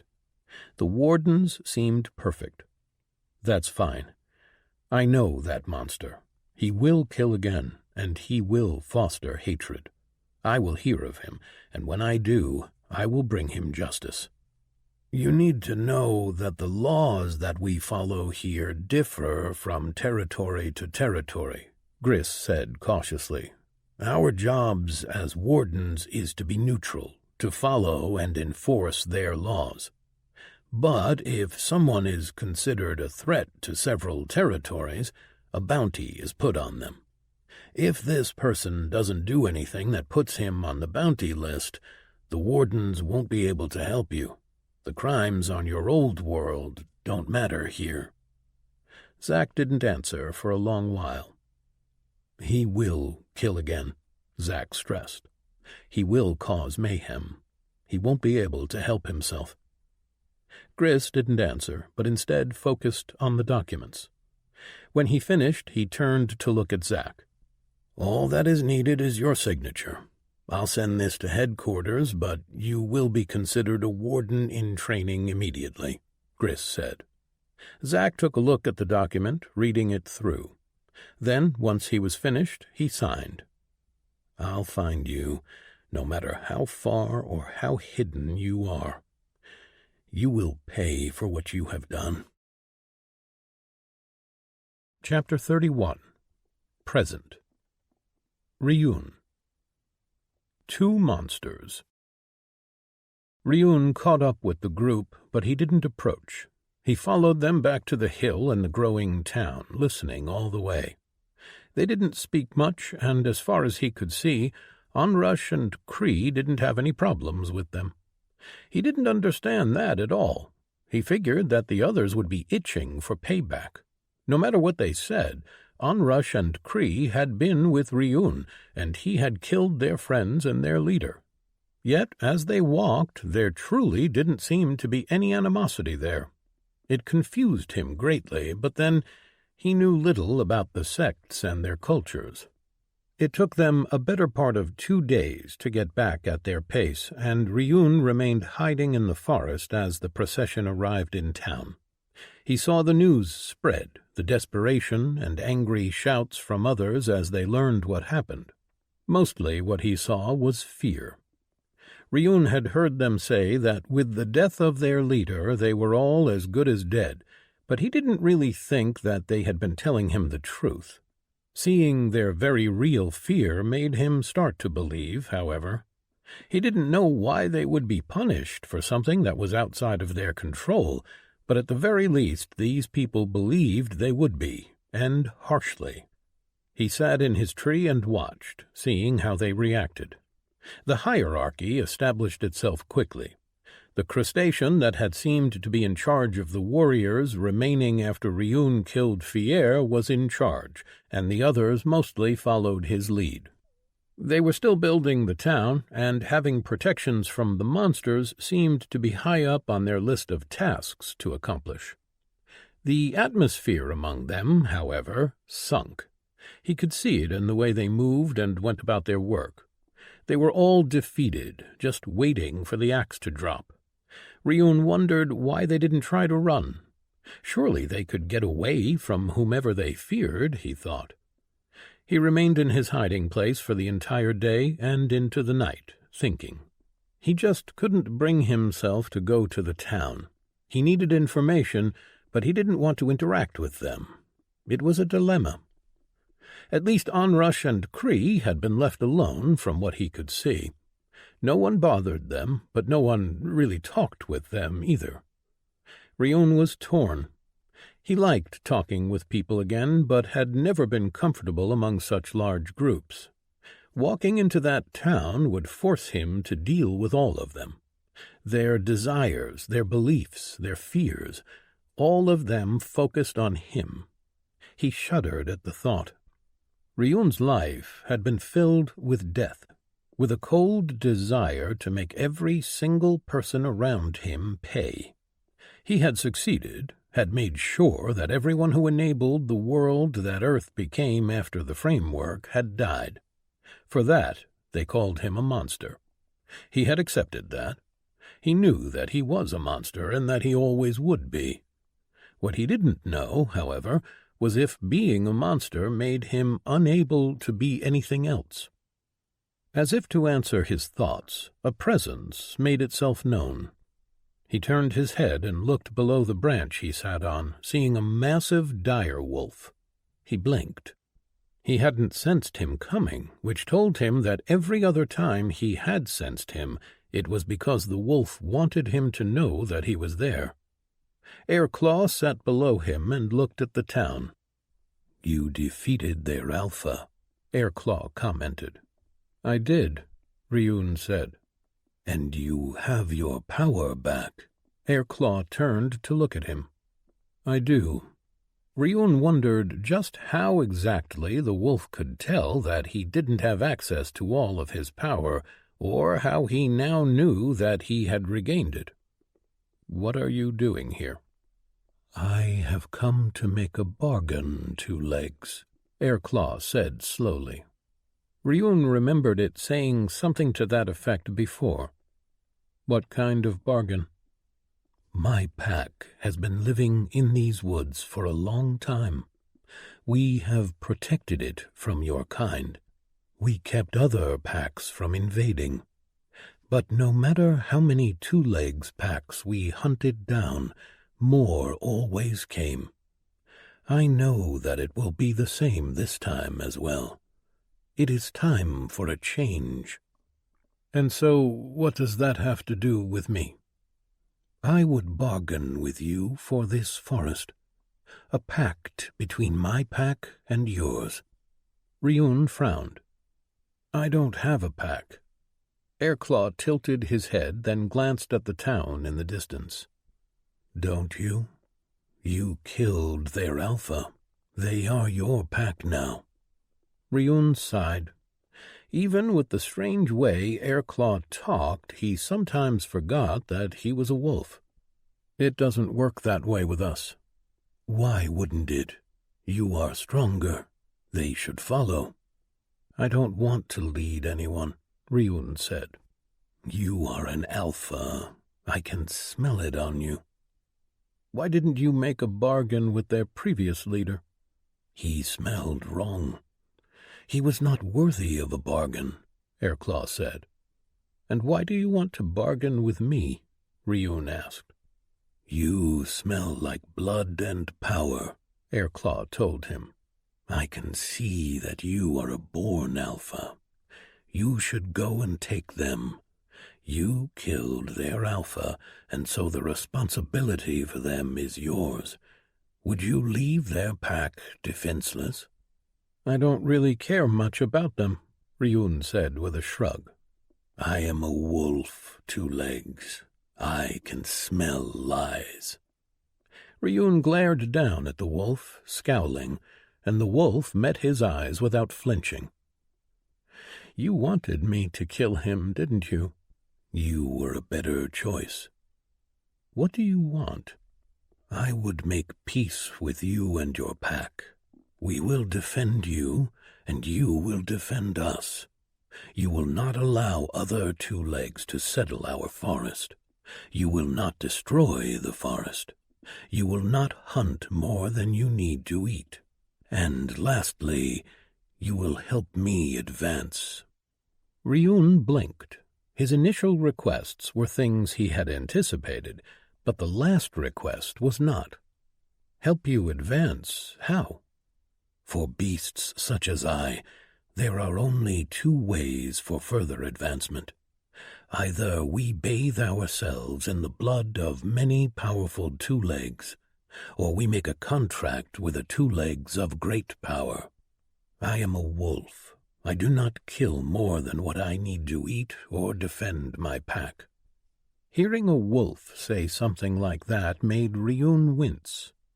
A wolf, a born monster, had more restraint than he, a human being, did. Ryun had done horrible things in order to gain power. A wolf had more honor than him. A wolf's honor, but still honor. It almost made him want to weep. I don't think you know what you are asking. I am not a person that you would want help from. I have smelled the blood of many on you. You reek of it. I know that you have done terrible things to get where you are. But I have watched you, 2 legs. You do not act like a mindless beast. I have judged you worthy. Something wrenched inside of his chest, and he felt himself shed a single tear. He felt it rolling down his cheek as he looked at the magnificent wolf below him. A wolf, a monster, had judged him as someone who still had worth. It had been a long time since he had felt like a human being, but here, now, with words from a monster, he felt a fraction of his humanity returning. I do not say that there is not a long path ahead of you, but that is what a pack is for, to help anchor and guide. Having a pack is not about having slaves that jump at your every order. A pack is not a tool to be used, it is a responsibility. Airclaw nodded at the town. Their last alpha did not understand this. You, I think, could learn it. Ryun turned his eyes to the sleeping town, illuminated by torchlight and the always full moon high above. If he was honest about it, he did want to be among others. He had spent so long alone that he had forgotten what it felt like to be in a group with other people around. He was afraid that he would screw it up like he had before. He had spent the entire day watching the people, seeing their despair and fear. They knew that they couldn't protect themselves from the wrath of their sect, but Ryun could give them that protection. All he had to do was walk over there and accept their fealty. But that was not as easy as it sounded, not for him. "I don't know how to lead people," Ryun told the wolf. "You protect. That is a good start," Airclaw told him. "Think on it, Two Legs, and let me know." With that, Airclaw turned and walked away, a few moments later disappearing into the night and from his senses. The monster was powerful, incredibly so. Ryun didn't know if monsters had classes, but if they had cultivation levels, perhaps they had classes as well. And if they did, then Airclaw had evolved class twice. Ryun wondered what the wolf was capable of. When there was no sign of anyone around him, Ryun turned back to the town. He would go in the morning. A new world, a new chance for him to do something good. Perhaps he could even find atonement for what he'd done in the past. Chapter 32. Present. Ryun. Decision. Ryun walked slowly. The town on the top of the hill was looming in the distance. He had spent 3 days in the forest, working up the nerve to walk out. It was silly. There was nothing in the town that should frighten him, and yet he couldn't help but feel anxious. A long time ago he had led people, had had people look up to him, and he'd failed them. That had been the first step on his path to becoming who he was now. He didn't want to lead again, but he knew that he needed help. There was just so much that he didn't know. And Airclaw was right. In a way, these people were his responsibility, if what they had said was the truth, at least. He didn't yet know the particulars, but their fear was real. In truth, it was not the people that he was concerned for, but Cree. Over the days he had spent watching the town, he had seen her and her mother getting more and more isolated. They weren't bothered by others, but they weren't included. Even from far away, it was obvious that people didn't know what to do. The work in the town had halted, and more than once he had observed shouting matches followed by fighting. Ryun's needs were clear. He needed to learn more about Qi to fill in the gaps in his knowledge. He needed to understand this world if he was to survive. That much was obvious. Forcing people to tell him had never been his way. Exchanging favors, on the other hand, was far more acceptable. Finishing the game with Cree was important.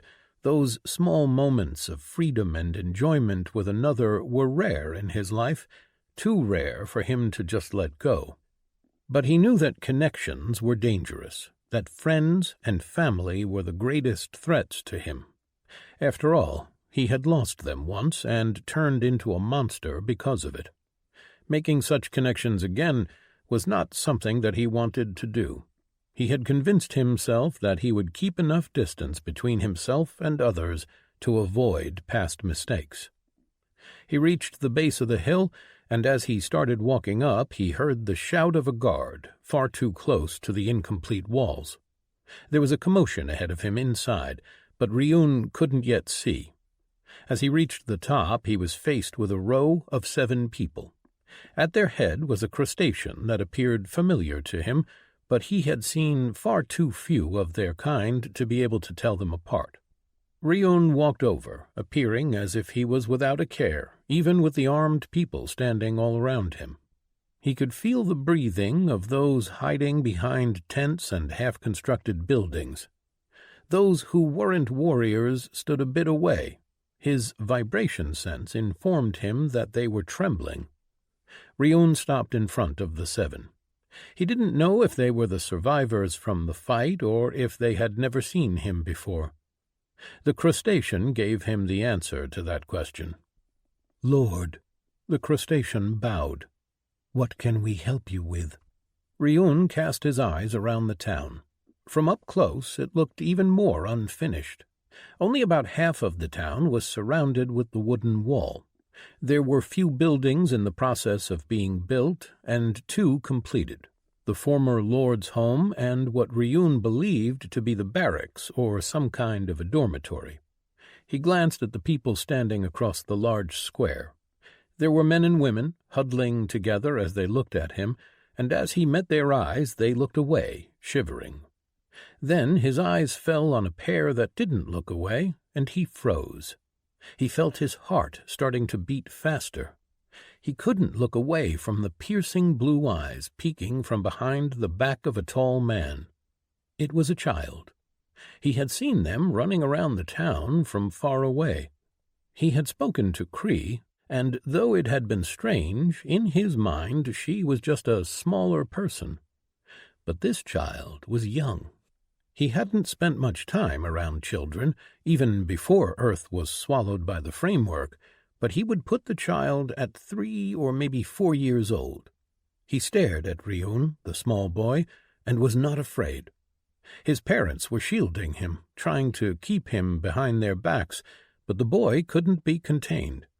He looked at Ryun with an expression of innocence that Ryun had not seen in a long time.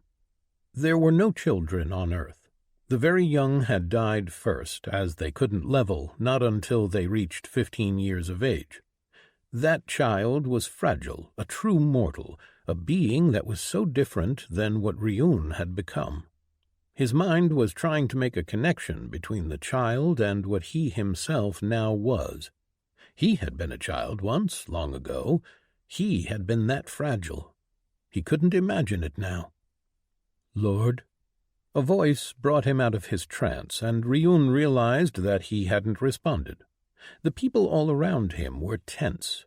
He counted at least another 40 warriors, and maybe twice that in non-combatants. He opened his mouth to speak, but was interrupted. "Ryun?" He turned to see Cree standing close to him with her mother hurrying after her. The 2 hadn't been out when he had arrived. Their tent was further away from the others, behind the dormitory, and they hadn't been called. It reinforced his assessment that they were being isolated from the others. "Hello, Cree. I have come to finish our game," Ryun said. Her little mouth opened in surprise, and she looked around at all the people surrounding them. Suddenly she looked uncomfortable, as the eyes of every person present turned to her. I would like that." Onrush reached her and stopped in front of her, shielding her daughter from his sight. It almost made his lips twitch in amusement, but he kept his expression blank. "Why have you come, really?" Onrush said, her eyes boring into his. Ryun was surprised. He could tell that she was afraid, but nowhere near as much as she had been when she'd seen him kill Fier. Perhaps she was finally convinced that he had no intention of harming her. Ryun didn't answer immediately. Instead, he looked back to the crustacean and then to the rest of the people surrounding him. They were a sorry-looking bunch, a motley crew. There were 3 races that he could see represented: the crustaceans, the demons, and humans, which included the orc-looking ones as well as some that had pointed ears that made them look exactly like how fiction on Earth depicted elves. As he took a closer look, he managed to see that the other 2 races had different types of people represented.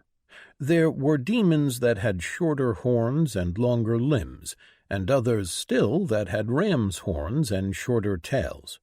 The crustaceans were more difficult to compare, but he saw a type that had 3 sets of arms instead of the usual 2. There were many things that he had to learn about this world. Finally, he spoke. "You've made me an offer of service before. I think that we should discuss this more in depth. Perhaps we might come to an arrangement." Onrush's eyes widened, and the leading crustacean's mandibles clicked as he spoke. "We are very much willing to discuss anything, Lord. We are in need of aid. Tell us what you wish in return for our service, and we will try to provide it," the crustacean said. Immediately Ryun noticed the people all around stiffen. He wondered what they were imagining him wanting.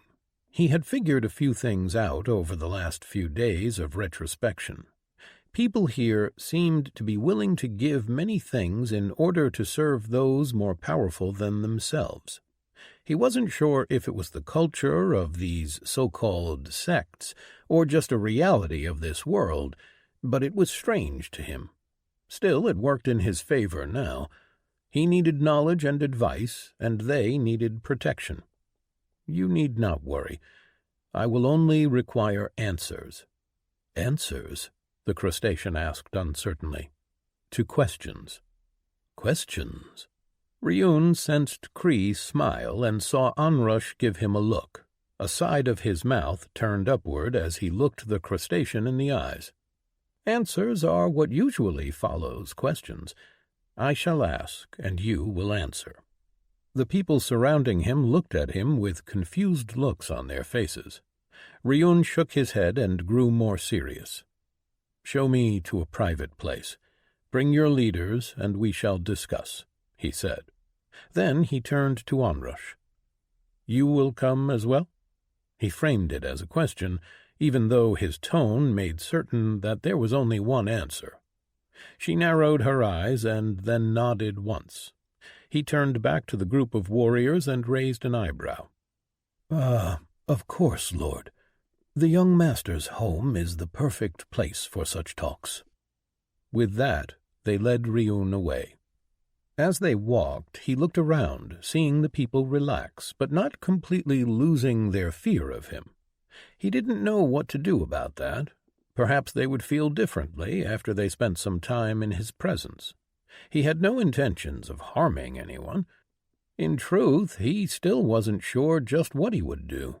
He would talk with them first, hear what they had to say and what they wanted from him, and then he would make his final decision. Chapter 33. Present. Onrush. Leader. Onrush sat in the small room that used to be Master Fierre's meeting room. In the middle of the room was a table with a large map covering it, the map of the Twilight Forest, or at least what they knew about it. This territory was largely unexplored, a wild place that had refused to be claimed. There were notes scattered around the table, Fierre's plans for the claiming of the forest, his last hope of getting back into the sect's good graces. Instead, the only thing he'd found on this expedition was his death. She looked at Ryun, who was seated at the head of the table, in the large and opulent chair that Fierre used to sit on. He looked at ease, with one hand leaned on the table with his fingers extended and gently tapping on top of it. The other four people next to her were an entirely different story. The one closest to Ryun was Jish, who, after Master Fierre's battle with Ryun, found himself being the highest ranked and so in charge of the warriors. Next to him were his two sub-commanders, Enka and Terser, both clearly struggling to keep still as they cast quick glances in Ryun's direction. The room was filled with fear, which was understandable. The last person in the room surprised Onrush the most. The short, older human was the architect in charge of the building effort.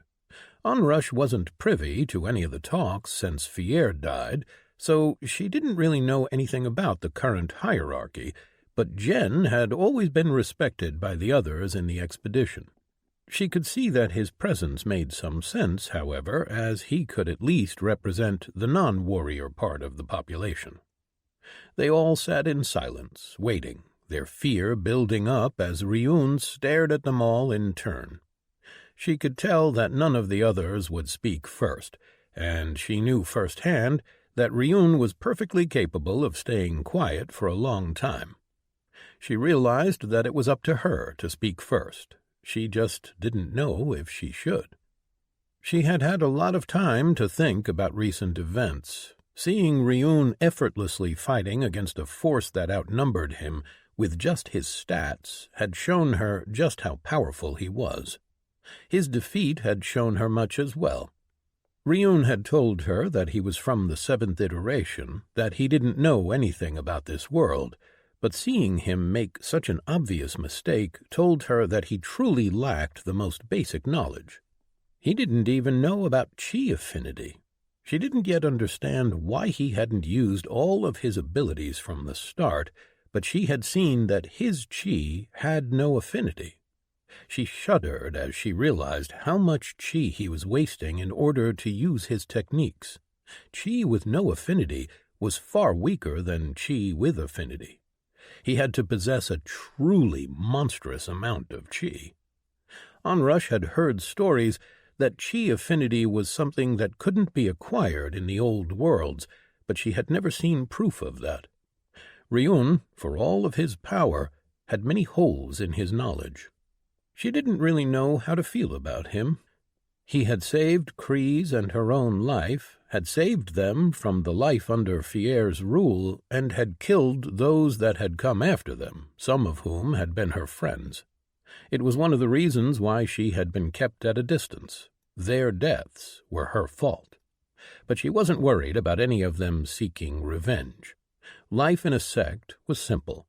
You made your choices and accepted the consequences, and they had decided to come after her and follow Fierre. Still, she was conflicted about Ryun. Something was not right with him. She could tell that from the start. It was as if a piece was missing, but she didn't know if that made him a greater threat or not. Him arriving here, seemingly to accept Jish's offer of service, changed things. Everyone in this town had little hope for the future. They weren't strong enough to survive on their own, and they had no hope to fight off the sect when they came calling. As the silence stretched and turned uncomfortable, Onrush steeled herself and decided that she needed to speak. "Ryun," she said more calmly than she felt, "you wanted us to discuss things." Ryun turned his eyes to look at her, then stared for a long minute before responding. "Yes, you offered to serve me. Explain to me your situation and what you hope to achieve from having me lead you." Onrush turned to Jish, giving him a look that told him that he should answer. The Cretan mandibles twitched anxiously, but he did reply. "Well, Lord, all of us here are part of the Black Viper sect, although now we no longer are, I suppose, with the young master being dead." Jish closed his 4 beady eyes and shook his head. "As I was saying, we all had low standing in the sect, as each of us was in a way a hindrance. Some were troublemakers, others were considered low-contributing members, or simply had powerful enemies within the sect. We were sent here in service to the young Master Fierre, with the understanding that we would either succeed in our mission to claim this territory for the sect or die.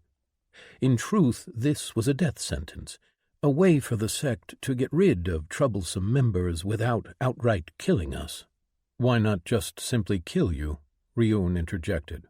"The sect laws forbid such things, and it would not look good to the other members. If those higher up started killing anyone that made trouble, well, it would not end well," Jish answered.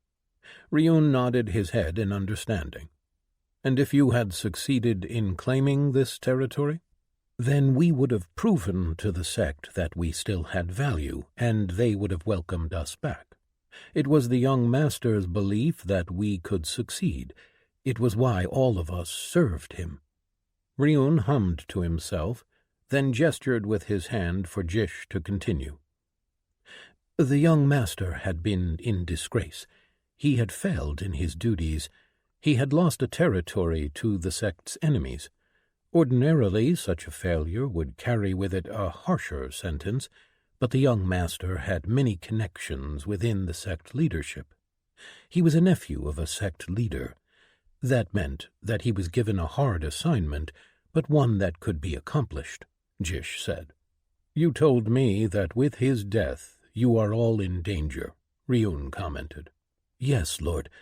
Our fates were tied to that of the young master. The sect will want to avenge his death, as even though he was in disgrace, he was still family of a sect leader.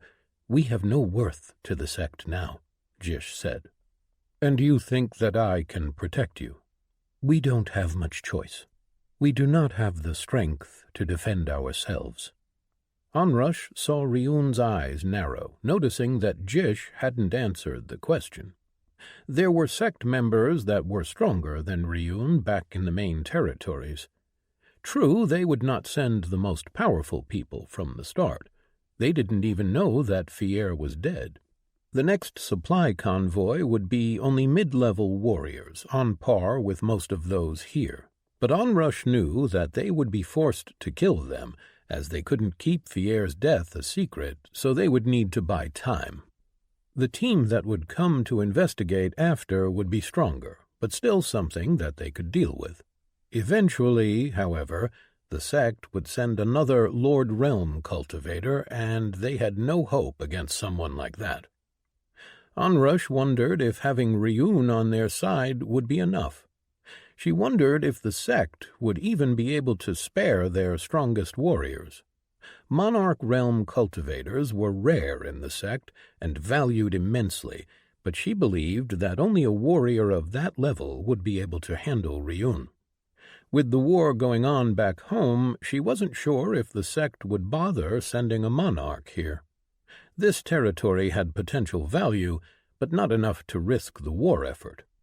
"So," Ryun said slowly, looking as if he had no care in the world, "you want me to fill your old leader's shoes and protect you from your former sect?"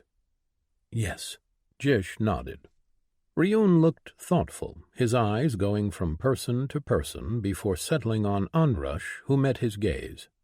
She had realized that much of her fear of him was not rational. He had shown her that he was willing to kill, yes, but he had also shown that for some reason he would do anything to protect Onrush and Kree. She was fairly certain that he did not have any ulterior motives, but she still couldn't shake all of her fear. There was too much that she didn't know about the man and the reasons behind his actions. "What are you?" Ryun asked suddenly, turning to Jish. The Cretan blinked rapidly, his mandibles clicking. Onrush could tell that he was caught off guard by the question, and when he didn't answer immediately, she answered for him. "Jish is a Cretan. His ancestors came from the 4th iteration," Onrush said. Cretans were easy to differentiate, as different iterations had drastically different forms, unlike humans, who, aside from skin color and some slight physical differences, were mostly the same. Ryun nodded, then glanced at the rest. Enka was human only with black skin. Terser was a Damasi with horns curving upward, and Jen was human of the same form as Onrush herself, although his skin was a lighter shade of green and his tusks were longer, showing his age. She saw that the others were confused by the question. Not knowing a Cretan on sight was strange, unless one was, like Ryun, from a newly arrived iteration. Ryun then did something that she hadn't expected. He waved a hand in the air, and a window became visible to them all, showing his name and race along with the iteration he came from. She saw the others startle, then look confused at what they read. "7th iteration," Enko whispered with disbelief written all over her expression. Onrush sympathized. She hadn't been able to believe it herself when he told her. "I arrived in this world only recently, and I was transported directly here, to this forest," Ryun said. Onrush saw the others open their mouths to deny it, but seeing the window floating there convinced them otherwise. She could see them putting things together, could see the questions in their eyes, but they didn't voice their thoughts. They were probably too scared of Ryun to do so. Onrush knew that Ryun was an impossibility, that rankers didn't arrive so strong. Sure, those from the first few iterations, those that survived at least, had all grown rapidly in strength. Most were the rulers of this world now, but that was only after they arrived. And as more and more iterations arrived, rankers slowly stopped growing so rapidly in power. The ones who had arrived before them had made sure to hobble those arriving after.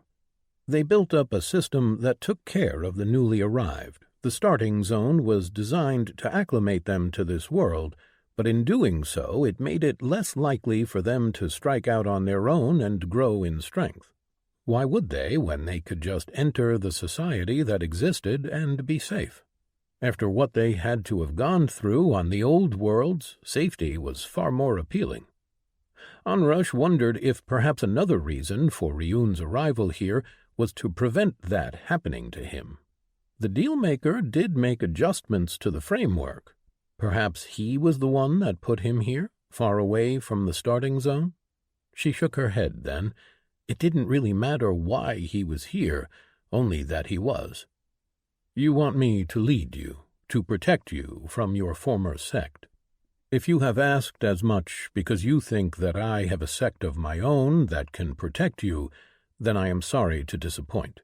I am alone, and I know little of this world. The only thing that I can offer is my power. If you still want my protection, I am willing to accept, but in return I will need help from you. I need to learn about this world, to fill the gaps in my knowledge. I can't promise you that I will succeed in keeping you safe. I can only promise that I will do my best, and that I will do my best to show you all a path to gaining more power for yourselves, so that you may protect what you hold dear. Nothing more, nothing less. With that, Ryun stood up and made his way toward the exit. Once he reached the doors, he glanced back. Talk among yourselves and decide. I shall return tomorrow for your answer. He walked out, leaving them alone in the room. Onrush saw the shock on their faces as they watched him go, and then Jish turned to look at her. Onrush, can you tell us everything that you know about him? She took a deep breath, and then she spoke. She could already tell that they would be here for a long time. But she knew one thing. She had made her decision. She would try to convince them to accept Ryun as their leader. They had no other option. Chapter 34. Past. Ryun. Hunt. Ryun kept his eyes wide open, watching for any signs of monsters. It had been a month since the world had changed, and they were finally going to explore and try to find more people. Linda had finally won. Her constant pestering had finally forced them to make a decision, even if just to have her shut up. They had agreed to go, and much earlier, but Zack had listened to Ryun and Melody, and instead of going immediately, they had stayed for longer. They had spent the time hunting monsters and fortifying their cabin. All of them had gained a new title, Adventurer, which gave them a reward of 5,000 essence and 5 points to all stats. He had also advanced to the next stage.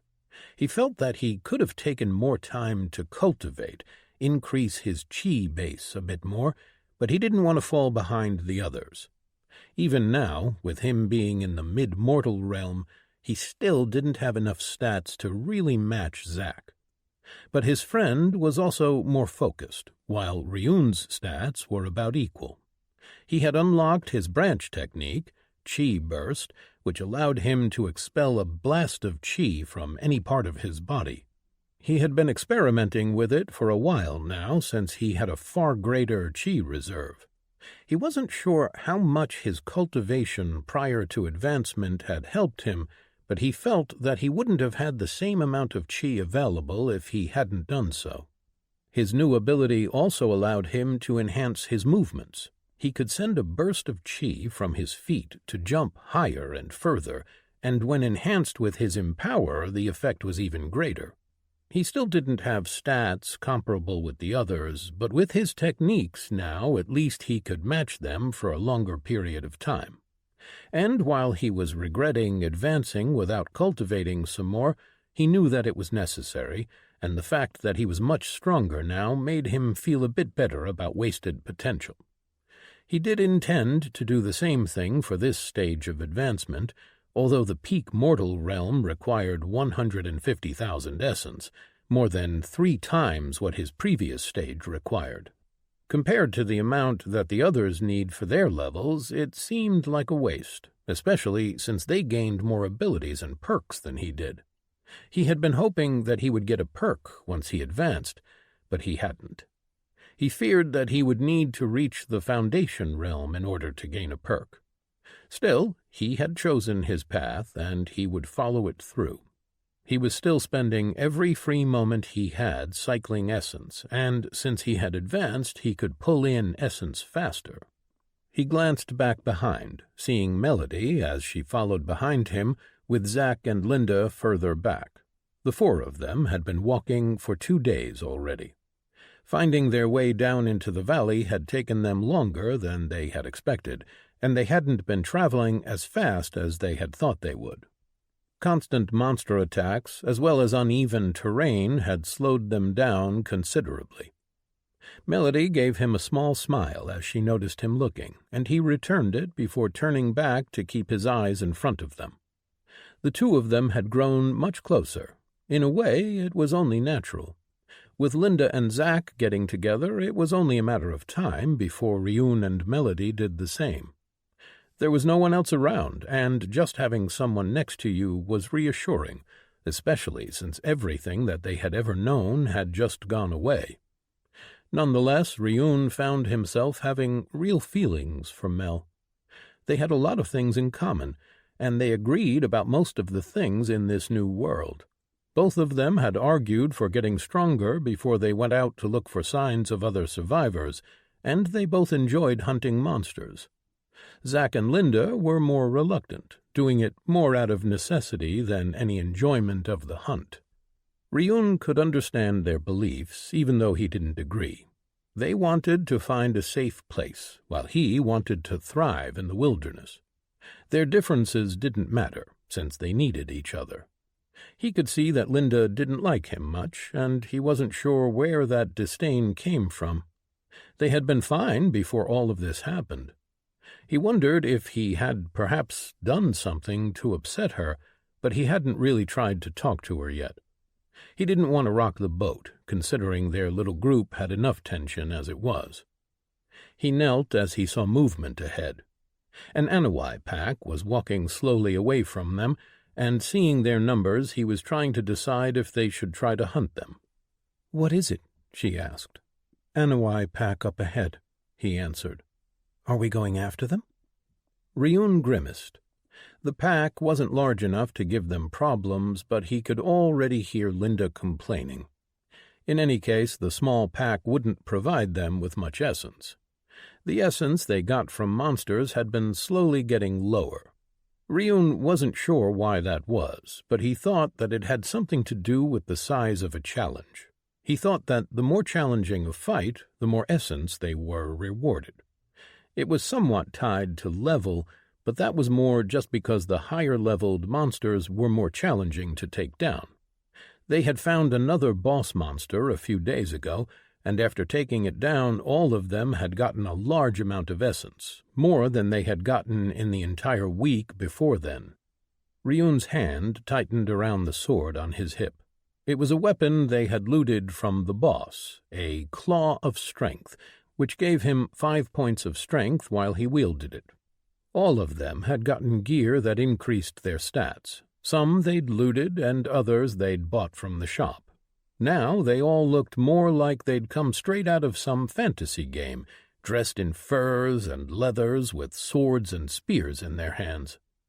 Finally Ryun sighed, letting go of his weapon. There was no point in going after the Anawai. They were not here to hunt, but to explore and look for survivors.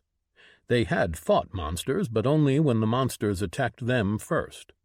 As the Anawai moved out of range, Ryun stood, and the others followed. He waved to Zack and got a nod in return. Then continued forward, Melody walking next to him. "Do you think we'll find someone?" she asked. Ryun grimaced. They were close to the place where they had seen the fire weeks ago, but he had yet to see any signs of people, only wilderness.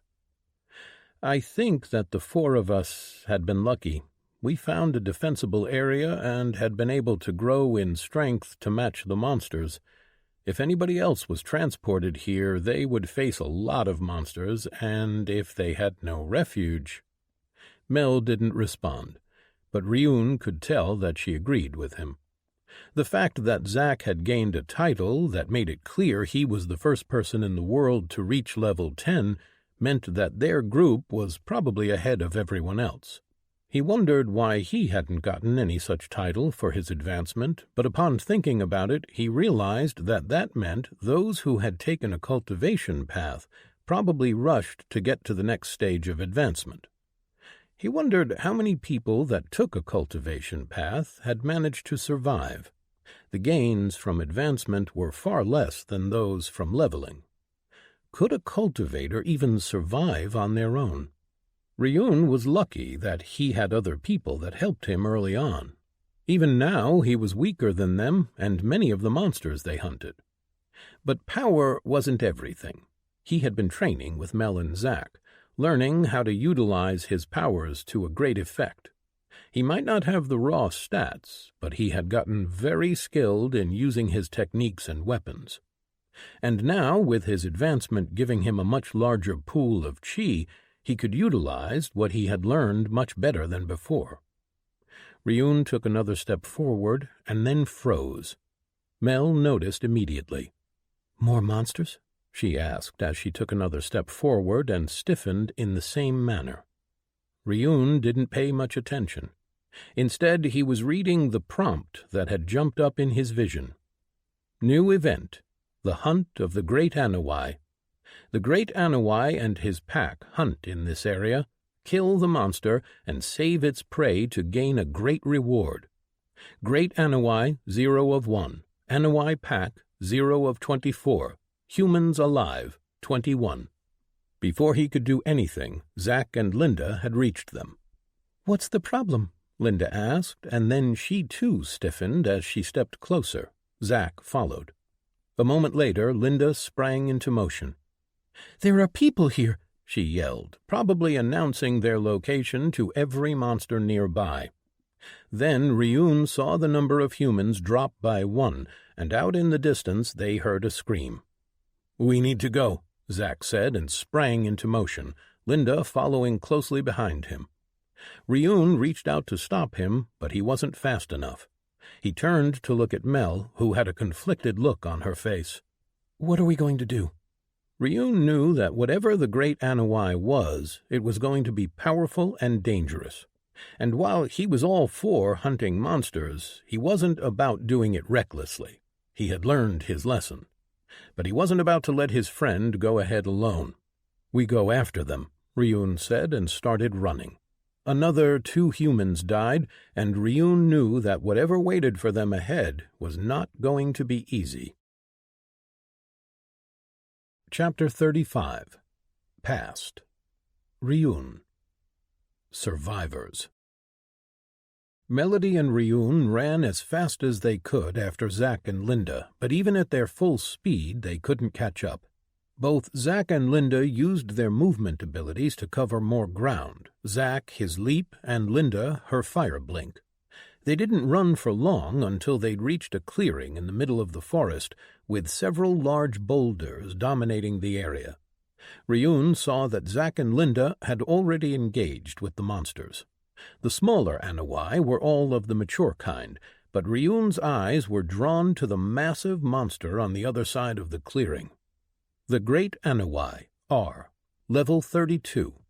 Ryun nearly stumbled as he read the monster's name above its head. It appeared to be of a higher rarity than the boss monsters they fought previously, and its level was much higher. Levels weren't really a good measure of power, at least not when it concerned monsters. They had managed to take down monsters of a higher level by being smarter than them, even when they had been much stronger than them, but Ryun got a strange sense from this monster. It did not appear to be like the others. It was the largest monster he had seen, about the size of a rhino. It was covered in thick black fur, with 2 white stripes trailing its back and wide tail. Its mouth was filled with sharp and long teeth, and the claws on its feet looked like they could cut anything in half. There were about a dozen more Anawai around it, herding a group of fleeing humans from the sides. Zack and Linda were standing in front of them, Zack with his axe and sword ready, and Linda throwing her fire flares at the pack. The people were running away, screaming, and trying to get to Zack, but the Anawai were too close. Ryun saw the boss monster swipe with its massive claws and rip a man in two. Melody jumped forward, clearing several meters in a single hop, and Ryun breathed in before exhaling quickly, using the breathing form for his new technique. He sent a chi burst from both of his feet, jumping forward after Mel. Zack had reached the Anawai pack and was cleaving through them even as he yelled for the people to get behind him and over to Linda. Mel landed close to him and started stabbing with her spear, using her abilities to kill several Anawai in quick succession. Ryun reached them a moment later, his sword ready and swinging immediately. He cleaved an Anawai's head off and kicked another as it tried to bite him. He didn't use his techniques, as he was saving his chi for the big monster. The smaller Anawai were lower level, and he had learned how to fight them. With his advancement, his stats were now about equal to theirs, but he knew how to fight them, so he had no issue dispatching them. A small ball of fire flew over his shoulder and struck an Anawai that had jumped toward Zack's back, burning a hole in the monster. The pack was dying quickly, but those not fighting with them were still attacking the fleeing humans. The boss had to have seen them, but it was still taking down those who were at the back of the fleeing line. It was killing more and more people, but then Zack roared and used leap to close the distance. He must have surprised the monster, because it didn't react fast enough, and Zack brought down both of his weapons down on its side, scoring 2 long gashes along its shoulder. It growled and swiped at him, but Zack ducked and rolled away. Ryun grimaced as an Anawai jumped at his face. He hadn't been paying attention and had little time to react, but then a spear punched through its throat as Mel stepped next to him. He didn't even have the time to thank her before another monster tried to bite his leg. Ryun stepped back, evading the bite and stabbing down into its body. It twitched as it died. He glanced back at Zack and saw that he was struggling to evade the great monster. Ryun dispatched another monster and realized that the majority of the pack was dead. He looked around to see the fleeing people reach Mel and head over to Linda. He decided that the two of them could protect them from the pack, and so he turned back to Zack. He took a deep breath and entered the breathing form for Empower, and immediately he felt stronger. The technique gave him a boost to each of his stats that was equal to half of that stat. It wasn't enough for him to match the other's highest, but his technique increased all of his stats. He pushed off the ground and ran between the few Anawai, passing the terrified people who were trying to escape the monsters.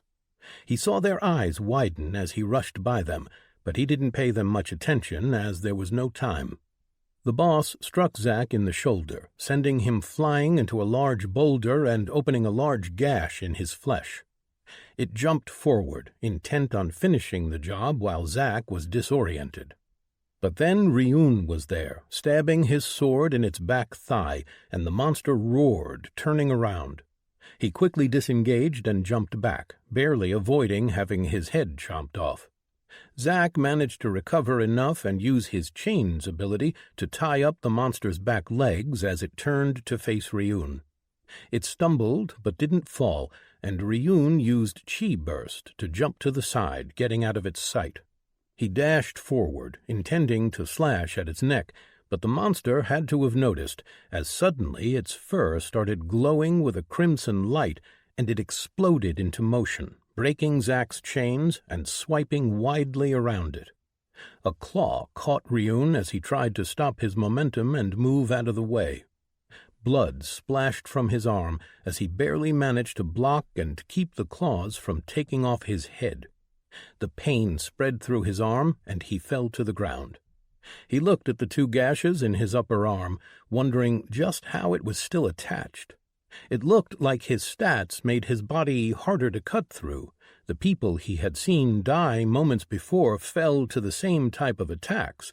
The monster cleaved them in half, but only scored deep gashes on him. He could move it, but it hurt every time he did so. The pain wasn't as bad as what he would expect from such a wound, but he already knew that stats helped manage such things a bit. His endurance was probably high enough that he could bear the pain. Ryun managed to get back to his feet and saw that Zack was keeping the monster occupied. It didn't look good. Zack had several wounds on his body, and the beast was pushing him back. Ryun could feel that his chi supply would run out soon, and he knew that they needed to end the fight as quickly as possible. He jumped forward, joining Zack as he slashed with one hand at the monster. It moved its head out of the way and then swung at him with its claws, but chains flew out of Zack's hand and tangled its arm up, making it fall to the side. Seeing an opportunity, Ryun stepped forward, intent on stabbing the monster through the eye. As soon as he got close, he realized that it was a ploy. The monster broke the chains and snapped forward with its jaw. Ryun managed to block somehow by putting his sword in front of him. The blade stuck between the monster's teeth, cutting into the jaw. Ryun was pushed to the ground as the monster tried to close its jaw and bite him in half. Ryun kept both of his arms on the sword, one on the hilt and the other on the flat of the blade. But the more the monster pushed, the more his injured arm hurt. The monster loomed above him, spit, blood, and bile dripping all over Ryun. He saw Zack rush at the monster, trying to get it off of him, but it swiped with one of its legs and cut him on the forearm. Then Ryun saw Zack's body flash with a golden light for just an instant, and he knew that Zack was about to unleash his class perk, and so Ryun took a deep breath. He had no arms free to use his technique, but it didn't matter, as he could push out a chi burst from any part of his body. The monster's head pushed his arms lower as he prepared. Then he saw Zack swing his sword far faster than he usually could, and Ryun breathed out, sending a burst of chi from his mouth. The chi burst looked like a silver plume of fire, and it hit the beast all over its face, burning its fur and eyes, some even entering its throat and going down it. Then Zack's blade punched through the side of its head. The monster stiffened, then fell to the ground, half of it right on top of Ryun. He didn't have the strength to move, so he just remained there on the floor, his chest heaving from exertion. "You okay?" Zack managed to ask. "Sure," Ryun answered. "As soon as you get this thing off me." Zack grabbed the head, and together with Ryun they pushed it to the side. He got back to his feet and looked around. In the distance, on the other side of the clearing, he saw dead Anawai and Mel and Linda talking with the survivors. There seemed to be too few of them, which reminded him about the event. He saw new notifications and brought them up to take a look. Event cleared. Great Anawai, 1 of 1. Humans alive, 11. 10 people had died before they'd managed to kill the monster. Ryun wasn't sure how he felt about that. True, it wasn't their fault, but perhaps they could have done more. He shook his head and read the next notification. "You have slain the great Anawai and saved its prey. You gain a reward based on your contribution. 50,000 essence, town stone, great sword, R, skill stone, combat mastery." The rewards were excellent, and he saw that the essence was added to what he already had, but then a blue chest appeared in front of him. He didn't move to open it immediately, but instead looked at the next notification. Achievement unlocked. Title available. Hero of Promise. Reward, +5 to all stats, 5,000 essence. "Holy shit," Ryun said. "Did you see the rewards?" Zack was looking at the people across the clearing, but the question brought his attention back to Ryun. "No," he said. Then his eyes widened, and Ryun assumed that he took a look. 60,000 essence. What? 60? That is such bullshit, Ryun complained, although it didn't really matter. They had just gotten an incredible boost. Before he could speak again, he saw Mel waving at them, motioning for them to come over. He sighed and shelved his questions for later. It appeared like they needed to go and meet some new people. Chapter 36.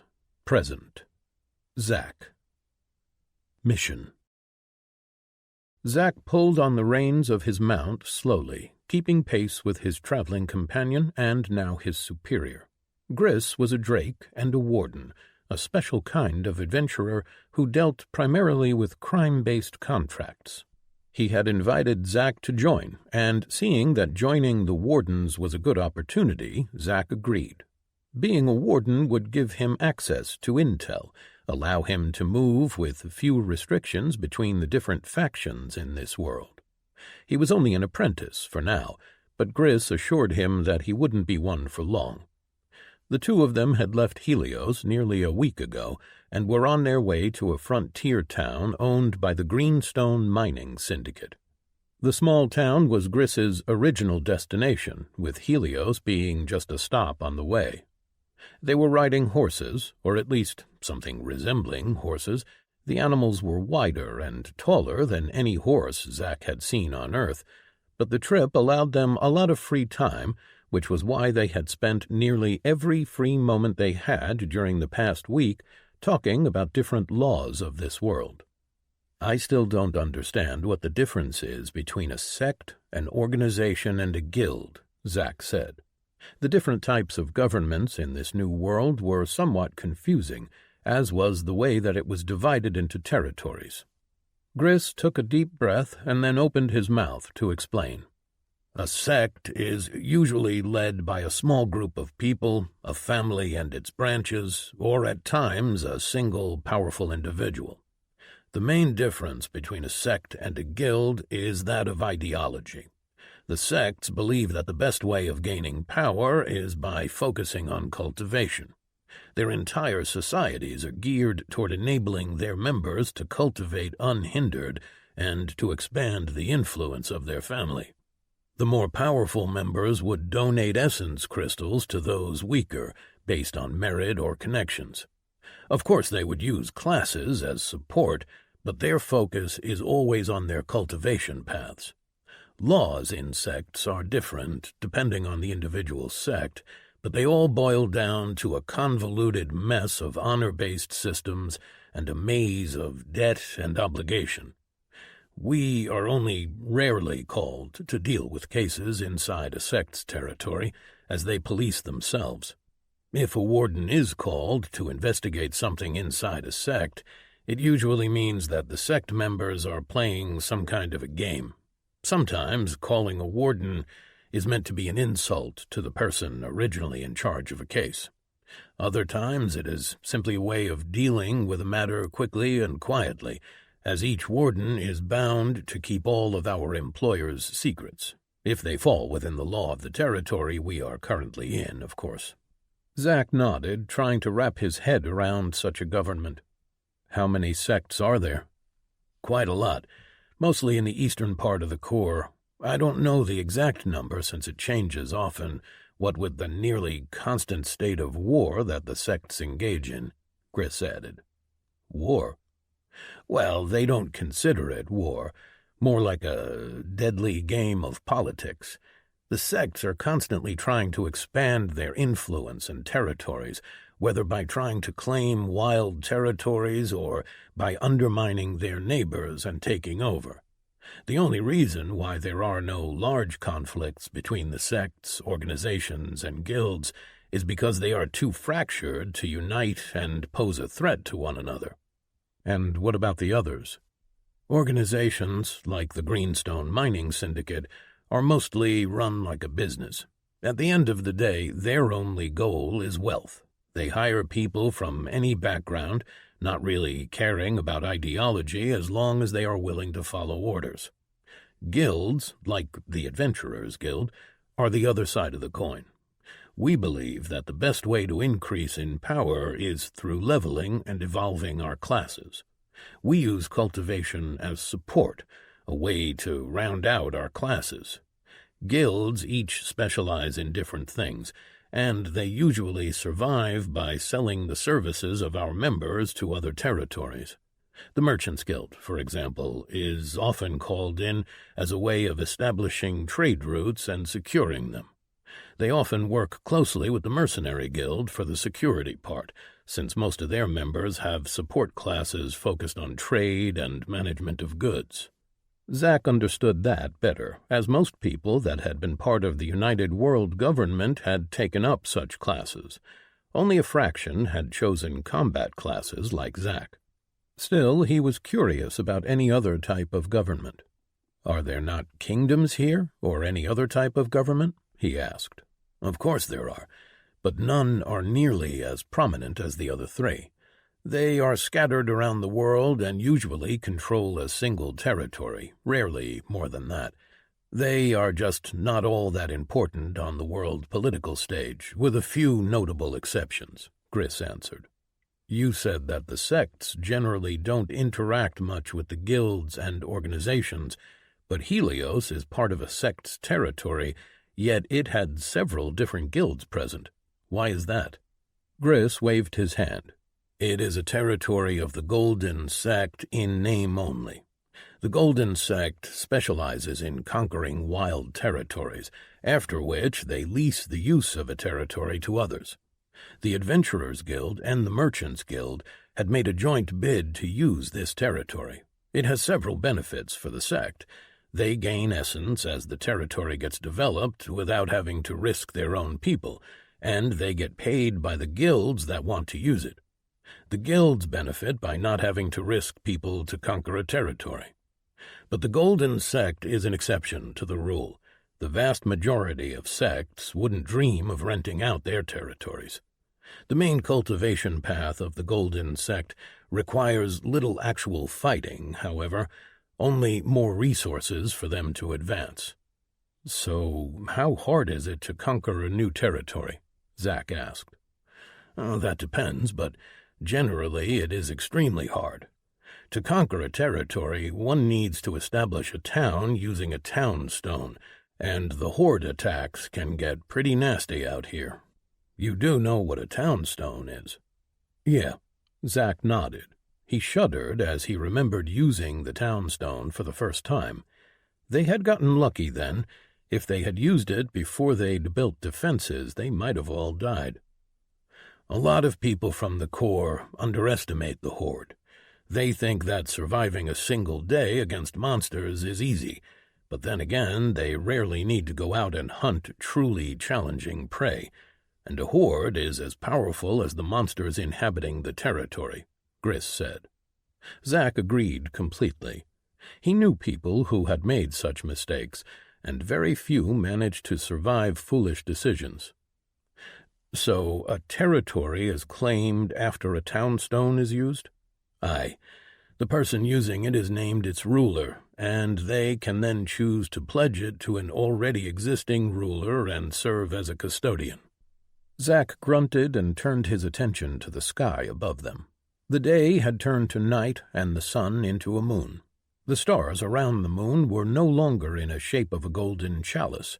Now the stars were green and arranged in the shape of two crossed pickaxes.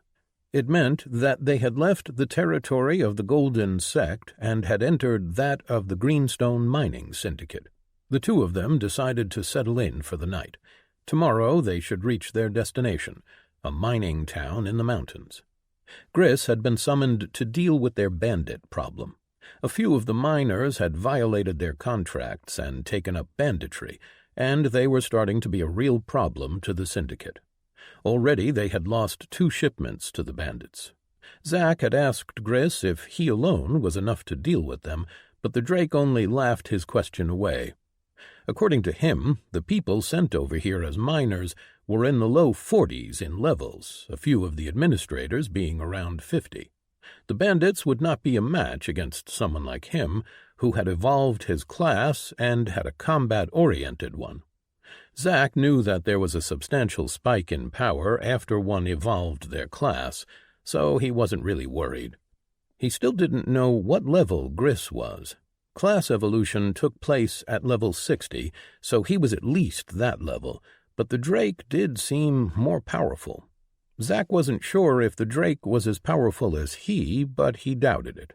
Zack's level was over 80, and on their trip he had gotten his cultivation up to the peak mortal realm. It wasn't a huge boost, he could barely feel the stat addition, but every little thing added up. After they made camp and started a fire, they sat and waited for their dinner to cook over it. Zack had a lot of food stored inside his ring, but he was still wary of revealing too much to Gris. He had only known him for a short while, and while the Drake hadn't done anything to make Zack suspect foul intent, he had learned to be very careful around strangers. A short while later, as they were both eating the cooked meat, Zack stopped mid-bite and tilted his head. Gris continued eating, not noticing anything amiss. Zack closed his eyes and settled into his breathing form and triggered the focus technique. The sounds of the forest around them cleared up, and he heard the rustling of leaves beneath feet. He sighed and put his meal aside. Gris frowned at Zack as he stood up. "What is it?" Gris asked. Zack turned to the darkness of the forest and spoke. "I'd prefer not to kill anyone on this night, but if you continue on this path, I'll have no choice," Zack said. He couldn't see anything, but he could hear the dozen or so people in the forest around them. Gris stood and grabbed his weapon and shield as he started scanning the forest around them, trying to spot what Zack had noticed. The silence was their only response. Zack waited, without making any threatening moves. "Are you sure that there is someone out there?" "I can't feel anyone," Gris said. That told Zack a few things, but he was not surprised that the Drake couldn't feel them, as the people were using something to mask their presence. The only reason he heard them was because his stats were fairly high for his level. He couldn't tell if what they were using was a skill, ability, or a technique, but in the end it didn't matter. Then Zack heard them move, and he knew that they made their choice. He pulled out his sword from his ring and sighed. He turned toward the Drake and spoke. "Get ready. Here they come." Chapter 37. Present. Zack. Criminals. Zack readied himself as the people hiding in the forest around them started to move. Gris pulled out his badge and raised it high in the air as he spoke loudly. "I'm a warden of the guild. Show yourselves and keep your hands where we can see them." Zack didn't think that his words would change their minds, but he did sense their would-be attackers hesitate. He heard them speaking with one another, a short exchange, but then they continued on. 3 of the attackers left the cover of the trees and stepped into the light of the campfire. They were dressed in well-cared-for sets of armor and carried quality swords in their hands. They didn't seem like what Zack imagined bandits to look like. As they moved to attack Gris, Zack noticed more coming from behind, heading for him. He turned around to see another 4 people, each wearing the same type of armor. They moved and attacked with a practiced coordination, 2 moving to the sides, cutting his avenues of escape, while the one in the middle moved to engage. As Zack gripped his sword tighter, his perk, Wind Lord, activated, and he felt the wind around him move gently. He took a step forward, closing the distance between himself and the center bandit. He stabbed forward casually, intending to distract the attacker, but he hadn't really accounted for the difference in strength between them. The bandit barely managed to move out of the way, and even still Zack's sword cut into the man's shoulder right through his armor. Zack grimaced. He had no intention of killing his opponents, and, as he had learned, wardens generally didn't kill the criminals they were after, only those who had so-called death marks. But those were usually reserved for the most vile of criminals. These bandits were criminals, but they had mostly been stealing goods. Gris told him that the contract he accepted was to apprehend the bandits and deliver them to the Greenstone Mining Syndicate official at the mine. So, as his blade went through the bandit's shoulder, Zack adjusted his strength. The two bandits on his sides moved to attack, but he moved out of the way with ease, the wind kicking up dirt in his wake. He swung at the one on the left, making sure to keep his strength and speed at a level where the man could react in time. The bandit blocked, and Zack's perk, Wind's Child, sent a small gust of wind into the bandit's face, making him blink. Zack took the advantage of the bandit's distraction to move closer and kick the bandit's legs from under him. He danced to the side with evade, and the sword intended to cut through him passed harmlessly over his shoulder. Zack spun around and kicked the attacker in the ribs. The bandit grunted and fell to the ground, curling up. The last bandit stood a few steps away, the wound in their shoulder bleeding profusely. Zack saw fear in the bandit's eye. He could tell that the bandit wanted to run, but Zack didn't give him the chance. He raised his hand, and light chains flew out of it, ensnaring the bandit. He pulled the bandit through the air to him, and then struck him in the head, knocking him out. With his attackers dealt with, he turned to see that Gris had dealt with the bandits on his side as well. "These are the bandits we are looking for, I assume?" Zack asked. Gris looked at the people. All 6 were on the ground, some unconscious, others groaning in pain. "Something isn't right here," he said finally. Zack raised an eyebrow. He had a suspicion already, and he wasn't surprised that Gris had made the same connection. "The armor," he said finally. Gris nodded his head. Even on Earth, bandits were a ragtag bunch, and he didn't think that things should be all that much different here. The convoys that the bandits attacked carried ore, not weapons and armor, and yet these 6 all carried identical armor and weapons. None had any identifying marks that he could see, but all were well made, not something a group of escaped miners would be able to get their hands on. Gris took out a length of rope from his spatial storage and motioned for Zack to help him. They rounded the 6 up and tied them all together. Once they were finished, Gris took a seat in front of one of the bandits that was awake. "You do know that attacking a warden is a serious offense?" Gris asked. The bandit didn't react. Instead, he just kept his eyes on the drake. None of them were talking, in fact. Zack didn't expect such discipline from bandits, but it didn't seem like they were dealing with an ordinary bunch. "Where did you get your gear?" Gris asked, and again the bandits remained quiet. He tried asking a few more questions, but none of them were answered. Seeing that it was pointless to keep asking, Gris stood up with a sigh and motioned for Zack to follow. They stood a few steps away. By now, Zack was familiar with the drake's expressions enough that he could tell the man was worried. "So, what do you think?" Zack asked.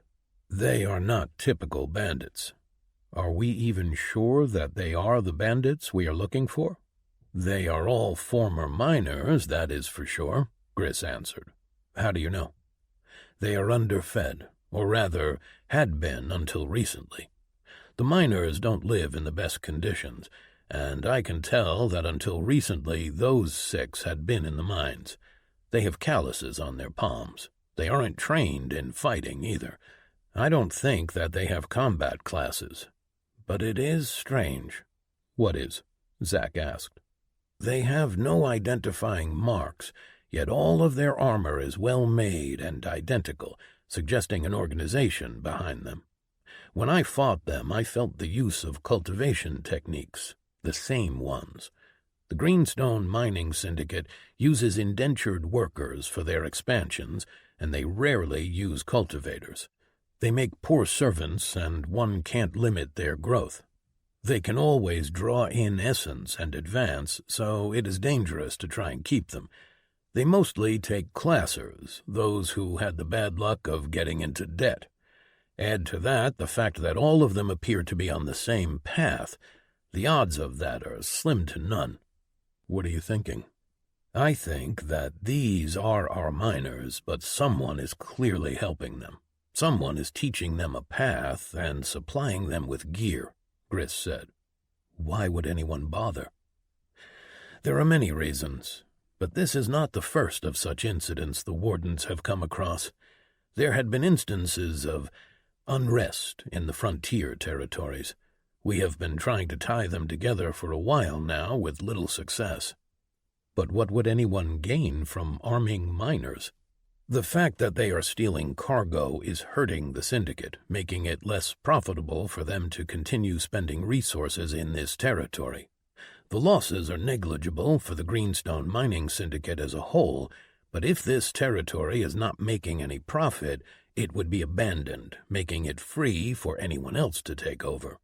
The other territories, the ones where you had similar activities, I assume that they were all eventually abandoned, Zack said. Aye. And who was it that claimed them afterward? That's just it. The territories were claimed by various organizations, sects, and guilds, all with little to no connections between them. Ah, Zack sighed. Yes, exactly so. We were unable to figure out any kind of motive behind these instances of unrest. But so far, we have only seen strange attacks that seem to come out of nowhere, missing cargo, unexplainable disease, nothing where we could ever point to a culprit or have a witness to question. Not until now, at least. Gris glanced back at the bandits. I don't think that they will talk, Zack said. He already knew that the wardens forbade more violent persuasion techniques, not that he was willing to use torture as a way of finding out information. No, but we have a lead now. They are getting their gear from somewhere. They are being organized. We can find out more. They spent the night in the camp and then set off to the mining town the next morning. They tied the bandits to their horses and had them follow on foot. None of them uttered a word since they were captured, but they didn't refuse food and drink when offered. Zack had rarely seen such devotion, but he recognized it. These people all believed in something, and believers were the hardest to break. But Zack was intrigued by the mystery. He looked forward to finding out more. Chapter 38. Present. Ryun. Answers and Advice. Ryun sat on the top of the town leader's residence, the former home of the sect leader he had killed. The town was asleep, and though the residence was now his, Ryun rarely needed to sleep, so he barely spent any time in there. The full moon shone a pale silver light down on the town, and he studied it for a long time. It was larger than the moon on Earth had been, but when it was a sun, it was smaller. He didn't yet quite comprehend how that worked, but then again the laws of science had flown out of the window the moment the framework arrived on Earth. It had been 5 days since the town had made their decision, and he had agreed to take them under his protection. With that came the implied notion that he would lead them, but Ryun was not really sure if he was ready to do that yet. Thankfully, there was not much leading to be done. The town's people were already organized, they were disciplined, and they were working on finishing the town and the defenses around it. After all, the territory couldn't be claimed unless a town stone was triggered, and triggering the stone would cause the survival scenario to begin.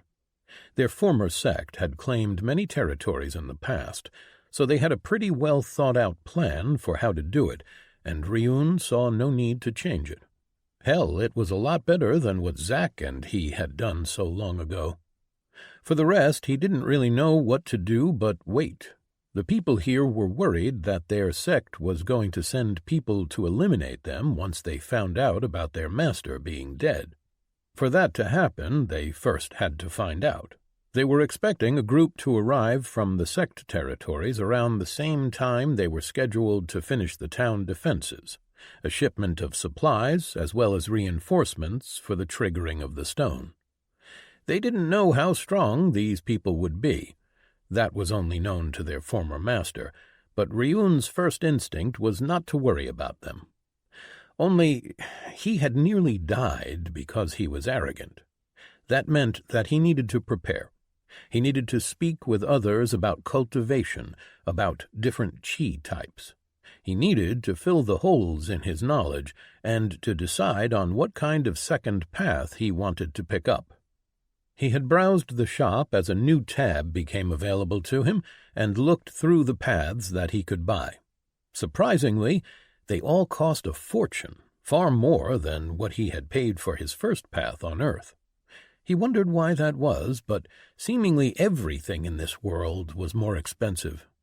Still, he had enough essence to afford everything that was available to him, and yet he hadn't made his choice because he wanted to discuss things with the people who knew more than him.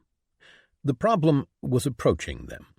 He had spent a few days here, and people were afraid. No one approached him to talk, and he had no idea how to approach others. The only ones who did approach him were the two people in charge. Jish, the crustacean, or rather the Cretan leader of the warriors, and Jen, the human/orc architect, and only when they wanted his permission for something. But the truth was that Ryun didn't really know much about what they were asking him about, so he had found Onrush and made her something like his assistant. In reality, she basically did everything that he was supposed to do, made the decisions that he was supposed to. Sure, she asked him about the serious things, but he still didn't know enough to give an answer, so he had just told her to do as she thought was right. She appeared to be handling all the issues without problems, not that there were any. The patrols had been reporting that the forest around them had somehow gotten safer, with most monsters leaving the area. At least Ryun knew why that was. Airclaw and his pack had probably made sure to clear out the monsters around the town. Yet another thing on his mind were his talks with Airclaw.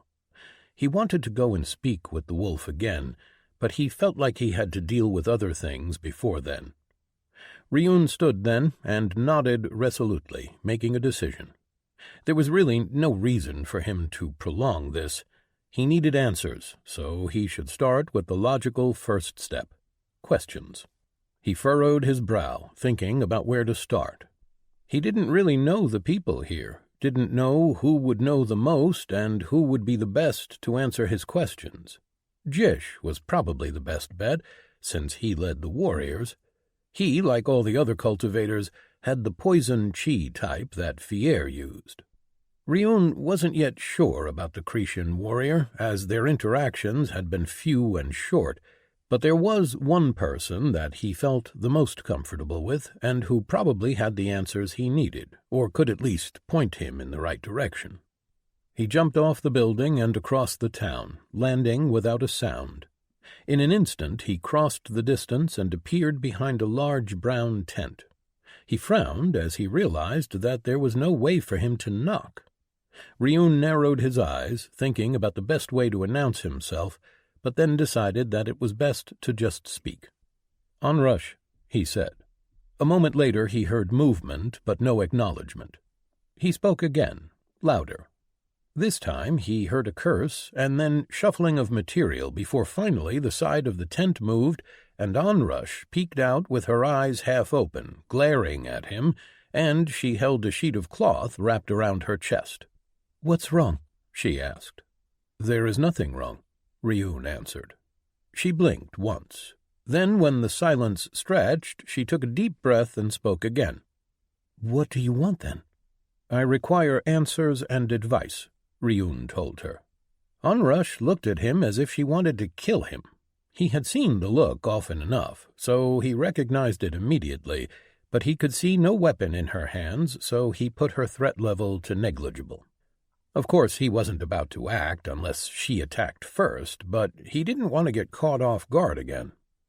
Then she sighed, and the look in her eyes turned from angry to simply tired and frustrated. "Do you have any idea what time it is?" Ryun tilted his head. "I do not keep close track of time, as it matters little to me. I could estimate, if you'd like."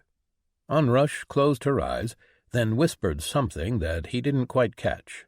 "What I mean is that it is the middle of the night. It is the time when most sane people are asleep, resting." "Ah," he said, finally understanding. "I apologize. I forget sometimes that people like you need so much more sleep. I shall come back when the sun is up."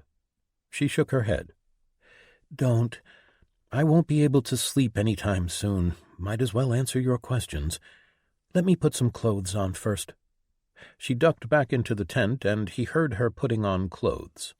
Ryun took the time to make a mental note about other people's sleeping habits. He had known that people in the town went to sleep every night, but somehow he didn't really connect that with them being unavailable. He scratched his head, trying to remember a time before the framework, or the early days when he too had slept daily. The memories were fuzzy, almost like a dream of a dream. He couldn't remember how he acted with others back then. There were only impressions of emotions and fuzzy scenes. He shook his head, dismissing that line of thinking. He didn't like to dwell on those memories. Onrush walked out of her tent, dressed in her usual warrior's robe. "At least you didn't wake up Cree. And what did you mean you would come back when the sun was up? It is always up." A couple of minutes later they were inside of his residence. It was empty, as Ryun had dismissed the staff from having to be permanently posted here. Instead, they only came once per day to clean. He didn't really need much attention. They sat in one of Fierre's meeting rooms, a glass of some expensive liquor in front of Onrush. "I knew that there was something weird about you," she said after she took a sip. Ryun had just finished explaining to her about what he knew about Qi, and the fact that he had never encountered a Qi quite like that of Fierre. "You have no Qi aspect?" "I do not know what that is," Ryun told her. "Well, every cultivator can have his Qi take on an aspect. This can be just about anything, really, from poison, as you've already seen, to an aspect of the elements, or of more abstract things. Most cultivators decide on their aspect after they had taken their path, and try to find one that is compatible with their path. Take the Black Viper sect, for example. They utilize the Qi aspect of the Black Viper poison and venom. It goes well with combat paths, and the Black Viper sect specializes in its use." "So everyone in the sect has this aspect?" "No, but most do. I don't, but I was adopted into the sect, and I already had a path and aspect before joining, although mine is related." Ryun nodded his head, beginning to understand. "So how does one get an aspect?" "There is a ritual. You can do it in two ways. You can either find a source of your desired aspect, in this case poison drained from a black viper, and then do the ritual, or you can buy the aspect from the shop. Buying it costs a fortune, and only the wealthiest have the means to do it. It is rarely bought, since by the time someone has amassed so much wealth, they already have an aspect." Ryun tapped with his fingertips against the table, thinking. "So what kind of an aspect would you suggest for me?" "I am not an expert, but from what I have seen, your path isn't a combat one, true?" Ryun nodded. "Not really.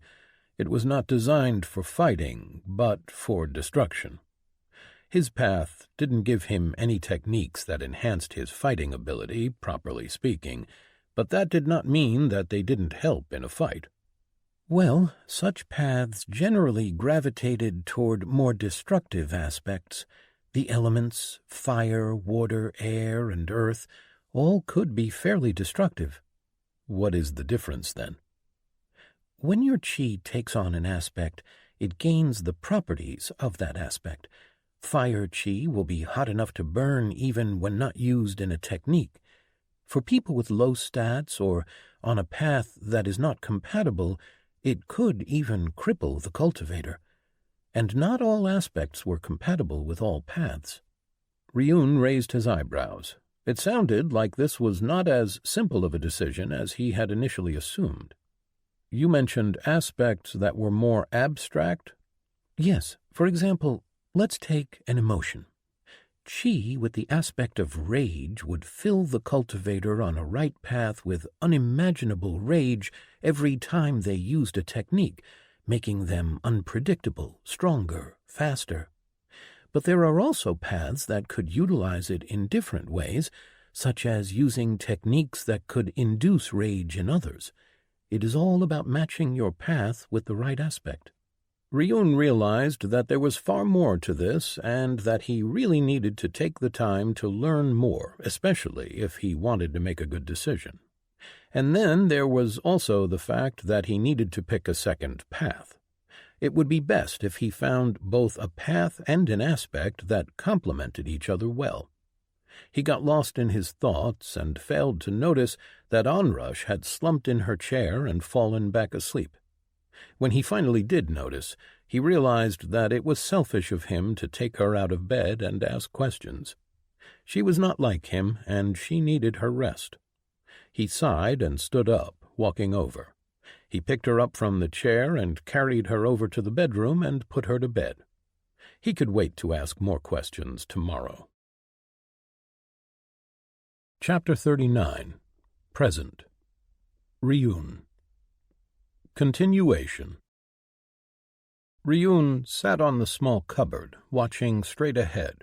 If someone was to look at him at that moment, they might think that he was a statue. His form was so still that one might not even notice that he was there in the first place. He was in the master bedroom of the master's residence. It was a lavish room.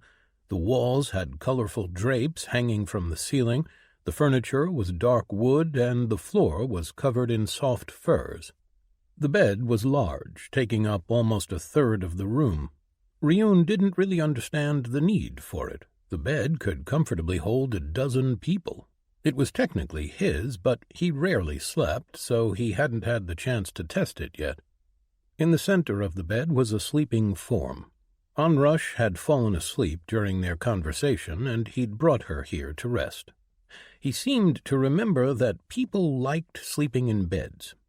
His memories of the past weren't the best, not concerning most things, but he thought that he used to sleep on a bed. It didn't matter much. He watched her as she slept, as time slowly passed.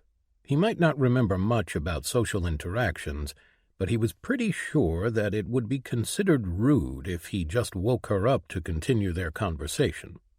So he decided to wait.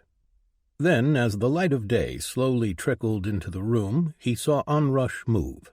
She didn't wake instantly, and his mind filed the fact as a weakness. He had learned to go from sleep to wakefulness in an instant, and it confused him that others didn't even try. He saw her eyes open slightly. She blinked and then rubbed at them with her hands. She looked at the covers and the pillows and frowned. And then she sat up quickly, her eyes searching her surroundings. Her eyes met his, and she froze. "What? Where am I?" Onrush asked. "Master bedroom," Ryun responded. She shifted uncomfortably. "How did I get here? I remember us talking, and then—" "You fell asleep.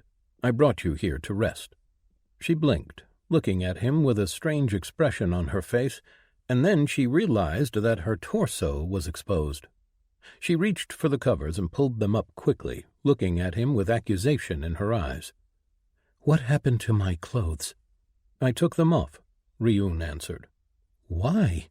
Her eyes narrowed, and he saw again the touch of fear that she had often showed around him before. Ryun frowned and tilted his head. "You sleep nude," he told her. He didn't understand the question, not really. Her expression darkened. "How do you know that I sleep nude?" "I saw." "You watched me when I went to bed?" She gritted her teeth. "Not precisely. One of my skills lets me feel everything in a certain range around me. I know how, when, and for how long everyone in this town sleeps." "You are spying on everyone?" "Not spying, I just know," Ryun said. It appeared that he had made some kind of a mistake. He just needed to figure out what it was. Why did you think that it was a good idea to undress me? He frowned. Because you don't sleep with your clothes on. It didn't seem like a big deal to him. Perhaps it was a social convention that he had missed. He saw her close her eyes tightly and take a deep breath. She released it slowly before meeting his eyes again. "Where are my clothes?" Ryun pointed to a chair next to the bed where he had folded them. Seeing that she was past whatever issue she had, he spoke. "So the last thing you said was that chi aspects can be obtained in two ways, by purchasing or finding a source in the wild." He stopped when he saw her give him an incredulous look. "What? You are just going to continue the conversation with me like this?" "We didn't finish our talk. I have questions." She palmed her face and shook her head. "How can you not have any sense whatsoever? Did you grow up with animals or something?" Ryun shook his head. "No, or at least I don't think so." "You don't know?" "I don't remember much of my life. Important moments, conversations, impressions, and feelings, yes. Things before the framework are just echoes. And everything in between is foggy, at least everything in the distant past. The things all of you take for granted, the knowledge of how to act with others, those things are... It is like I knew them long ago, but can't quite remember them." Onrush narrowed her eyes. "So you lost your memory?" No, I don't think I did. I just forgot some things. I remember being angry, mad. Then I made a choice between staying that way and doing something. I think that was when I forgot most things that came before. I remember the framework, I remember fighting, I remember moments like snippets of a memory, and living alone. It is the things in between that are fuzzy." She seemed like she wanted to ask more questions, but in the end she controlled herself. "Let me get dressed and cleaned up, and we can continue the conversation from last night." Ryun nodded and waited. She looked at him for a long minute and then sighed again. "Can you give me some privacy? Leave the room?" Ryun blinked. That hadn't even occurred to him. He jumped down from the cupboard, making no sound at all, and started walking out. A few steps later he stopped and turned as he remembered something. "The bathroom is through that door over there," he said, pointing. With that, he left the room. Interacting with others was so exhausting. No wonder he kept away from everyone for so long. A few minutes later they were back in the meeting room, and Onrush was explaining a few more things to him. "Aspect that matches your path the best. Making that choice is the most important decision that most cultivators ever make. True, they usually base it on what path they want to practice, not the other way around." Ryun nodded. He had already given it some thought. "I raised my cultivating rank a few days ago," he said casually. Her eyes widened. "Really? I never asked what realm you were. It is considered rude here, but I don't mind. I am currently in the Peak Lord realm." "Whoa! I was certain that you were at least a monarch. How did you defeat Fier so easily if you were the same realm as him?" Ryun chuckled. "There was nothing that was the same between us. It was obvious that he had his power handed to him. He didn't cultivate his essence. I cycle through my essence several times before I advance. I have done it for every step." "I've heard of cultivators who did as much, but you are wasting so much essence." "It is worth it in the end." "Yes, I can see that. I've never met anyone who was in the Peak Lord realm. I haven't ever met a Lord realm cultivator at all, other than Fier. What is it like?" "I can now choose a second path," Ryun answered. "What?" "Another thing that I wanted to talk to you about. I need to choose a second path, preferably one that complements my first, and I need to pick an aspect that will be complementary to both paths." He had already put some thought into this. His plan for the second path was to find a utility path that would supplement his perks, paths, and class. His class wasn't all that important to him, as it only had one use in his mind, to fuel his cultivation. His path of the final end was his main focus, the use of chi for destruction. His first technique allowed him to boost his stats, gaining more power. His second was a focused, targeted blast of destruction, and the last was an AoE wave. His skills gave him a pretty good combat awareness and an attack skill aside from his path. His perks, on the other hand, were more important. They were geared toward taking a lot of punishment in fights against many opponents, and the more enemies he was facing, the stronger he got. He would need to pick both a path and chi aspect that supplemented that. I didn't know that Peak Lord Realm allows for a second path. Most powerful cultivators keep the secrets of cultivating close to their chest. Ryun shrugged. Onrush turned thoughtful. Picking a path is a completely different thing. How so? I can just buy one from the shop. What? No, that is a terrible idea. Why? I bought my path from the dealmaker. Oh, I forgot that you are a ranker for a moment. I heard something about that. You were asked to choose a path when the framework arrived, right? Yes. But you didn't know what the path was? What techniques you would get? No, I just asked the dealmaker questions to narrow the choices down based on what I wanted. You shouldn't do that now. Paths bought from the dealmaker are a gamble. You don't know anything but a small description that tells you nothing. There is another way? He asked. Of course. How do you think that so many follow the same path here? I figured they all bought it from the dealmaker. No, you can't buy the paths that someone already has, as every single path that the dealmaker has is unique. Once bought, they are no longer available in the shop. Instead, cultivators who had reached the Foundation realm can either teach their path to someone else, which is how most sects pass on their paths. Alternatively, the cultivator can create a path stone.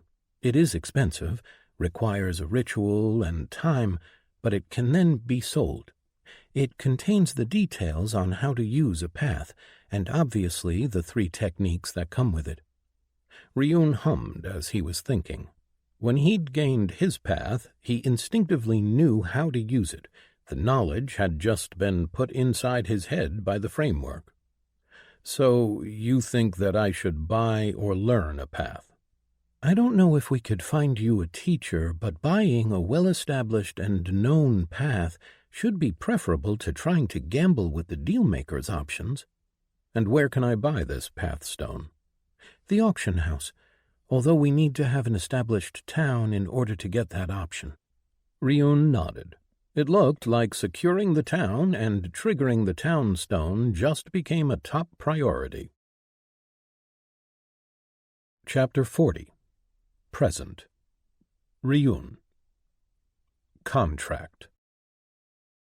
Ryun sat on a fallen log deep in the twilight woods, waiting. He spent the time thinking about all the new things he had learned. Acquiring a chi aspect was his primary goal, but so was getting the second path. After learning that he could buy a path from an auction, he decided that it was the best course of action. Onrush had a point. Buying a path blindly wouldn't be smart, especially since he now needed a path that synergized with his primary one. That meant that he first needed to activate the town stone and complete the scenario. He had left Onrush in charge, telling her to accelerate the work. He didn't plan on waiting for long, which was also why he was sitting in the woods waiting. The day turned into the night, and finally the monster he came to meet with arrived. Ryun raised his head and looked at the large wolf, who was now standing just a few steps away from him. Twilight Woods Dire Wolf Alpha, Airclaw, E, Tier 4. Airclaw was large, his shoulder coming up to Ryun's jaw. His fur was silver with almost imperceptible streaks of black. 2 legs, Airclaw greeted him. Airclaw, I have come to discuss our deal.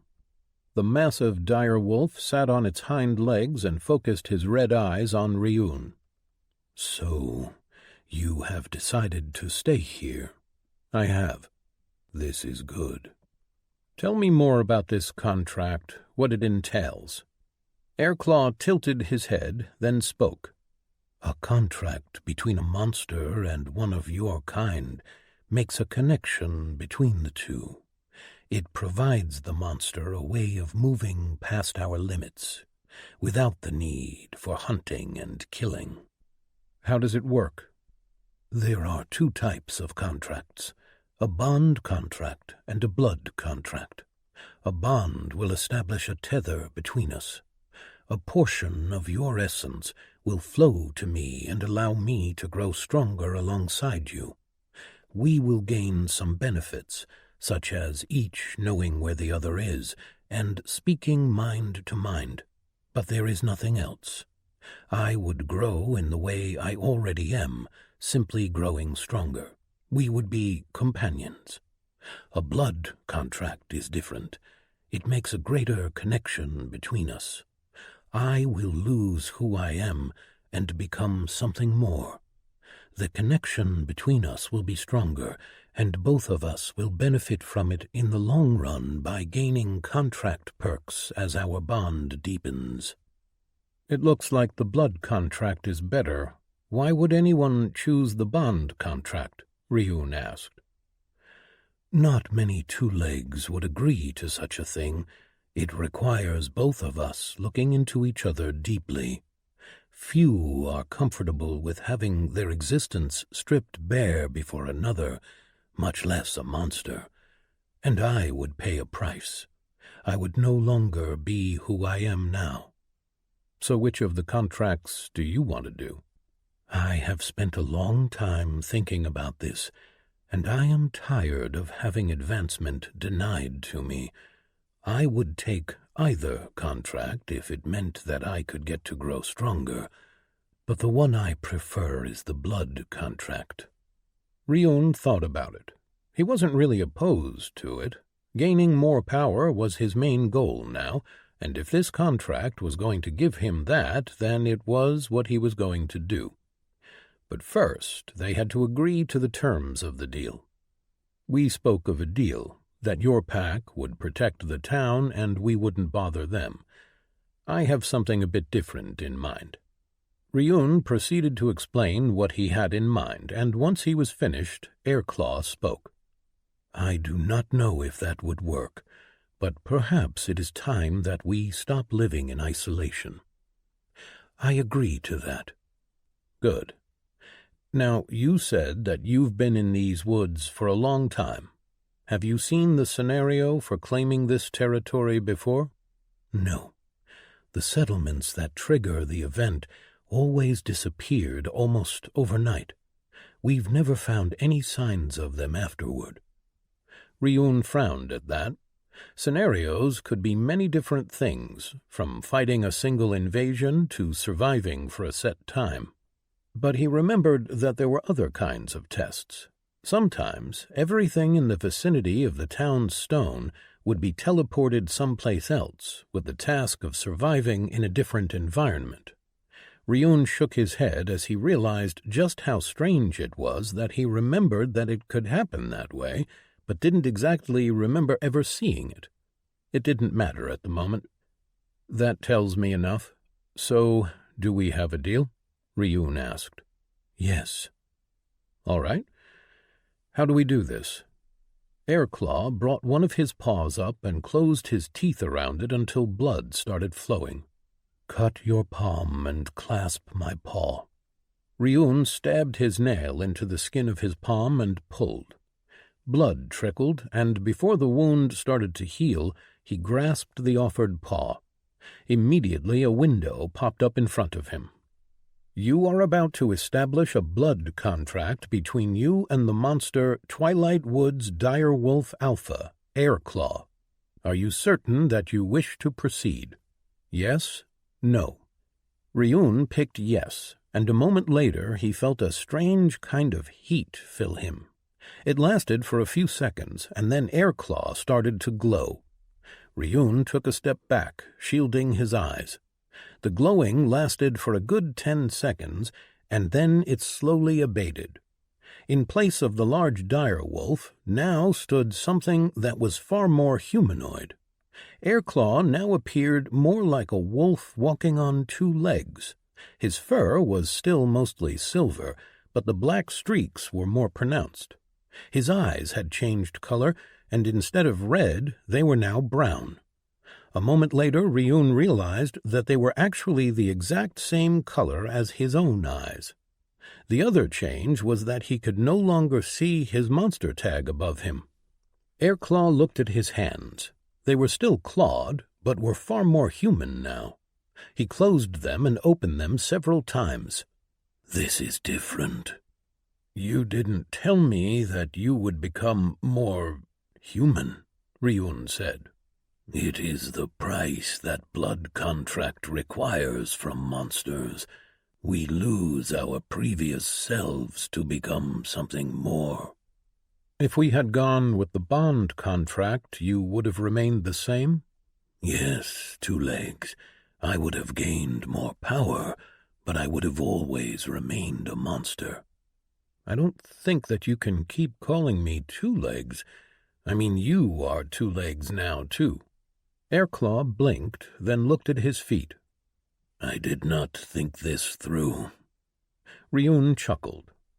"Call me Ryun," he told him, but Airclaw was too busy studying his new body. Ryun brought up his notifications and read them through, while Airclaw familiarized himself with his new appearance. "Congratulations. You established a blood contract with entity Airclaw Noct. Contract perk available. Great Hunter. More contract perks will be unlocked as your bond with your contracted partner grows." Ryun's eyebrows rose as he read the notification. Airclaw had Ryun's last name now. He wondered what that meant, but it looked like this blood contract was a far deeper connection than he assumed. He glanced at his perk list and looked at what the new perk did. Great Hunter, contract perk. Any person whose blood you have drawn is marked by your power. The mark allows you to track them no matter the distance between you. It didn't seem to be too powerful for his needs, but it was useful. He dismissed the windows and looked back at Airclaw. "So, did you gain more power?" "I believe I have. I am no longer a Twilight Woods direwolf alpha, and I can now pick a new direction." "I was wondering about that. Do you have a cultivation path?" "It is different for monsters. Our power is unique. Now I am more like you, but not quite the same. I don't think that our advancement is equivalent, but I am now in the early Lord realm on the path of the Twilight Hunter." "You used to be on the 4th tier of power. Are you still?" "No. That is one of the prices of the blood contract. I have reverted 1 evolution back, and I am now tier 3. Ryun nodded. "So, can you pick a focus?" "My choice is between 3, Harbinger, Lone Wolf, and Emissary of Twilight." "The Harbinger is my class. I guess that is why you received it as your choice. Can you see anything about them?" "No," Airclaw said. "Don't choose one yet. We can look if anyone back in the town knows anything." Airclaw nodded. "I should return to the pack, get the things going." "I'll wait for you here, and we'll go back to the town together," Ryun told him. Airclaw turned and walked away, leaving Ryun alone with his thoughts. Focusing, he turned his thoughts back to his own upcoming decision. Chapter 41. Present. Zack. Mystery. Zack and Gris delivered their prisoners to the Greenstone Mining Syndicate.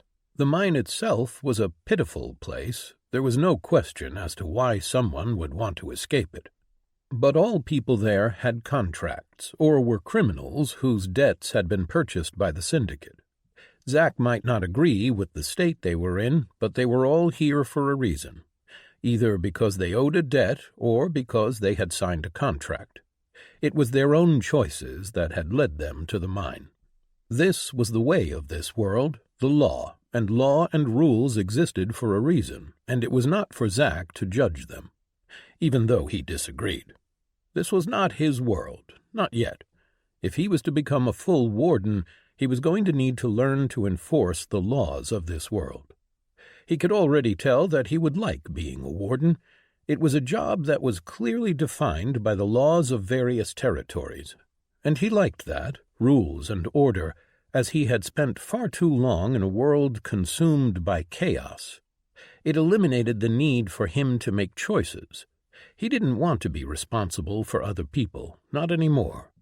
Order and law brought peace, and peace brought stability and safety. It was not up to one man to decide what was good and what was evil. It was up to the people to agree to the laws, and the majority were the ones whose voice should be followed. On Earth, their laws, their attempt to bring order to a fractured world invaded by monsters, had been brought low by a single person. And Zack hated him for that, for deciding that he knew better than what the majority had decided, for slaughtering the innocents and destroying everything that they had created. Gris and he spent a few days at the mine, interviewing the miners and investigating the escapes. Gris did most of the interviews, allowing Zack to do only one near the end. The Drake was teaching him about what kind of questions to ask and how to tell if the subject was lying or hiding something. Still, they didn't learn much, as the miners who escaped seemed to have done so suddenly and efficiently.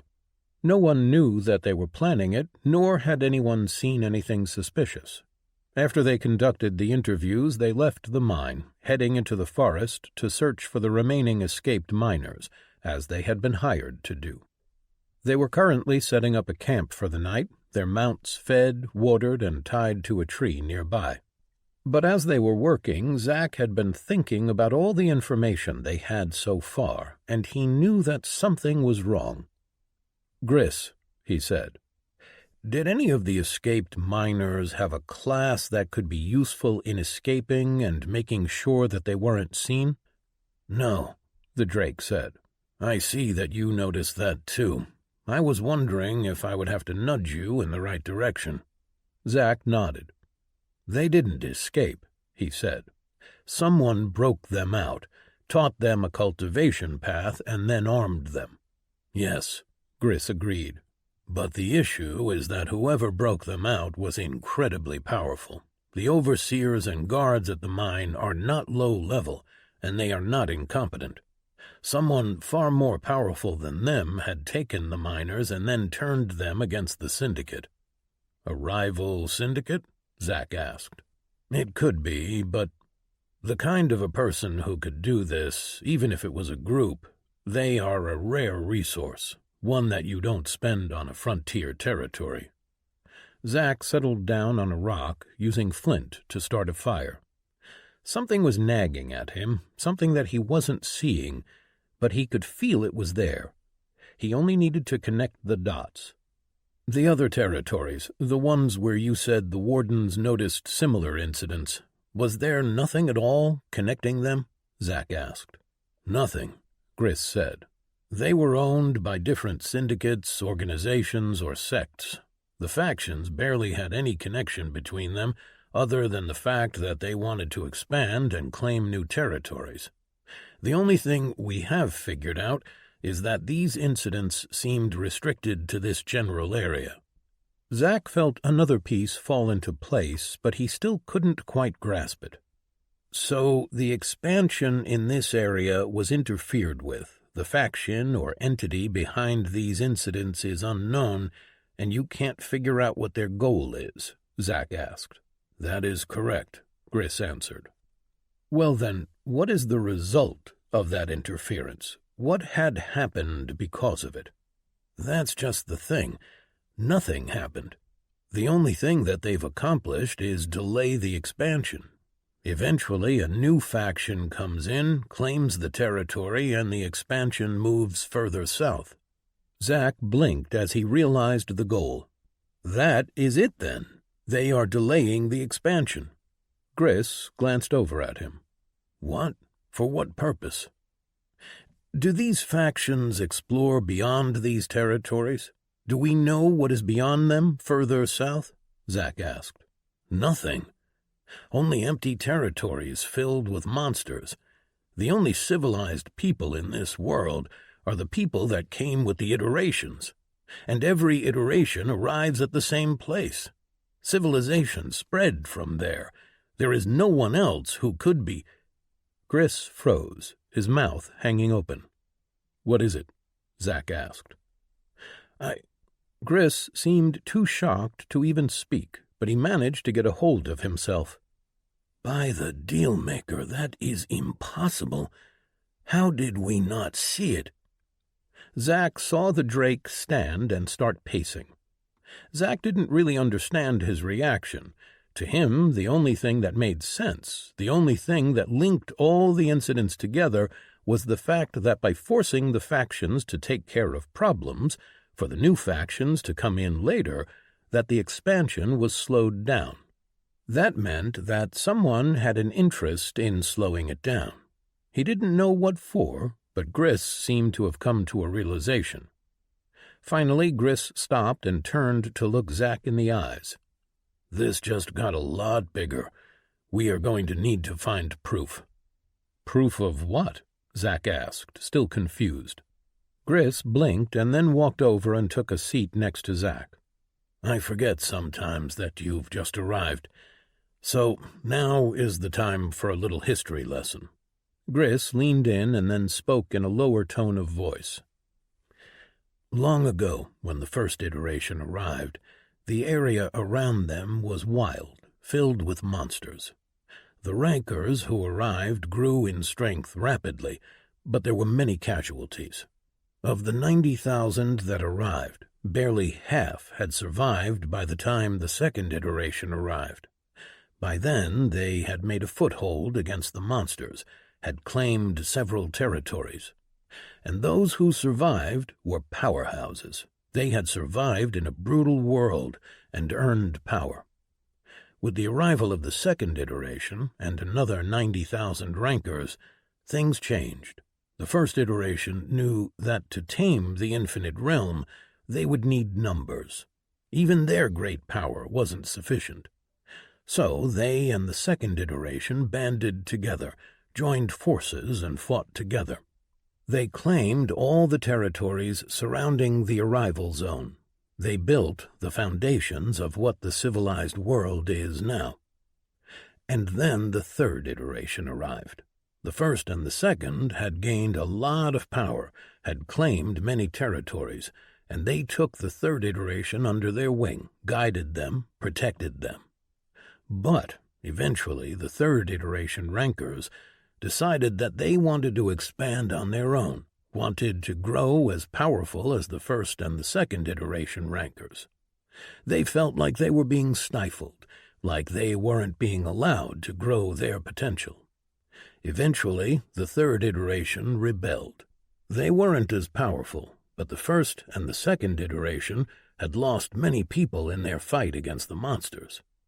The war didn't last long, and at the end, the third iteration rankers lost, and were exiled beyond the safety of the territories that the first and the second had claimed. It is believed that they died in the wilderness. Zack was fascinated by the story, and he could see how it could have happened. The first and the second iteration rankers sacrificed to create a safe haven. The third didn't agree with their rules and laws. They wanted more, and so they fought. He had seen it before. People who were thankless, who didn't appreciate what those who had sacrificed had given them. But, Zack spoke, you don't think that they died? There were always rumors, mostly from those who were pushing the expansion. Stories about the third iteration holding territories far away from the core, but they were never confirmed. Gris said. But if they are true, and this expansion is heading in their direction, then slowing it down while they got ready would make sense. The miners were organized, were taught by someone. They were supplied with weapons and armor. All of that suggests organization, Zack said. It does. And if we are correct, this could mean another war. Gris closed his eyes. We need to find definitive proof of this. And if you are right, then we need to inform the Warden headquarters and everyone else back in the Corps. War? Zack asked. Gris looked at Zack. The rulers of the Corps are the most powerful rankers from the first and the second iteration, and their conflict with the third iteration was never really finished. The third iteration was exiled, but that was only because they had been tired of fighting. The resentment between them runs deep, and it has never been resolved. I fear that any contact between the third iteration and the rest of us will inevitably lead to a new conflict. Zack sighed. It seemed like their simple bandit hunting mission had just gotten a lot more complicated. Chapter 42. Present. Zack. Aspect and Perks. Zack moved his sword through the air, following the threads that only he could see. His skill, sword mastery, was the cornerstone of his power, and he always made sure to practice. Following the threads outside of combat didn't raise his skill, but it was good training. It was a teaching tool, a way to understand the way of the sword. Even his class was focused on the sword. He was alone in the clearing next to their camp. Gris had went ahead to scout their surroundings, leaving Zack with some free time. But as he moved his sword in the intricate flowing forms, his mind was turned elsewhere. When he had reached the mid-foundation realm, he had gained another path perk, but he hadn't yet chosen one. Last time he had gotten the lightning body, which seemed to go along with the rest of his abilities and skills nicely. Now the choice was harder, and he had yet to make one. The path perk this time was focused on his chi, and Zack didn't really know much about that. He had asked Gris for advice and learned a lot of things that he hadn't known before about chi. People on the path could have their chi take on an aspect as a way to gain more power. It seemed simple to him, as most of his perks were wind-themed. Having an aspect of wind for his chi could only help. The wind aspect was an offshoot of air, and according to Gris, it was a bit more specialized. The wind aspect allowed the chi to pack a bit more force than the air aspect did. The other aspect he was thinking about was lightning. It was a big choice, one that he had been thinking on for a while. Gris had told him that he could buy an aspect, but that it cost a lot, or that he could find a source of it in the world. The more he thought about it, the more he moved away from the wind aspect. If it was anything like his perks, it was going to be a utility aspect, and he had many of those kind of perks. What he lacked was power. He remembered fighting the monster, the feel of so much power. It was terrifying, and he knew that he needed to be strong enough to kill it. So he made a choice. Gris had advised him to try and find the source of an aspect in the world, but Zack had enough essence to purchase one from the shop and not even make a dent in his wealth. He went through the shop and found the lightning aspect. A moment after he purchased it, a small globe appeared in his hand. It looked like it was made out of glass, and inside of it he could see lightning flashing and crackling silently. He dismissed his sword from his other hand and then knelt on the ground, following Gris's instructions.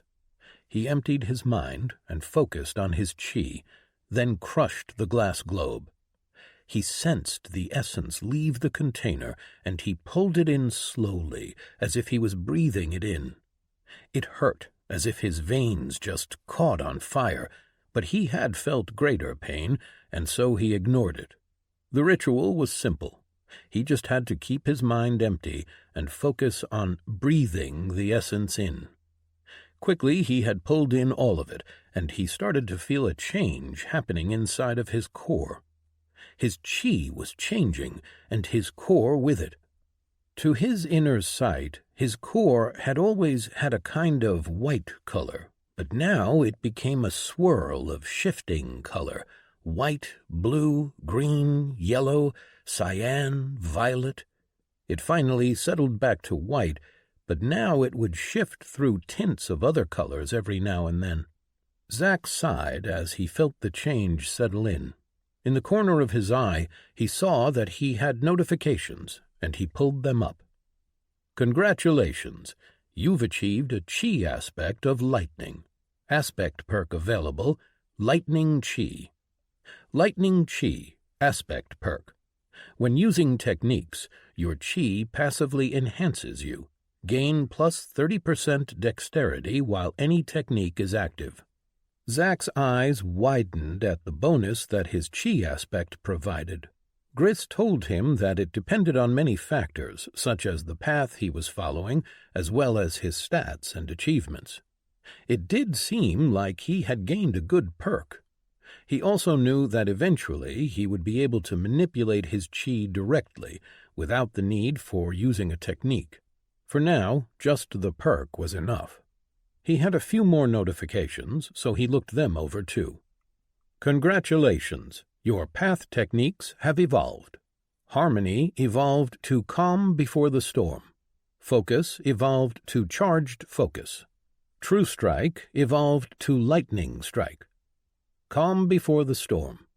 Enter a state of peaceful anticipation, dulls emotions and allows clarity, clears any harmful mind-altering effects from users of your level or lower. Charged Focus. Enter a state of heightened anticipation, increases awareness, allows seeing through stealth effect from users of your level or lower. Lightning Strike. Charging your body with the aspect of lightning, your next strike hits with power equal to twice your base strength added to your total strength. Speed of attack equals twice your total dexterity. He was surprised that his techniques had evolved. He had thought that only happened when one advanced, but it looked like there were a lot of factors that shaped one's path. All the effects were welcome additions. He took a moment to look over his stats and tables, and then finally turned to look at his perk choice for the mid-foundation realm. With his aspect now chosen, he needed to make a choice. Quickened Mind. Your mind is quickened, able to think faster than an ordinary human. Strength of effect depends on intelligence stat. Strong Mind. Your mind is strong, able to resist minor mental attacks. Strength of effect depends on intelligence stat. Improved Memory Mind. Your mind has improved memory, able to remember everything that you experienced better. Strength of effect depends on your intelligence stat. He had been leaning toward the strong mind before he had gotten the aspect, but now he wasn't sure. He had dismissed the last choice immediately. He really didn't want to improve his memory. Some things were better left forgotten. Strong Mind was useful, but with his new aspect and focus on speed, perhaps the first one would be better. Finally, after a few minutes of thinking on it, he made his choice and picked Quickened Mind. Immediately he felt a change as his mind improved. After the effect was done, he pulled chi from his core and was surprised when it surged through his body far faster than it had ever before. He entered the breathing form for his first step technique, Calm Before the Storm, and felt the effect take place. He felt unnaturally calm, as if nothing really mattered. He moved, pulling out his sword from his storage, and started following the threads of his skill. It was strange. His movements became more fluid, and he felt like every movement of his body was calculated, was completely under his control. He switched his breathing form and triggered the next technique. The chi inside of his body cycled through the conduits faster than it had ever before, and he settled into charged focus. Everything around him sharpened, and he could see details that he had missed before.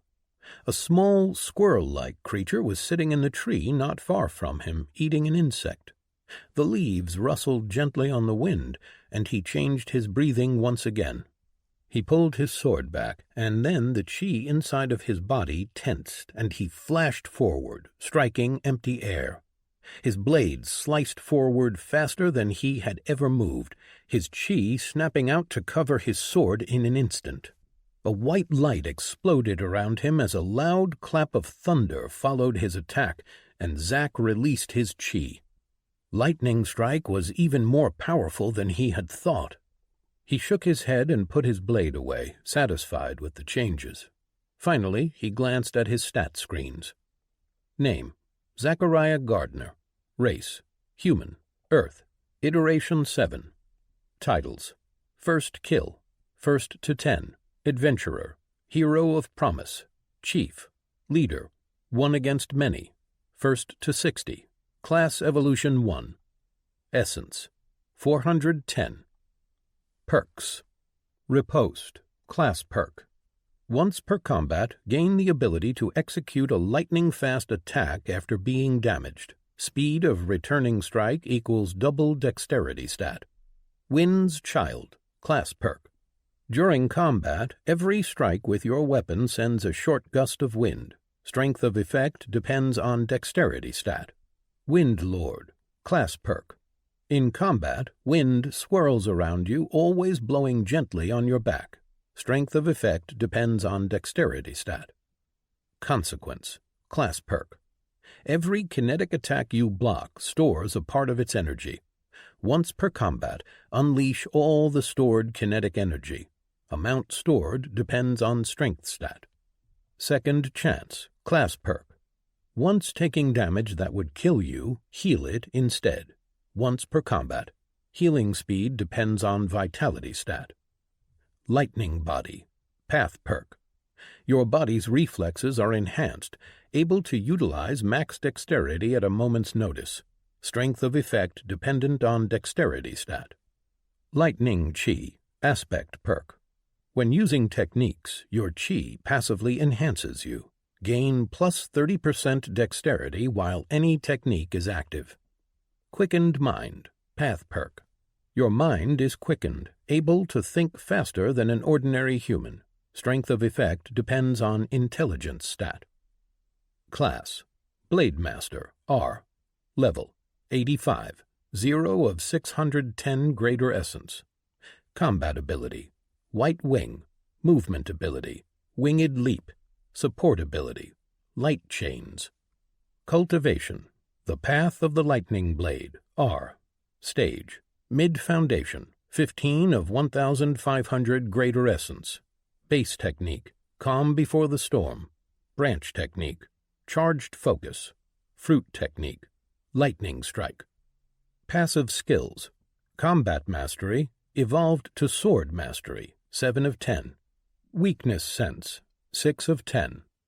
Active Skills: Strike, evolved to Great Strike, 7 of 10. Evade, 9 of 10. Sealing Slash, 5 of 10. Strength, 199. Dexterity, 288. Vitality, 132. Endurance, 133. Intelligence, 119. Wisdom, 114. He still had a single passive skill slot left, but he decided to wait some more before committing it. He didn't know if he could increase the amount of his skill slots, and so far he didn't really need anything more than what he already had. With a sigh, he closed down all of his windows. He knew that he was powerful, yet nothing he did made him feel nearly as strong as he needed to be. He had a long way to go before he could face the monster again. He walked over to the camp and took a seat to wait for Gris to return. Tomorrow they would begin their hunt. Chapter 43. Present. Zack. Camp. Zack crawled on the ground until he reached the edge of a cliff, and then he looked over.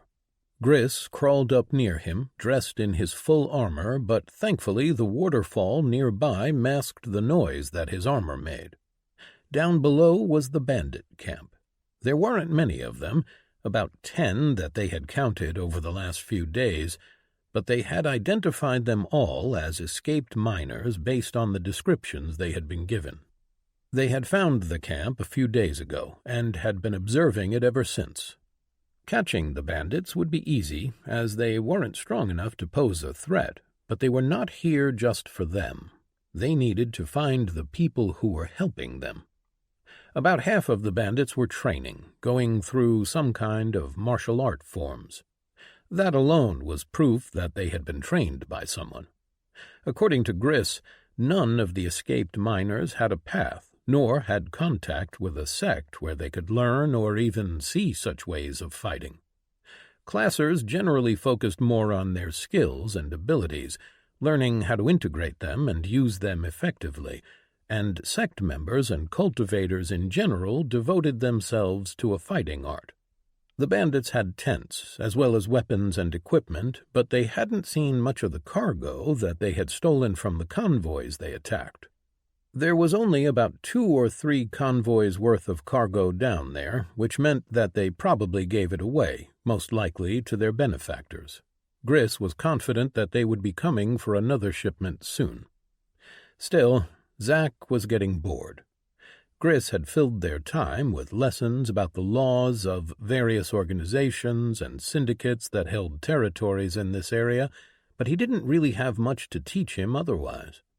Zack had spent a long time on Earth as a leader, but more so as a hunter, as a man of the law. He had hunted down criminals for the United World Government, had been the tip of the spear against the chaos of a world run over by monsters and people with terrible power. He fought warlords that rampaged across the world, slaughtering the innocents. It was why he had decided to join the Wardens so quickly. This was what he was good at, what he knew. It made him feel good to have something familiar in this strange world, where even the sun and the moon were alien. They spent another day watching over the camp, getting familiar with the bandits' routine and habits. At the dawn of the second day, the camp had visitors. A group of 3 walked into the camp, 2 men and a woman. From so far away, Zack couldn't really tell much about them. They carried no weapons, but that didn't mean much. They could have them hidden in spatial storage. All 3 were dressed in powerful gear, elaborately crafted. The 2 men wore light armor, brown rear braces, and pauldrons over both shoulders, with a small plate of armor that covered their upper torso. All seemed to be made out of some kind of hide, but that didn't mean that they were weak. Zack knew that there were monsters whose hide was tougher than steel. The woman wore a battle dress and armor. Her upper body was covered with armor that was made out of small overlapping golden plates held in place by a red thread. Under it she had a red and gold tunic that was loose around her upper arms. Vambraces adorned her forearms, and on her waist hung a dress that was made out of the same golden plates covering to her upper thighs. Below her knees her legs were covered in greaves, and on her head was a winged gold and red helmet. She was clearly the leader. "We going down?" Zack whispered to Gris. "Not yet. Let's see what they do first," Gris answered. The 3 were met by the bandits, all seemingly happy to see the 3 and deferential to them. A few of the bandits led one of the men to the cargo that they had stashed under one of the tents, and the man put his hand over each box before putting it in his storage. That explained how they were transporting it, and it also told Zack that the man had to have a really large storage space in order to put everything inside it. "That is worrying," Gris said. "Why?" Zack asked. "Spatial storage is rare, expensive.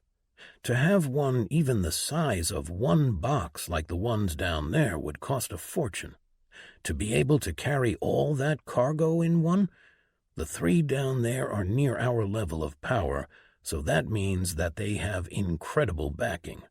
These people have a lot of wealth." Zack wondered what Gris would think if he knew that Zack's storage was the size of a small room. "How do you know how powerful they are?" Zack asked. He knew that asking such questions was considered somewhat rude here, but he felt like he needed to know. Gris grimaced, but answered, "A skill. I can't gauge their power exactly. I can tell that they are not a higher cultivating realm than us, and that they are in the same tier of class as us, meaning that they have evolved their class once. But you don't know their exact levels. They could be close to evolving their class a second time?" Zack asked. Classers could evolve their classes every 60 levels, upgrading it based on their achievements and power they attained in the previous tier. "They could be, yes, but it is rare to meet people who have evolved their class even once. Twice. I do not think that they would send people like that here, as they have no reason to suspect any kind of a response. We are far away from the core territories, and so far there has been little warden response until after the fact. If we are correct, and these are the same people that had been making problems in the other territories, so what do you want to do? Trail them when they leave, or confront them?" Zack asked. Gris seemed torn, but finally he made a decision. "Confront them. My skills and abilities are not suited to pursuit, and no warden has ever managed to even get a glimpse of these people. They probably have ways of disguising or even eliminating their tracks." "You are confident that we can defeat them?" Zack asked. "I've been a warden for a long time. You get good at evaluating your opponents," Gris said simply. Zack noticed that he hadn't exactly answered the question, but Zack had the same intuition. He could tell that the people down there were strong, especially the woman, but he was strong as well, and it had been a while since he had really fought against someone who was close to his equal. "Come on, let's get down there," Gris said as the three people spoke with the bandits. They crawled back and then made their way around the cliff, dropping down to their level. Zack took the opportunity to pull out his gear from his storage.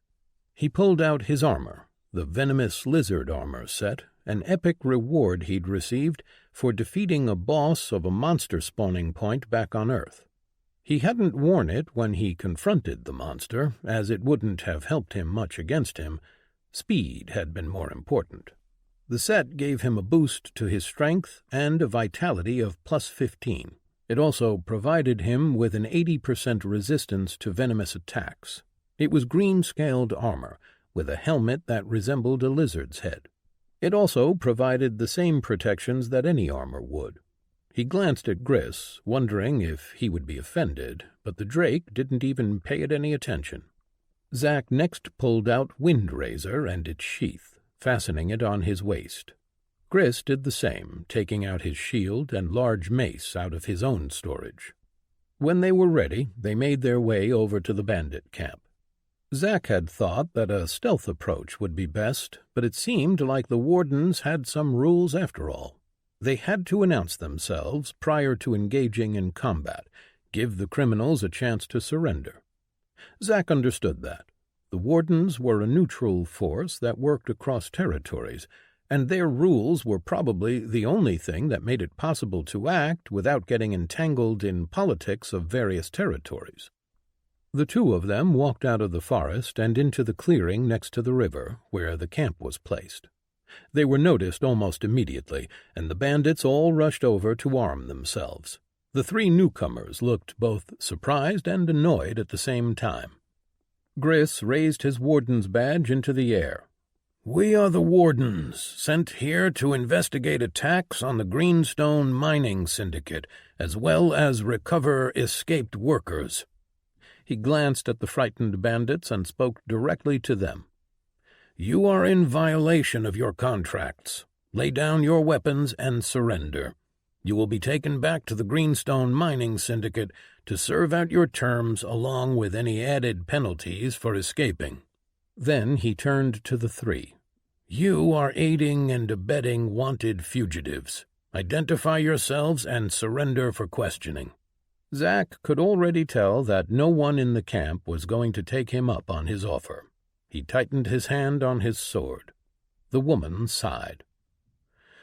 "Well, this is unfortunate," she said. "There wasn't supposed to be a warden response this far in the frontier." She didn't seem much bothered by their presence, and then she turned to the side, glancing at one of her men. "Well?" The man looked at Zack and Gris, and Zack felt a strange feeling move over him. The man grimaced and looked back at the woman. "Strong. The Drake is almost level 70, tank class. The man is stronger. Something is preventing me from getting a good look." Zack's eyebrow rose at that. The man had a skill that seemed even better than what Gris had. "This is your final warning," Gris yelled out as he put his badge away and pulled his mace out. "Surrender or face the consequences." The woman didn't look as sure as she had been a few moments before, but she didn't look frightened either. Then she put her hands to the side, and a short spear appeared in one, while a small buckler appeared on the other. The men drew their own weapons, 2 long spears, and Zack sighed. It seemed like there would be a fight after all. Not that he doubted himself, he just wondered why things couldn't end simply for once. He pulled Wind Razor out of its sheath and readied himself. Chapter 44. Present. Zack. Combat. For a long moment no one moved. Zack could see the fear in the eyes of the bandits. They were hesitating from the moment that one of the 3 revealed Gris's level. It was to be expected, as none of them had probably even reached level 30. Zack kept his attention on the 3. The bandits were of no importance. He didn't have a skill that could tell him how strong his opponents were, but one did not spend years fighting without developing a kind of 6th sense. He could tell that they were strong, and the woman was the strongest of the 3, which made her the priority. Zack could feel the tension in the air, but no one wanted to be the one to make the first move. Gris and Zack were outnumbered, at a disadvantage. Gris's class was defensive in nature, and Zack had seen people with defensive classes fight before. They could hold their ground against superior numbers, even against stronger opponents, but that left Zack as the one who needed to finish the fight. And so, before the enemy decided to move, he acted. Winged Leap sent him soaring through the air, the 2 wings of white light on his back carrying him forward, closing the distance in an instant. He landed next to the man on the left. He couldn't tell if he was a cultivator or a classer, but it didn't matter. Before the man could respond, he swung with his sword. A spectral blade superimposed itself over his own sword as he activated Greater Strike and aimed for the man's leg. Gris's instruction made it clear that killing for wardens wasn't ever the first recourse other than in special circumstances. These people had refused to identify themselves and provide a reason for their presence, and they had raised their weapons in a hostile manner. A violent response was appropriate, but they still needed them alive for questioning. The man was surprised and taken off guard, but his spear spun to block even as he started using some kind of technique. He was just barely fast enough, but it still didn't matter. Zack's sword was met by the spear, and Wind Razor, enhanced by Zack's skill, splintered the spear's shaft and then cut into the man's leg. Zack had to pull his attack at the last moment before he cut through the man's thigh. He stepped to the side and struck the man's head with Wind Razor's handle, disorienting him and sending him stumbling to the ground. A moment later, Zack jumped to the side, just as a short spear stabbed where his head used to be. The woman advanced on him, her golden and red armor glowing with red flames that enveloped her entire form as well as her weapon. Zack didn't think that it was a technique. The flames didn't feel like chi, so he knew that it had to be a class ability. He blocked one of her stabs with his sword, feeling the heat coming from the flames, and stepped back, using evade to quickly change his momentum and dodge the swipe of her other hand. He noticed that her buckler had a sharp blade attached to the bottom, curving around the edge. She came at him again, her body never pausing in her fluid movements.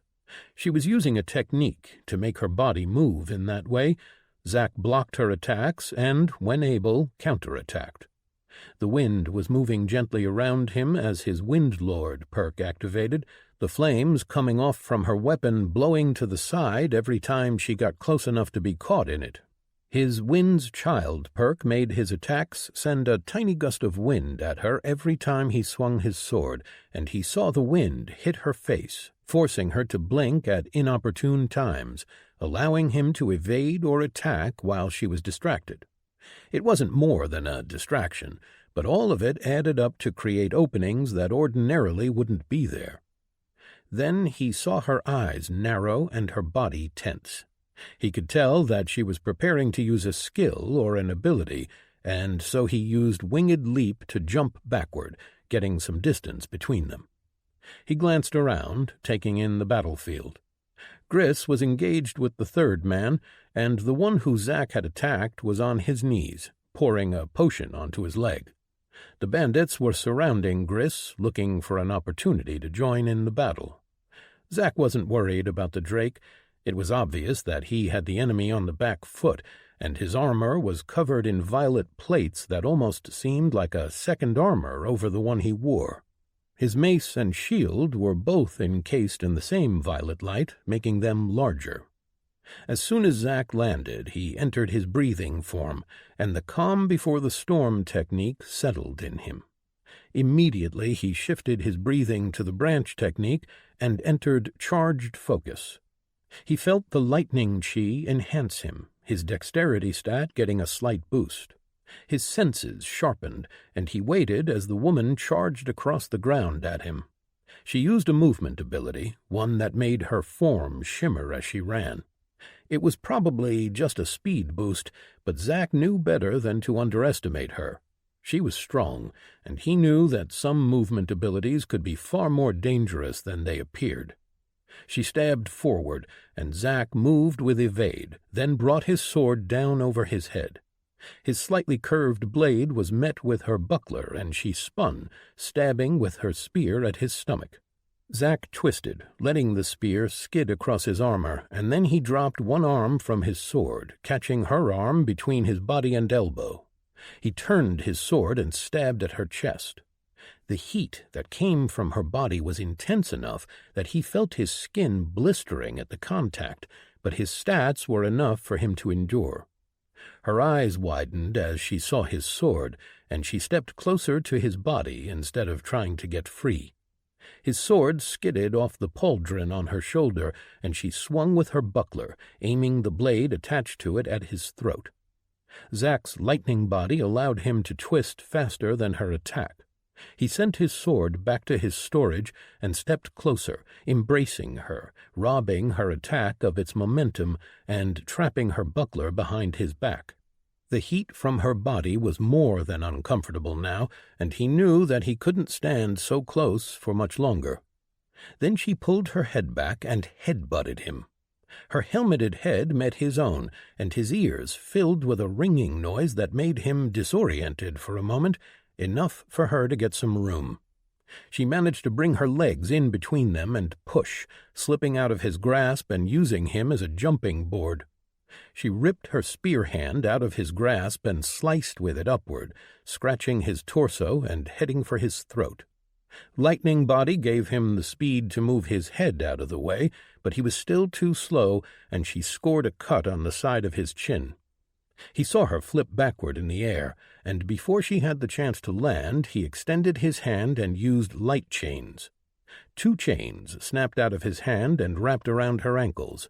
Then he pulled, cutting her spin short as her body was pulled toward him. She slammed into the ground, and he pulled Windrazor back from storage. He jumped forward, triggering his Consequence perk, intending to strike with the combined kinetic force of every attack he had blocked. The woman saw him coming, her eyes widening. She got to her knees before he reached her, and then her flames winked out. A red form shimmered over her own, and her spear snapped forward, a stabbing ability of some kind. He moved his sword down, intending to block, but he met only air. He frowned, confused for a moment, but then he realized that the shimmer he had tried to block was just an image. Then the real spear snapped forward, through his defense and into his chest, cutting through his armor and out the back. The air left his lungs, and he slumped forward on her spear. She caught him, and then slowly let him fall to his knees. She pulled her spear out of his body and looked at him from above. "That was surprisingly tough. You have my respect." And with that, she turned around as he fell to the ground, face first. Chapter 45. Present. Zack. Seal. His chest burned. The spear had punched right through his heart. The pain was bad enough that he nearly passed out, but the moment his opponent pulled her spear out of his chest, second chance activated. His vitality was high, but it was nowhere near that of Ryun, and the wound in his chest regenerated slowly. He couldn't move, but he could still hear. The woman was walking away, and a battle was raging some distance away. Gris was fighting the two others, perhaps even the bandits. Zack knew that he needed to rejoin the fight, but until his perk finished its work, he was going nowhere. He reflected on the fight. Up until that point, his intention had been to subdue the woman, not kill. It was why he hadn't used his more powerful attacks. But he had underestimated her. He had wanted to provoke her enough for her to show him what she could do, as knowledge of an opponent's powers was half the battle. He had not, however, intended to be put in this position. Second chance allowed him room to make mistakes, and Zack knew that he wasn't perfect, that he was at times prone to arrogance and missteps. The entire time they had fought, he had used his skill weakness sense to study her and find her weak spots. He didn't take advantage of any of those weaknesses, as he was trying to find the best way to subdue her, but he'd learned a lot about her. She would leave herself open for an instant after blocking, as she prepared to stab with her spear. Her right shoulder would roll slightly when she was about to swipe her spear in an arc. She tended to put her right leg just a tiny bit too far forward when she went in for a full body stab, leaving her slightly off balance. He might have made a mistake that had nearly cost him his life, but he had learned a lot about his opponent. She was capable, obviously trained in fighting. She was weaker than him, but she was able to compensate with her combat mastery. But she had made a mistake by not making sure that he was dead, the same way he had. And Zack rarely made the same mistake twice. He felt his chest close up, and he turned his head and looked at the battle. The woman had joined in, and all three of them were attacking Gris, who was being pushed back.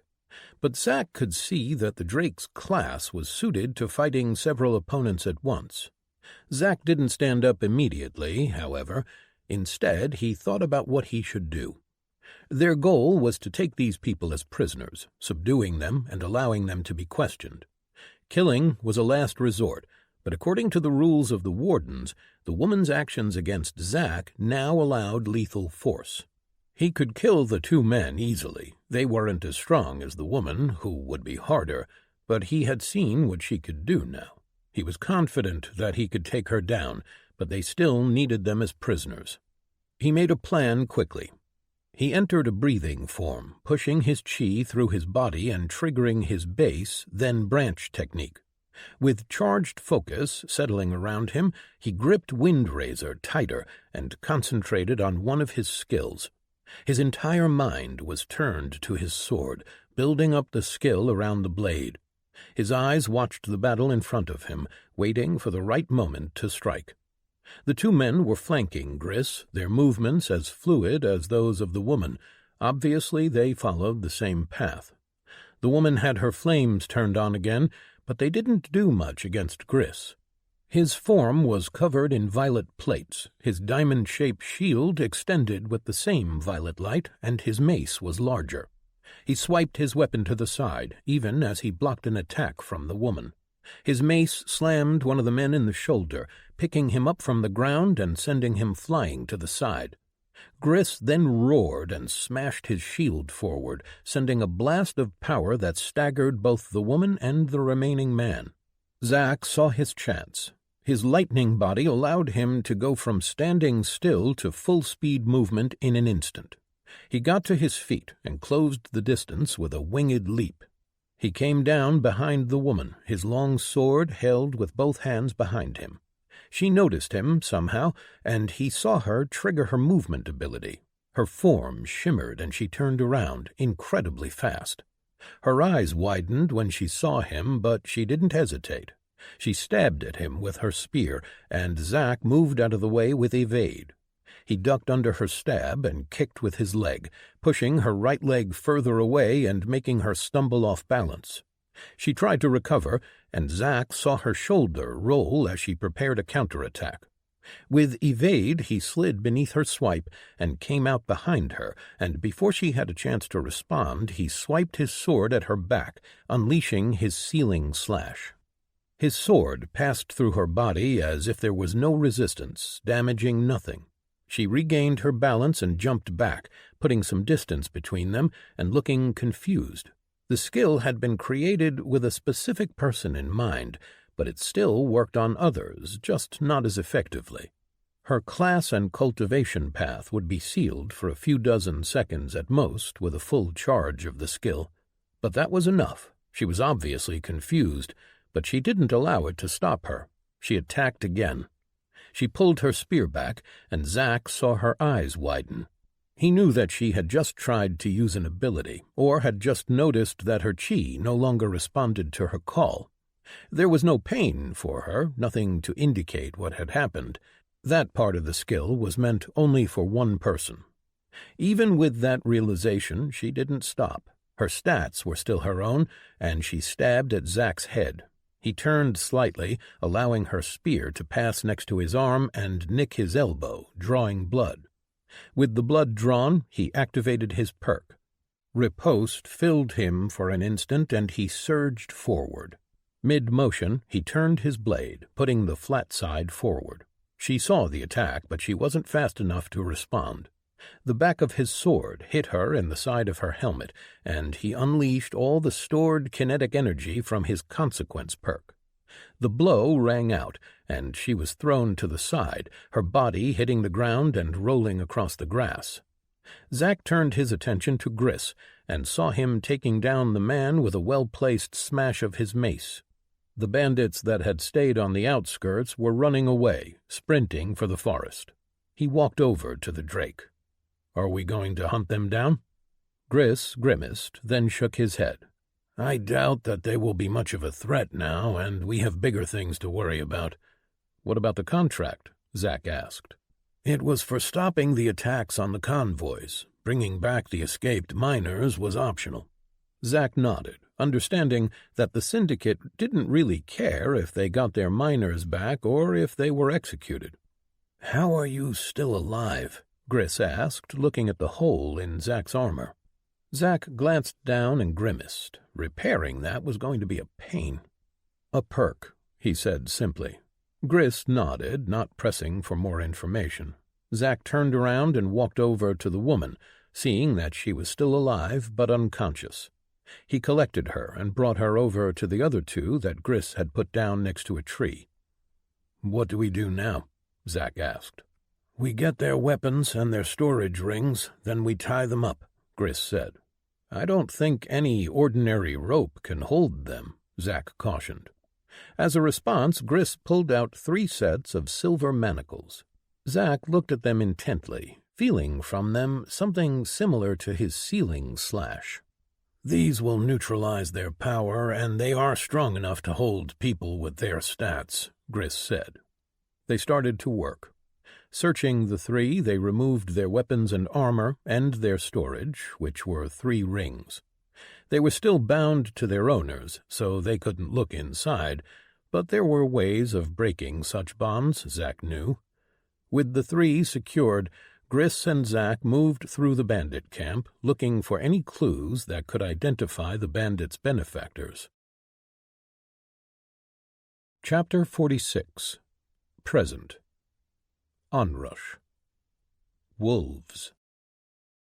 Onrush sat in the office inside the town leader's residence, reading reports and taking notes. A short human man came into the room, placing another report on her desk before leaving. She glared at his back and then at the new report.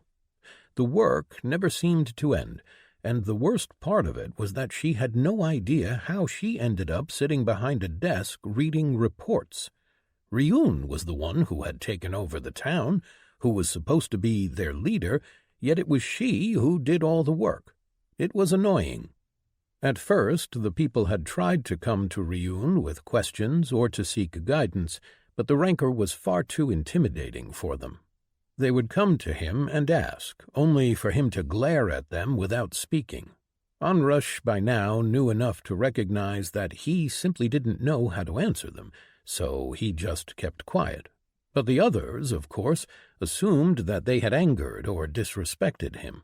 They were afraid of him, as they well should be, but Onrush knew that they should be far more afraid than they were. Not only was Ryun powerful, he was also ignorant.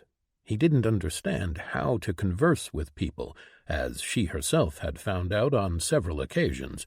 But while she knew the reasons for it, the others saw only power. In many ways she could compare Ryun to a child, one who could kill everyone in the town with little effort, probably not even feeling any remorse for it. She could tell that there was something wrong with him, something missing inside of him. Fier had been petty, and perhaps an evil man. He had walked all over those beneath him, traded their lives as if they were his to do with as he willed. By sect law, they had been, but a good sect leader knew that one needed to take care of their people. Fier was spoiled, malevolent. He enjoyed punishing others and taking out his frustrations on them. He treated his servants like slaves. Ryun was nothing like Fier.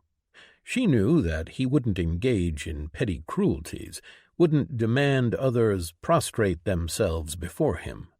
But she also knew that he wouldn't hesitate to kill any of them if he saw a reason for it.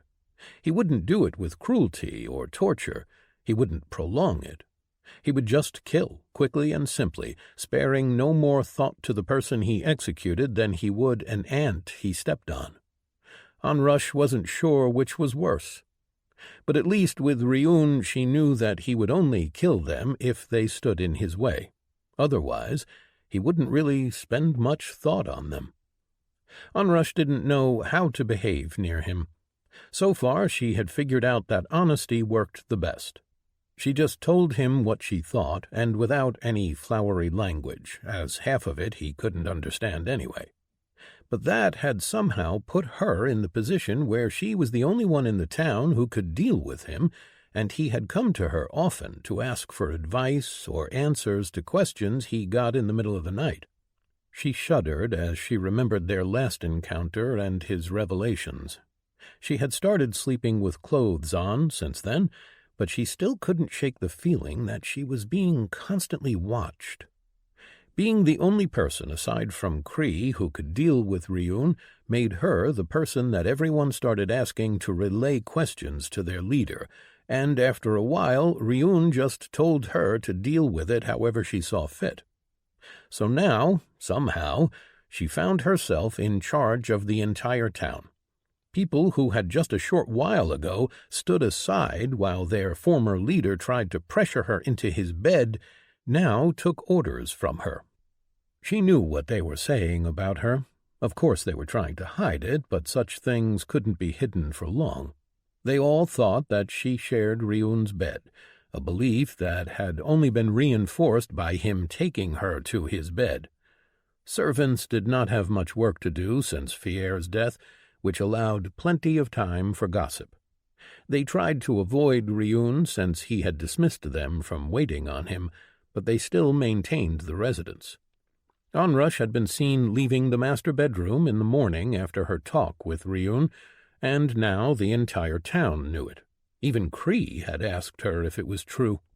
It was annoying and insulting, but she knew that denying it would serve nothing.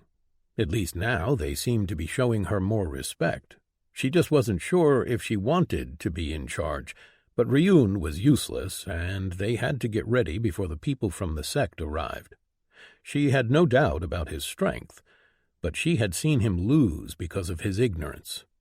Even now she was trying to think of all the things that he might not know that he should, but it was nearly impossible for her to discern what was normal for the infinite realm that he might not have known about on his own world. She shook her head and looked at the report in front of her. The patrol had reported that they hadn't seen any of the dire wolves that ruled this forest, which was strange. Dire wolves rarely abandoned their territory, and from the previous reports she knew that they had a pack large enough to threaten the town. The patrols under Fier had clashed with the wolves a few times, losing most of the fights, but there hadn't been any new attacks since Fier died. She knew that no attacks was a stroke of good luck for them, especially since they were pressed for both people and time. She put that report to the side and grabbed the one that Fier's former assistant, who was now hers, brought in. Skimming through it, she got the gist of it. The walls should be done in another 2 days, and after that they could finally trigger the town stone and attempt to claim the territory. Which brought up another worry with it. The scenario itself. No one knew what it was, only that no one had managed to claim this territory before. That suggested a high-level scenario, which was why the sect had sent Fier in the first place. People who had attempted to claim the territory before didn't have people that powerful. Fier, as a Lord Realm cultivator, had been deemed enough to handle anything a fledgling territory could throw at them.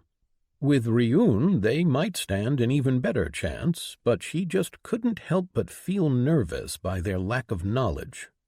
Before she had a chance to start reading the report in depth, the assistant, Ineri, walked into the office and bowed. "My lady," he said as he straightened up, "forgive me for interrupting you, but your presence is required at the gate." Seeing his uncomfortable face, she stood up immediately. "What is it?" she asked as they walked out of the office. "It's... the Lord has returned," he said quickly. Onrush sighed in relief. He had been gone for a day or two, and she had gotten worried that he had abandoned them. But she noticed that there was more that Ineri wasn't telling her. She didn't press him. She would find out soon enough. She reached the gate, seeing warriors leaning over the battlements, as well as a group of people in front of the gate, all looking toward the forest. She made her way through and stopped next to Commander Jish and his 2 sub-commanders, Enka and Terser. The Cretan looked tense, and his sub-commanders nearly panicked. Onrush looked ahead and saw the reason for it. Ryun was walking up the hill toward the town, and next to him walked a monster. A wolf that walked on 2 legs, one that looked like a hybrid between a man and beast. Onrush had never seen its kind before, but immediately she knew what it was, a contracted beast. She had heard tales of such things, of monsters that contracted with people, with both sides gaining strength and power from the bond. But the truly terrifying thing was behind the 2. Trailing a few dozen meters behind them was a pack of dire wolves. Almost 100 monsters that she could see, all following slowly behind the 2 figures in front. Jish shifted his weight uncomfortably and spoke. "At least now we know what happened with the pack." Onrush didn't know how to respond, but she knew one thing. Ryun was going to be the death of them all. Chapter 47. Present. Ryun. I was afraid of this. Ryun looked across the table at Onrush. Her eyes were narrowed and were staring at him without blinking. She wore a black and brown dress, and her hair was pulled back into a professional-looking tail. He saw that the tips of her ears were slightly pointed, but not as much as the elf-looking humans were. Her dark green skin made her look somewhat strange, but he had been getting used to all these different-looking people. He still had problems thinking about her as a human rather than an orc. He wondered where all the stories came from. It was strange that they had thought of something that existed in a parallel universe. On the other hand, he probably looked strange to her as well. Or maybe he didn't, as she had grown up in the infinite realm, surrounded by races from different iterations from the start. He could tell that she was upset with him. He just wasn't quite sure why just yet. He did not like not knowing, and since there was nothing preventing him from asking, he did so. "Did I do something wrong?" Ryun asked, eager to hear the answer. He was grateful for her willingness to answer his questions as well as act in his stead with the town's people. He would hate to do something to upset her. She closed her eyes and covered her face with the palm of her right hand. Then, after a long few seconds, she pulled her hand away and looked at him again. "Did you do something wrong? I don't know. Do you think that there is nothing wrong with bringing monsters to the town?" Onrush asked. Ryun tilted his head. "Airclaw's pack is not a threat. We have come to an agreement." "Really? And what kind of an agreement is it?" she asked. "I helped Airclaw advance by making a contract with him, and I've agreed that we will respect the forest in this territory. The wolf pack will help us, and we will help them protect each other," Ryun answered. Airclaw and his pack were outside the walls. Onrush had insisted on talking with Ryun before they were allowed inside. Having a short talk hadn't seemed like a big deal, but now he wasn't so sure. "I remember people back on Earth working alongside monsters as partners. Is this not the case here?" Ryun asked. Onrush sighed.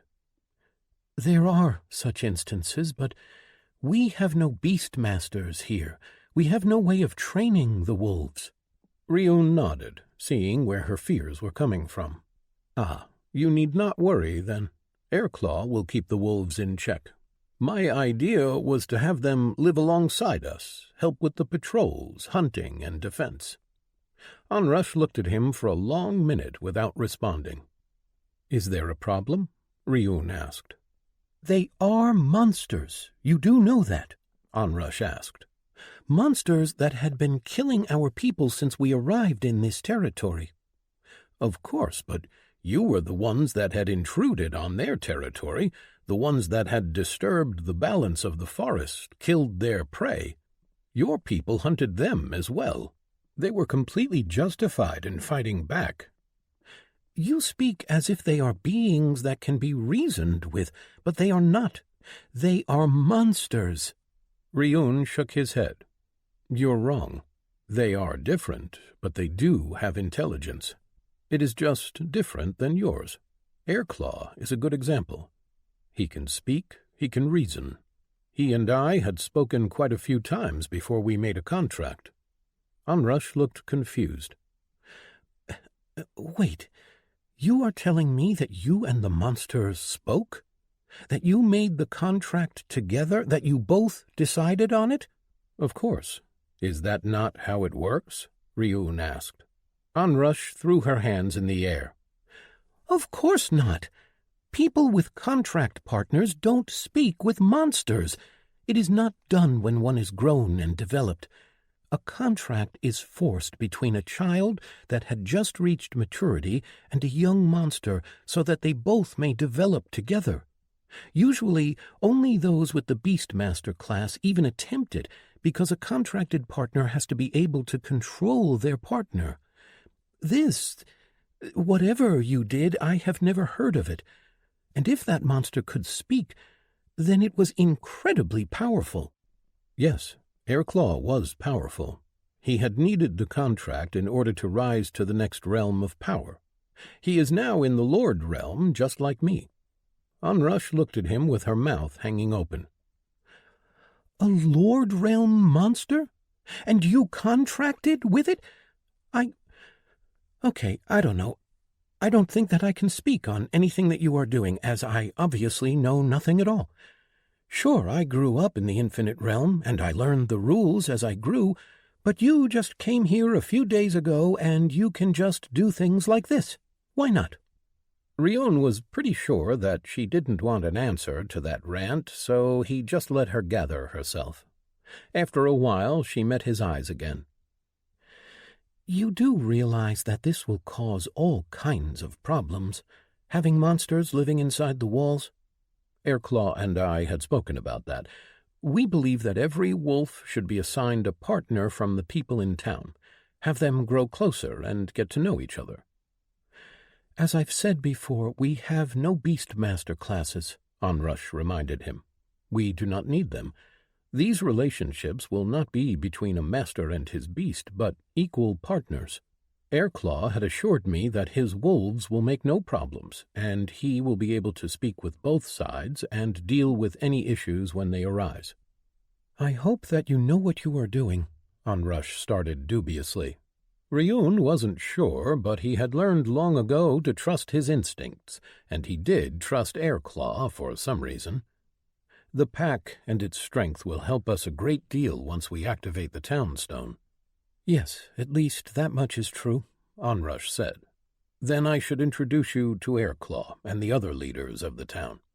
Onrush sighed. "I guess so. After everything that has happened, I do think that they at least won't run away screaming." Ryun stood up and started walking outside to fetch Airclaw. "Wait," Onrush said as she too stood up. He turned around and raised an eyebrow questioningly. "As we both know, you have a large gap in your knowledge about Infinite Realm, and I have been trying to think of any areas where you might lack in knowledge," Onrush said. "Did you think of something?" Ryun asked, intrigued. He was aware of just how much he didn't know, and he knew that him asking questions wouldn't necessarily fill all of those holes, as he might not even know to ask about something. "I did think of something," Onrush said. "I am not sure if you know, but it might be a stupid question." He saw her hesitate, and he reassured her. "There are no stupid questions. You will not offend me, no matter what you ask." She nodded her head and looked at him. "Why is your awakened blade not bonded to you?" Ryun blinked. "What?" "Your sword. When Fier defeated you, it just stayed there. If it was bonded to you, it would have disappeared back into your soul the moment you were knocked out." "Bonded? What are you talking about?" Ryun asked, perplexed. Onrush sighed. "I was afraid of this." Then she told him. Ryun sat on the bed inside of the master bedroom. The introductions between Airclaw and the others went much better than he had initially thought it would. After Airclaw spoke in their language, everyone seemed to relax, and a long conversation had followed. Ryun figured that to people who were used to dealing with different races, Airclaw now seemed just like them, a new species. At least he'd met them with a pair of pants on. Ryun had insisted that he wear at least that much, as it would have been awkward with his private bits dangling down there. When he was a wolf, it wasn't such a problem, but now when he looked like an upright, walking werewolf, it was different. Ryun had taken the first opportunity he could to get away, putting Onrush in charge of everything and having her deal with Airclaw and the wolf pack. She gave him a glare that could boil water, but he didn't care. He had something far more important to do. So he sat on his bed and looked down at the object held in his hands. The awakened sword, Shadow Princess, looked beautiful as always. The all-black blade seemed to pull in the light, making the area around it just a tiny bit darker, as if it were in a shallow shadow. The sword resembled a Chinese jian, a one-handed weapon with a small guard and short handle. It had been with him for a long time and had helped him defeat many foes. It was his most prized possession. He focused his eyes and inspected the weapon. Awakened sword, Shadow Princess. As he remembered, there was nothing else written there, no other instruction or anything else. Over the years he had learned a few things about the sword. It was indestructible, as far as he could tell, and the more time he spent in combat, the more it woke. The blade would start to fade, becoming a shadow. He had thought that that was what it meant for it to be awakened. He had seen other awakened objects, and all of them had been the same. Yet what Onrush had told him, it made him feel strange. He took a deep breath and cut his finger, squeezing a drop of blood before his vitality regenerated the cut. The drop fell on the blade, and he focused on the sword. He was supposed to think the word bond at it, but he didn't know what that exactly meant. When he did so, nearly immediately a prompt appeared in front of his eyes. "You are about to make a permanent bond with the awakened sword Shadow Princess. Are you sure you want to proceed? Y/N. You can only have one bond with an awakened object." There wasn't even a moment where he thought about not going through with it. Even if he could only make the bond with one object, Shadow Princess had been with him for far too long for him to just abandon it now. He accepted the bond, and he felt a sharp stab in his palm, and then a heat that spread through his body. A moment later, a loud female voice exploded inside his head. "Finally! What took you so long, idiot? Do you have any idea how much I screamed at you to create this bond? Of course you don't, because you are a fucking moron, a piece of ignorant shit, that's what you are. Oh, you swing me around, carving meatbags with my beautiful form, never even considering what I feel like. Do you know what it is like to be held by an ignorant little gnat like you? I should praise all of creation that you managed to do this at all, since you are just a fucking fuckwit." Ryun blinked at the yelling inside his head, taken completely aback. For once he could think of nothing smart to say, so he said the first thing that came to his mind.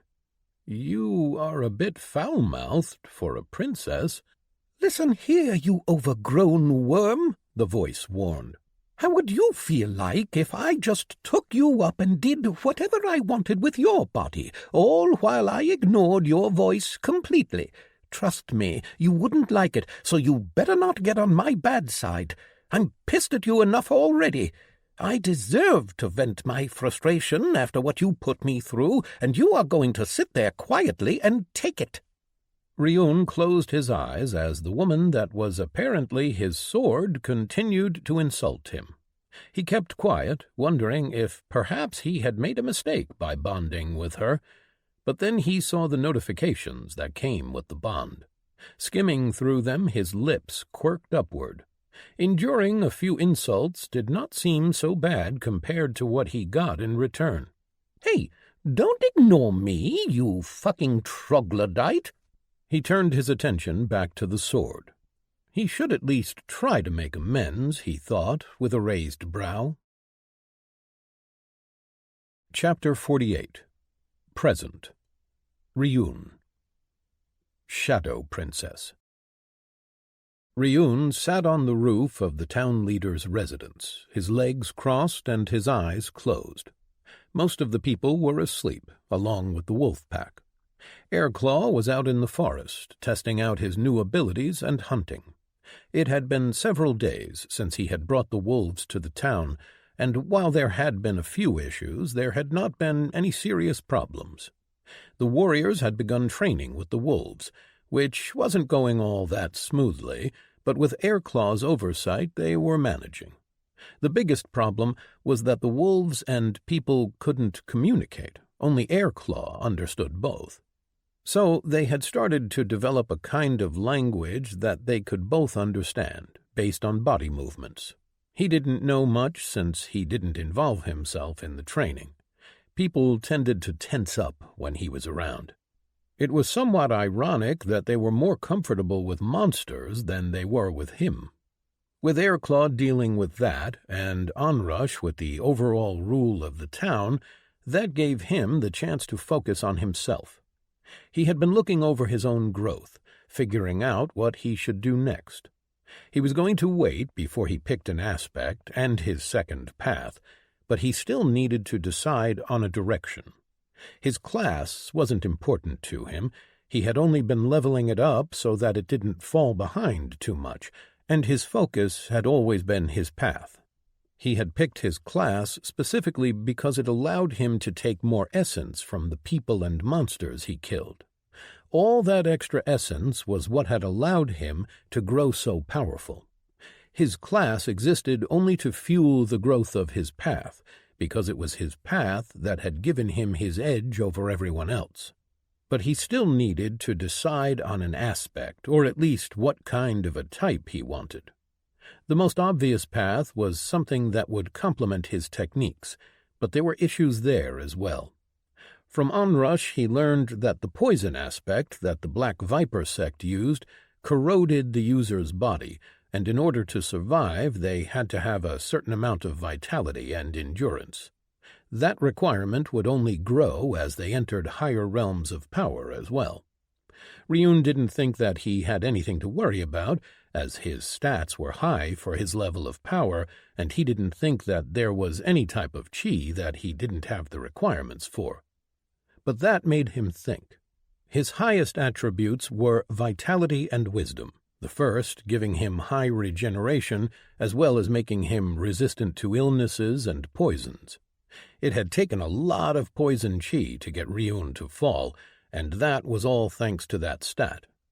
Wisdom made his chi stronger, more powerful, and coupled with his Lake of Chi perk and the fact that he had been cycling his essence several times before advancing, it meant that his chi was of a far better quality than anyone he had ever met.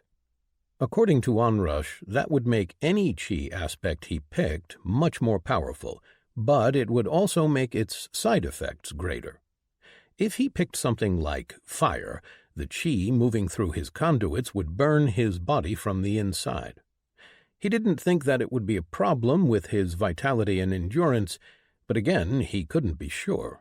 But there were also other types of aspects, ones that were more abstract. He didn't really see much point in picking something like that. He didn't need a complicated aspect. His path had always been about overwhelming power, crushing his foes before they could do anything. But deciding on what kind of aspect wasn't nearly as simple as he had initially thought. There were the standard elemental aspects, fire, water, air, earth, but then there were others that were either evolved or a more focused version, as well as hybrid aspects. Wind, lightning, ice, snow, metal, light, shadow. Ryun had been browsing through the shop, looking at the aspects and trying to see if there was anything that caught his eyes. Some were cheap, others far more expensive, although not really to Ryun. He had enough essence crystals from his cycling to buy anything, but there seemed to be a nearly endless amount of aspects. He had even asked Airclaw for advice, but the wolf-man had no idea how to help his decision. He had always had an aspect, that of the hunt. When Ryun had asked him to explain what it meant, Airclaw couldn't answer. To him, it was so instinctual that he had no idea how to even try to explain it. It made Ryun frustrated, as no one he asked could give him any real guidance, and so he turned his mind inward, to the small presence that he felt deep inside of himself. It was higher than his core, near to his heart. She felt him looking immediately. "What? Have you come up with a better apology, dimwit?" Shadow Princess asked him. Ryun sighed. He had tried to apologize for ignoring her for years, but he had never been good with words. His sword seemed to have quite the personality, as well as a foul mouth. "I am sorry. Nothing I say will change things. We can only move forward," Ryun told her. He had learned quickly how to speak to her with his mind, but he wasn't yet sure how he felt about having her being always there. He had become used to the silence and being alone. True, he had always had her with him. He just couldn't hear her before. He heard Shadow Princess snort and then speak. So, what do you want? I am trying to decide on what kind of aspect I want to choose for my chi. I wanted to ask if you have any opinion on the topic. Why the fuck would you think that I would have anything to add? I'm a sword, dickwad. What would I know about that? Besides, I spent my entire fucking life in your idiotic hands. I don't know anything more than you do. Ryun sighed, feeling a bit stupid for asking. Sorry for asking. I didn't think. Of course you didn't. To think, you first have to have a brain. Ryun put his hands forward and summoned her to his hands. She was no longer inside of his storage, but was now resting inside of his body, his soul, if he had understood Onrush's explanation. Again, I apologize. I assumed that since you've spent all those years isolated with no one to talk to, that having a conversation would be welcome, Ryun said as he looked at the blade. She appeared the same as she always had, but now he could feel her emotions alongside her voice. At least you are trying to make amends, she said. She had spent the last few days insulting him, calling him names, and yelling at him for basically every little thing he did. Ryun had taken it all, in part because he could feel her emotions, and he knew that aside from the anger, she was filled with fear. It wasn't hard for him to figure out that she feared being unable to speak with him again. He didn't really mind the insults. He had been called worse. And besides, the benefits from having her far outweighed any annoyance her voice could cause him. Looking down, he saw that his form had blended into the shadow cast by the cloud obscuring the moon high above. The bond perk that he had gotten made him harder to see in the shadows. At night, he was nearly invisible. It wasn't much of an addition to his kit, but it was welcome. It was what her own abilities brought to the table that made her a true treasure, especially for someone like him. "May I?" Ryun asked, as he did every night since he had bonded with her. She sighed. "If you must," she answered. Ryun placed her on his knees and closed his eyes, slowing his breathing as he started to pull in essence from his surroundings. A moment later he triggered the sword, and a torrent of essence started pouring into him through the sword, being added to what he was already pulling in by himself. The rate at which he was pulling in the essence was higher than anything he had ever been able to do before. He remembered seeing the notification, showing him the awakened sword's bonded status. Shadow Princess. Shadow's power. Gain plus 5% to all stats at night. Shadow's will. Increase essence draw-in rate by 400% at night. Increasing his essence rate was one of the greatest boons to a cultivator such as him. Every time he pulled in essence for an extended period of time, his draw-in rate increased a tiny bit, and now he had gotten a percentage boost on it. Over the last few days he had been cycling every night from the moment the sun turned into the moon. In 5 days he had drawn in around 2,000 greater essence. It meant that he could fill his core with enough essence to advance in just 75 days of cycling, if he did it every night. That was, of course, not feasible, but even if it took him a bit more, it was still a great boon. He could, of course, augment that with essence he got from other sources and speed it up significantly, but he was not going to advance any time soon, of course. He needed to cycle through all the full essence several times, strengthen his core, and increase his capacity before he would even consider doing it. Still, his advancement had just gotten a lot easier. If only he had known about bonding with awakened objects before, but there was no point in lamenting the past. He could only walk forward. Finally, he felt his draw-in rate falling, and he realized that the moon was turning into the sun. He stopped with his cycling and turned his attention to the sword. "Thank you." He felt her snort at him, and then something occurred to him. "Do you have a name?" Ryun asked. "I am Shadow Princess," she said blithely. "I know, but is that your name, or it is what I am?" He didn't think that was the same as a name. "But it is not really a name that is your own."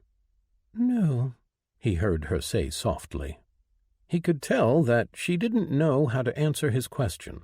She was a sword. There was no need for her to think of such things. But Ryun was not. He might not be the best at social interactions, but he felt like she should have a name. He thought about it for a while, sitting on the roof in silence as the town around them woke up. Then he got an idea. How about Kagahimi? It means Shadow Princess in another language. She didn't answer immediately, but he could feel her emotions whirling around inside of her, changing too fast for him to identify them. "I guess that will do." Ryun grinned. He could tell that she was grateful, even if her words didn't exactly reflect that. He stood up to leave when something strange occurred to him. He wasn't sure how he knew another language. He could understand everyone here, and they could understand him. He knew that the framework had something to do with that, but another language. He could remember that he knew it from long ago, but not exactly from where. It was a feeling he was familiar with. His memories were strange, as they had always been.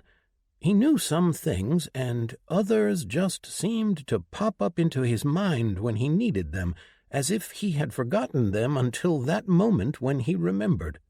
Something had happened to him long ago that had made his head fill up with a fog, one that obscured much of his life.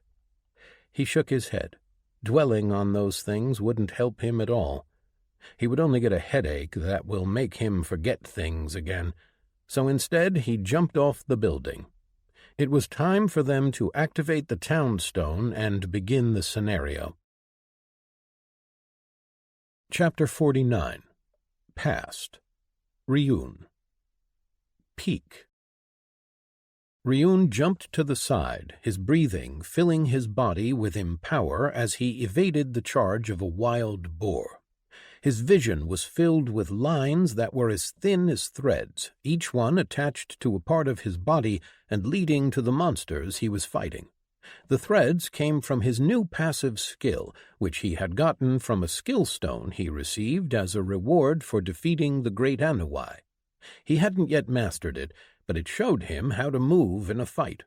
It was basically a training tool, showing the most efficient movements and paths for his body to follow. He raised his sword, a rare weapon that he had gotten along with the skill stone. Then, following the thread, he cut down toward the boar's back. His great sword cut into the back of the boar, and the monsters squealed. He pulled the sword out and then stabbed it again in the boar's neck. He switched his breathing to his branch technique and used chi burst on his feet, shooting forward across the ground. He landed and swiped his sword, cutting another boar down. The 3 boars turned away from their prey when they noticed him, giving Melody the opening she needed. Her spear flashed forward and stabbed at their backs in quick succession, killing the monsters. Ryun looked around, making sure that all the monsters had been dealt with. Then he sighed and released a long breath, ending his technique. Mel walked over and reached for him, pulling him in for a quick kiss. "Thank you," she told him with a small smile. Ryun grinned in return.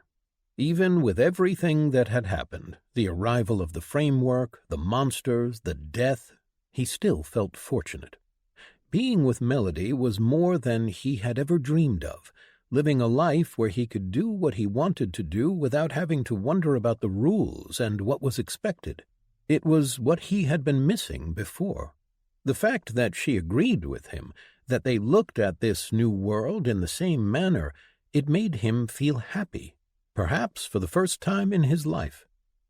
The 2 of them walked over to the 2 chests that had spawned, rewards for the hunt. The loot wasn't anything impressive. The boars weren't all that high level, but it would help back at the camp. There hadn't been any great increase in monster levels surrounding them. The highest were around level 30, and the amount of essence that the classers got from those monsters tapered off significantly for those who were over level 20. For him, the amount he got as a reward didn't drop as much, probably since he hadn't advanced past the mid-mortal realm. "Is it enough?" Mel asked. Ryun looked at his essence and then nodded. He had used all the essence that he had earned to cycle, adding whatever he could draw in and cultivate by himself. He had filled his 150,000 essence core 2 times and drained it, increasing its size. Now he had finally gathered another 150,000, and this time he was going to advance. He had been thinking a lot about how he wanted to push his cultivation path. In the beginning, he had been tempted to just push forward and advance immediately, perhaps even getting some first titles. But since he hadn't received one when he'd hit the early and mid-mortal realms, he figured that others had gotten there before him. He didn't know how far people somewhere else in the world could have gotten, but from what they could see around them, this new world was brutal. It would be better to prepare for the future rather than rush and get himself killed in the process. The two of them gathered most of the corpses and skinned them, selling most of the bodies in the shop and keeping only one to take back to the camp. Then Ryun sat on the ground and took a deep breath.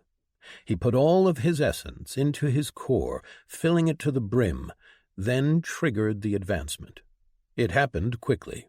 His core constricted, the essence improving his chi and strengthening his core, and then it was done. New notifications met him. Congratulations! You have reached the peak mortal realm stage on the path of the final end. Reward: Fruit Technique. Shatter. Techniques. Empower. Increase every stat by 30% of that individual stat's total while technique is active. Chi Burst. Send out a burst of chi in any direction, dealing pure energy damage equal to 3 times your wisdom. Shatter. Send out a burst of chi around you, dealing pure energy equal to 5 times your wisdom and physical damage equal to 5 times your strength, speed of effect equal to 5 times your dexterity. Effect's power reduced the further away it is from the source. Ryun smiled as he saw that his cultivation effort had paid off.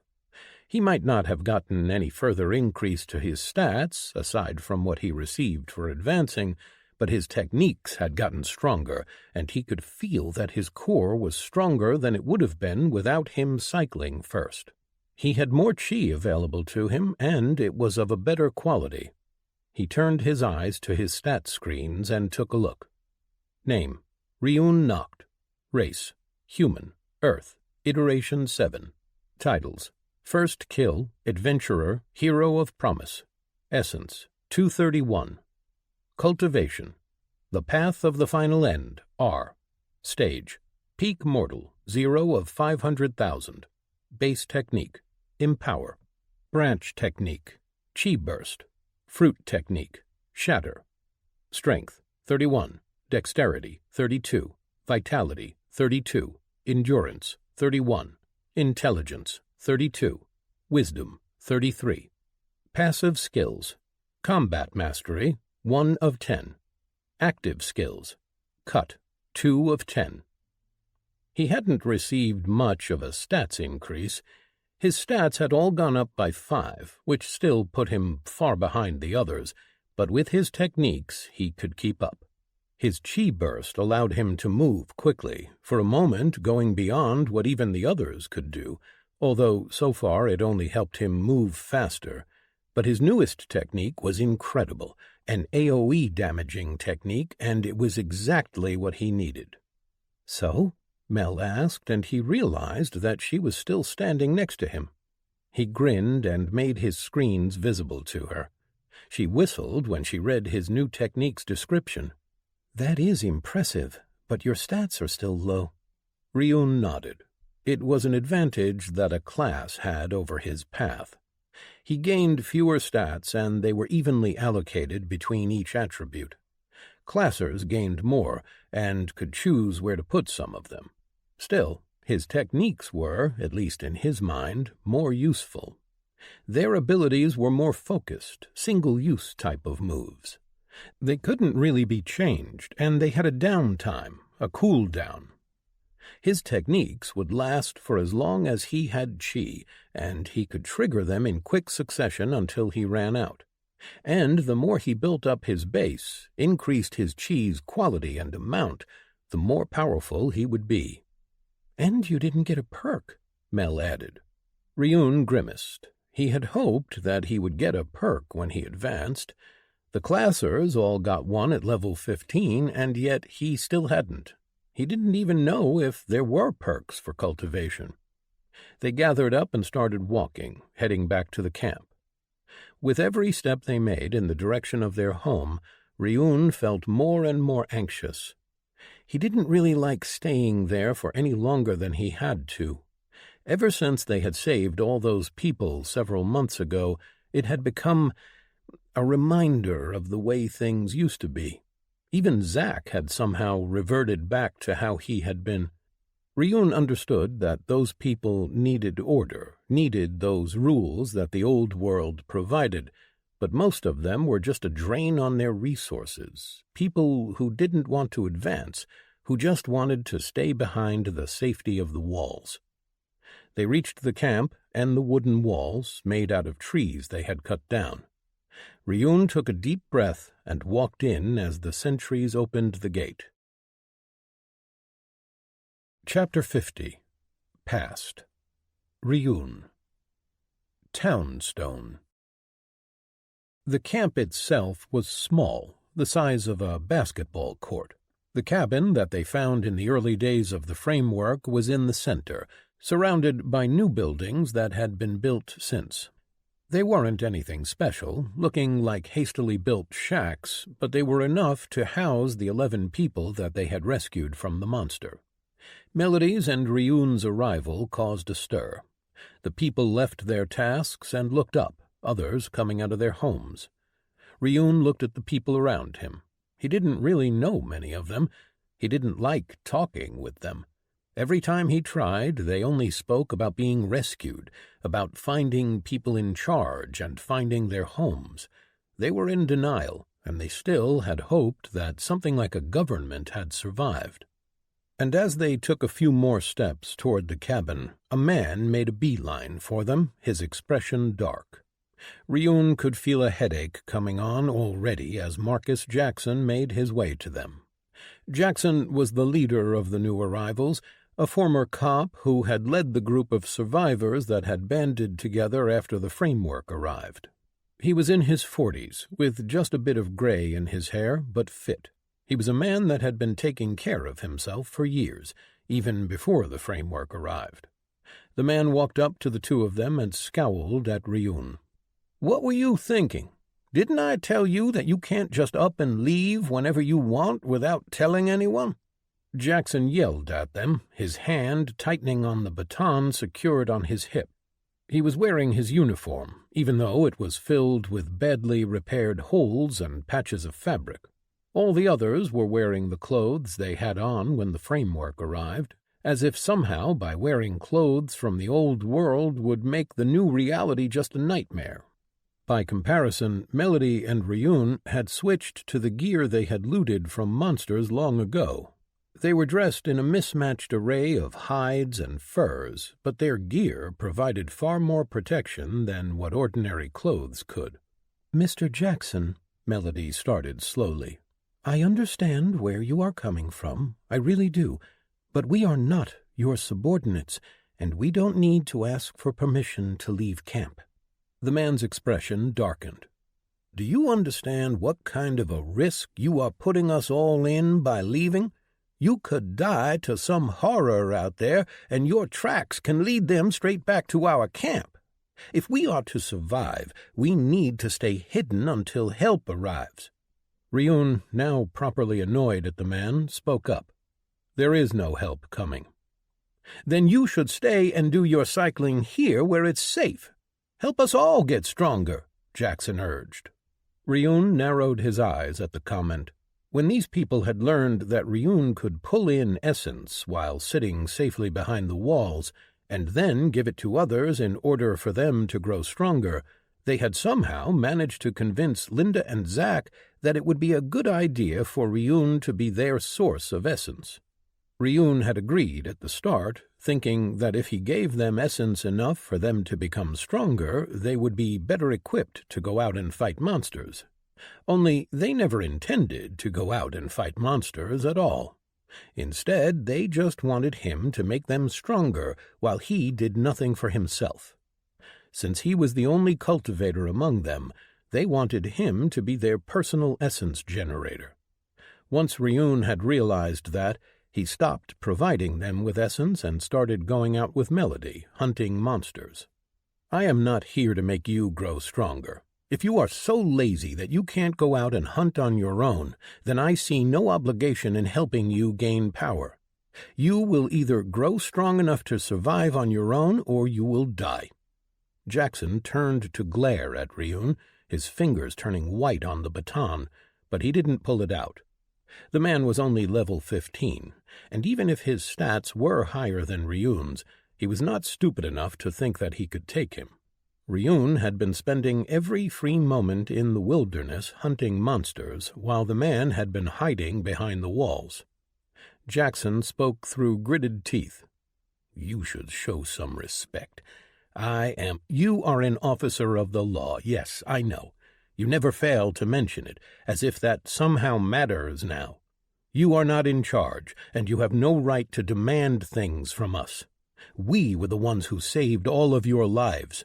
If it hadn't been for us, all of you would have been dead." Jackson's face turned red, and he opened his mouth to speak, but he was interrupted before he had a chance. "Ryun!" Zack yelled as he walked out of the cabin. Ryun turned around and looked at his friend, forgetting all about the man next to them. He walked over and they embraced.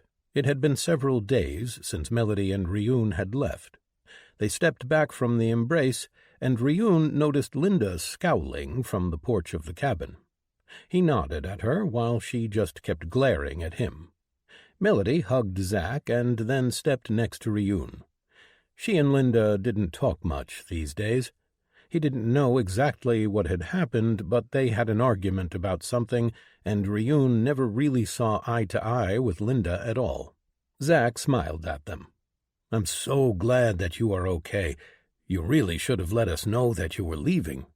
Ryun felt the urge to tell him off, that he didn't have a right to tell him what to do, but he resisted. This wasn't Jackson. He knew that Zack was only worried about them. The others only cared about themselves. "Well, it was kind of a spur-of-the-moment thing," Melody chimed in. "Regardless, I'm glad you're home," Zack said as he looked around, seeing all the people standing around and watching. Ryun noticed the difference in how they looked at Ryun and Zack, but then Zack had become something of a leader of the camp. Ryun wondered how Jackson could look at Zack and see a leader when he called Ryun a kid, considering they were the same age. Ryun could somewhat understand it, as Zack was the strongest person in the camp. He was level 27, and his stats were the highest among them. Ryun had given most of his essence crystals to Melody, Linda, and Zack in the beginning, but after the others had found out about it, he had started giving it to them instead. Zack would have probably hit level 30 by now if Ryun hadn't been giving essence to the others. Spread over so many people, the others had all reached about level 10, with only Jackson being higher at 15. "Come inside. I want to talk to you about something," Zack said. The three of them entered the cabin and made their way to the living room, Linda following behind. Ryun raised his eyebrow at Zack once they were settled. "What is it?" Ryun asked. He was already fearing that Zack was going to side with the others and try to convince him to stay behind and stop going out to hunt monsters. Zack pulled something from his pocket and placed it on the table.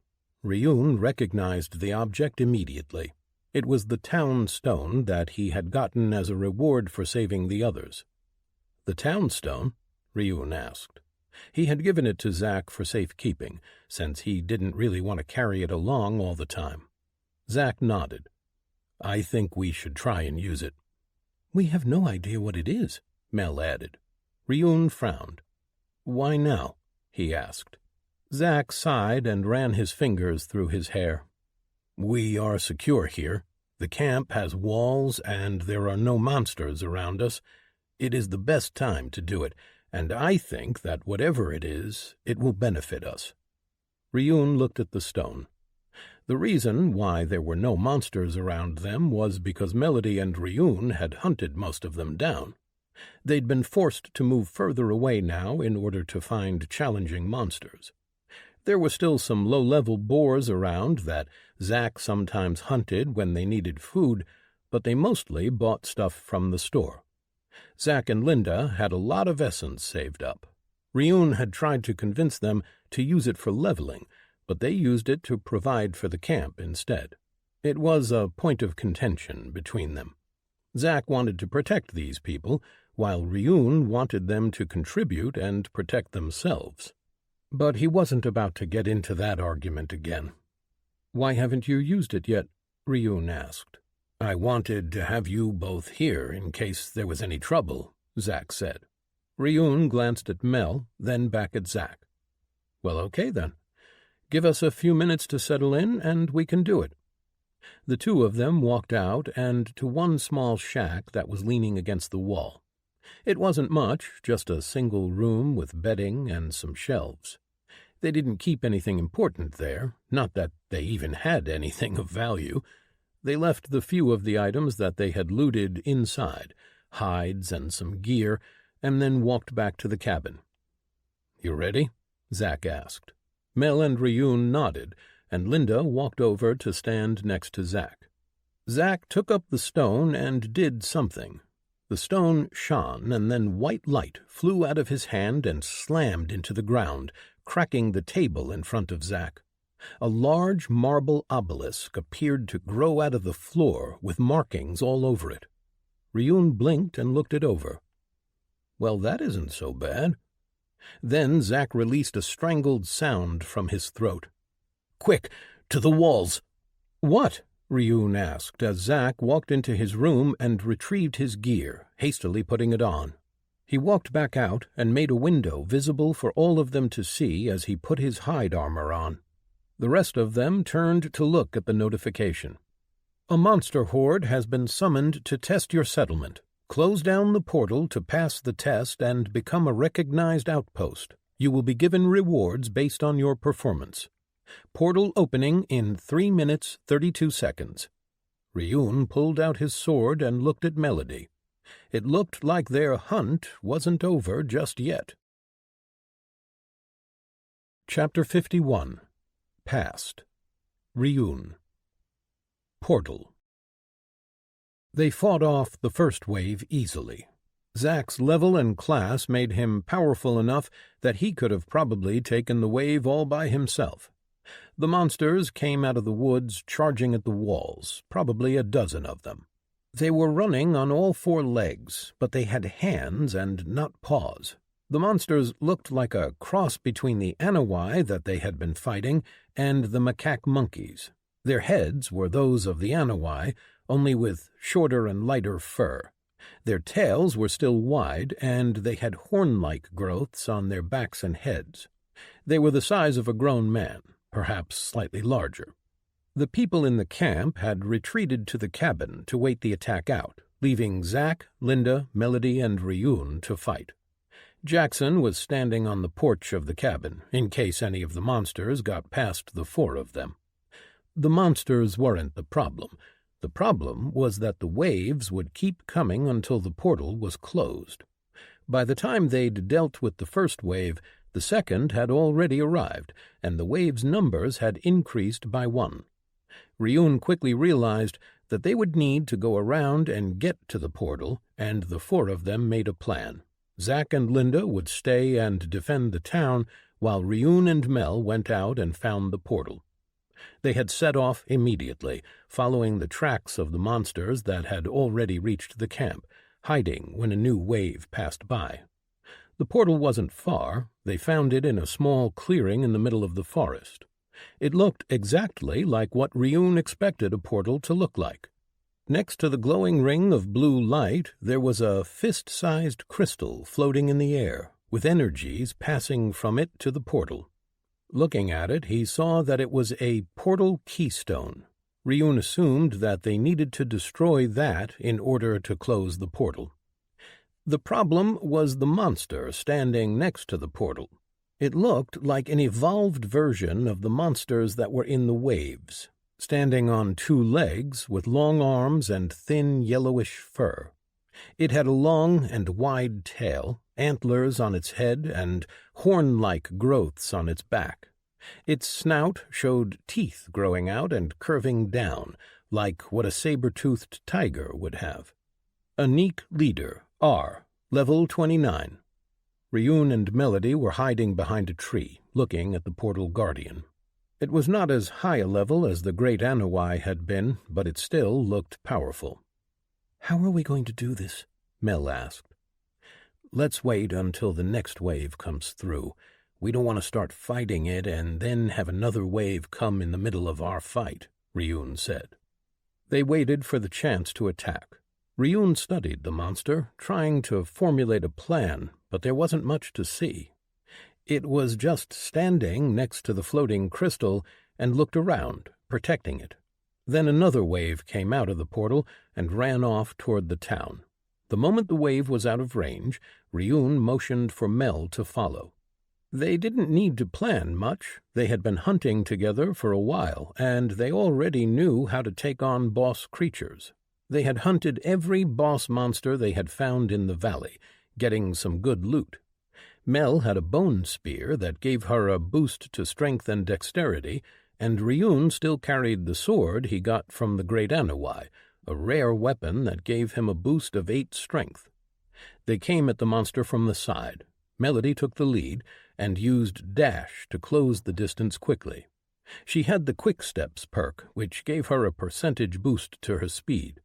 Coupled with her high dexterity, she was much faster than Ryun. She stabbed with her spear at the monster's leg, but it noticed her and managed to move away and avoid most of the attack. She nicked its leg and continued moving. She jumped to the side as the monster's claws swiped at her, raising her spear to cut at its ribs. She scored a shallow cut that made the monster howl and unleash a flurry of swipes at her, forcing her to evade. Ryun finally reached the monster, and with all of its attention now on Mel, he had a clear shot at its back.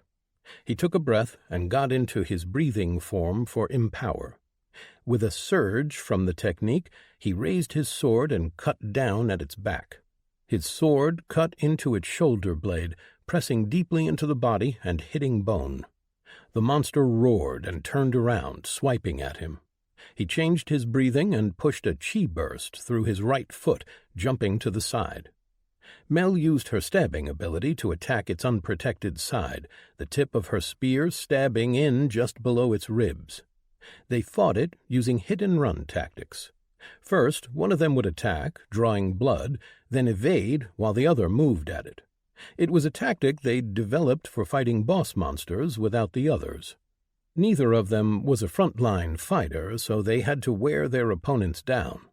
He swiped his sword to the side, cutting into the monster's thigh, forcing it to its knees. Melody took the opportunity to go for the kill, stabbing at the monster's head. But then a fast-moving form slammed into her, taking her to the ground.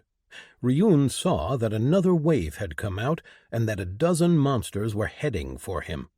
He used Chi Burst, and with 2 quick steps he reached Mel. He stabbed the monster from the side and pushed it off of her. He saw that she was mostly uninjured, aside from a cut on her shoulder. She got to her feet, and Ryun turned to look at the oncoming monsters. The boss monster had straightened up, but it was a bloody mess. The wave was a problem. "Stay back," Ryun said to Mel, and then jumped forward. He evaded one of the monsters and ducked under the swipe of another.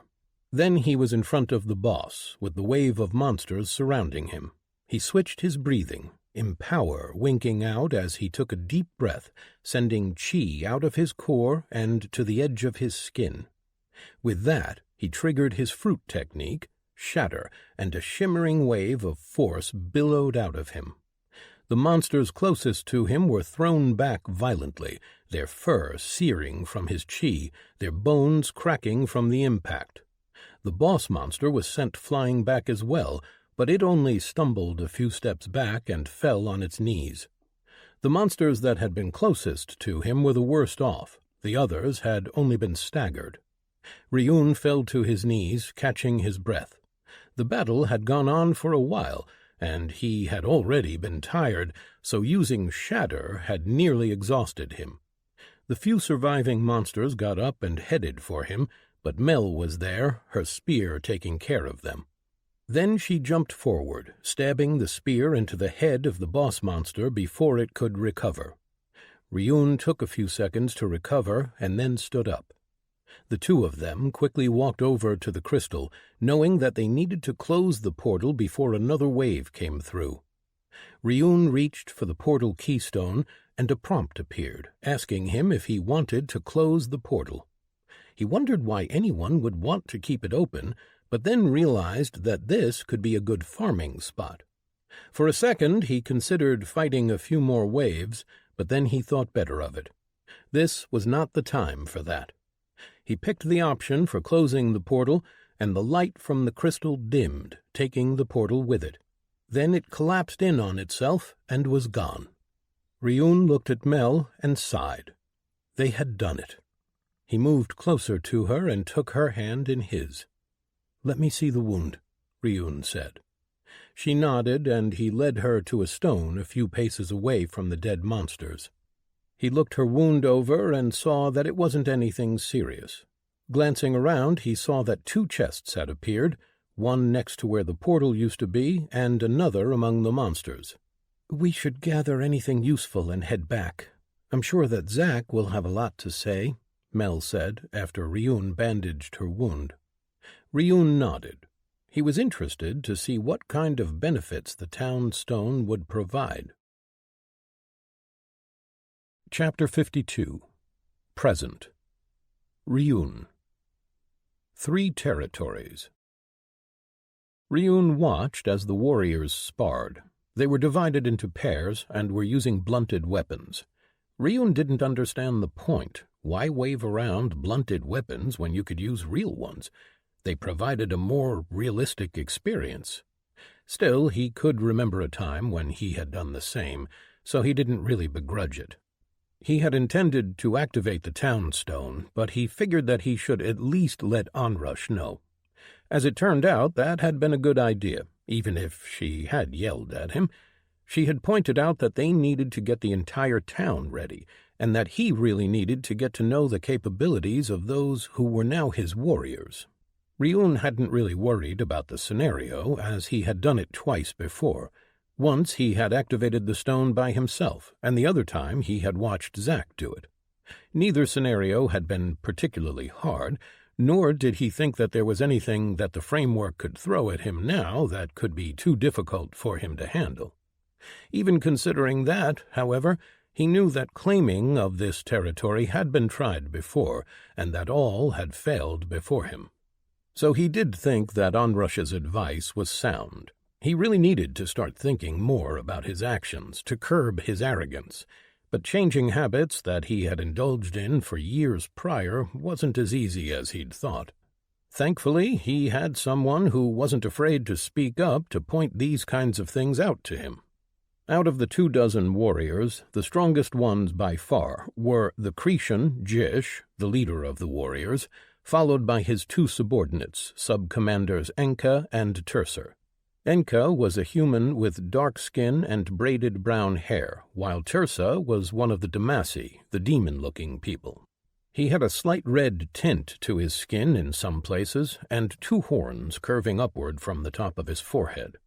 All 3 seemed to follow the same path, the one that their master used, that required poison chi. Around the training yard there sat wolves. A few had people sitting next to the massive beasts, trying to bond. Ryun hadn't paid much attention to that, as Airclaw had been dealing with it so far. He felt a presence appear next to him, and Ryun recognized it as his contracted partner. He wondered how he should refer to Airclaw. A man? Beast? Perhaps simply wolf would suffice. Ryun turned his head and looked at the wolf, who was looking over the yard himself. The townspeople had built a barn for the wolves to sleep in, although many preferred to sleep outside it. "I intend to activate the townstone today," Ryun told him. Airclaw met Ryun's gaze, his red eyes looking startling coming from a humanoid-looking wolf. Ryun couldn't explain it, but some part of him felt kinship with the wolf even before they had agreed to the contract. It was why he had dealt with the monster so eagerly. "No one who has done so before had returned," Airclaw stated. "They didn't have me, or you." Airclaw nodded, then turned back to look at the warriors training. "Most of them are weak."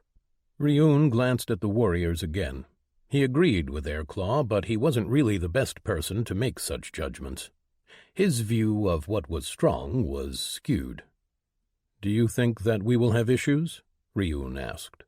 He had intended to deal with the scenario by himself. There was no need for the others to risk themselves, and he really doubted that there was anything that this territory could throw at